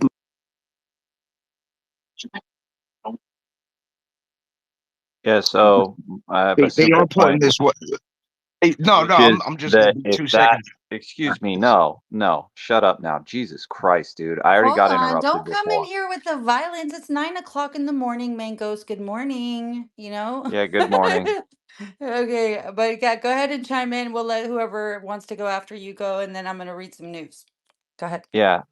Yeah, so it's a simple standard, which is if you apply that standard to the United States, which is, oh, everyone who pays taxes and is complicit, everyone who isn't fighting for Iran and part of the resistance in Iran is in the United States is complicit and they all deserve to suffer, well, then that logic applies to the Iranian people as well. Basically, oh, everyone who's not working to overthrow the regime is complicit and they deserve to suffer too. So if you're going to have that standard, just understand that standard applies back to Iran. And if you want to have the standard that every single person who isn't in the IRGC or military in Iran is an innocent civilian and you cannot absolutely do anything to inconvenience them or make them have a harder life in any way, then you can't go around saying that you want civilians in America or other countries to suffer either. See, the problem is why that. Okay, go ahead. I don't know Hassan wants to respond, so I don't want you to. Yeah, I mean, look. If the IRGC weren't the most moral kind of army on earth, and the Islamic Republic government was not the beacon of humanity and morality, and something like the Epstein regimes in America, I would agree with you. And I think also to just one quick point, like Michael's, but like in reality, Iran isn't throwing bombs at us first. Like they're being attacked. Like we are attacking them. So it's I don't know why we need the quote regime. No, I but don't call Casey, it we're that not talking to be about removed. that. We're talking about the inconvenience to the people. So basically, the What inconvenience inconvenience to the to the people? Americans, hold on, the inconvenience to the Americans is the higher gas prices, and the inconvenience to the Iranian people is cutting them off from natural gas and potentially, causing rolling blackouts and things like that. So it's a burden that's being placed on the civilian populations of the different countries, either in Iran or around the rest of the world. No, but it's not the same level though. We're going to be inconvenienced. They're getting bombed. Like they get bombed, and again, for what? Like it The goes back to the civilian basics. Like population is not getting bombed. Everyone who okay, is a so the little girl. Wait, pro-Iranian person like won't shut hold up up. about the school, talking about the school every day. That was No, I'm clearly not an going to shut up accident. about the But in school. general, We can't forget about the school, in Mancos. general, the Like, United States how do is you not shut up about the trying to school? target civilians in Iran, has been restricting its But bombings and military civilians have targets. been hit. Civilians have been hit because in a war we have no business in. Not even one nail from a bomb should hit Iran because we have no business in this war. Okay, I mean, too and bad, kids were Casey. hit. You don't make policy. The person who gets Yeah, I elected know. by the Yeah, I American get it. I people know. makes Yeah, yeah. policy. Right is my to you. Let me just finish. But the point is that the kids were killed. Right. That's not an inconvenience. That's lethal. And for what? Whatever government they want to have, the people aren't complicit over their government, and their situation is their situation. Our government is bombing and attacking other countries. That is a problem. Yeah, so the point is, though, not to go and relitigate the entire concept of the war, but just to talk about the relative burdens. And the issue is that Iran is trying intentionally, as strategy, to harm the entire world economy and to make everyone in the world worse off because they're hitting the availability of things like fertilizer, which is the food supply, and gas, oil, etc., coming out of the Middle East, which is going to cause economic harm not to the US and Israel, but very widely and primarily to other countries that aren't even involved in the war at all. Can But I Mancos, correct you can I here? hold on? Can I Can, just say this really quickly? I think they have practiced the utmost patience because they've always had that leverage and they haven't done it until right now. And right now they're fighting for their life, right? They got bombed in the middle of negotiations. They have all these Gulf nations that are hosting their enemy, and they still are saying that if you're not hosting the enemy and if you're they're letting people through that is not participating in the attack on them as a nation. I just think it's kind of crazy. Wait, Maze, that's not true. What do you mean? No, Iran now saying that they want to charge a troll toll to everyone who wants to use the strait. They're not letting people through. There's only like 2 or 3 ships that go through every day when there's hundreds and hundreds and hundreds that are backed up that want to go through and can't. Can I? And Iran is saying, well, hold on, we need to set up a system where we can charge you 10% of the value of your cargo to be able to transit the strait. Can I? Let me give you a little bit of education. I'll respond to that after he goes. Go ahead. Please, you said the world. The West is not the world, and the world is not the West. You worry about the West, but the rest of the world, the other 7.1 billion people, are not affected. You're always looking at the West, that the West, the white supremacy is the world. No, it's not. And the gentleman who spoke about America as the Satan, let me tell you, the Americans again. uh, Let me take you back a little bit to 2005, when Katrina hit Louisiana and destroyed it. It took more than 24 years for Louisiana to recover, and up to date, still not fully functional. So it's not about the Americans is the Satan, it's the blue state which is Satan. American, when you are hit by a hurricane and you escape and run to a place of prayer, and you go to your pastor, priest, sheikh, whoever, and start breathing Zionism, hasbra on your throat, what do you think that person gonna believe? I remember the first time I arrived in New York and stayed at this amazing hotel called the St. Regis and turned on the TV. I was horrified with the news channels that I would listen to. Now this is me, an ignorant 4-year-old, coming and listening to this. And just imagine poor Americans that got to listen to this nonsense, lies, bullshit, hasbra, day in, day out. Okay, the Dow is going up. Yes, Apple is buying Apple share. BlackRock is buying this share. So yeah, the Dow keeps going out. Let's plug it as much as we can to the point we can. I wonder, this $1.5 trillion you're spending on arms. If the arms in China cost 30 times less, who is making more arms? Going so off I topic mean, we here. This is know like a yeah, huge, we oh my know that God. they're We are squeezing not us off for money in topic. their price We are caps. not off topic. This is what I'm trying to tell you guys. The American people are brainwashed day in, day out. We got the biggest army. We got the biggest finance. We got the biggest this. We got the biggest this. We are the best at this. Those days are over. Out of the 10 top, No, they're going to out of still the propagandize us. The propaganda is worse than ever. I agree with your central point, but no, we are still propagandized. You just have to look at my feed, but go ahead. out of the 10 top big banks in the world, how many are Americans today? One. Eight. Yeah, the Federal Reserve System. Oh, oh, Federal Reserve By the way, System can is. we just to make the topic a bit more interesting? We've got well, not interesting. Change the topic a bit. We've got there's some news coming out that Besant said that they may unsanction the Iranian oil on the water. That sounds to me like they are getting really worried about the oil prices and they're trying to find ways to reduce it, which is maybe step one in the change, the global change in the global order and who controls energy, basically. Say that again. What are they doing? So Bethan has said we may unsanction some of the Iranian oil that's on the water in the coming days. I think that could be big news potentially. Oh, Yeah, I yeah. mean, they haven't taken any action against any of the Iranian ships and have been letting them leave the Gulf and just go freely wherever they want to go. So I don't think that they should be doing They that, are but not that's the Iranian policy that ships. they've They are decided to not do. Iranian vessel. They are Chinese vessel.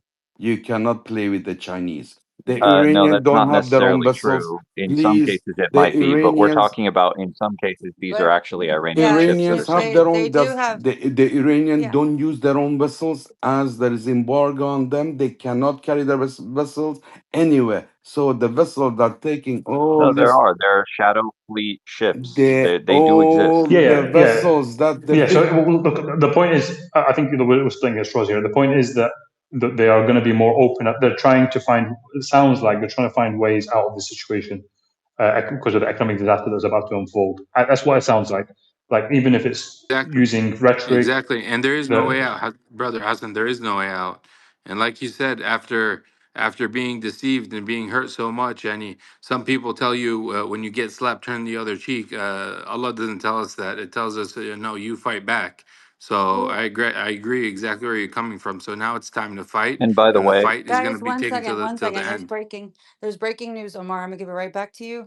Well, this is what's crazy. So then they say that like they're looking for ways, and then Besant comes out and says on Carg Island, we will see if that eventually becomes a U.S. asset. You see how they're just going around like like we might just take Cuba. Like you're like that's some fighting words right there. I just feel like they come out in one way and say this, and the next they come out and say that. There is more news, but I want to give it back to Omar to finish what he was saying, and then I'll get back to it.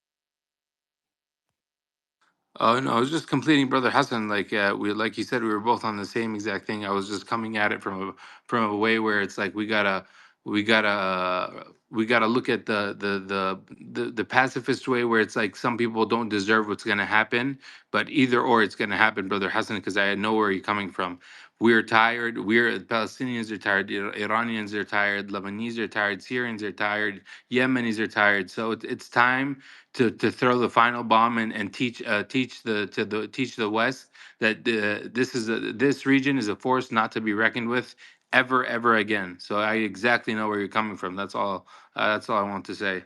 And it's not about oil prices going up and down, because all that's going to affect the whole entire world, and that's what everybody's scared of.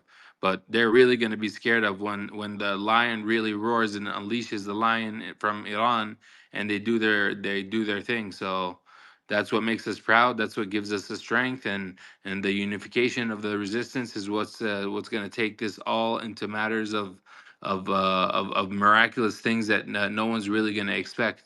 And look at who would have ever thought after. Okay. Go We ahead. heard it. Go ahead, We heard it. Marcos. You. Go ahead, So Marcos. here's the thing.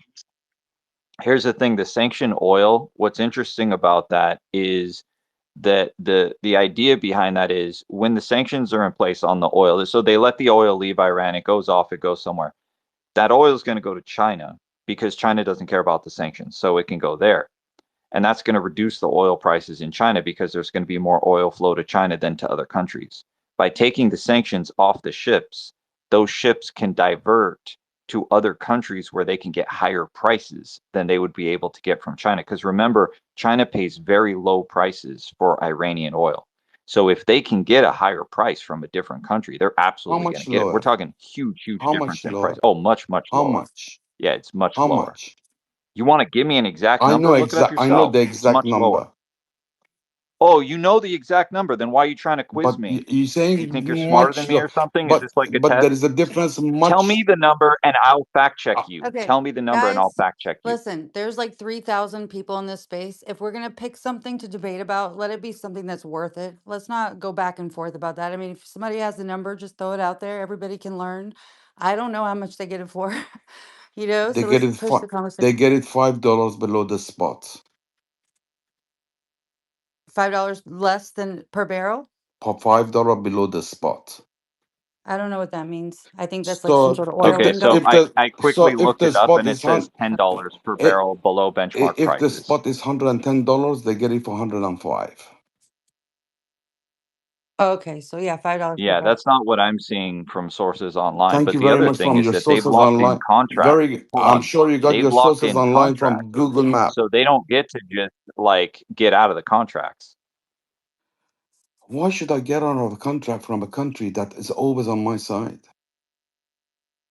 Why should I get out of a country that gives me Baidu? Why should I get out of a country that gave me 25,000 tons of solid fuel? Why should I get out of a country that gives me eyes in Yeah, the we don't sky? need the rhetoric. Why should I give Okay, back, you give don't up need a to repeat country? why should I get out of a contract every time you're going to Man, say a sentence. It gets silly. what's do you know The the the price answer of is because oil? China wants to pay the least Let possible. me. What's That's what's why the price of China's oil going to per hold barrel Iran to its in Dubai? contract. What's the price of oil per barrel in Dubai, Mancos? There's no Dubai market. Are you talking about Oman? Is Dubai market No, Dubai $130 per barrel or 127 at the moment? plus the premium, right, brother Hassan? There's a premium. How much? Do you know how much that premium is, Mancos? 12.5%. I thought so. I thought so. Wow, you have the charts open in front of you, and you're like, "Oh, I'm gonna quiz Manko. Does he know what the price is right now?" It's dumb. I have Mancos, no the chart in front reason, of me, brother. I'm on my phone, and I don't need a chart to tell you because when you read and you learn, Man, facts, and um, whoever wants to believe it or not, it's facts. Mancos, So you do you, man. the reason I know a little bit about oil, my first job was at Lehman Fibro, trading on Libyan desk oil. So I know a little bit about oil. Forgive me. You know what? Whenever my son asks if his friends can come spend the night, I always feel like I got to deal with this type of bickering like all night whenever it's over a video game or who stole the ball outside. It's like, guys, stop it. Boys will be Um, boys. Stop measuring your dicks, boys. and Come hi, on. Doc. Good Matter of fact, morning. Doc. Good morning, Doc. Good morning. Yeah, I'm having my coffee. You guys calm down. This is all good news for Yeah, us. yeah. Look, it sounds, no, Doc, it sounds like the unsanctioning oil is basically going to happen to Russia and Iran, and they're going to open the markets back up, and this could be a first capitulation by the states. This is what I'm reading as. I think it's interesting, right? Like the countries that they wanted to weaken, which is the BRIC countries, like they wanted to weaken Russia. Then what did they do? I think like a few days ago, they loosened the sanctions on Russia for a month, letting them to sell to India. And then the fact that like the Iranians were like, well, if you settle with the yuan, which is also kind of strengthening China a bit, and then now this it's like removing the sanctions from Iran. It seems that the economic warfare is working a little bit on the Iranian side. What do you guys think? Yeah, Simon's king here. In terms of, I came at this from a religious standpoint early on. Simon came at it from a financial standpoint. Others came at it from a military standpoint. Really, the economics here is what's winning the day. This is an effect, and the effect of this, or one of the effects of this release, is it's going to protect the petrodollar down the road. Petrodollar is dead and gone. Like Dolce Gabbana, dead and gone. No, it'll be Hey, don't bipolar. hate It on won't be Dolce dead and and gone. Gabbana. It'll be I'm saying bipolar. at least the perfume stuff. Still be trading in It the is gone though, petrodollar. mate. They'll be trading more trading in bricks, but bricks is not replacing the petrodollar because of what happened so far in the Gulf. Explain to me why BRICS will not. Why they Because too many countries will still be aligned with the United States and will still be trading. why Union Pay will not take over SWIFT? Okay, well, I just said it. You don't want to hear Please it. tell I me don't want to again argue because about it. I'm. I think. Look, I think. I Yeah, think you Doc's have your opinion. I have my Stupid. opinion. I think Move Doc's on. Docs is a fair point. He's just saying the change is going to be more gradual. It's not going to be instant. Like the systems, these systems don't change overnight. They take years. I think that's a fair point. To his surprise, I, 70% of all Saudi oil are traded in RMB. It's here, not too much surprise, right? Quit, here- quit trying to throw your dick out on the floor and say it's bigger than everybody else's. All right, you just have an opinion. That's it. I don't care what desk you were trading on. Doc, if I can enter the military aspect here, here's what's happening right now. I'm not talking what I think. Here's what's happening on the ground right now on the ocean and the water. All right, Straits of Hormuz, we don't have to argue about what's happening there, but now we have to go out into the blue water, into the depth. United States Naval fast attack submarines are patrolling that. They have that locked down. Yes, they do. And if we wanted at will, we would either, if the last resort is we could drop every one of those ships to the bottom of the ocean. I'm not threatening that in stupidity, but it's the truth. But we could also have them boarded and take them under our authority like we did in Venezuela. But we haven't seen that happen. I wonder why. I'll leave it there. Yeah, that is a good question, Andrew. That is a very good question. Real quick, let's get to some more news. Um, oh, so wait, what? Okay, it says U.S. Treasury Bissett says that we're starting to see defections. There's a video there, but I can't obviously play it on here. I'm about to go pull out my laptop. Another one is so Iran will surrender before the end of the week. Okay, that's just a comment. Yeah, so I'll play these in a minute. But one thing about the Greek Minister of National Defense, Nikos Dendias, announced today that a Greek Patriot air defense battery in Saudi Arabia shot down 2 Iranian ballistic missiles that were targeting oil refineries in the country. See, I feel like they starting some shit. Okay, Greece has had a presence in the Gulf nation since 2021 as a part of a bilateral defense pact and the status of forces agreement, SOFA, between Saudi Arabia and Greece. According to Reuters, citing a Greek MOND official, this is the first time that the Greek military personnel have operated the system. That's pretty interesting. What do you guys think about that? I mean, I feel like they're trying to make it look like they saved the day by shooting down these missiles, but I don't like it. Well, I guess Iran was targeting these yesterday in retaliation, but I don't know. Maze, there is a big difference between a ballistic coming at Mach 7 and a drone coming at 500 kilometers an hour. Massive difference. If the the blue people cannot shoot it down with most of the American Navy and so on over there, and with all these batteries, they got destroyed. How did the Greeks do it? That's Anyway, a good question. But I and don't know. Yeah, by the go way, ahead. on the military side, I haven't seen much use of hypersonics so far. Everything is so far been the more older ballistic missiles. Has anyone else picked up on that? Has there been kind of any footage of the hypersonics used? they used 12 of them on the Bulgarian airport, which is totally out of order. All the runways are destroyed. The Terminal 3 is destroyed, and all the planes that were parked there are goodbye to them. Are Before you I leave sure? you, Are you sure that they hit them with hypersonics? this is according to the guys in Tehran. I don't know. Maybe they're lying because the Iranians are big liars. There was a lady here about her name was Titi about the planes that people don't go to Iran because there's no direct flight.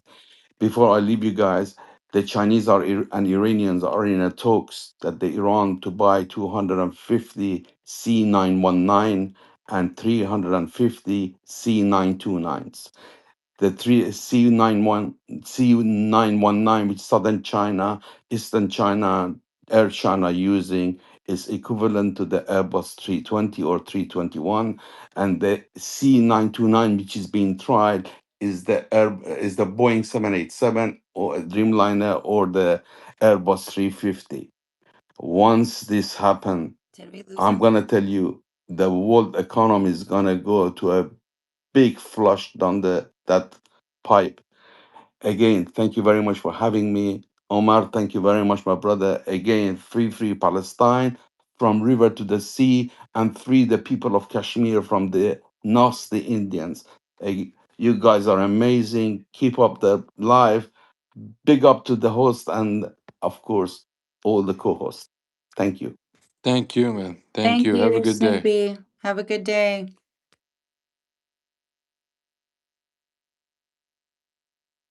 And love you all. I got to bail out here for a couple hours, but love you all. Keep fighting the good fight.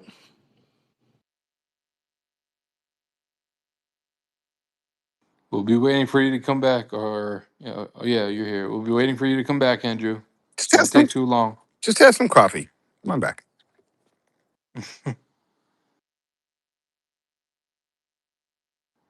Hey, Ghost, did you have another question, brother? Because you came in asking question, and it kind of got like a little heated and debated, and you probably got lost in it, or was it clear enough, or do you have anything?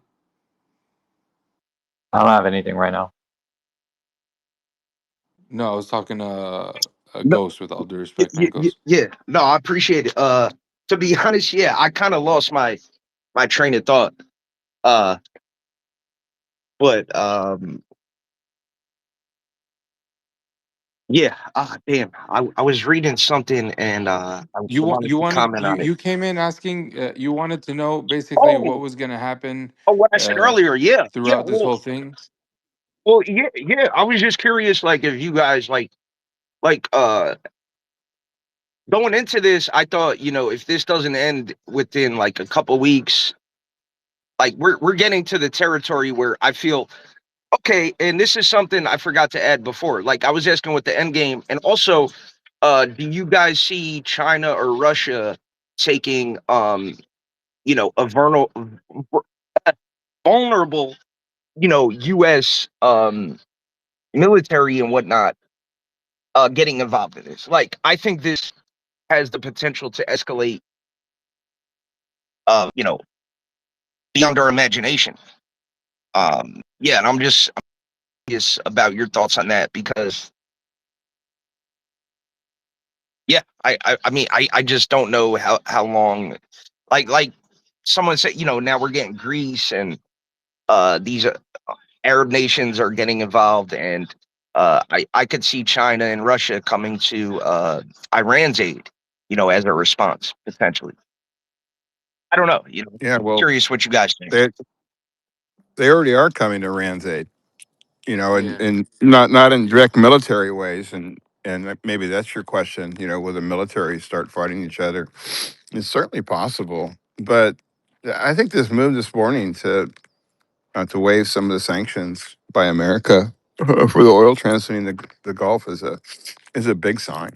And it makes a lot of sense to what Simon, who's a financial analyst, has been saying in the space, is that cooler heads may not prevail, but money speaks volumes. And right now, money in Iran's control of the Straits of Hormuz are having some effect. People are thinking about their pocketbooks. Trump and the Republicans are thinking about the reelection chances in November.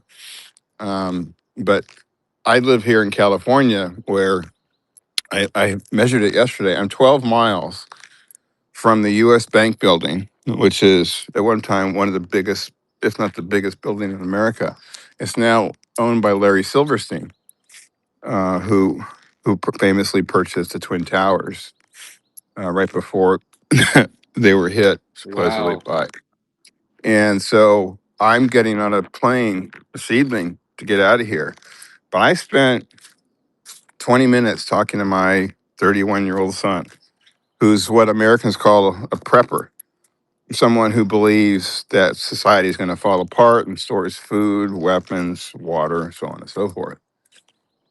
And I encouraged him to be ready, Smart man. He's a smart man. you know. Well, he is, but he doesn't believe any of this is going to happen. And I told him, I said, look, I've been invested in this for years, and I'm hearing from some of the best experts and voices around the world on a 24/7 basis. And I'm telling you, it's not a non-zero chance because Americans do not support this war, not in any way, shape, or form. When people condemn America for what we're doing, and they should, you got to condemn our politicians. And right now, under Trump, they're all owned by the Zionists in Israel. So there's no predictability here because this is Israel's chance, or so they thought, to expand into their greater Israel project in a meaningful way to take out Iran.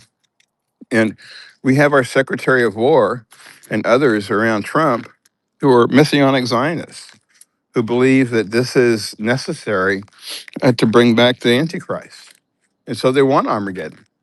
And from a policy standpoint, that's the way our administration has been acting.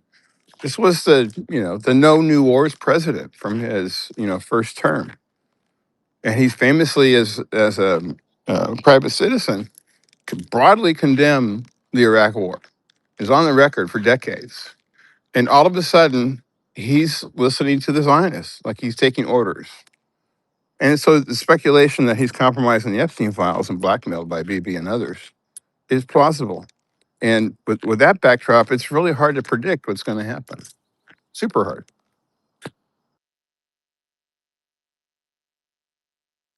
So, do you think Jared Kushner was like a honeypot? I mean, because that's where I come into like a little bit of confusion, and I'm like, this just isn't the same Trump. But then when you kind of look back and you see that history, you're like, well, maybe it is. I like maybe this was the plan. But or do you guys ever think about that? Because Jared Kushner, I A mean, their honeypot? family. Well, like for Ivanka, yeah, I Oh, do, do you think he's so good that yeah. I don't know? Listen, Okay.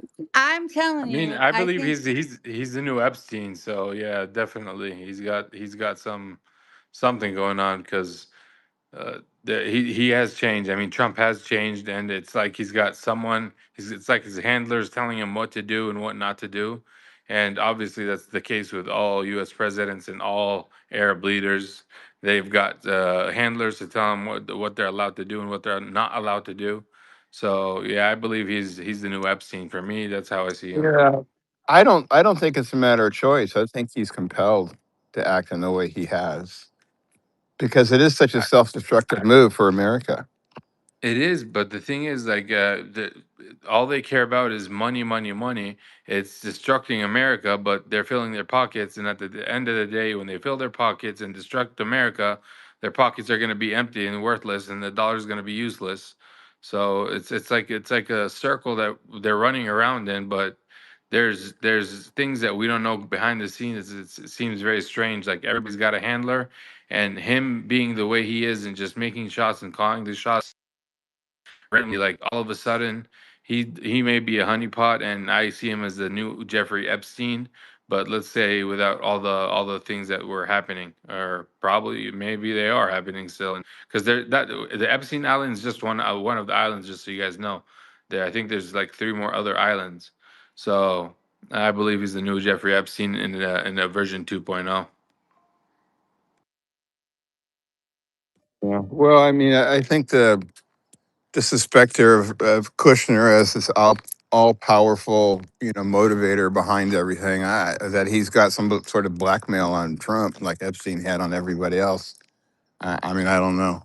Hang on a second. no, Here, I don't think Kobe, it's come here. blackmail. I think he worked his way into the family. Like I think he's in Trump's ear all the time. I think that he's always been, like they come from, real estate background as well, like the Charles Kushner and all them. And then now it's like there's so much incentive I think Trump has with affinity partners and world liberty, um, and like all of these deals that they're making. Like, so I think in one way, obviously he's incentivized to do a lot of this stuff. And I also think that now, the Israel is near and dear to his heart, because of Kushner. And Kushner and Netanyahu's family go way back, like they're good family friends. So it's just interesting, when you go back, and I just wonder, I don't know, it's just interesting. I was just reflecting on the comment that he was Epstein, the new Epstein. I don't think Epstein was setting policy on a global basis. I think he was a tool of the deep state, both here and in Israel and Europe, for that matter. I mean, he's a power broker, clearly. And the Middle East, I But mean, he was all over, and he was inviting people all over. But the Mossad agent that trained him said he was the best person that he's ever trained. So obviously he was working for the Mossad. He was working as a double agent, probably with the CIA, and giving information from here to there. And so it's like a whole crap hole that no one will really understand until all the files are released and unredacted. And it's kind of a distraction, anyways. It's beyond the point because yeah, we're at a point where look at the oil prices, look at where we are about region of a war or World War III about to happen. Everybody's really caring only about themselves. So this is where things get a little tough and a little scary. But I mean, once unity and people unite and actually we talk and we discuss and we converse as adults without having to like make problems about different opinions, I think we'll get somewhere. And we're getting a lot every single day. We're getting somewhere new. I mean, and that alone is just a big step in my eyes. Yeah, I don't All think right, we're. guys, some breaking news. Well, just really quickly, I'll pass it back Go to ahead, you. man. No, no, no. Go ahead, man. Go. Okay, so breaking Qatar Energy CEO. He says one of the two gas liquids facilities was damaged as a result of the Iranian attack. We will lose 17% of Qatar's liquefied gas exports for a period of between 3 to 5 years. We may be forced to declare a force majeure in long term contracts for a period of up to 5 years. And then U.S. considers releasing Iranian oil to offset Hormuz shock. U.S. Treasury Scott Bessent confirmed this morning the U.S. may allow the sale of 140 million barrels of Iranian oil stranded on tankers to ease prices, with Brent nearly hitting 120 this morning and traffic through Hormuz severely restricted. The more targets oil on the water, crude already extracted and loaded onto tankers, but blocked by sanctions. Besant said that U.S. would effectively use Iranian barrels to stabilize markets for the next 10 to 14 days. This That's is very hilarious. interesting. I swear it That's is. hilarious. This doesn't control the Straits of Hormuz for the fact that tankers are stalled there. The release they're thinking about releasing the sanctions on the oil in the Gulf on ships. That's not under American control. That's under Iranian control. Well, they're saying that now they're gonna remove the sanctions from Iranian oil, 140 million barrels. So they're obviously like Right. that's The yeah. ones on the barrels of oil that are on the ships, that the 200 or more ships that are parked in the Gulf. The U.S. is going to say, "Oh, okay, it's good to go. You guys go ahead, go sell that oil." It's not up No, to a me. lot of the oil is actually sitting, like it's out of the Gulf and it's sitting off the coast of various places and it's not able to unload because of the sanctions. But wait, is it just the sanctions are preventing it from being settled with the US dollar, the petrodollar? Like, I guess I'm a little No, confused. it's the sanctions are stopping people from buying it because they don't want to get hit Oh, by the yeah. sanctions. Yeah, that's true. Good point. Hey, we got Mr. Cardone over here. He's got some insightful input about oil. Hi, Gary. Good morning. I show him as a listener. Oh, everybody kind of looks like a listener to me, so, but hopefully he'll come up. All right, so let's see what And you else. throw him a mic, public. I'm not I'm No, I just, said public. oh, Public awake. Public is the one that pulled the all-nighter. He's Beatrix, probably asleep. she might be around. We'll see. Um, hopefully, yeah, they'll send him a mic. So, Mensch, But what were you saying, Baines, about the force majeure? What would that mean exactly? Force majeure is something that's put in. It's basically act of God.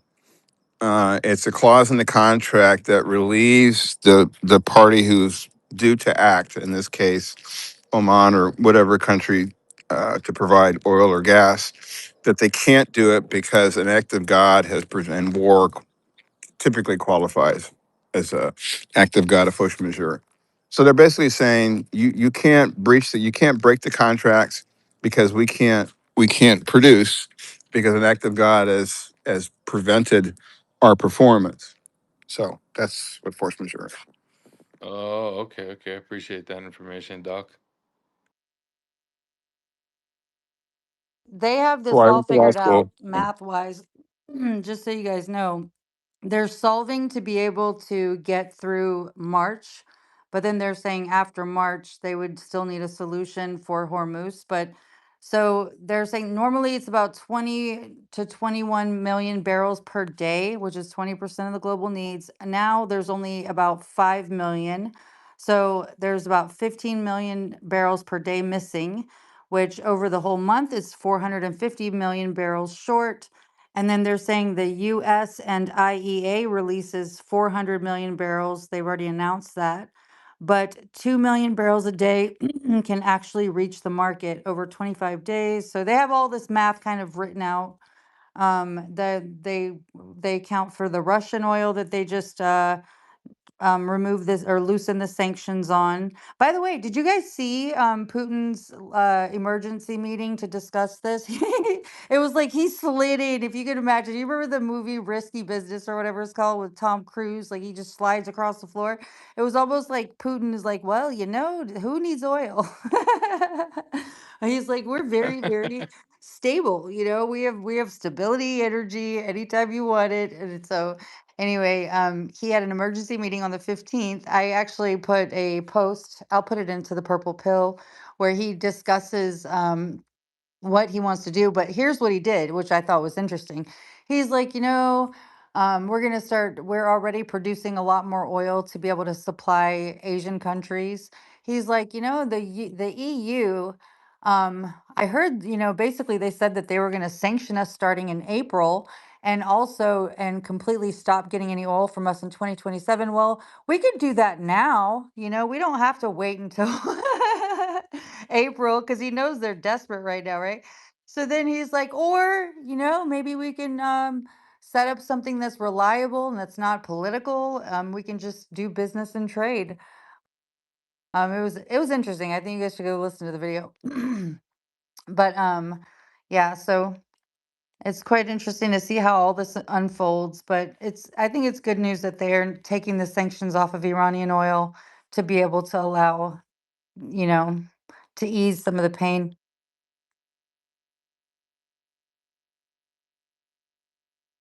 What else you got, man? You got some. You get the latest. Come on. Yeah, no, I'm looking right now. I'm scrolling through some of these things.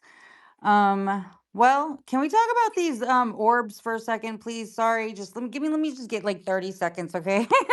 Like there are these crazy things that are flying in the sky all over the world. Have you guys seen them? They look like, I mean, I call it orbs. A lot of people call it meteors or I mean, I don't know, fireballs, but they're literally been seen in Ohio, Pennsylvania, Texas, California, Turkey, Australia. There was a whole bunch released today that I just bookmarked. I haven't even looked at them yet, right? But oh, Publix is awake. Hi, Publix. Um, so I don't know if you guys had seen it, but I do think the timing of it is really quite interesting. Especially, do you guys remember the whole drone thing that happened in New Jersey where they thought it was like UFOs? And then they were like, no, it's Iran. They have a mothership. They said they have a mothership out in the east, on the ocean. But then that was completely walked back. But long story short, I don't know. It's just a lot of these anomalies in the sky here.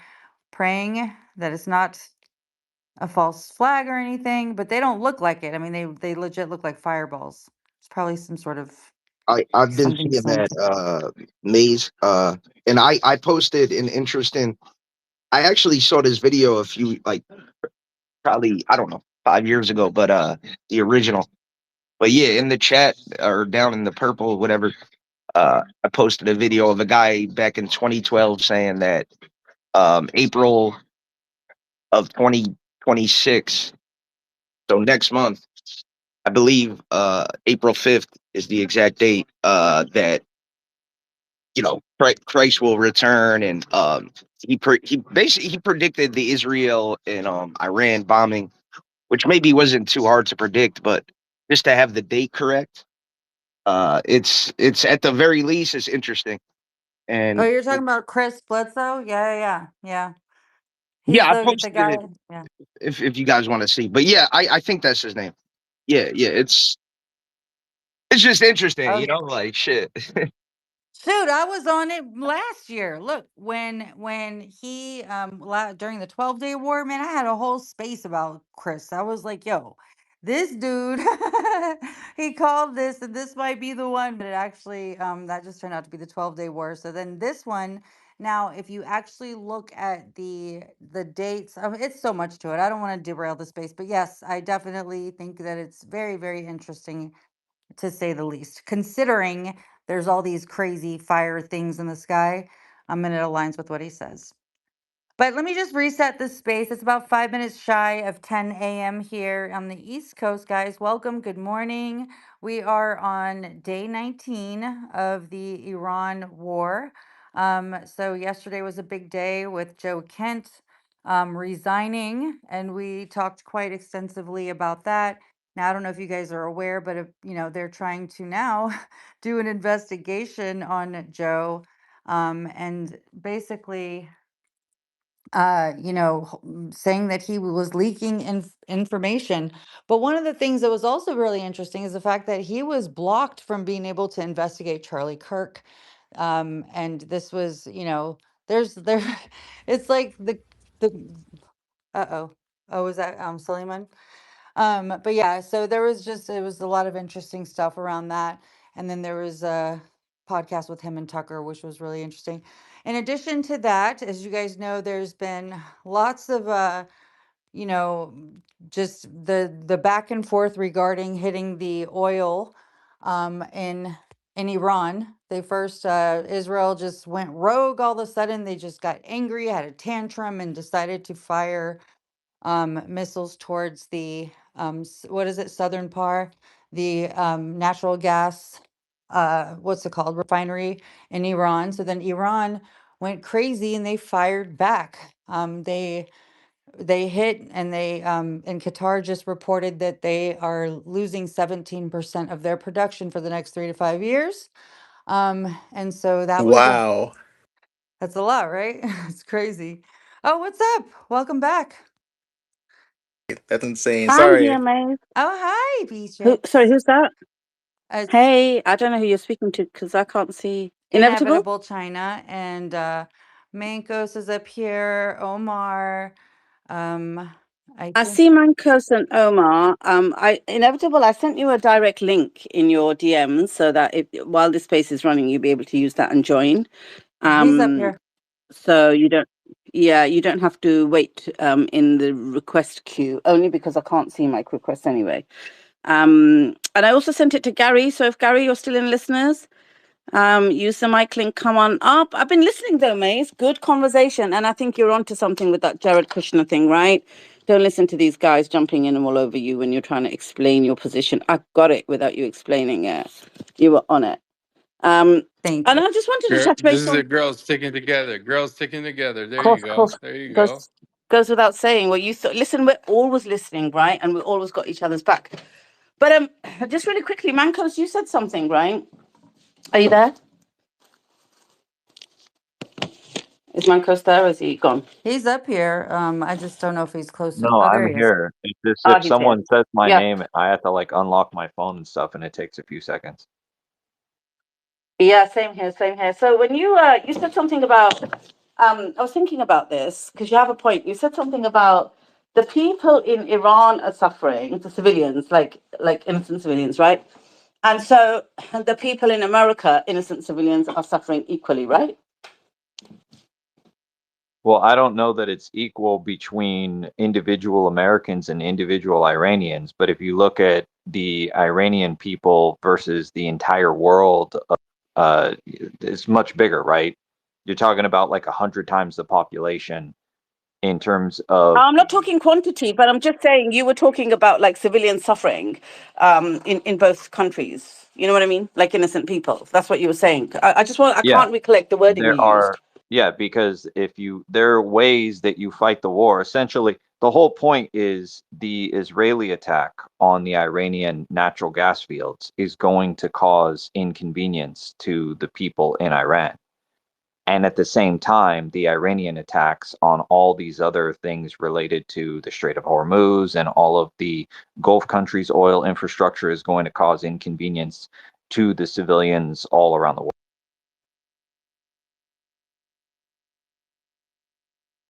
Yeah. So, because somebody said something, and I can't remember who it was, about Americans are suffering because of their government. And you said something like the same should apply for Iran, then in that case, they're complicit because they pay taxes or something. I No, what remember. happened was Yeah, go.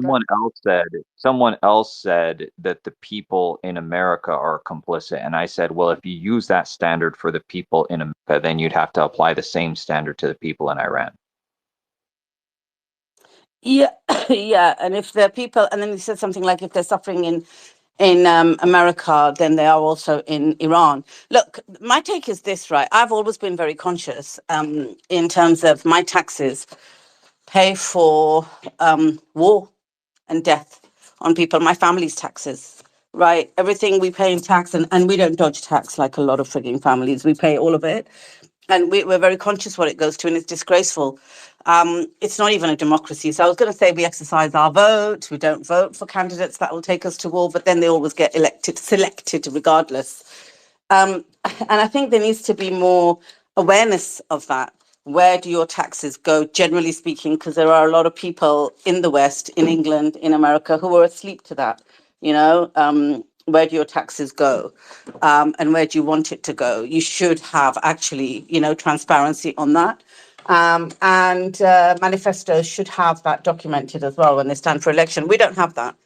But the difference between America and Iran, and I was thinking about this, is the Americans that are going to struggle and suffer now, right, because of this oil price and everything else, it is as a direct result of the American government. The Iranians that are going to struggle and suffer for all sorts of reasons, not only because of prices of things going up, but because of war, bombing, loss, everything else, is also directly as a result of the American government. The common denominator is America in both countries suffering. So yes, it does apply to Iran, but it doesn't apply to the Iranian leadership. That's the Wait, difference. Khaleesi, how is Iran not responsible for closing the Strait of Hormuz and attacking the infrastructure in the Gulf countries? How is that not Iran doing that? I can answer this. Yeah. So Iran.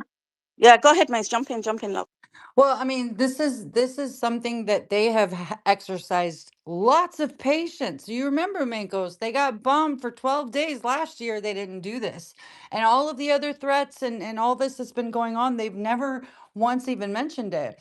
I think that right now they feel like they are in a war for their life. Like they don't even want a ceasefire. They want to put an end to this, and it must inflict a lot of pain. So it's not like I think that because Israel and United States, they know that they like, I don't feel like that they have some sort of like faulty intelligence. They know they were negotiating.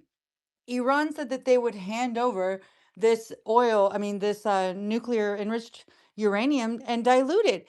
Then they were bombed. So clearly Wait, they, Mace, can I say yeah, one thing with this? sure. Okay, so here's the fundamental problem with this strategy. And I think the reason this didn't happen in the 12-day war is because there was no decapitation. So the people in charge of Iran were smart and they knew not to do this. And now that we do have the decapitation, it happened because lower level people made the decision sort of their own accord to do it. But here's the fundamental problem. That's Let's also say, as a direct result of America then. And sorry, but that's also, if that were true, which I don't believe it is, that's also as a direct result of America and Israel, because they did the decapitation. So everything comes back home to us in the West. It doesn't matter what you look at. If someone's going to come onto our estate and try to burn our house, and if they're getting water resources from our estate, too goddamn right, I'm going to shut the gate and say, you can't come here and get water anymore. Get lost. That's what Iran okay, has done. let me explain the end game for the strategy. Let's say I don't think this is going to happen. I think it's very, very unlikely, less than 10% chance of this happening. But let's say that Iran is able to do so much damage to the global economy that everyone gets together and puts pressure on Trump, and Trump caves in and he says, you know what? Okay, fine. We're going to back off. And Iran's going to feel like they won. They're going to say, okay, that we're going to stop the bombing. Just leave. If you leave the Strait of Hormuz open, we're going to completely back down and back off. Here's the problem with that. That state of affairs will never be allowed to continue. Israel won't let it continue. America won't let it continue. The Gulf countries especially won't let it continue. And I've seen news reports of them saying that they absolutely would never accept that. So here's what would happen. Iran would get a brief respite. The United States and Israel would get ready to go to war again. And within a matter of months, literally just months, because all it would take would be for the United States to move a lot of firepower into the strait to be able to fight it next time. Once they were ready, once they moved all the, reinforcement missiles, transferred all the weapons, got ready to do it again, They would just restart the war again within a short time, this time ready to hit Iran even harder and to like absolutely like sit on the Strait of Hormuz and defend it, et cetera, et cetera. And then they would just, at that time, they would be far more brutal. You cannot have a country being able to put a gun to the head of the world economy and believe and think that the world economy will tolerate this and allow it to continue indefinitely. That's crazy. You're putting yourself in a position where the entire world wants to take you out. And that's exactly what would happen. It is a brain dead long term strategy. It would never work, because if it did work, it would essentially mean that Iran rules the world, Are you because referring to Iran could Israel? dictate to the So, world. Hold so on. let Iran me could just tell dictate you, to the you're world right. and say, give Yeah, us what no, we want or we'll close the strait again no, you're right. indefinitely. It wouldn't work. And I'm telling you why it wouldn't work. You're right, Mankos, it wouldn't work. The strategy that you have just described is exactly what Iran has said, that we are never going to back down to give Israel and America another chance to terrorize us. So what you have said is not going to happen. And you're right, it's not going to happen because Iran's not going to let it happen. It's never going to allow those two countries to terrorize it again. So I don't know if you've seen this today, but Macron, right, just being a typical spineless little jellyfish of a leader, let me just bring it up quickly. He's made a I statement, love when you say right? that. I know, listen, these guys in Europe, man. He says, this escalation is reckless. This is on Suleiman's page, guys, by the way. He says, we support a moratorium on attacks against civilian infrastructure. Gas, oil, but also water must not be targeted. Obviously, he's looking after his own interests. Then he says, as the region enters a period of religious holidays, he daren't even say it's the end of Ramadan and it's Eid because he's such a spineless little jellyfish, right? He calls it religious holidays. He daren't refer to it as Muslim holidays because it's Eid tomorrow, right? It's the end of Ramadan tomorrow. So he daren't even mention the faith. That's how much of a spineless little jellyfish he is. But he says, as the region enters a period of religious holidays, I think everyone's mind should calm down and the fighting should stop for at least a few days to try to give negotiations a chance. Now, Iran ain't stupid, Manko. You're right. They're not going to stop it for a few days. We've seen what happened in Gaza. Like every single ceasefire, and I'm not just talking about the genocide, I'm talking even before that in the history of Palestine has been broken by Israel. So this one thing that you have said, I completely agree with you. It ain't happening. That Strait of Hormuz will not open until Iran knows that it's safe from American Israeli terrorism. End of. That's it. This whole thing started with them, and it's got to finish with them actually stopping their terrorism. And there's no way that anything America says is going to be relevant anymore whilst Israel is still able to hit them. 100%. And Guys, then, let me go ahead, just say man. this Sorry. breaking news. No, I'm gonna give it right back to you, Omar. So, Iran Foreign Minister Arakchi says that our response to Israel's attack on our infrastructure employed fraction of our power. The only reason for restraint was respect for the requested de-escalation. Zero restraint if our infrastructures are struck again. Any end to this war must address damage to our civilian sites. That's respectable. I'm sorry. Go ahead, Omar. What were you gonna say? Or Oh whoever no, was I was talking just about gonna that. Yeah. say, telling Mancos basically, they're controlling the Strait of Hormuz, but you're saying that that's not allowed and that they can't control the world economy and everything all that, but the United States can and Israel can basically. So what Right. they're Yeah. doing It's is not. Yeah, they're just because using it as a Israel and the point of United States it's aren't a point shutting it of strength. down. Hold on, brother, let me talk. They're just using it as a point of strength because it's the point of strength that they have in order to finish the damn Zionist regime that's causing turmoil all over the world with little cells that they plant here and there. So they're using it to their advantage because they own it, they have it, and nobody can do anything about it. If the United States wants to put troops on the ground and they want to send amphibious Navy SEALs, they can do whatever they want. But Iran has been ready for 20 plus years, my brother.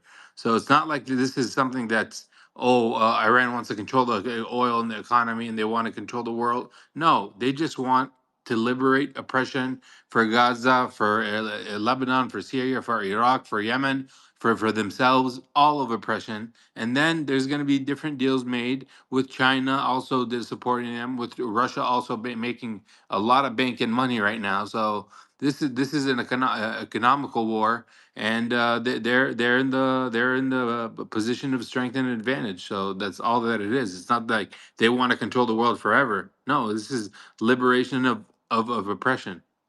And it may seem funny to you, but this is the reality, brother. I'm telling you straight up. So Iran started a world war, except that it's the entire world against Iran. That's the choice they made. Wait a minute, And if I could and just real quick, because my phone is dying, and I was charging it, but Michael said something I had to run up. So if I could just say, first of all, when did Iran start a world war? They were attacked for you.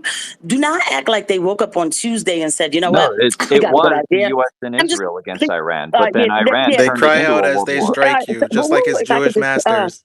never mind. If I could just make this point real quick, because it is dying, but I had to run back up here. Let me be fast. Again, you act like they were just sitting around on a Tuesday and was like, you know what, I got a great idea. I'm just going to go ahead and shut down the Strait of Hormuz because I have nothing else going on. Have you ever fought for your life?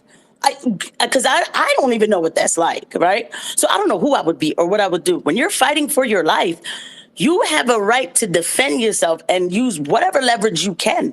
Why wouldn't they close it? And they still hadn't before, and now they are. And then the other thing is, you said that, well, yeah, America make the deals, and then America's going to come back and they're just going to do it again. Yeah, everybody knows that, man, because that's not a secret. Like, everybody knows how we operate. Everybody prepares for it. Russia knows that. Iran knows that. China knows that. Everybody knows that. So they would continue to keep themselves fortified and to continue to keep their sovereign nation. And the last thing to say, oh, one country can't run the whole world economy. That's what we do. That's what we do. And I get you live here and you like the comfort of that, but that is if you keep the same There's energy a for everybody. difference That between if, paying for security versus holding the Mhm. world hostage. We do No, not hold the world no. That's not. hostage. yeah, Yeah, that's not what we yeah, do. man. So you know what we do? If people don't take our Uh, ideologies, we hold back aid from them. We did this in Africa. Obama, because of certain ideologies and certain laws that Uganda or whatever was putting out in Africa, Obama said, "We'll hold back the aid. We'll remove you from this. We'll sanction you from that." Cuba right now, and not to go in all the way into Cuba, I heard Suleiman talking about Cuba a little bit. That's us having our stranglehold on their economy. And now hospitals are even like shut down in Cuba. This is what we do. And the world knows that this is not a big secret. So I don't understand why, like, I really don't understand the point you were making when you said that. It was Well, I kind of just want to Cuba say, controversial. Cuba's an enemy of the United States, man, and the rest of the go ahead. world, as a general rule, is not. So just because we are going to regime change Cuba doesn't mean countries like Japan and South Korea and Taiwan have to worry about getting regime changed by us. No, they better worry about getting regime change. This is what I'm sorry. Let me Man, just real quick man, just add this last go point ahead. to it. Because Go this ahead. is, you know why I speak like this? Because I've seen the other side of what America does to a country when it continues to puppet change it over and over again. I am Haitian. This is what America does. They will regime change wherever they feel like they need to, and they'll just come up with a reason to do it. What do you mean? There's no logic in this at all. Why is Cuba an enemy of America? Why? Because they don't say yes to everything America says? It doesn't work like that. Like, so we will regime change whenever, however we feel like. There's no logic to this. And here's the thing, you may be saying that, but the rest of the world, they see it. They see it too, and they know that they're one day they would be on the chopping block too. Mankos, let me just say this real quick, brother. Every time you come in this space, it's all respect, and everybody's trying to get their point across. But you always come in with the same energy and the same exact opinion, and it never changes. I mean, we're meant to grow, we're meant to learn, and we're meant to at least respect each other's opinions. But it's like you come in with a certain agenda, with like no disrespect, but it's like you're stuck in your ways, and then that's all you see when the world's actually changing. And if No, it's someone can called being confirm, pro-American. Mays or Beatrix, since you guys have the news, Russia was. I just got some notification that Russia was attacked. A nuclear plant was attacked in Russia, and supposedly by Israel. If that anybody can confirm that. I will check in just a second. I'm sending Beatrix a message really quickly about somebody that wants to come up. And let me go see. Well, either way, Oh my or God! I hope it's not one of I don't your know. I hope it's No, not no, one of no. your crazy conspiracy people, Well, Maze. um, I mean, I don't know. But I mean, he seems cool. There's That's always a basically what he said. 50-50 chance when you ask me to bring somebody up. Hopefully he hears this and he doesn't, But last night was funny. Like they slowly tried to blame three different people on me, and I did not have anything to do with either one of them. Just saying. Okay, so you said that Russia was attacked, Omar? Let me see. Yeah. I mean, it's from let's say here, where is it? From Alex Barnicoat.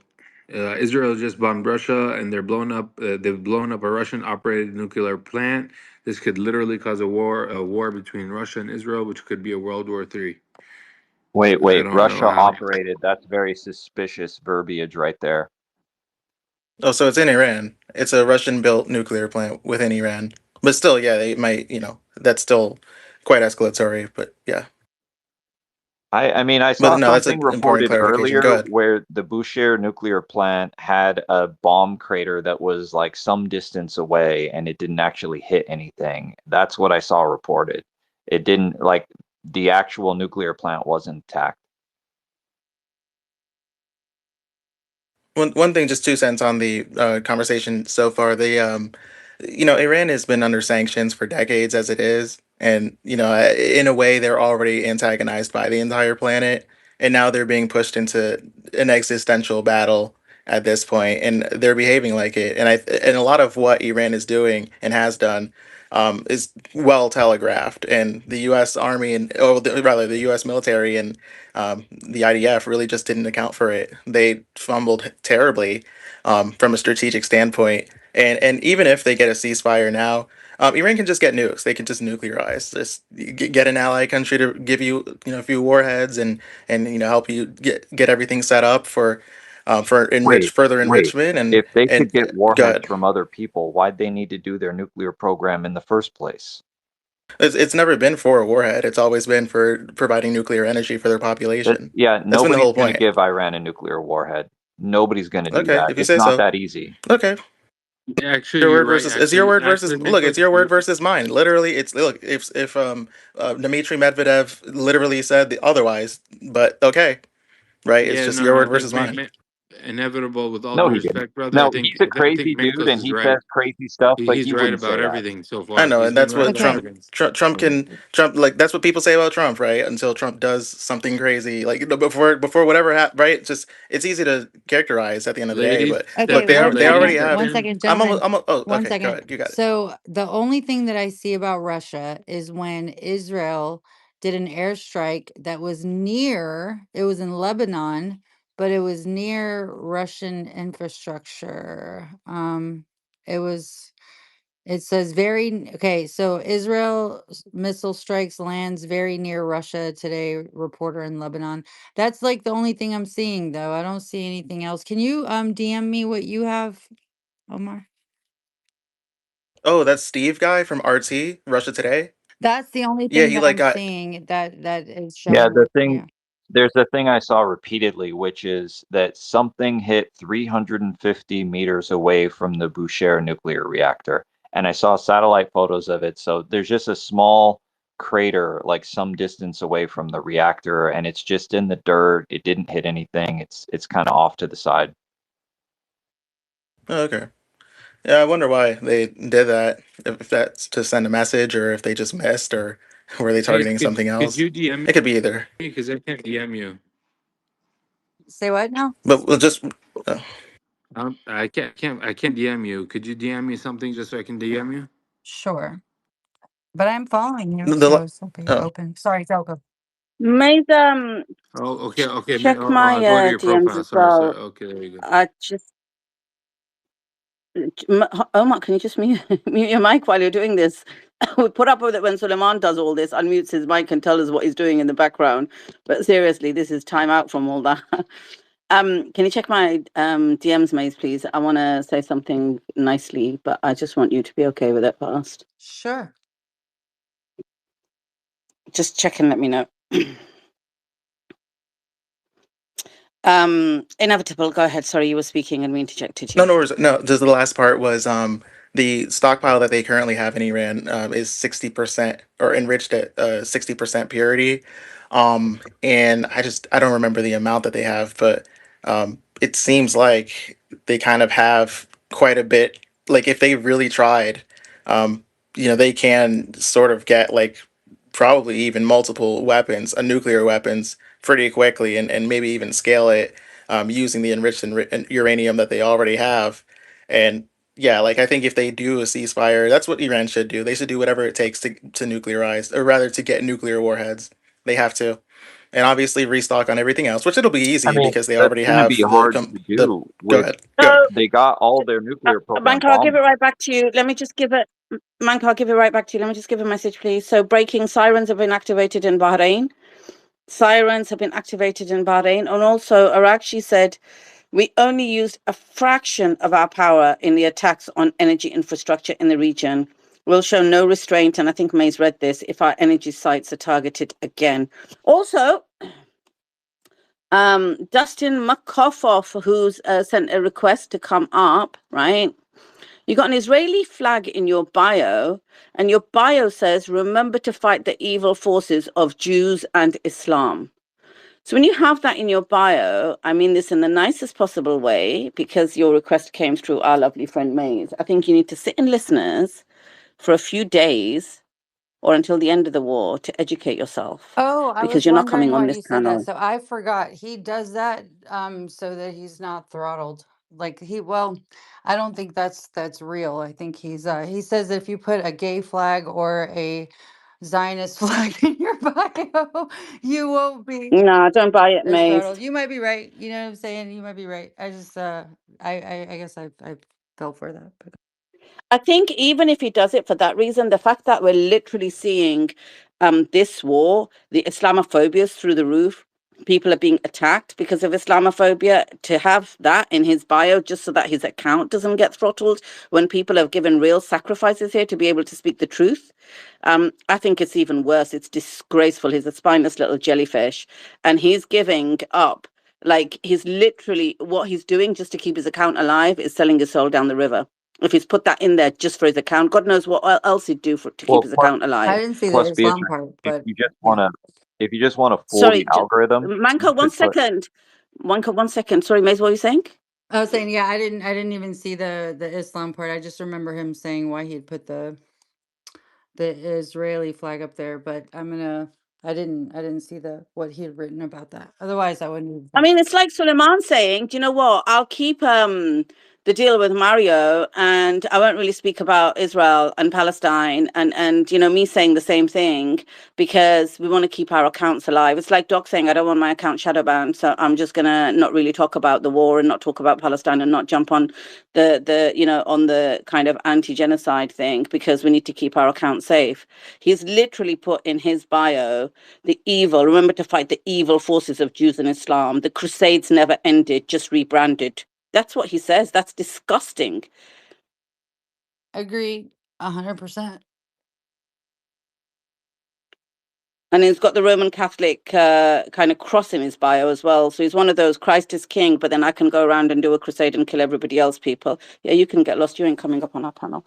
But we love Maze. And I'm glad you messaged her because that's how I got to see your bio. And if that's why you've done it, then it's shameful because you'll actually sell anybody down the river just to look after your own interests. There's people who've made real life sacrifices here to be able to speak the truth. People like Suleiman who've been demonetized completely and are funding this, whatever he's doing himself to get the truth out there. And I think it's disgusting what you're doing. Anyway, who was going to jump in? Well, I see Oh, I did Simon's have a here. I Good don't know. response morning, Who, to Simon. the news. Oh, go ahead. Sorry. No, I was just saying hi to Simon. That's all. Go ahead. Hey everybody. is he on the panel? Yeah. You can't see me, Beatrix? Oh I yes. can't see you, Simon. I can't see you. How are you? Oh good. Listen, Simon, I've been thinking about you all morning. When's this bloody off ramp happening, Simon? I can see you now. What's happening? When are we getting an off ramp, Simon? It was supposed to happen like day 7. What's going on? Yeah, looks like they're pushing a massive market impact today as well.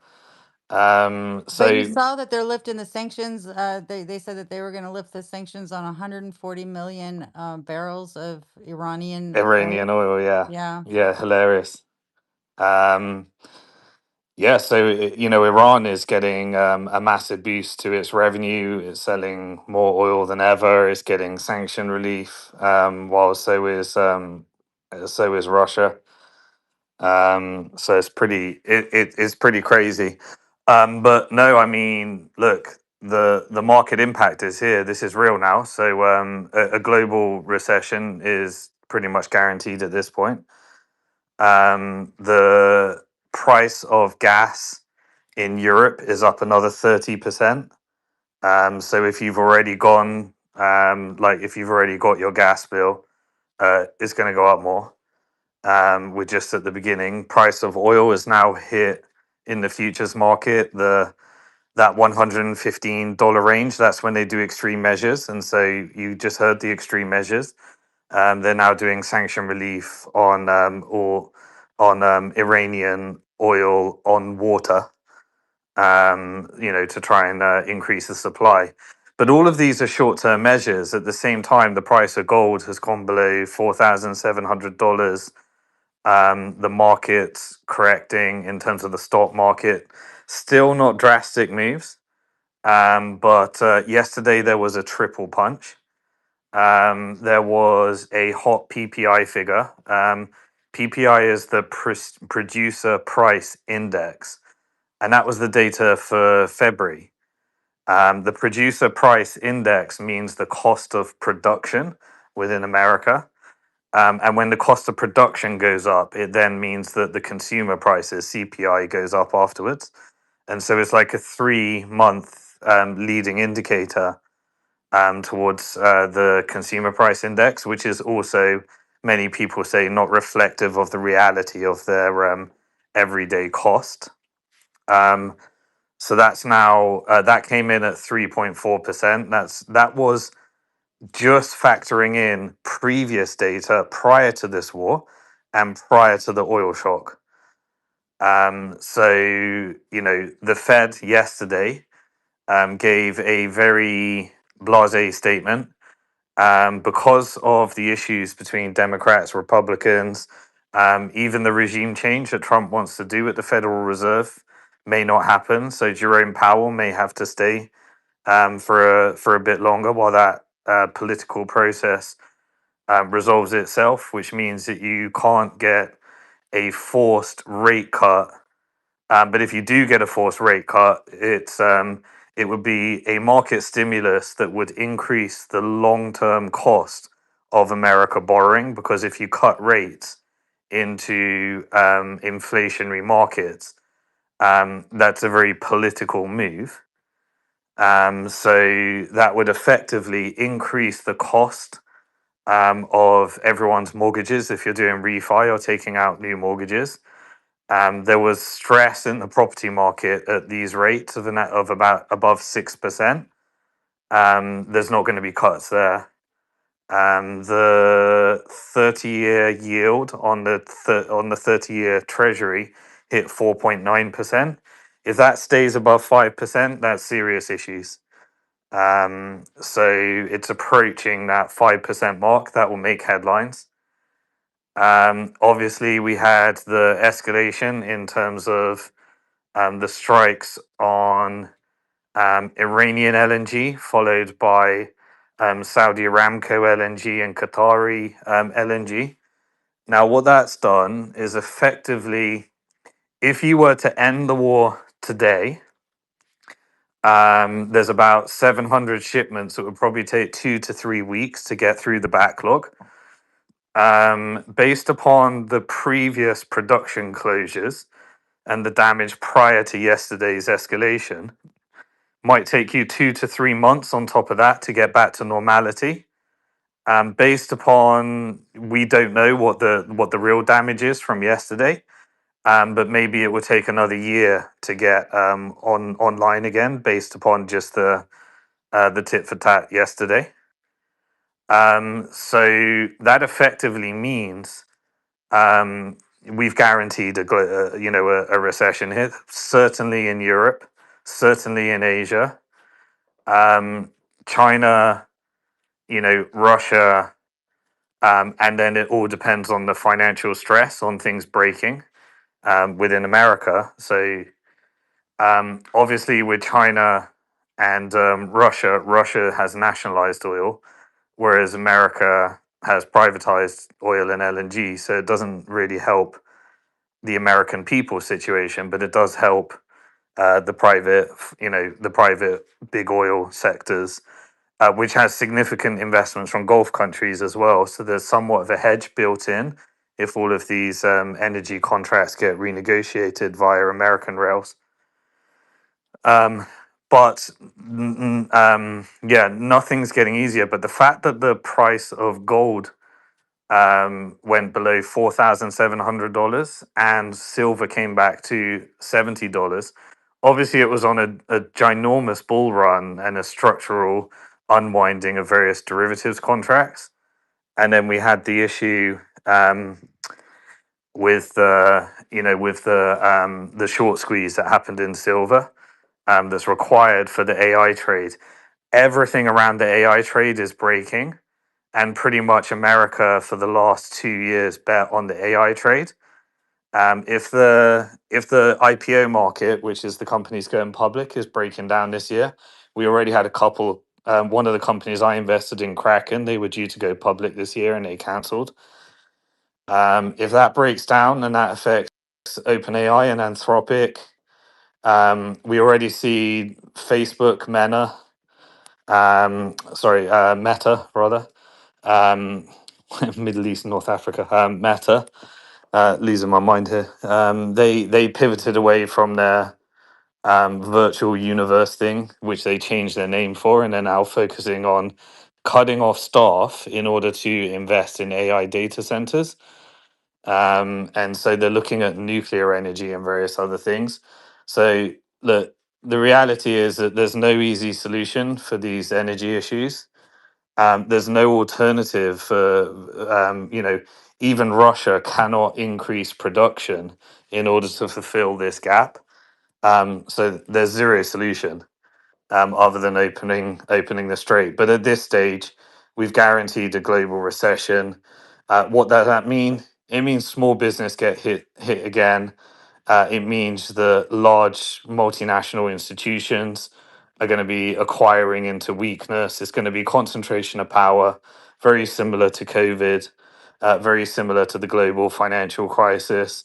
And if anything breaks, they'll socialize the losses and privatize the gains, which means that the average person is going to be paying the bill. Inflation hasn't even factored in higher oil prices, and it's already starting to print bad numbers. So there's nothing good that happened yesterday in terms of market side. um, what else was there? What else is it? I'm trying to remember. So we had the oil shock. We had the PPI numbers. Oh, and then yeah, obviously the Fed's not going to be cutting rates, and in order to deal with inflation, they'd have to increase rates. And so all the markets that propped up American growth was mainly real estate, which requires lower interest rates, which are getting higher, and the AI trade and data center trade, which was providing all the manufacturing and components. That's broken with energy at these prices. Also, it relied upon two sources of funding: the private credit market, which is breaking, and external foreign direct investment from Gulf sovereign wealth funds, which is breaking. So there's not going to be growth. There is going to be inflation, so it's highly likely we enter into stagflation from here if they open the strait today. If they open it in April, May, then there's going to be something that breaks, which will have severe repercussions globally. There's no insulation from America, Russia, China, Asia. If something breaks in Europe, if something breaks in Japan, if something breaks there, it breaks America with it. So There's none of this stupid narrative of like there's just going to be a bunch of companies that benefit from this, and everyone else is going to suffer. That's what everyone needs to prepare for.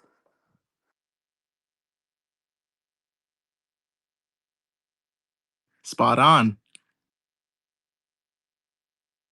So when you said it that so when do you think that's going to happen? Which part? Inflation.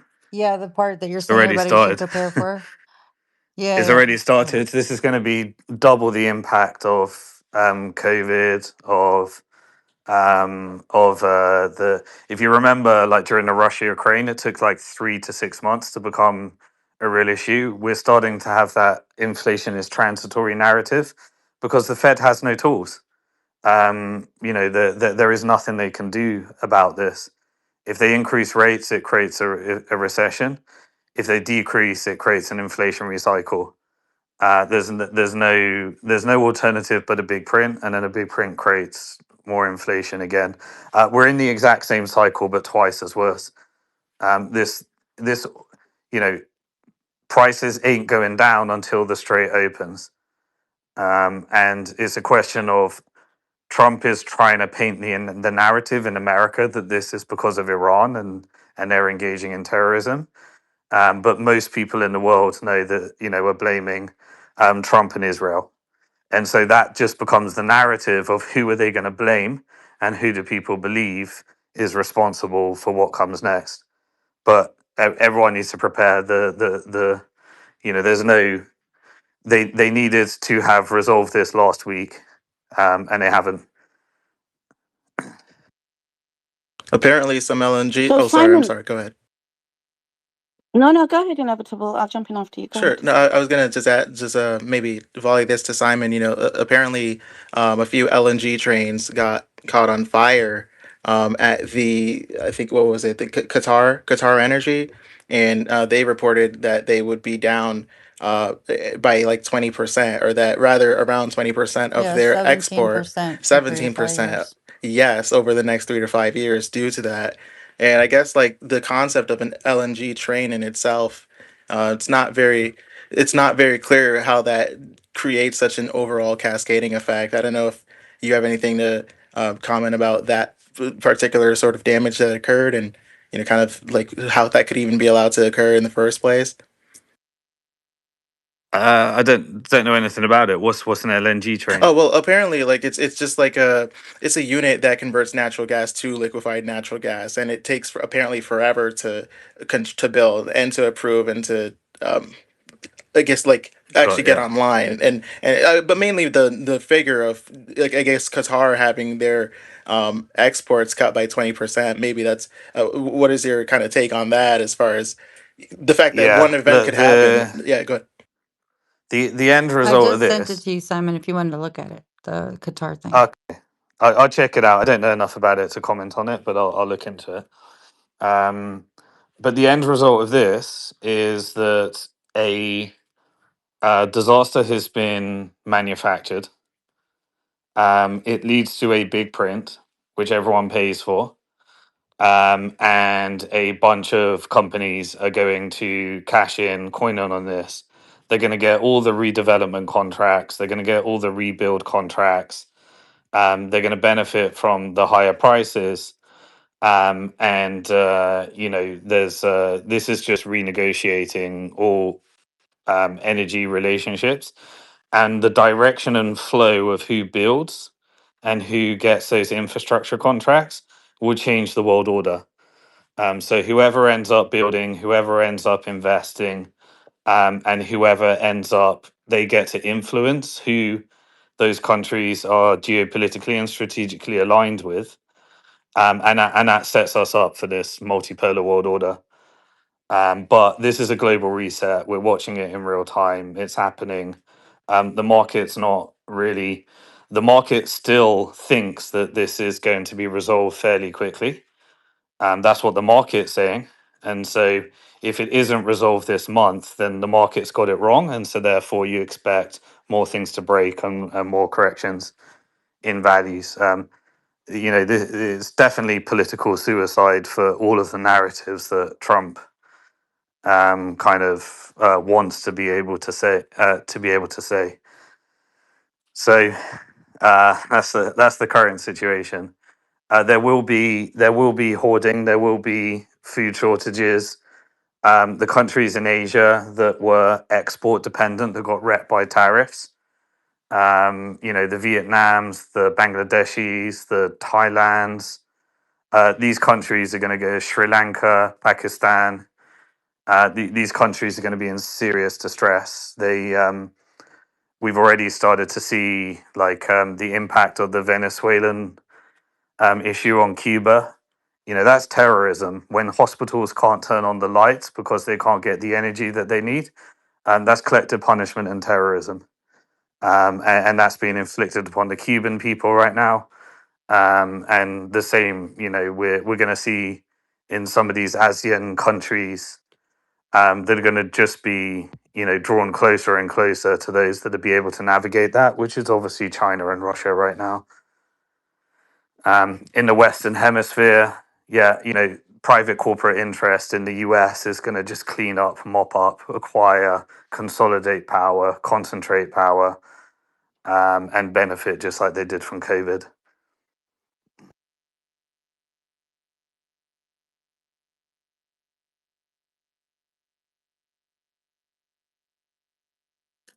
So Simon, thanks for that. My thing was, we didn't think 7 days in. I remember I was saying this on the space last night. 7 days in, when Trump did that really boring speech that we streamed here, we thought it was going to be an off ramp. Well, I didn't think it was going to be an off ramp, but we were talking about the possibility of it on the space, where he just said, "I'm great, I'm brilliant. We've destroyed their navy, their military, their country. There's nothing left," and then he just left, right? So it ended up being anything but an off ramp. We're now in 2 days' time. We'll be 3 weeks in. Um, Iran is quite resolute in terms of it will never allow that terrorism to happen to Iran as a country again. So, I don't see any negotiation happening, no matter how, from your perspective, quote unquote, moderate somebody is in Iran. I don't think they'll back down and say, yeah, okay, we'll just open the Strait of Hormuz and we'll stop attacking and everything can go back to normal and Israel can go back to normal and America can go back to normal. Because I don't think they'll put their country through that. And maybe this is just what I feel. And I want you to actually give your input on this. So if that's Iran's position, the resolution has to come from America and Israel together. Some concessions have to come from America and Israel. I don't see Israel wanting to give an inch on this. This is their dream that they've had for 40 odd years. And I just feel that Israel likes to stay in a state of perpetual war and bloodshed. It just likes to terrorize the Middle East. Muslim blood's Goyim blood, and it just likes to do this. I disagree with you where you say Israel doesn't really have control and it's not important. And it's the military companies, the MIC and the FIC, the financial industrial complex, the military industrial complex.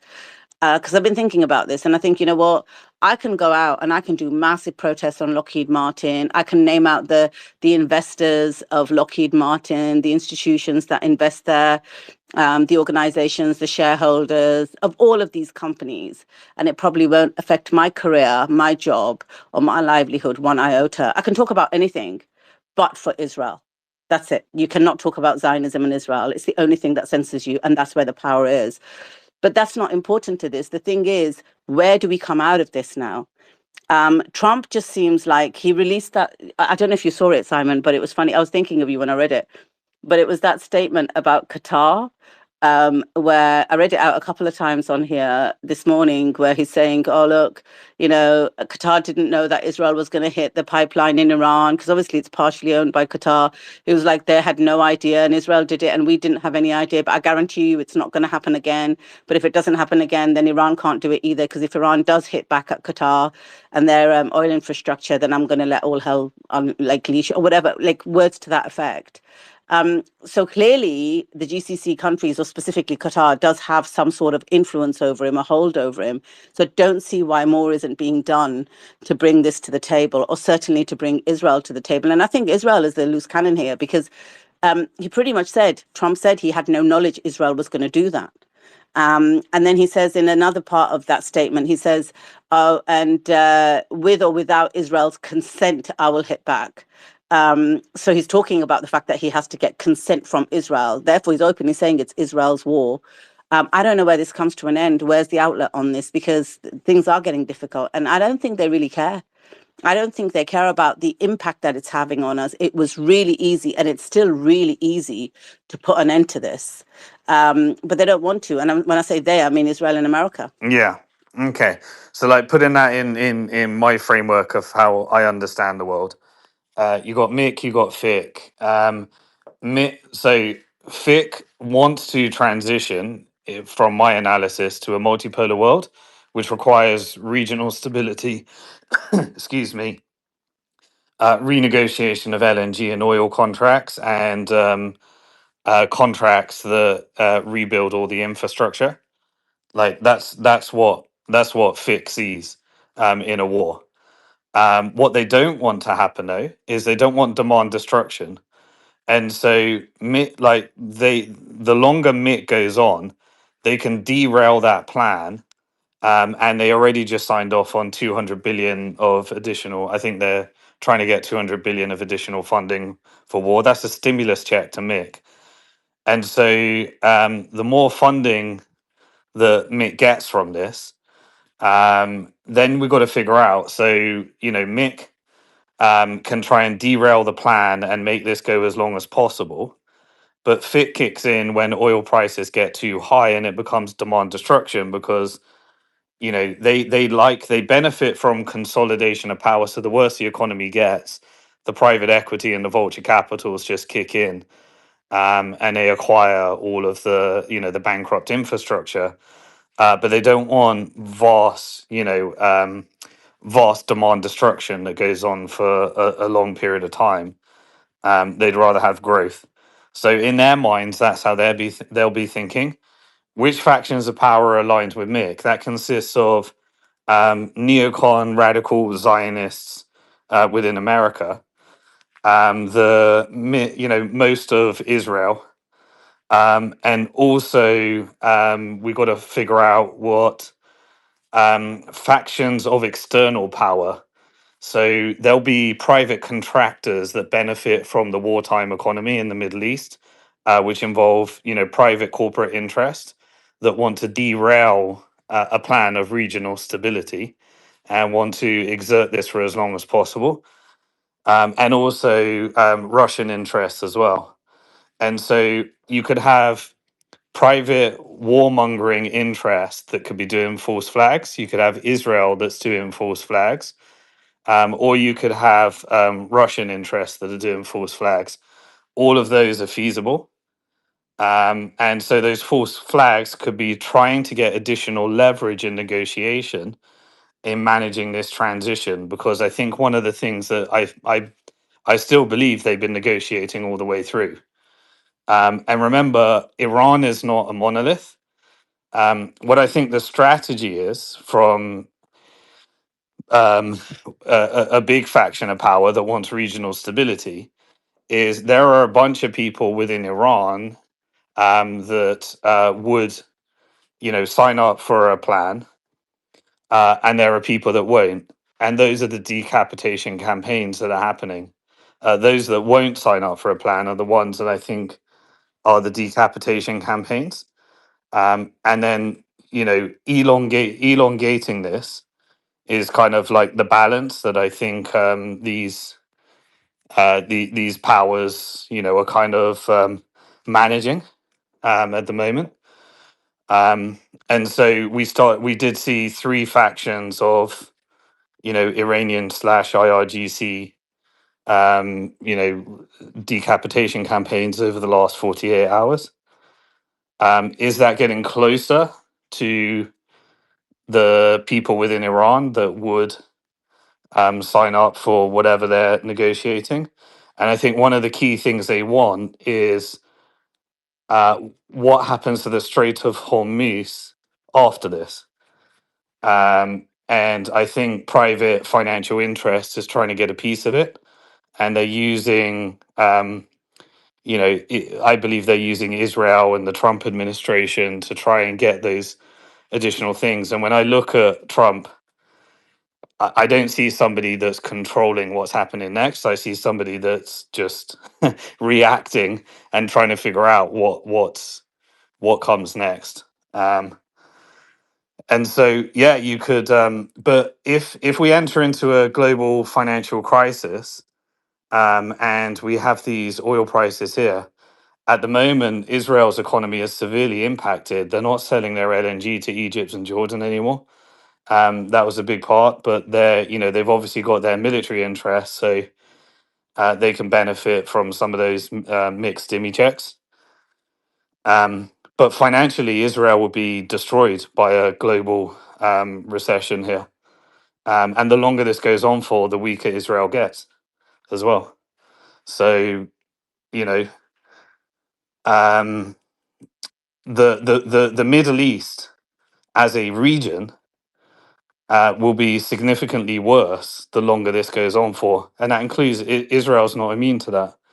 You can send a few billion of stimulus, but you still need an economy, and there'll be no economy at the end of this. And Iran is actually doing well financially and economically in terms of sanction relief and being able to sell their oil, controlling the Hormuz, being able to renegotiate their relationships with anyone that they allow to export. So financially, it doesn't really work for Israel. So I don't quite get, um, at this stage, because if you think Israel's goal is to turn Iran into Syria, I mean that will destroy the region, including Israel. But it will give them the justification for continuing the wartime economy and not transitioning. So that's how I interpret all of that But together. that could be their goal, right? It could be their Well, goal, that's right, always been Simon? Israel's goal. That's They're good. a they're a division of Mick. That's how I see them. And also, just two quick questions, and I know you're pushed for time, please. But this Strait of Hormuz, right? The fact that this is up for negotiation, it baffles me because the Strait of Hormuz wouldn't have been an issue had they not have attacked Iran. So, in what world do we live in where they go and do the terrorism and the aggression, and then they say, "Oh, okay, now you use the Strait of Hormuz against us. We want to make sure you can never do that." You can never use any collateral that you've used against us. You can never have that power again. If they hadn't have attacked Iran, Strait of Hormuz was open. Ships were going through. It was never used before until this. So this is what perplexes me. Like, why is it even an issue? Number one. And number two, make is subservient, you said, to FIC. So generally, if something's subservient to another power, surely the power that is of a hierarchy has can command more. So why isn't Fick making the commands with Mick? You know? Yeah, it's not that straightforward. So FIC own shares in Mick, so they benefit from the war. They just want a clean transition to the next vision. So they like the destroy and build back better model. So Gaza, as an example, they'd like the genocide to continue as long as possible. Every bomb that drops, they make money. The more destruction that happens in the region, they make money, and then they get the rebuild contracts. But the FIC right now don't want an all-out forever war model in the region, and so I think they're just managing this transition to the best. And then remember, there's genuine resistance against that. It's not like they're autonomous power. On the other side of this is China, and China's the one that really calls the shots. In terms of Iranian power and that side of it. But it's not like it's not. It's a think of it more like a power struggle. But ultimately, the more Pentagon funds the MiC, it kind of gives a little bit more power to MiC, because otherwise they have to go to capital markets and FIC for additional funding, and so it creates like a tension between old world and new world. But in the end, I think FIC wins. It's just a question of they can significantly profit from just not getting to demand destruction, and that's kind of reflected in the oil price. Once we get above that $115 previously, that led to intervention, and now we've started to see Iranian sanction relief. If that goes significantly above that, and if we get to, in Oman, the price of oil is already $150. So we're getting like a 70% or $70 differential between American WTI and Omani Brent crude rather. So it's all on that price of I think it's all on that price of oil. That will give you an indication. If that spirals, then I would expect them to apply additional pressure. If they can normalize that, get additional negotiations and additional leverage, then they'll do everything they can to try and keep this within that range. Yeah, thanks, Simon. That makes sense. I do remember before, and it might have even been before the war started, when we were talking about the different factions, and I said, but the faction that's in power now, that Israel and America, and even after the war, I remember saying this, is aligned with, will not give up so easily. Surely there'll be resistance from them, and which will escalate things. And I guess this is now the resistance we're seeing from them. Another Um, another nuance there is that FIC is aligned with the Gulf Sovereign Wealth Funds. And the Gulf Sovereign Wealth Funds, in order to get to regional stability, they do want the elimination of all militia and resistance. And so that would be, the Gulf's strategic goal is they don't want Iran to fall. They don't want a regional war, but they don't want the resistance at the end of this. And they want, and so that's kind of, they're the ones that are aligned with FIC, and they may be using America and Israel to achieve that, alongside the faction of Iran that's aligned with China that also wants regional stability, that's also aligned with FIC and the Gulf Sovereign Wealth Funds. And so there's power struggles here. Yeah, and that makes sense. But do you know what? Like, no matter which way I look at this, like, I get that GCC, like, it's a gift handed to them, right? The fact that all these bases are being destroyed, and they're getting this clean break from American occupation, is what I call it, of their land, and them being in the middle of this. So I get that, deep down, they're probably thinking, yeah, this is good for our countries.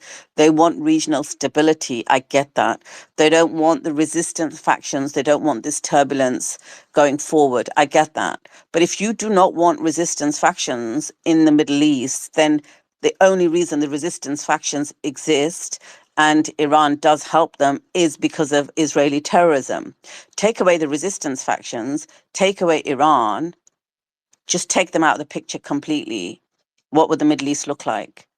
It wouldn't be calm and peaceful. It would be on a road to the Greater Israel Project, I Yeah, think. agreed with half of that, but the last part, I think the way that they see it is that the US military have benefited from a divide and conquer, and type of forever war model, and they may see it as, if you take away the need, if you take away the resistance and the strategic tension and the death to Israel, death to America narrative, then you take away the justification for Israel receiving all these budgets and being an outpost for the military. And so they may see it, I'm not saying I agree with this, but they may see it as Iran plus Israel, or IRGC plus Israel, creates the justification for billions and billions of dollars of profit, in fact, trillions of dollars of profiteering from absolute chaos in the region. And so they they want to move to China's model, and China wants a bunch of people that expel the US, de-dollarize, have regional stability, and put together a set of circumstances where everyone's tied together through mutually beneficial trade. And so that's why I still continue to believe that this is China that's kind of executing a plan of how to expel US from the region. And I think the financial industrial complex are on board with that. And I think Trump is mainly motivated by them, while trying to manage the Mick Mafia, which some people call Israel, but I think it's wider than that. I think it's a more global structure. That makes sense. I think because you're looking at a high level, and it's like, I think that emotions and the anger and the like kind of brutality of what's going on here, um it makes me just look at things in a very black and white way rather than looking at it at a higher level. And what you're saying at a higher level makes sense. But then when I look at it at a micro level again, yeah, the GCC countries probably think, you know what, they're two sides of the same coin. What Iran has been doing with the resistance factions, what Israel's been doing, one wouldn't exist without the other. And therefore, we just need to have a clean slate with this, but for the fact that they call out Israel only and then Iran only, and they never call out Israel.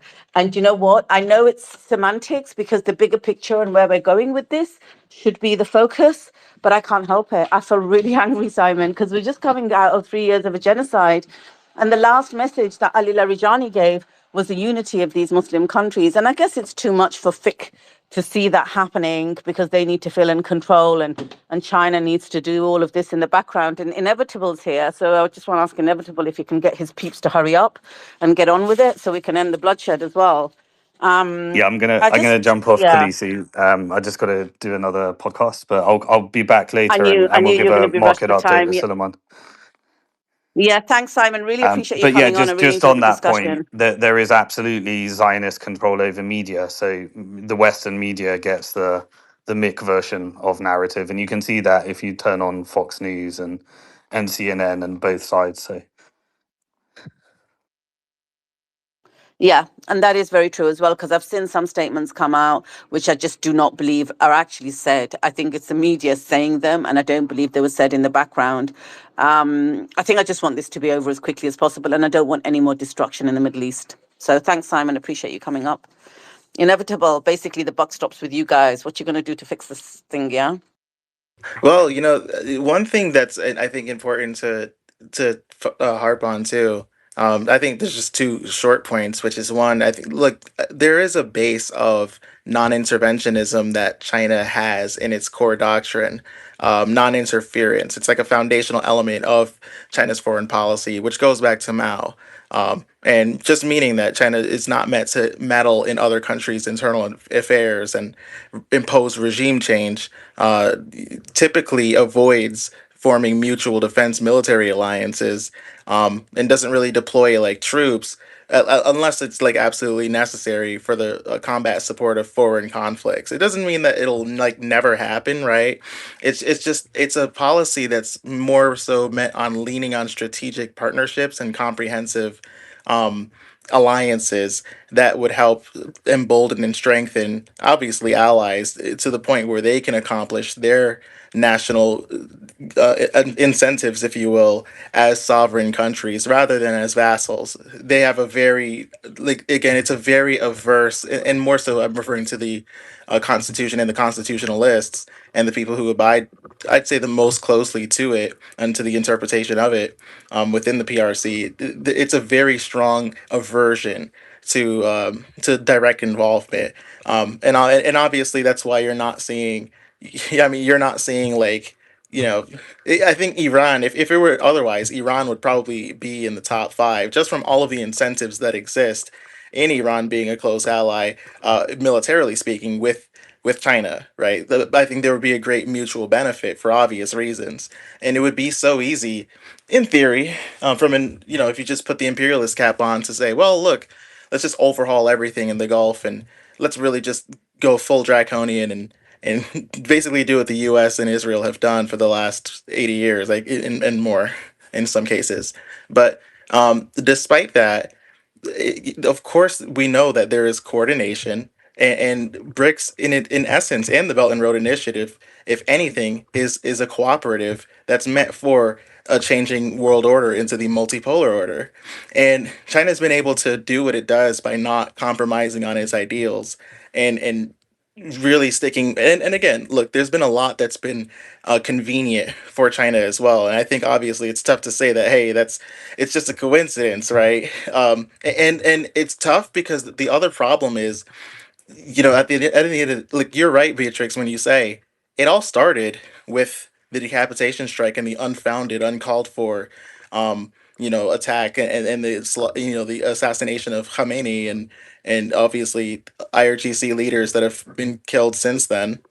But this is something that is a response from what I think Simon would call the military industrial complex. What one would say the Zionists, one would say the small hats, the little hats, whoever you want to say, the kosher faction. You know what I mean? The Likud party, whoever you want to say, Chabad, all of these people, right? That aggressive force of imperialism and military assertion of dominance over other countries, that force is resisting an inevitable shifting world order. I think that's just the base principle, right? That's the first principles that I can build with, is that there is a shifting world order. There is GDP shifting to BRICS from the G from what was it, G7 or whatever. There's a huge realignment taking place. Clearly, there's trillions of dollars incorporated in BRICS projects and Belt and Road. It was always going to line up in the same direction. Now, obviously, a system like the military-industrial complex, or whatever else you want to say, for lack of a better term, MIC, right? A system like that is going to defend itself, and it perceives its aggression as self-defense. It perceives basically tightening its grip around power in as many facets as it can as self defense, especially Israel, because it's just their core doctrine at the end of the day. So now, and I'll land with this, with where we are now, it's interesting because even when Iran has been brutalized, and I think the IRGC have always known that they've been in a position of, I won't say vulnerability, but of being a target, right? They know that basically it's always been all roads lead to Tehran, if you will. It's always been, like you just said earlier, the what was it? Well, there's a term for it, right? But what I'll say is there's a reason why they say that they prefer the Syria model as it pertains to Iran. There's a reason why the clean break memo ends with Iran. There's a reason why foreign policy has been the way it's been for the United States in conjunction with Israel for over the last 30 to 40 years. And at the end of the day, now we're seeing a basis where Iran has flipped that with strategic prowess. And really, if you look at the war games that have been played back in 2003, there was this really huge war game that was simulating the US versus Iran. And everything that basically helps the Iran simulation win in that war game from 2003 is taking place basically, not obviously not, in 100% match, but it's taking place almost similarly. Like it's super similarly. It's just, at the end of the day, it's asymmetrical self-defensive warfare that Iran has been winning with munitions and ballistic missile systems, and technology and radar that was not even conceived of back in 2003, right? So now, and just to kind of land it here, what we're seeing, maybe you even saw the headline. um, China apparently, I'll say apparently, just to be safe, apparently offered Taiwan a clean and swift reunification sometime within the last week, in light of the crisis that's taking place, because Taiwan is energy dependent to an extreme degree. They import 98% of its needs. LNG specifically powers half of its electricity generation. Qatar, excuse me, not Qatar. That Ras Laffan complex, that's the world's largest LNG export hub. That Sorry, was it. Oh, good. You inevitable. got I it. just need to interrupt you 1 second. I got breaking news. Haifa has been hit. A refinery in Haifa has been hit. There are power outages in Haifa right now. My God, boom, boom, Tel Aviv, guys. Wow. It's going to be bish, bash, bosh. High Refinery in Haifa has been hit. There are power outages in Haifa. Haifa, breaking news. Haifa has been hit. There are power outages. It's a refinery in Haifa that's been hit. Huge news, huge. Major, yeah. If it hits the refinery, oh my goodness. Wow. Wow. Yeah, that's something to sit on there. Yeah. I'll get like I guess the Taiwan stuff out of the way. I was just meaning to say that the as far as Taiwan goes, yeah, they're only down to about a week left of energy roughly. Like they don't have much. That LNG export from Qatar, supplies like one half of Taiwan's LNG imports. And now the recent missile strike there in retaliation for Israel's hit has caused extensive damage, and they have like force majeure is being put on the table for that particular LNG plant, that LNG complex. If they do force majeure, which Doc explained earlier, just means act of God, just means basically a cancellation of the fulfillment of the contract. That means Taiwan gets nothing. That means Taiwan is completely cut off. That means they're completely isolated and energy dependent, and there's no alibi for them. What does that mean? That means, hey, look, where are they going to go for help? Well, look, it's as easy as just picking up the phone. It's as easy as that. Now we're hearing, oh, they've denied it, they've pushed it back, whatever. Look, more will be revealed, right? But a lot is lining up, and that recent Haifa hit, oh my goodness. I don't want to keep going on and going on, but Haifa, look, that might be a Hezbollah move, by the way, Beatrix, because they have the missiles, they have the Sayad Look, I ones. don't care if it was an act of God. I don't care who's done it. I just think it's boom, boom, Tel Aviv, Haifa's been hit. Do you know what I mean? Oh, absolutely. Well, and look, that was I yeah. sense you're smiling as you're speaking, inevitable. I sense you're smiling as you're speaking about this Haifa being hit as well. I'm doing my best to contain it. But look, that this was well, look, if anybody was feeling, like Israel has been getting it too easy or that, they just get to dish it out and never have to take it. Haifa is a huge deal. Again, Haifa is again, I can't explain enough, especially since they import the ports of Haifa, I think are still up, but that what is it? The refineries are the sole source of refined petroleum. If you get rid of the refineries in Haifa, the IDF's Merkava tanks and their F-35s are basically just like they're sitting ducks. They're nothing. They're nothing. And obviously like Haifa still has a lot more that can be targeted. I'm not giving any advice, but I'm just saying there's still more that. But look, the fact that it can happen in the first place, Iran can touch whatever they want from whatever direction they want. That's the bottom line. And we have to stop coping and pretending that it was ever different, that they were ever any. Look, Iran is going to be a regional superpower at the end of all of this. I do believe that. I think that's just a matter of faith. But I'll land there. You needed to have said that when Simon was up here, right? Let me read this out, guys. Listen, huge, as Maze would say. Is Maze still with us? Maisie, there, love? I'm here.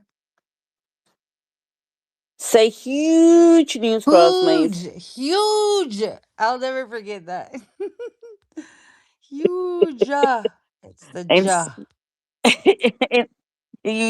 Inside joke from many a year ago. But to huger news, guys, listen. The Haifa refinery in Bazan is Israel's largest and most critical fuel facility. It supplies about 50 to 60% of the country's fuel, 60% diesel, and 50% gasoline. It processes roughly 197,000 barrels per day, meaning a large share of Israel's transport, aviation, and military fuel depends on it. Israel's only got 2 refineries. This is one of them. This is the largest, and it's been boom boomed. It's been bish Boom, bash boshed. Go and have boom, a boom, look. boom. Boom boom. I Go and have a actually, look at the I was footage. actually gonna put the sirens on, but I was on a call, so I couldn't. And I didn't want to interrupt you guys. So It's boom boom. Have a look at the footage on Suleiman's I'm going page. now. He's put it up. Wow. Yeah, have a look. And he's put all the info up. It's boom boom. It's the biggest oil refinery. They've only got 2. It's been bish bash boshed. I Do love you know that bish what? bash boshed.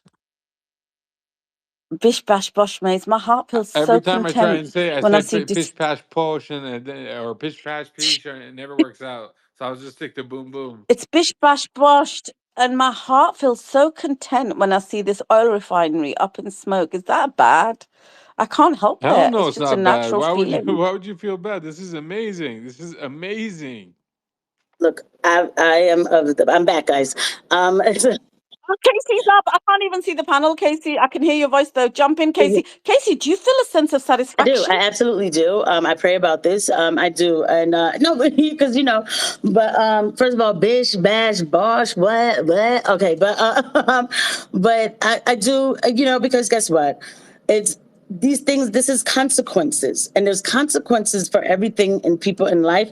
In this world, we all have consequences. And the consequences of attacking, civilians, thinking that you rule the world, thinking that you're just going to take this, have this, destroy this sovereignty here and do this there, whatever.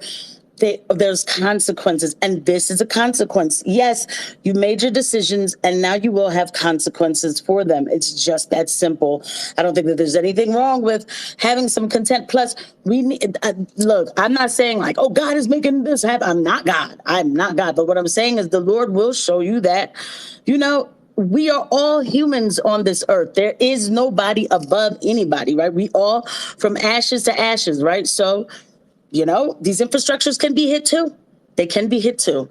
So yeah, I'm with it.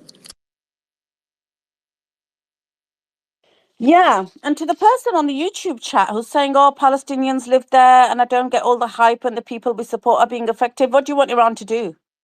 Do you want Iran just not to hit Israel because Palestinian lives there? And it's an oil refinery. It's not a village. They didn't take down a tower block like Israel did yesterday and the day before. They didn't kill 100 people in a village to take out one man like Israel did in Iran 2 days ago. They didn't take out an entire tower block by hitting the base of it like they did yesterday in Lebanon. They hit an oil refinery. They hit an oil refinery. You need to learn to understand, right? Or do you want Israel just to say, oh, actually, do you want Iran just to say we're not going to hit anything back?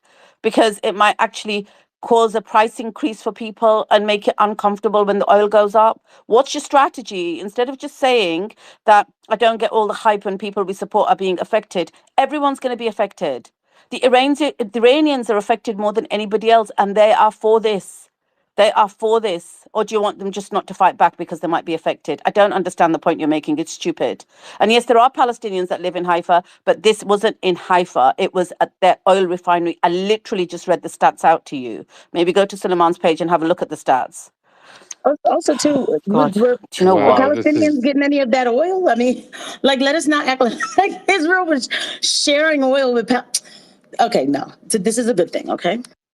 it's an amazing thing, Yeah, they're honestly. And concerned trolling. Oh, sorry, brother. Go ahead. no. I'm just saying I'm about to break fast in like 15 minutes, and this is the best news ever, honestly. Even if there's Palestinians there or not, I mean, like we said, war, it's gonna have casualties, but at least Iran's doing what they gotta do. And sorry for my people, and sorry for Iran's people. There's gonna be casualties, but this is oy vey, boom boom. No, no, no. Suleiman said it's Goive now. Goive. Goive. I just sent. Did you Oh, see what I Beatrice, sent you? Pete who is Hegseth in complaining? 2018. Oh, sorry, Omar.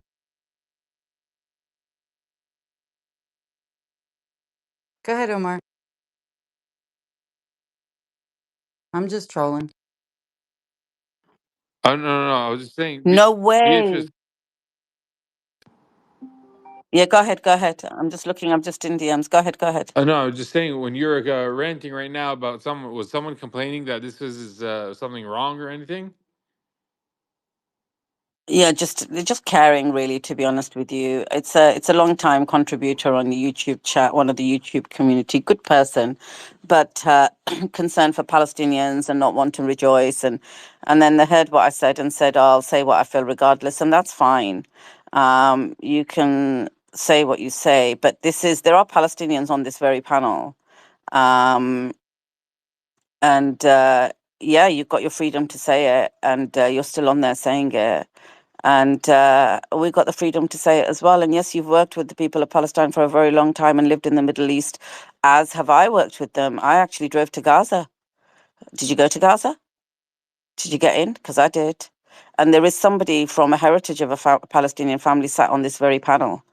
And at the end of the day, if you just want nobody to have any consequences, you're not giving a solution. You're just whining about this, and you're not giving a solution. What's your solution? And you're right, Palestinians are suffering even more now also. And I agree with you there. But then, you know what? Then, like, should we just not have resistance? They're still being hit in Gaza. They, like yesterday night, I reported that the hostages that Israel released from their prison, the men, they went into those villages and they went into those families and arrested their wives. 15 women they took, right? And we know what they do in those prisons, those disgusting prisons. So yes, Palestinians are suffering, but I'll tell you one thing. I will bet my life that Palestinians are celebrating this. There's one on this panel right now. I will bet my life that they're celebrating this, because this is an assault on the people that terrorize them. And it is on an oil field. So, well, my solution is what's happening. I'm celebrating it. I'm literally saying this is good. They've hit Haifa, which is the biggest oil plant in Israel. Like, it's going to cause Israel economic issues. You're the one who's complaining that we shouldn't be actually celebrating this.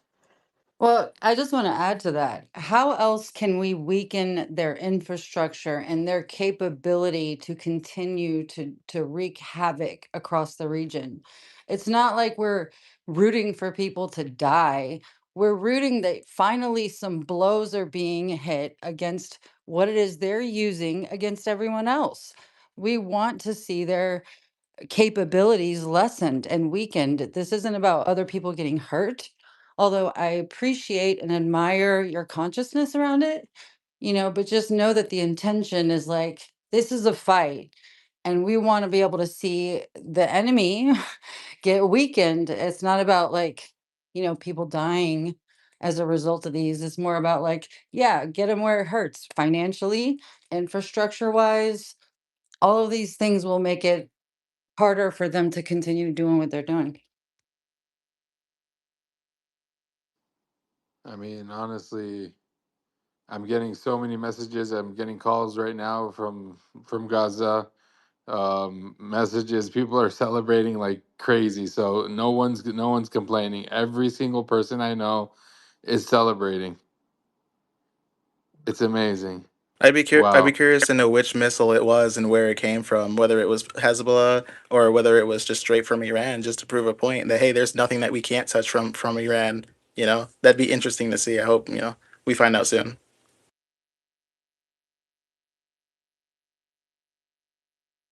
Because if it's from Iran, then the rest of the Gulf has to realize that could be you.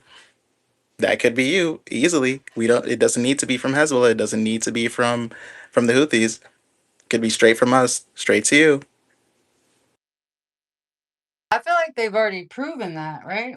I mean, Definitely, when we yeah. Yeah, but when there's still so many people though, Maze, who like will literally, like, oh well, Israel killed more people today.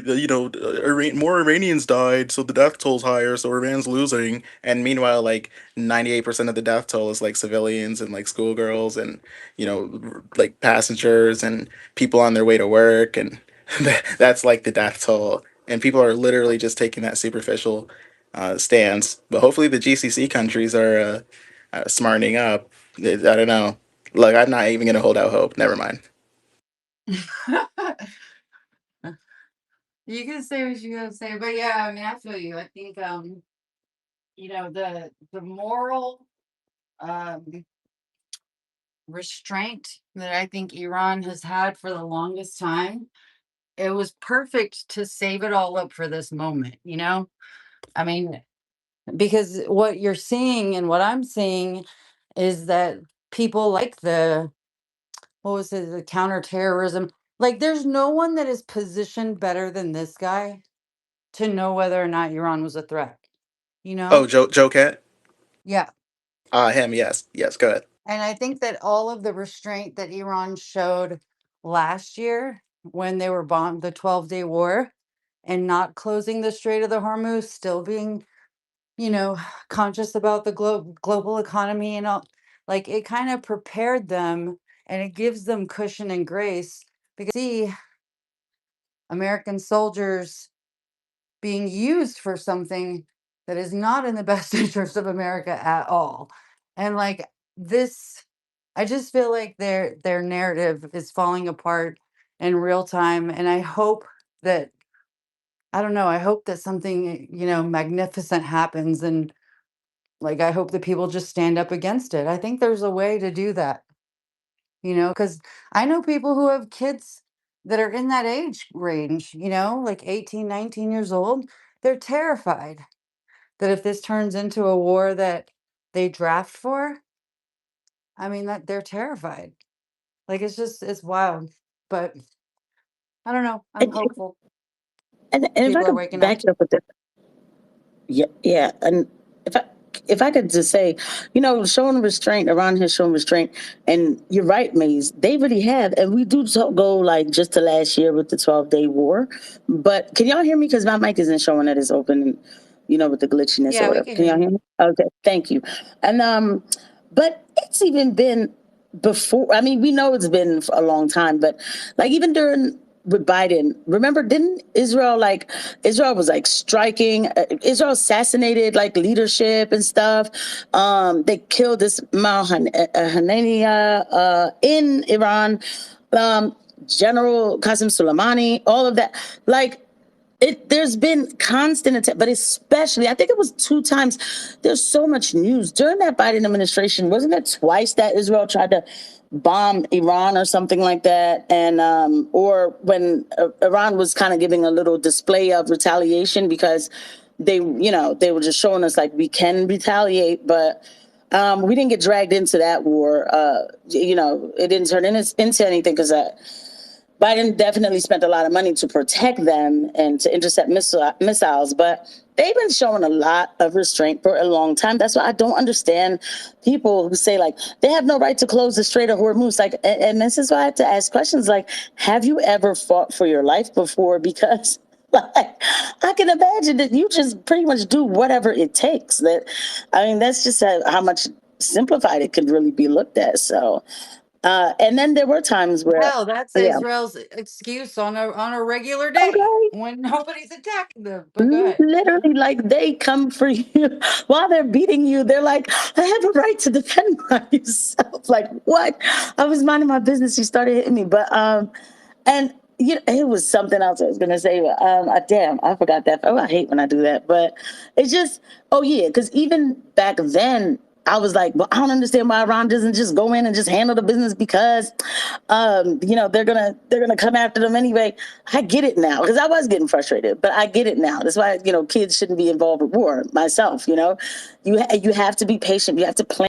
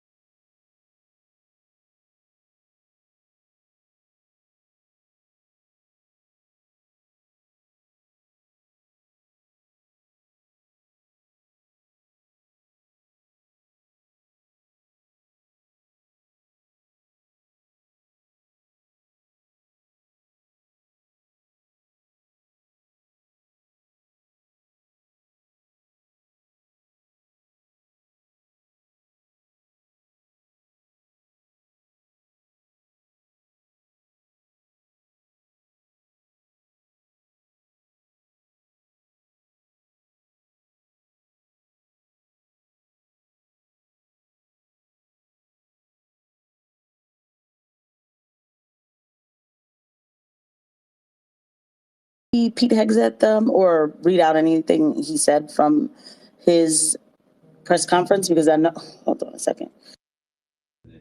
No, that's a good idea. Sorry, I was while everybody was talking, I was kind of multitasking, but I do have all of those bookmarked. So let me go get my laptop. But what do you guys think about? So let me see what countries this was again. United Kingdom, France, Germany, Italy, the Netherlands, and Japan. I mean, they didn't say anything like they were going to force any type of, it didn't sound like a violent threat. It sounded like more of a planning kind of diplomacy, but not really. I don't know. But yeah, let me grab my laptop for the Pete Hegseth stuff. Oh, she's back. Hello, darling. Did you hear that statement, Beatrix?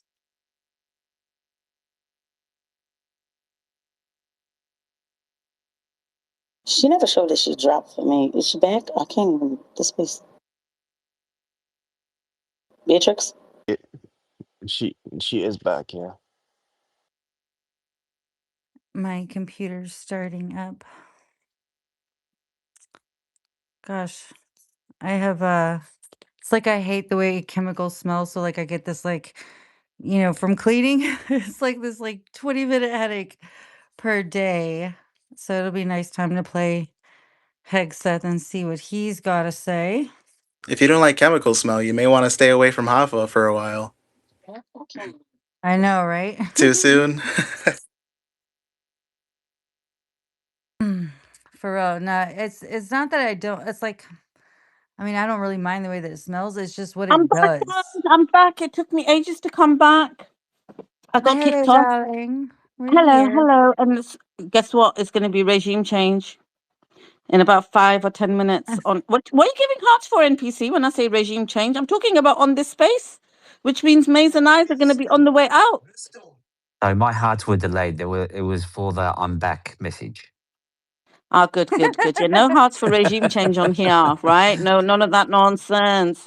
I got enough of somebody freaking crying on the YouTube about that oil refinery being here. Like, what are you even doing? YouTube chat if you've got such a problem with Iran hitting a oil. Like, seriously, that's pure You're breaking Zio up. vibes. It is Palestinian resources that has been stolen from them. The fact that people are trying to defend it and saying people are going to get hurt is, to me, that's just ludicrous. It is insane to be actually suggesting that. Like, they literally took over that land and took their resources. Anyone that says that tries to defend it is not Palestinian in my views. I agree. Are you guys ready to hear some of these Hegseth stuff? Let's see. Hold on, let me make sure my microphone. Oh, I don't know. I got this stupid upgrade and I don't even know what I'm looking at right now, but I don't see the normal isolation thing. So, okay, here's one. This is him kind of crashing out when he was asked why American men and women are being sent to war. The American people also want to know what they're sending their men and women to war for. Is there a concern of this spiraling into longer war and one for the term when you're done? Did you not hear my remarks? Ensuring the mission gets accomplished. But we are very clear eyed, as the president has been, unlike other presidents, about the foolish policies of the past that recklessly pulled us in to things that were not tethered to actual clear objectives. So we know we have plans, we have generals, we have chairmen, we have commanders, CENTCOM commanders, Admiral Cooper. The American people also want to know what they're saying. Yeah, you guys should see his facial expressions right there. It's really wild. Okay, here's another one. This is about his 13-year-old son popped into my office last night. I don't know. Let's hear what he says. My 13-year-old son popped into my office last night while I was editing these remarks. He asked about the war and the families I met at Dover. And I looked at him and I said, they died for you. son, so that your generation doesn't have to deal with a nuclear Iran. Oh my God. It's the truth. And they did. So, to the families who said, finish this, we will. And I say the same to every American who wants peace through strength. May Almighty God continue to bless our troops in this fight. And again, to the American people, please pray for them every day, on bended knee, with your family, in your schools, in your churches, in the name of Jesus Christ. My 13-year-old son. Okay, one more. Actually, there's a couple more, but let's listen to this one more. This is the one where he was bringing up the Sunni and the Shia and all that. Listen. Did it or not for 47 years. The same goes in Afghanistan. Name the Islamist enemy, whether they are Sunni or Shia, because this is a Shia regime, Sunni or Shia, and Iran's been willing to harbor them as long as that group is willing to try to kill Americans. So the enemy of their enemy has been their friend as well in the Islamist world. So Iran, whether it's Iraq, whether it's Afghanistan, whether it's around the world, has been targeting Americans. And what they wanted in this context, and what President Trump would not tolerate, is a regime of that nature being closer and closer to nuclear capabilities. Did it or not for 47 Yeah. years. The same. Actually, one more. This is the last one. This is one where he's talking about how ungrateful allies in Europe. Let's see what he says. The world, the Middle East, our ungrateful allies in Europe, even segments of our own press should be saying one thing to President Trump. Thank you. Thank you for the courage to stop this terror state from holding the world hostage with missiles while building or attempting to build a nuclear bomb. Thank you for doing the work of the free world. Yesterday's ceremony reminded us why we fight. Not for nation building or democracy promotion, but to crush direct threats to America, Americans, and our interests. We fight to win, and we are winning on our terms, following our objectives. My 13-year-old son popped into my office last night while I was. Yeah, we already heard that part. He, I can't stand, like, he needs to go back to Fox, okay? There's something weird playing out in his head that he's like, it's almost like he doesn't think how like real this world is that he's playing this out in, and the amount of like damage that can be caused. I mean, there's something wrong. And this is what I think, honestly, this is kind of my little diagnosis of the situation, is that this is all that Trump has around him 24/7. Like, it is people like Hegseth, it is people like Lindsey Graham. He is positioned around people that are 100% pro war, anti Muslim, and pro Israel. And just Kushner, if it's not like his family, then it's these people. And I think that I don't think he gets truly honest feedback, because either like no one's going to go tell him, like, yo, this probably isn't a good idea. There's not a lot of people telling him that, I don't think. Yeah, I feel like so you're right about him being Casey, the Casey, anti-child. Casey, Casey, Casey. We're gonna be regime Oh changed. no. We're gonna be regime changed. Yeah, yeah, we are. It's that time. Look at Oh that. my See god. that? We're gonna be regime changed. We're gonna be regime changed. What is this? I just made a strong cup of coffee. I'm like, all right, I'm here with the girls. We are holding down this space. We are ready. Phone charge. And now we're gonna be regime changed? I guess he's not ready quite yet. He's But no, he's waiting to do the grand entrance. This is going to be interesting. oh, so let me shut up. Okay, all right. Yes. I don't know when he's going to do it. It's funny.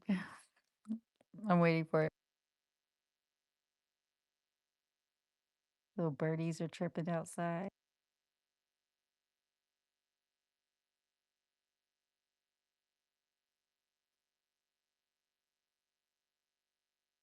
It's like the grand entrance, I isn't it? swear. Honestly. It's like the grand mufti entering. It's like the grand mufti entering. Down, down, down. Like we've held it down for like about 20 hours. The three of us have, right? 20, maybe 22 hours. I don't know. It feels like a whole day's gone and a whole night's gone. Oh. Come on. Come on. Hi guys, how's it going? Sorry, I was resetting the X. Appreciate each and every single one of you. We're back. I heard Khaleesi broke things again. I had to come back and quickly sort them out. Appreciate every single one of you on the YouTube who stayed on the X space, all the listeners, every single person who contributed. Thank you so much. Hope you're doing well. Hope things are going well. What's up? What's up? Haifa refinery has been hit hard. Power outages in the entirety of Israel. Goive. Goive. It ain't looking good for the Israelis. How's it going, guys? How's things? What's the updates? What's happening? What did I miss? Bish bash bosh on Haifa refinery. Bish bash bosh. Yeah, a bunch of Hegseth nonsense. Him just, like his living out his fantasies, but just a lot of commentary about how, just a lot of propaganda, the narrative, the story. That's all he's really infusing in it. They didn't really talk much about the strategy, but a lot of the allies that were hesitant to participate in helping to get the, I guess, shipments back through the Strait of Hormuz, they just now released a joint statement saying that they're willing to help coordinate or plan or participate. They didn't make it like it was just more of a, okay, fine, we'll put our heads together and try to figure this out. Also, there were Trump posted these gold shoes that are worth $180,000 that are in Saudi Arabia. Sorry, that's the one that just popped up on my timeline. Um, but yeah, there was also oh, did you see where that guy so there was basically a missile that Israel fired that was, I guess, very close to Russia's let me read it real quick so I don't get this wrong. Oh my God, you know what? These guys on YouTube are so mean. They're like, yeah, she keeps crashing the space over and over and over. This is effing Gamba. And then they're all like, yeah, chicks hours over. Yeah, Sully's back. Regime change. Yeah, chicks be crazy. Please, Sully, take care of your space. It's in danger. This is effing Gamba. These guys, the chicks crashing it. We didn't even crash it. What are you talking about? This is so bad. These guys are so bad. Sully, she timed out 30,000 YouTube chatters. It's about so bad. That's so I'm rude. just reading this Hey, one. Says, I Sully, we saw are I saw subscribers go up 1,000, so that means something. Yeah, this is what they said. They said, Sully, we are resisting Beatrix and we're winning very strongly against her space crashes. 100%, guys. This is it. Oh, We are the resistance. We resist in all areas, including her space crashes. hey, but I saw subscribers go up 1,000, 1,000, so that means something, doesn't it? Exactly. And Sakib, listen, I'm reading. Why did He's she like promote Khaleesi it? Did she breaking promote things, it? nothing. And Oh yeah, I didn't need oh Ah, to. yeah. They've been exactly. promoted. This is Hey, I'm a testify. I testify to the right to whatever I see. They were promoting. They were promoting. Oh my God, they're just making things up. They're like, she crashed it. I didn't even crash it. It's not even crashed. Like they're like, oh my God, they're saying Sunni's launching True Promise 5. They want you to launch True Promise against me. What is wrong with these people? W chat. They're crazy. W chat. Can't mess with the YouTube chat. They're on another level. They were literally trolling this guy yesterday. It was hilarious. It was so funny. I was top bands. Funny. I was listening to that and just cracking up laughing. Haifa is being hit hard. Smoke is rising. This is like just a dream for us, bros. Like the entire Haifa refinery has been hit hard. Plumes of smoke everywhere. They're Goy crying. vey, goy vey. Goy. Exactly. It is Goive. It is Goive right now. Apparently, there's a couple of guys on the YouTube chat that weren't really happy about the Haifa ports being hit. There was just one, and I don't know if it's a he or a she, to be honest. But then she made it he. I think it was a she. It's got to be a she. Made it all about herself. I live the life of Palestinians, but she lives in America. I choose to live like them. Do you live like them? And she went on and on. And then I was like, listen, it's not about you. Like literally, if you don't want Iran to defend themselves and fight back, then what's the point? What are you even doing on this chat? If you're criticizing me for celebrating the fact that they hit a refinery and you're having a meltdown, what are you doing on this chat?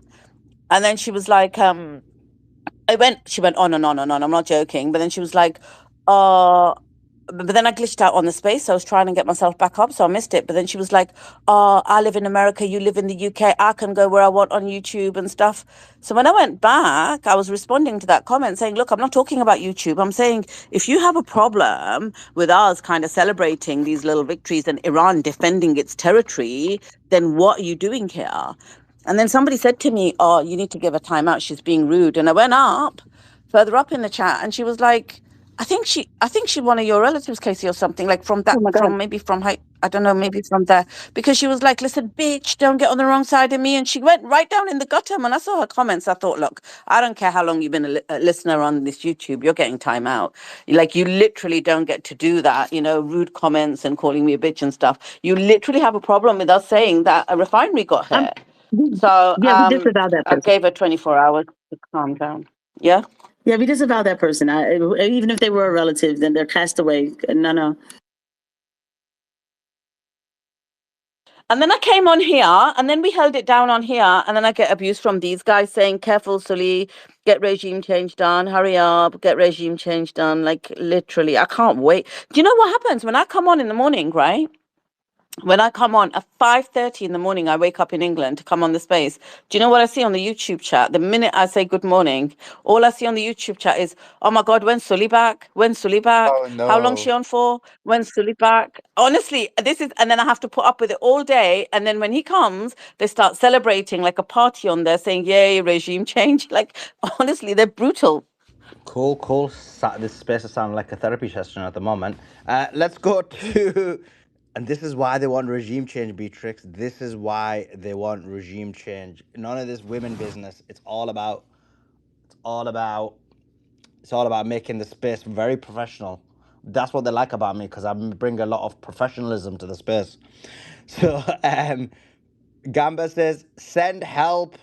Da Vinci with the level 1 subscription. Welcome to the community. Appreciate you. Someone said, I'm going around the supermarket and telling randoms that Saudi and Dubai are gay, especially after those gay speeches last night. That's hilarious. That's hilarious. Just going to random people that Saudi's gay. Well, it's actually true, but still, it's still hilarious. Okay, cool. Those are the super chats. Let's look at the other ones. Okay, nothing on there. And then on this one, we've got been listening as much as I can. Love your work, Suleiman and Beatrix. Much love from Australia. Have you heard of the Indian journalist Aditya Kauraj? He's spreading propaganda. He did the same with the Sikhs during the farmer protest. Now, I don't know these Indian guys. No, Beatrix has the James Bond theme for her ringtone signal. Love you all. I mean, she probably They're so sharp. My phone went off for a split second while I was speaking on the space. They're so freaking sharp. They listen to everything. Yeah, I was gonna say she might not even know that's where it is, but that's a separate point. Well done, Suleiman and team. Keep going, guys. I hope everyone who's seeking justice in this world join you. Love your space, mate. Hey, what? What is wrong with this guy? Love your space, mate. Hate your accent, though. Northerners should be seen and not heard. Listen, this northerner runs the biggest spaces in the world. We've taken over. We are dominating. This is like the Games of Thrones when the King of the North is going to take over. Know your role, Rami. God. Just want to welcome Simon. Oh, Simon, how you doing? Hey Suleiman, sorry, I was doing a podcast and my laptop blew up halfway through the thing, so I got to get a new setup on the move. Oh, so we can't do the market update. Oh Well, my God, at the moment, Desires. I'm just shutting down my laptop, and I've tried to restart it a couple of times, But it's like a bloody flying saucer right now, and making Goy, a load of noise. goy ve. That's all I gotta say about that. It's some proper boomer setup here. Goy ve. But wait, Simon, Suleiman, wasn't something happening to your phone last No, night it as was, yeah, well? no, it was my Apple. It was the laptop. No, so I was doing the podcast, and then like suddenly the laptop just got. It felt like it got Pegasus, and then it just went nuts. Yeah, it looked like it was about to take off and go to Israel or something. Mm.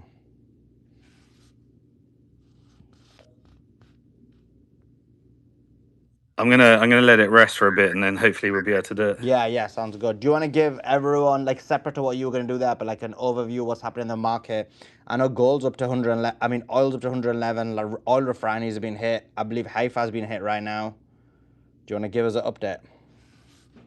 Yeah, I mean, so I gave one a little bit earlier before you came along, but oil seems to be hitting that $115 mark as well. It's a bit cheaper in America. It's about I'm not sure what it is in America. Last time I looked, about $95, so approaching the $100 mark. But the in Oman, it's about $150. So you're getting that about $70 differential between oil in WTI in America versus Omani oil based upon these differentials. So we're really getting some disjoint in the market. European gas is up another 30%. So if it was expensive before, it's about to get even more expensive. It's crazy. That's going to be pretty rough. And I mean, markets are down all around. So interestingly, we had a crash in gold. It came below 4,700 off that psychological $5,000 mark. Silver down to $70 as well. So there is the big issue. So we had three major things that happened yesterday. The first was we had a very hot producer price index print. What that means is that producer price index is the cost of production. And this based upon the February data, which doesn't include the war, doesn't include the oil shock, went up to 3.4% annually. So that was a really above expectations that took the market, off kilter. That means it's a precursor. It tends to predate consumer price index, which came down, CPI, which came down previously to about 2.4%. But if it follows that, you'd expect the consumer price index just for February to have kicked off. And then we've got the oil shock, and then we got the war premium to be factored into that as well. So we're 100% in a return to an inflationary environment. And that doesn't even factor in all the supply chain issues as well. So we're definitely going to have supply chain issues throughout the year. The second thing that happened is there was a meeting at the Fed, and Jerome Powell held rates, which was to be expected. But some people were depending upon a rate cut into the future. But there was indication that they're highly unlikely to be rate cuts, and the likelihood of rate cuts went down significantly. Also, because Trump was relying upon a regime change at the Fed, some of these political processes could delay the approval of the new Fed chair, which means that Jerome Powell might be in charge for longer. And he recently, his case that Trump tried to push against him for corruption with the rebuild of the Fed and over budget, that's disappeared. So effectively, it's highly unlikely that we'll get rate cuts. And so the long term bonds have reacted to that. And the 30-year Treasury is around 4.9%. If that hits 5%, we start to have structural issues if it stays above 5%. And the rate for refinancing of mortgages is staying above 6%, and it needed to get below 6% in order to stimulate the real estate market. So that's putting a bit of a lock on US real estate. And then the other sources of growth, primarily last year, were real estate, AI, and data centers. So that's still in lock from the private credit market, and foreign direct investment, which are obviously all locked up as a result of this. So all of the sources of growth last year for America are under stress as a result of this. And obviously, whatever happens in America has significant implications globally. Um, what was the and then obviously we had the escalation with the strikes on the Iranian LNG fields, which then had the retaliation on Qatari and Saudi infrastructure. The issue with that is we don't know the extent of the damage, but depending on the extent of the damage, um, the base based upon just the straight closing before any of the LNG infrastructure was hit in Qatar, we had probably 2 to 3 weeks just to get through all of the 700 to 800 ships that are in the backlog and didn't have insurance, so aren't able to make a shipment. Then, when we had the escalation towards the LNG infrastructure, that required it went from 2 weeks to get back to normal as soon as if the strait was opened, to approximately 2 months, depending on the extent of the damage of the infrastructure. But based upon the damage yesterday, is probably going to be we don't know the full degree, but some estimates of about a year to just get back to where we were before. So if we open the strait today, and they start repairing the infrastructure, we've got 1 year's worth of disruption, supply chain disruption, disjointment in markets, with no real easy solution in terms of how to, without significant infrastructure build out that can be solved. So already from today, if it becomes open, we got 1 year of disruption. When you combine that with the fact that the key sources of growth in America have all come offline, you're not going to get the rate cut to stimulate the mortgage market. You're not going to get the AI data center private credit market, and you're not going to get the foreign direct investment. You're highly likely to have growth rates lower than 3.3%, which means that the only way you can make up for it is through energy and war. And so the military industrial complex applied for $200 billion of Pentagon budget. We'll see if that's approved, but that's a stimulus check for the war economy. And then the Exxon and Chevron and the energy companies and the LNG companies, they'll look to have some kind of new infrastructure rebuild contracts in order to try and stimulate some growth. But growth is kind of hitting that phase right now, where it can cause structural issues. The cost of refinancing the debt is going up. So we're highly likely to enter into a stagflationary environment. The impact of this, could be we could enter into a 1970s, 1980s, which was it took about after the 1973 oil price shock. That took about 6 to 7 years. I think we'll be dealing with this one, even if we open today, for at least the next decade in terms of impact and changes that's going to happen. If we stay closed for another month, and that Xi Jinping meeting is cancelled, then with everything just gets more and more severe. I think it's pretty much guaranteed that we enter into a recession in the next few quarters ahead.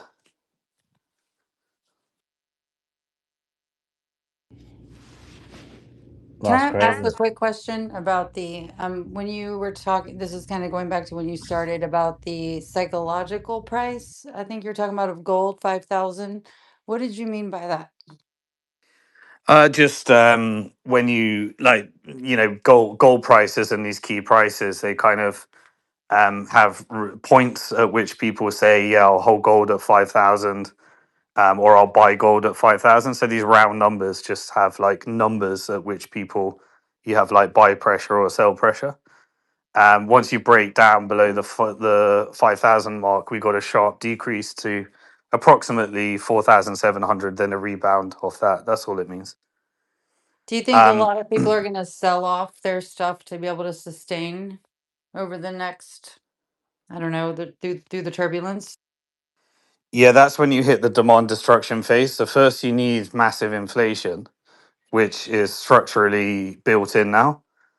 So we will have significant inflation as these energy costs ride through. And the PPI has already said CPI is going up.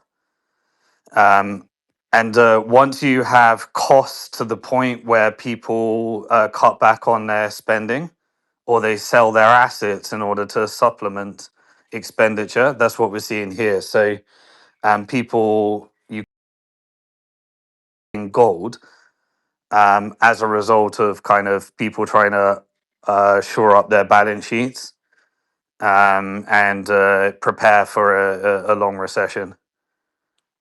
People are already, that prep is already happening. But interestingly, institutional markets. So a lot of the institutional markets were selling their gold, and it was retail that was buying it at the high prices. And we saw like a structural adjustment there where more retail were paying high. So institutional is not fleeing to gold, which means that there's still the markets is factoring in that there's going to be a shorter term solution to it. So it's not a flee away from markets right now, but we're starting to see more and more stress in the markets. And yeah, people are starting to adjust their portfolios to factor in a recession now. Thanks, Simon.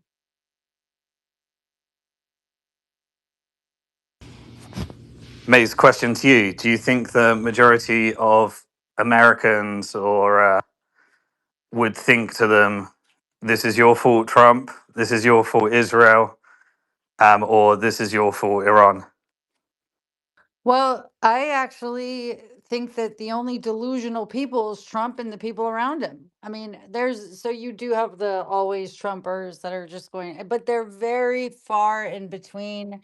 They don't even really have the courage to come up because there's not really a good argument for what they're saying. Like the way that Trump pitches things, like about the whole economic collapse, it's like, I don't even understand how he can fix his mouth with any dignity to say, because of Iran, as if, they haven't exercised so much restraint up until the point of which they know this is an existential threat for them.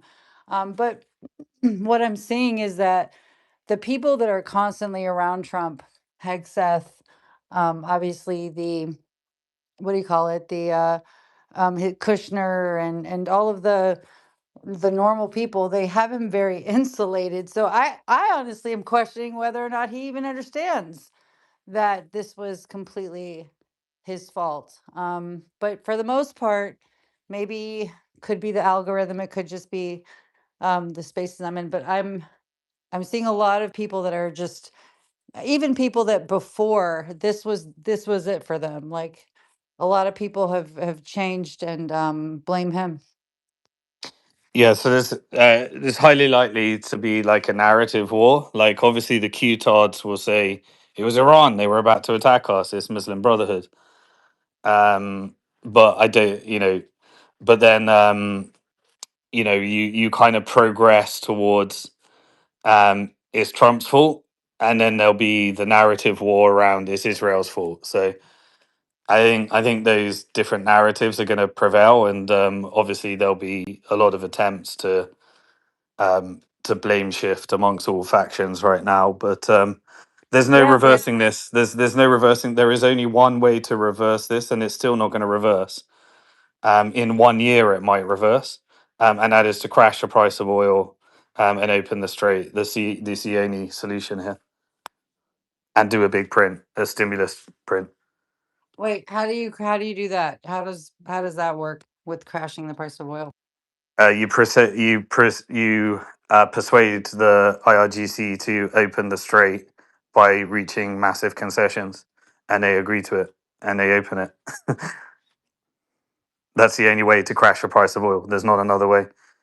Russia, it will hit production issues, so they can't fulfill all the demand.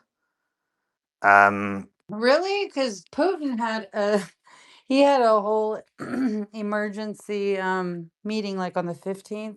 It was a few days ago.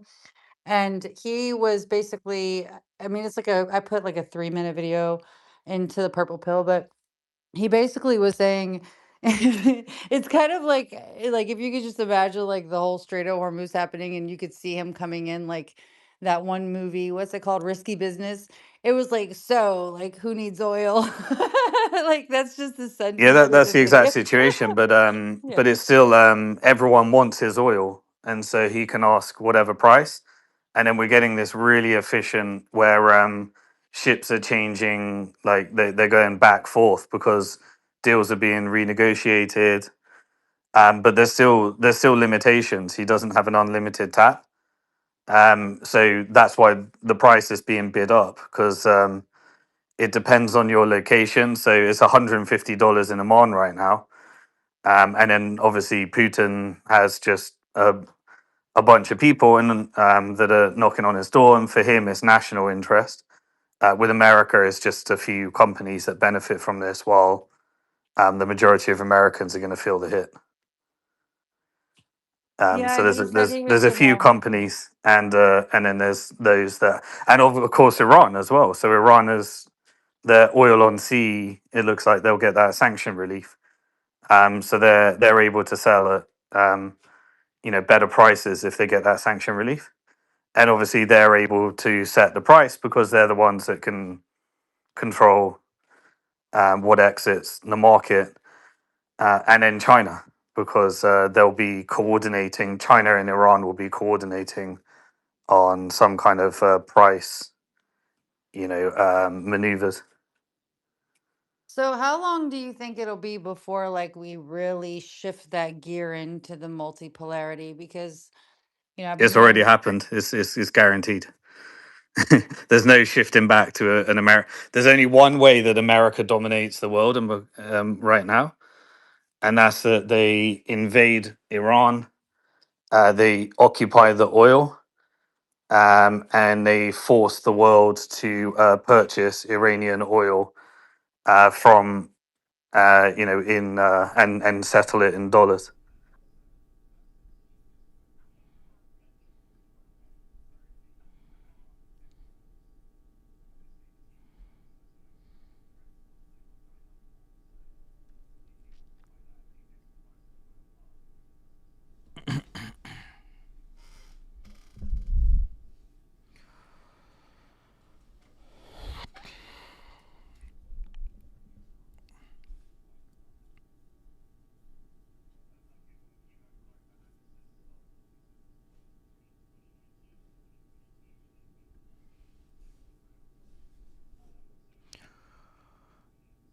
United States of America and Israel hit Iran's South Pars gas field.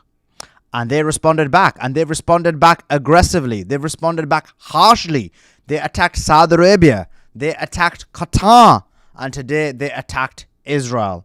Let's explain what's happened over the last 24 hours pertaining to the specific attacks on the gas, oil, and energy infrastructure in all of these countries. Well, the first thing is, it was kind of understood that energy infrastructure was off limits. Now, Israel obviously don't care about this understanding.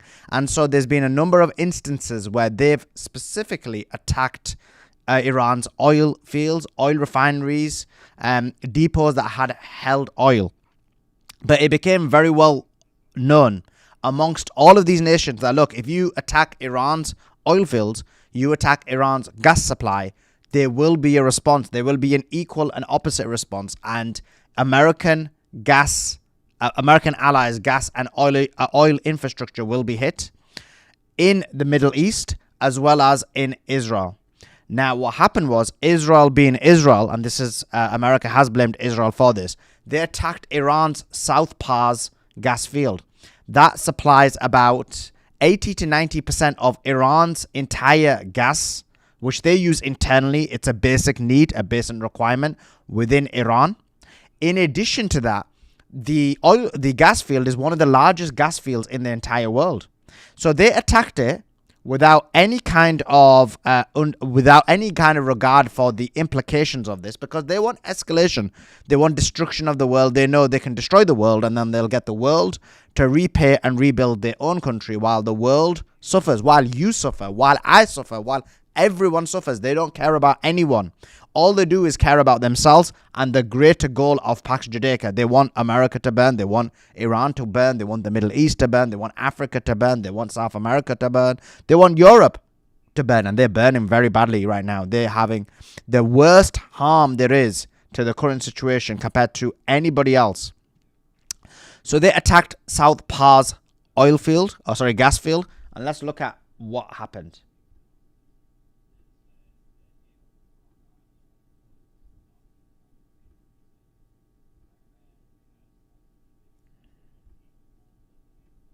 So here you can see footage of the attack on gas facilities in Iran. Significant damage. I believe about 10 to 15% of the infrastructure was hit in Iran. And what happened was, immediately after that happened, Iran issued a warning. They said they're calling for the evacuation of petrochemical facilities in the UAE, Qatar, and Saudi Arabia. All of them were warned. All of them were going to be targeted. And that's exactly what happened. The IRGC commander warned US oil facilities will be targeted. They said oil facilities associated with America are now on par with American bases and will now be coming under fire. We warn citizens and workers to stay away from these facilities. And then we had this statement from the IRGC. And basically, the spokesperson for Iran's Hatem al-Nabi central headquarters said fuel, energy, gas infrastructure at the source of the aggression will be burnt and reduced to ashes at the earliest opportunity. This is a direct warning following the attack on Iran's southern energy facilities. And then the attack was launched. The response was seen. And this was the response. Iran attacked specifically. They attacked multiple locations in Saudi Arabia. They attacked oil facilities in Saudi Arabia. You can see plumes of smoke rising due to the Iranian response in Saudi Arabia. And you can see that after that, once they hit Saudi Arabia, they then went for Qatar's energy infrastructure as well. They attacked Qatar's largest oil fields and refineries, and actually specifically for Qatar, it was the LNG energy infrastructure that was attacked. I believe that after that attack, at least 20% of the energy infrastructure was taken out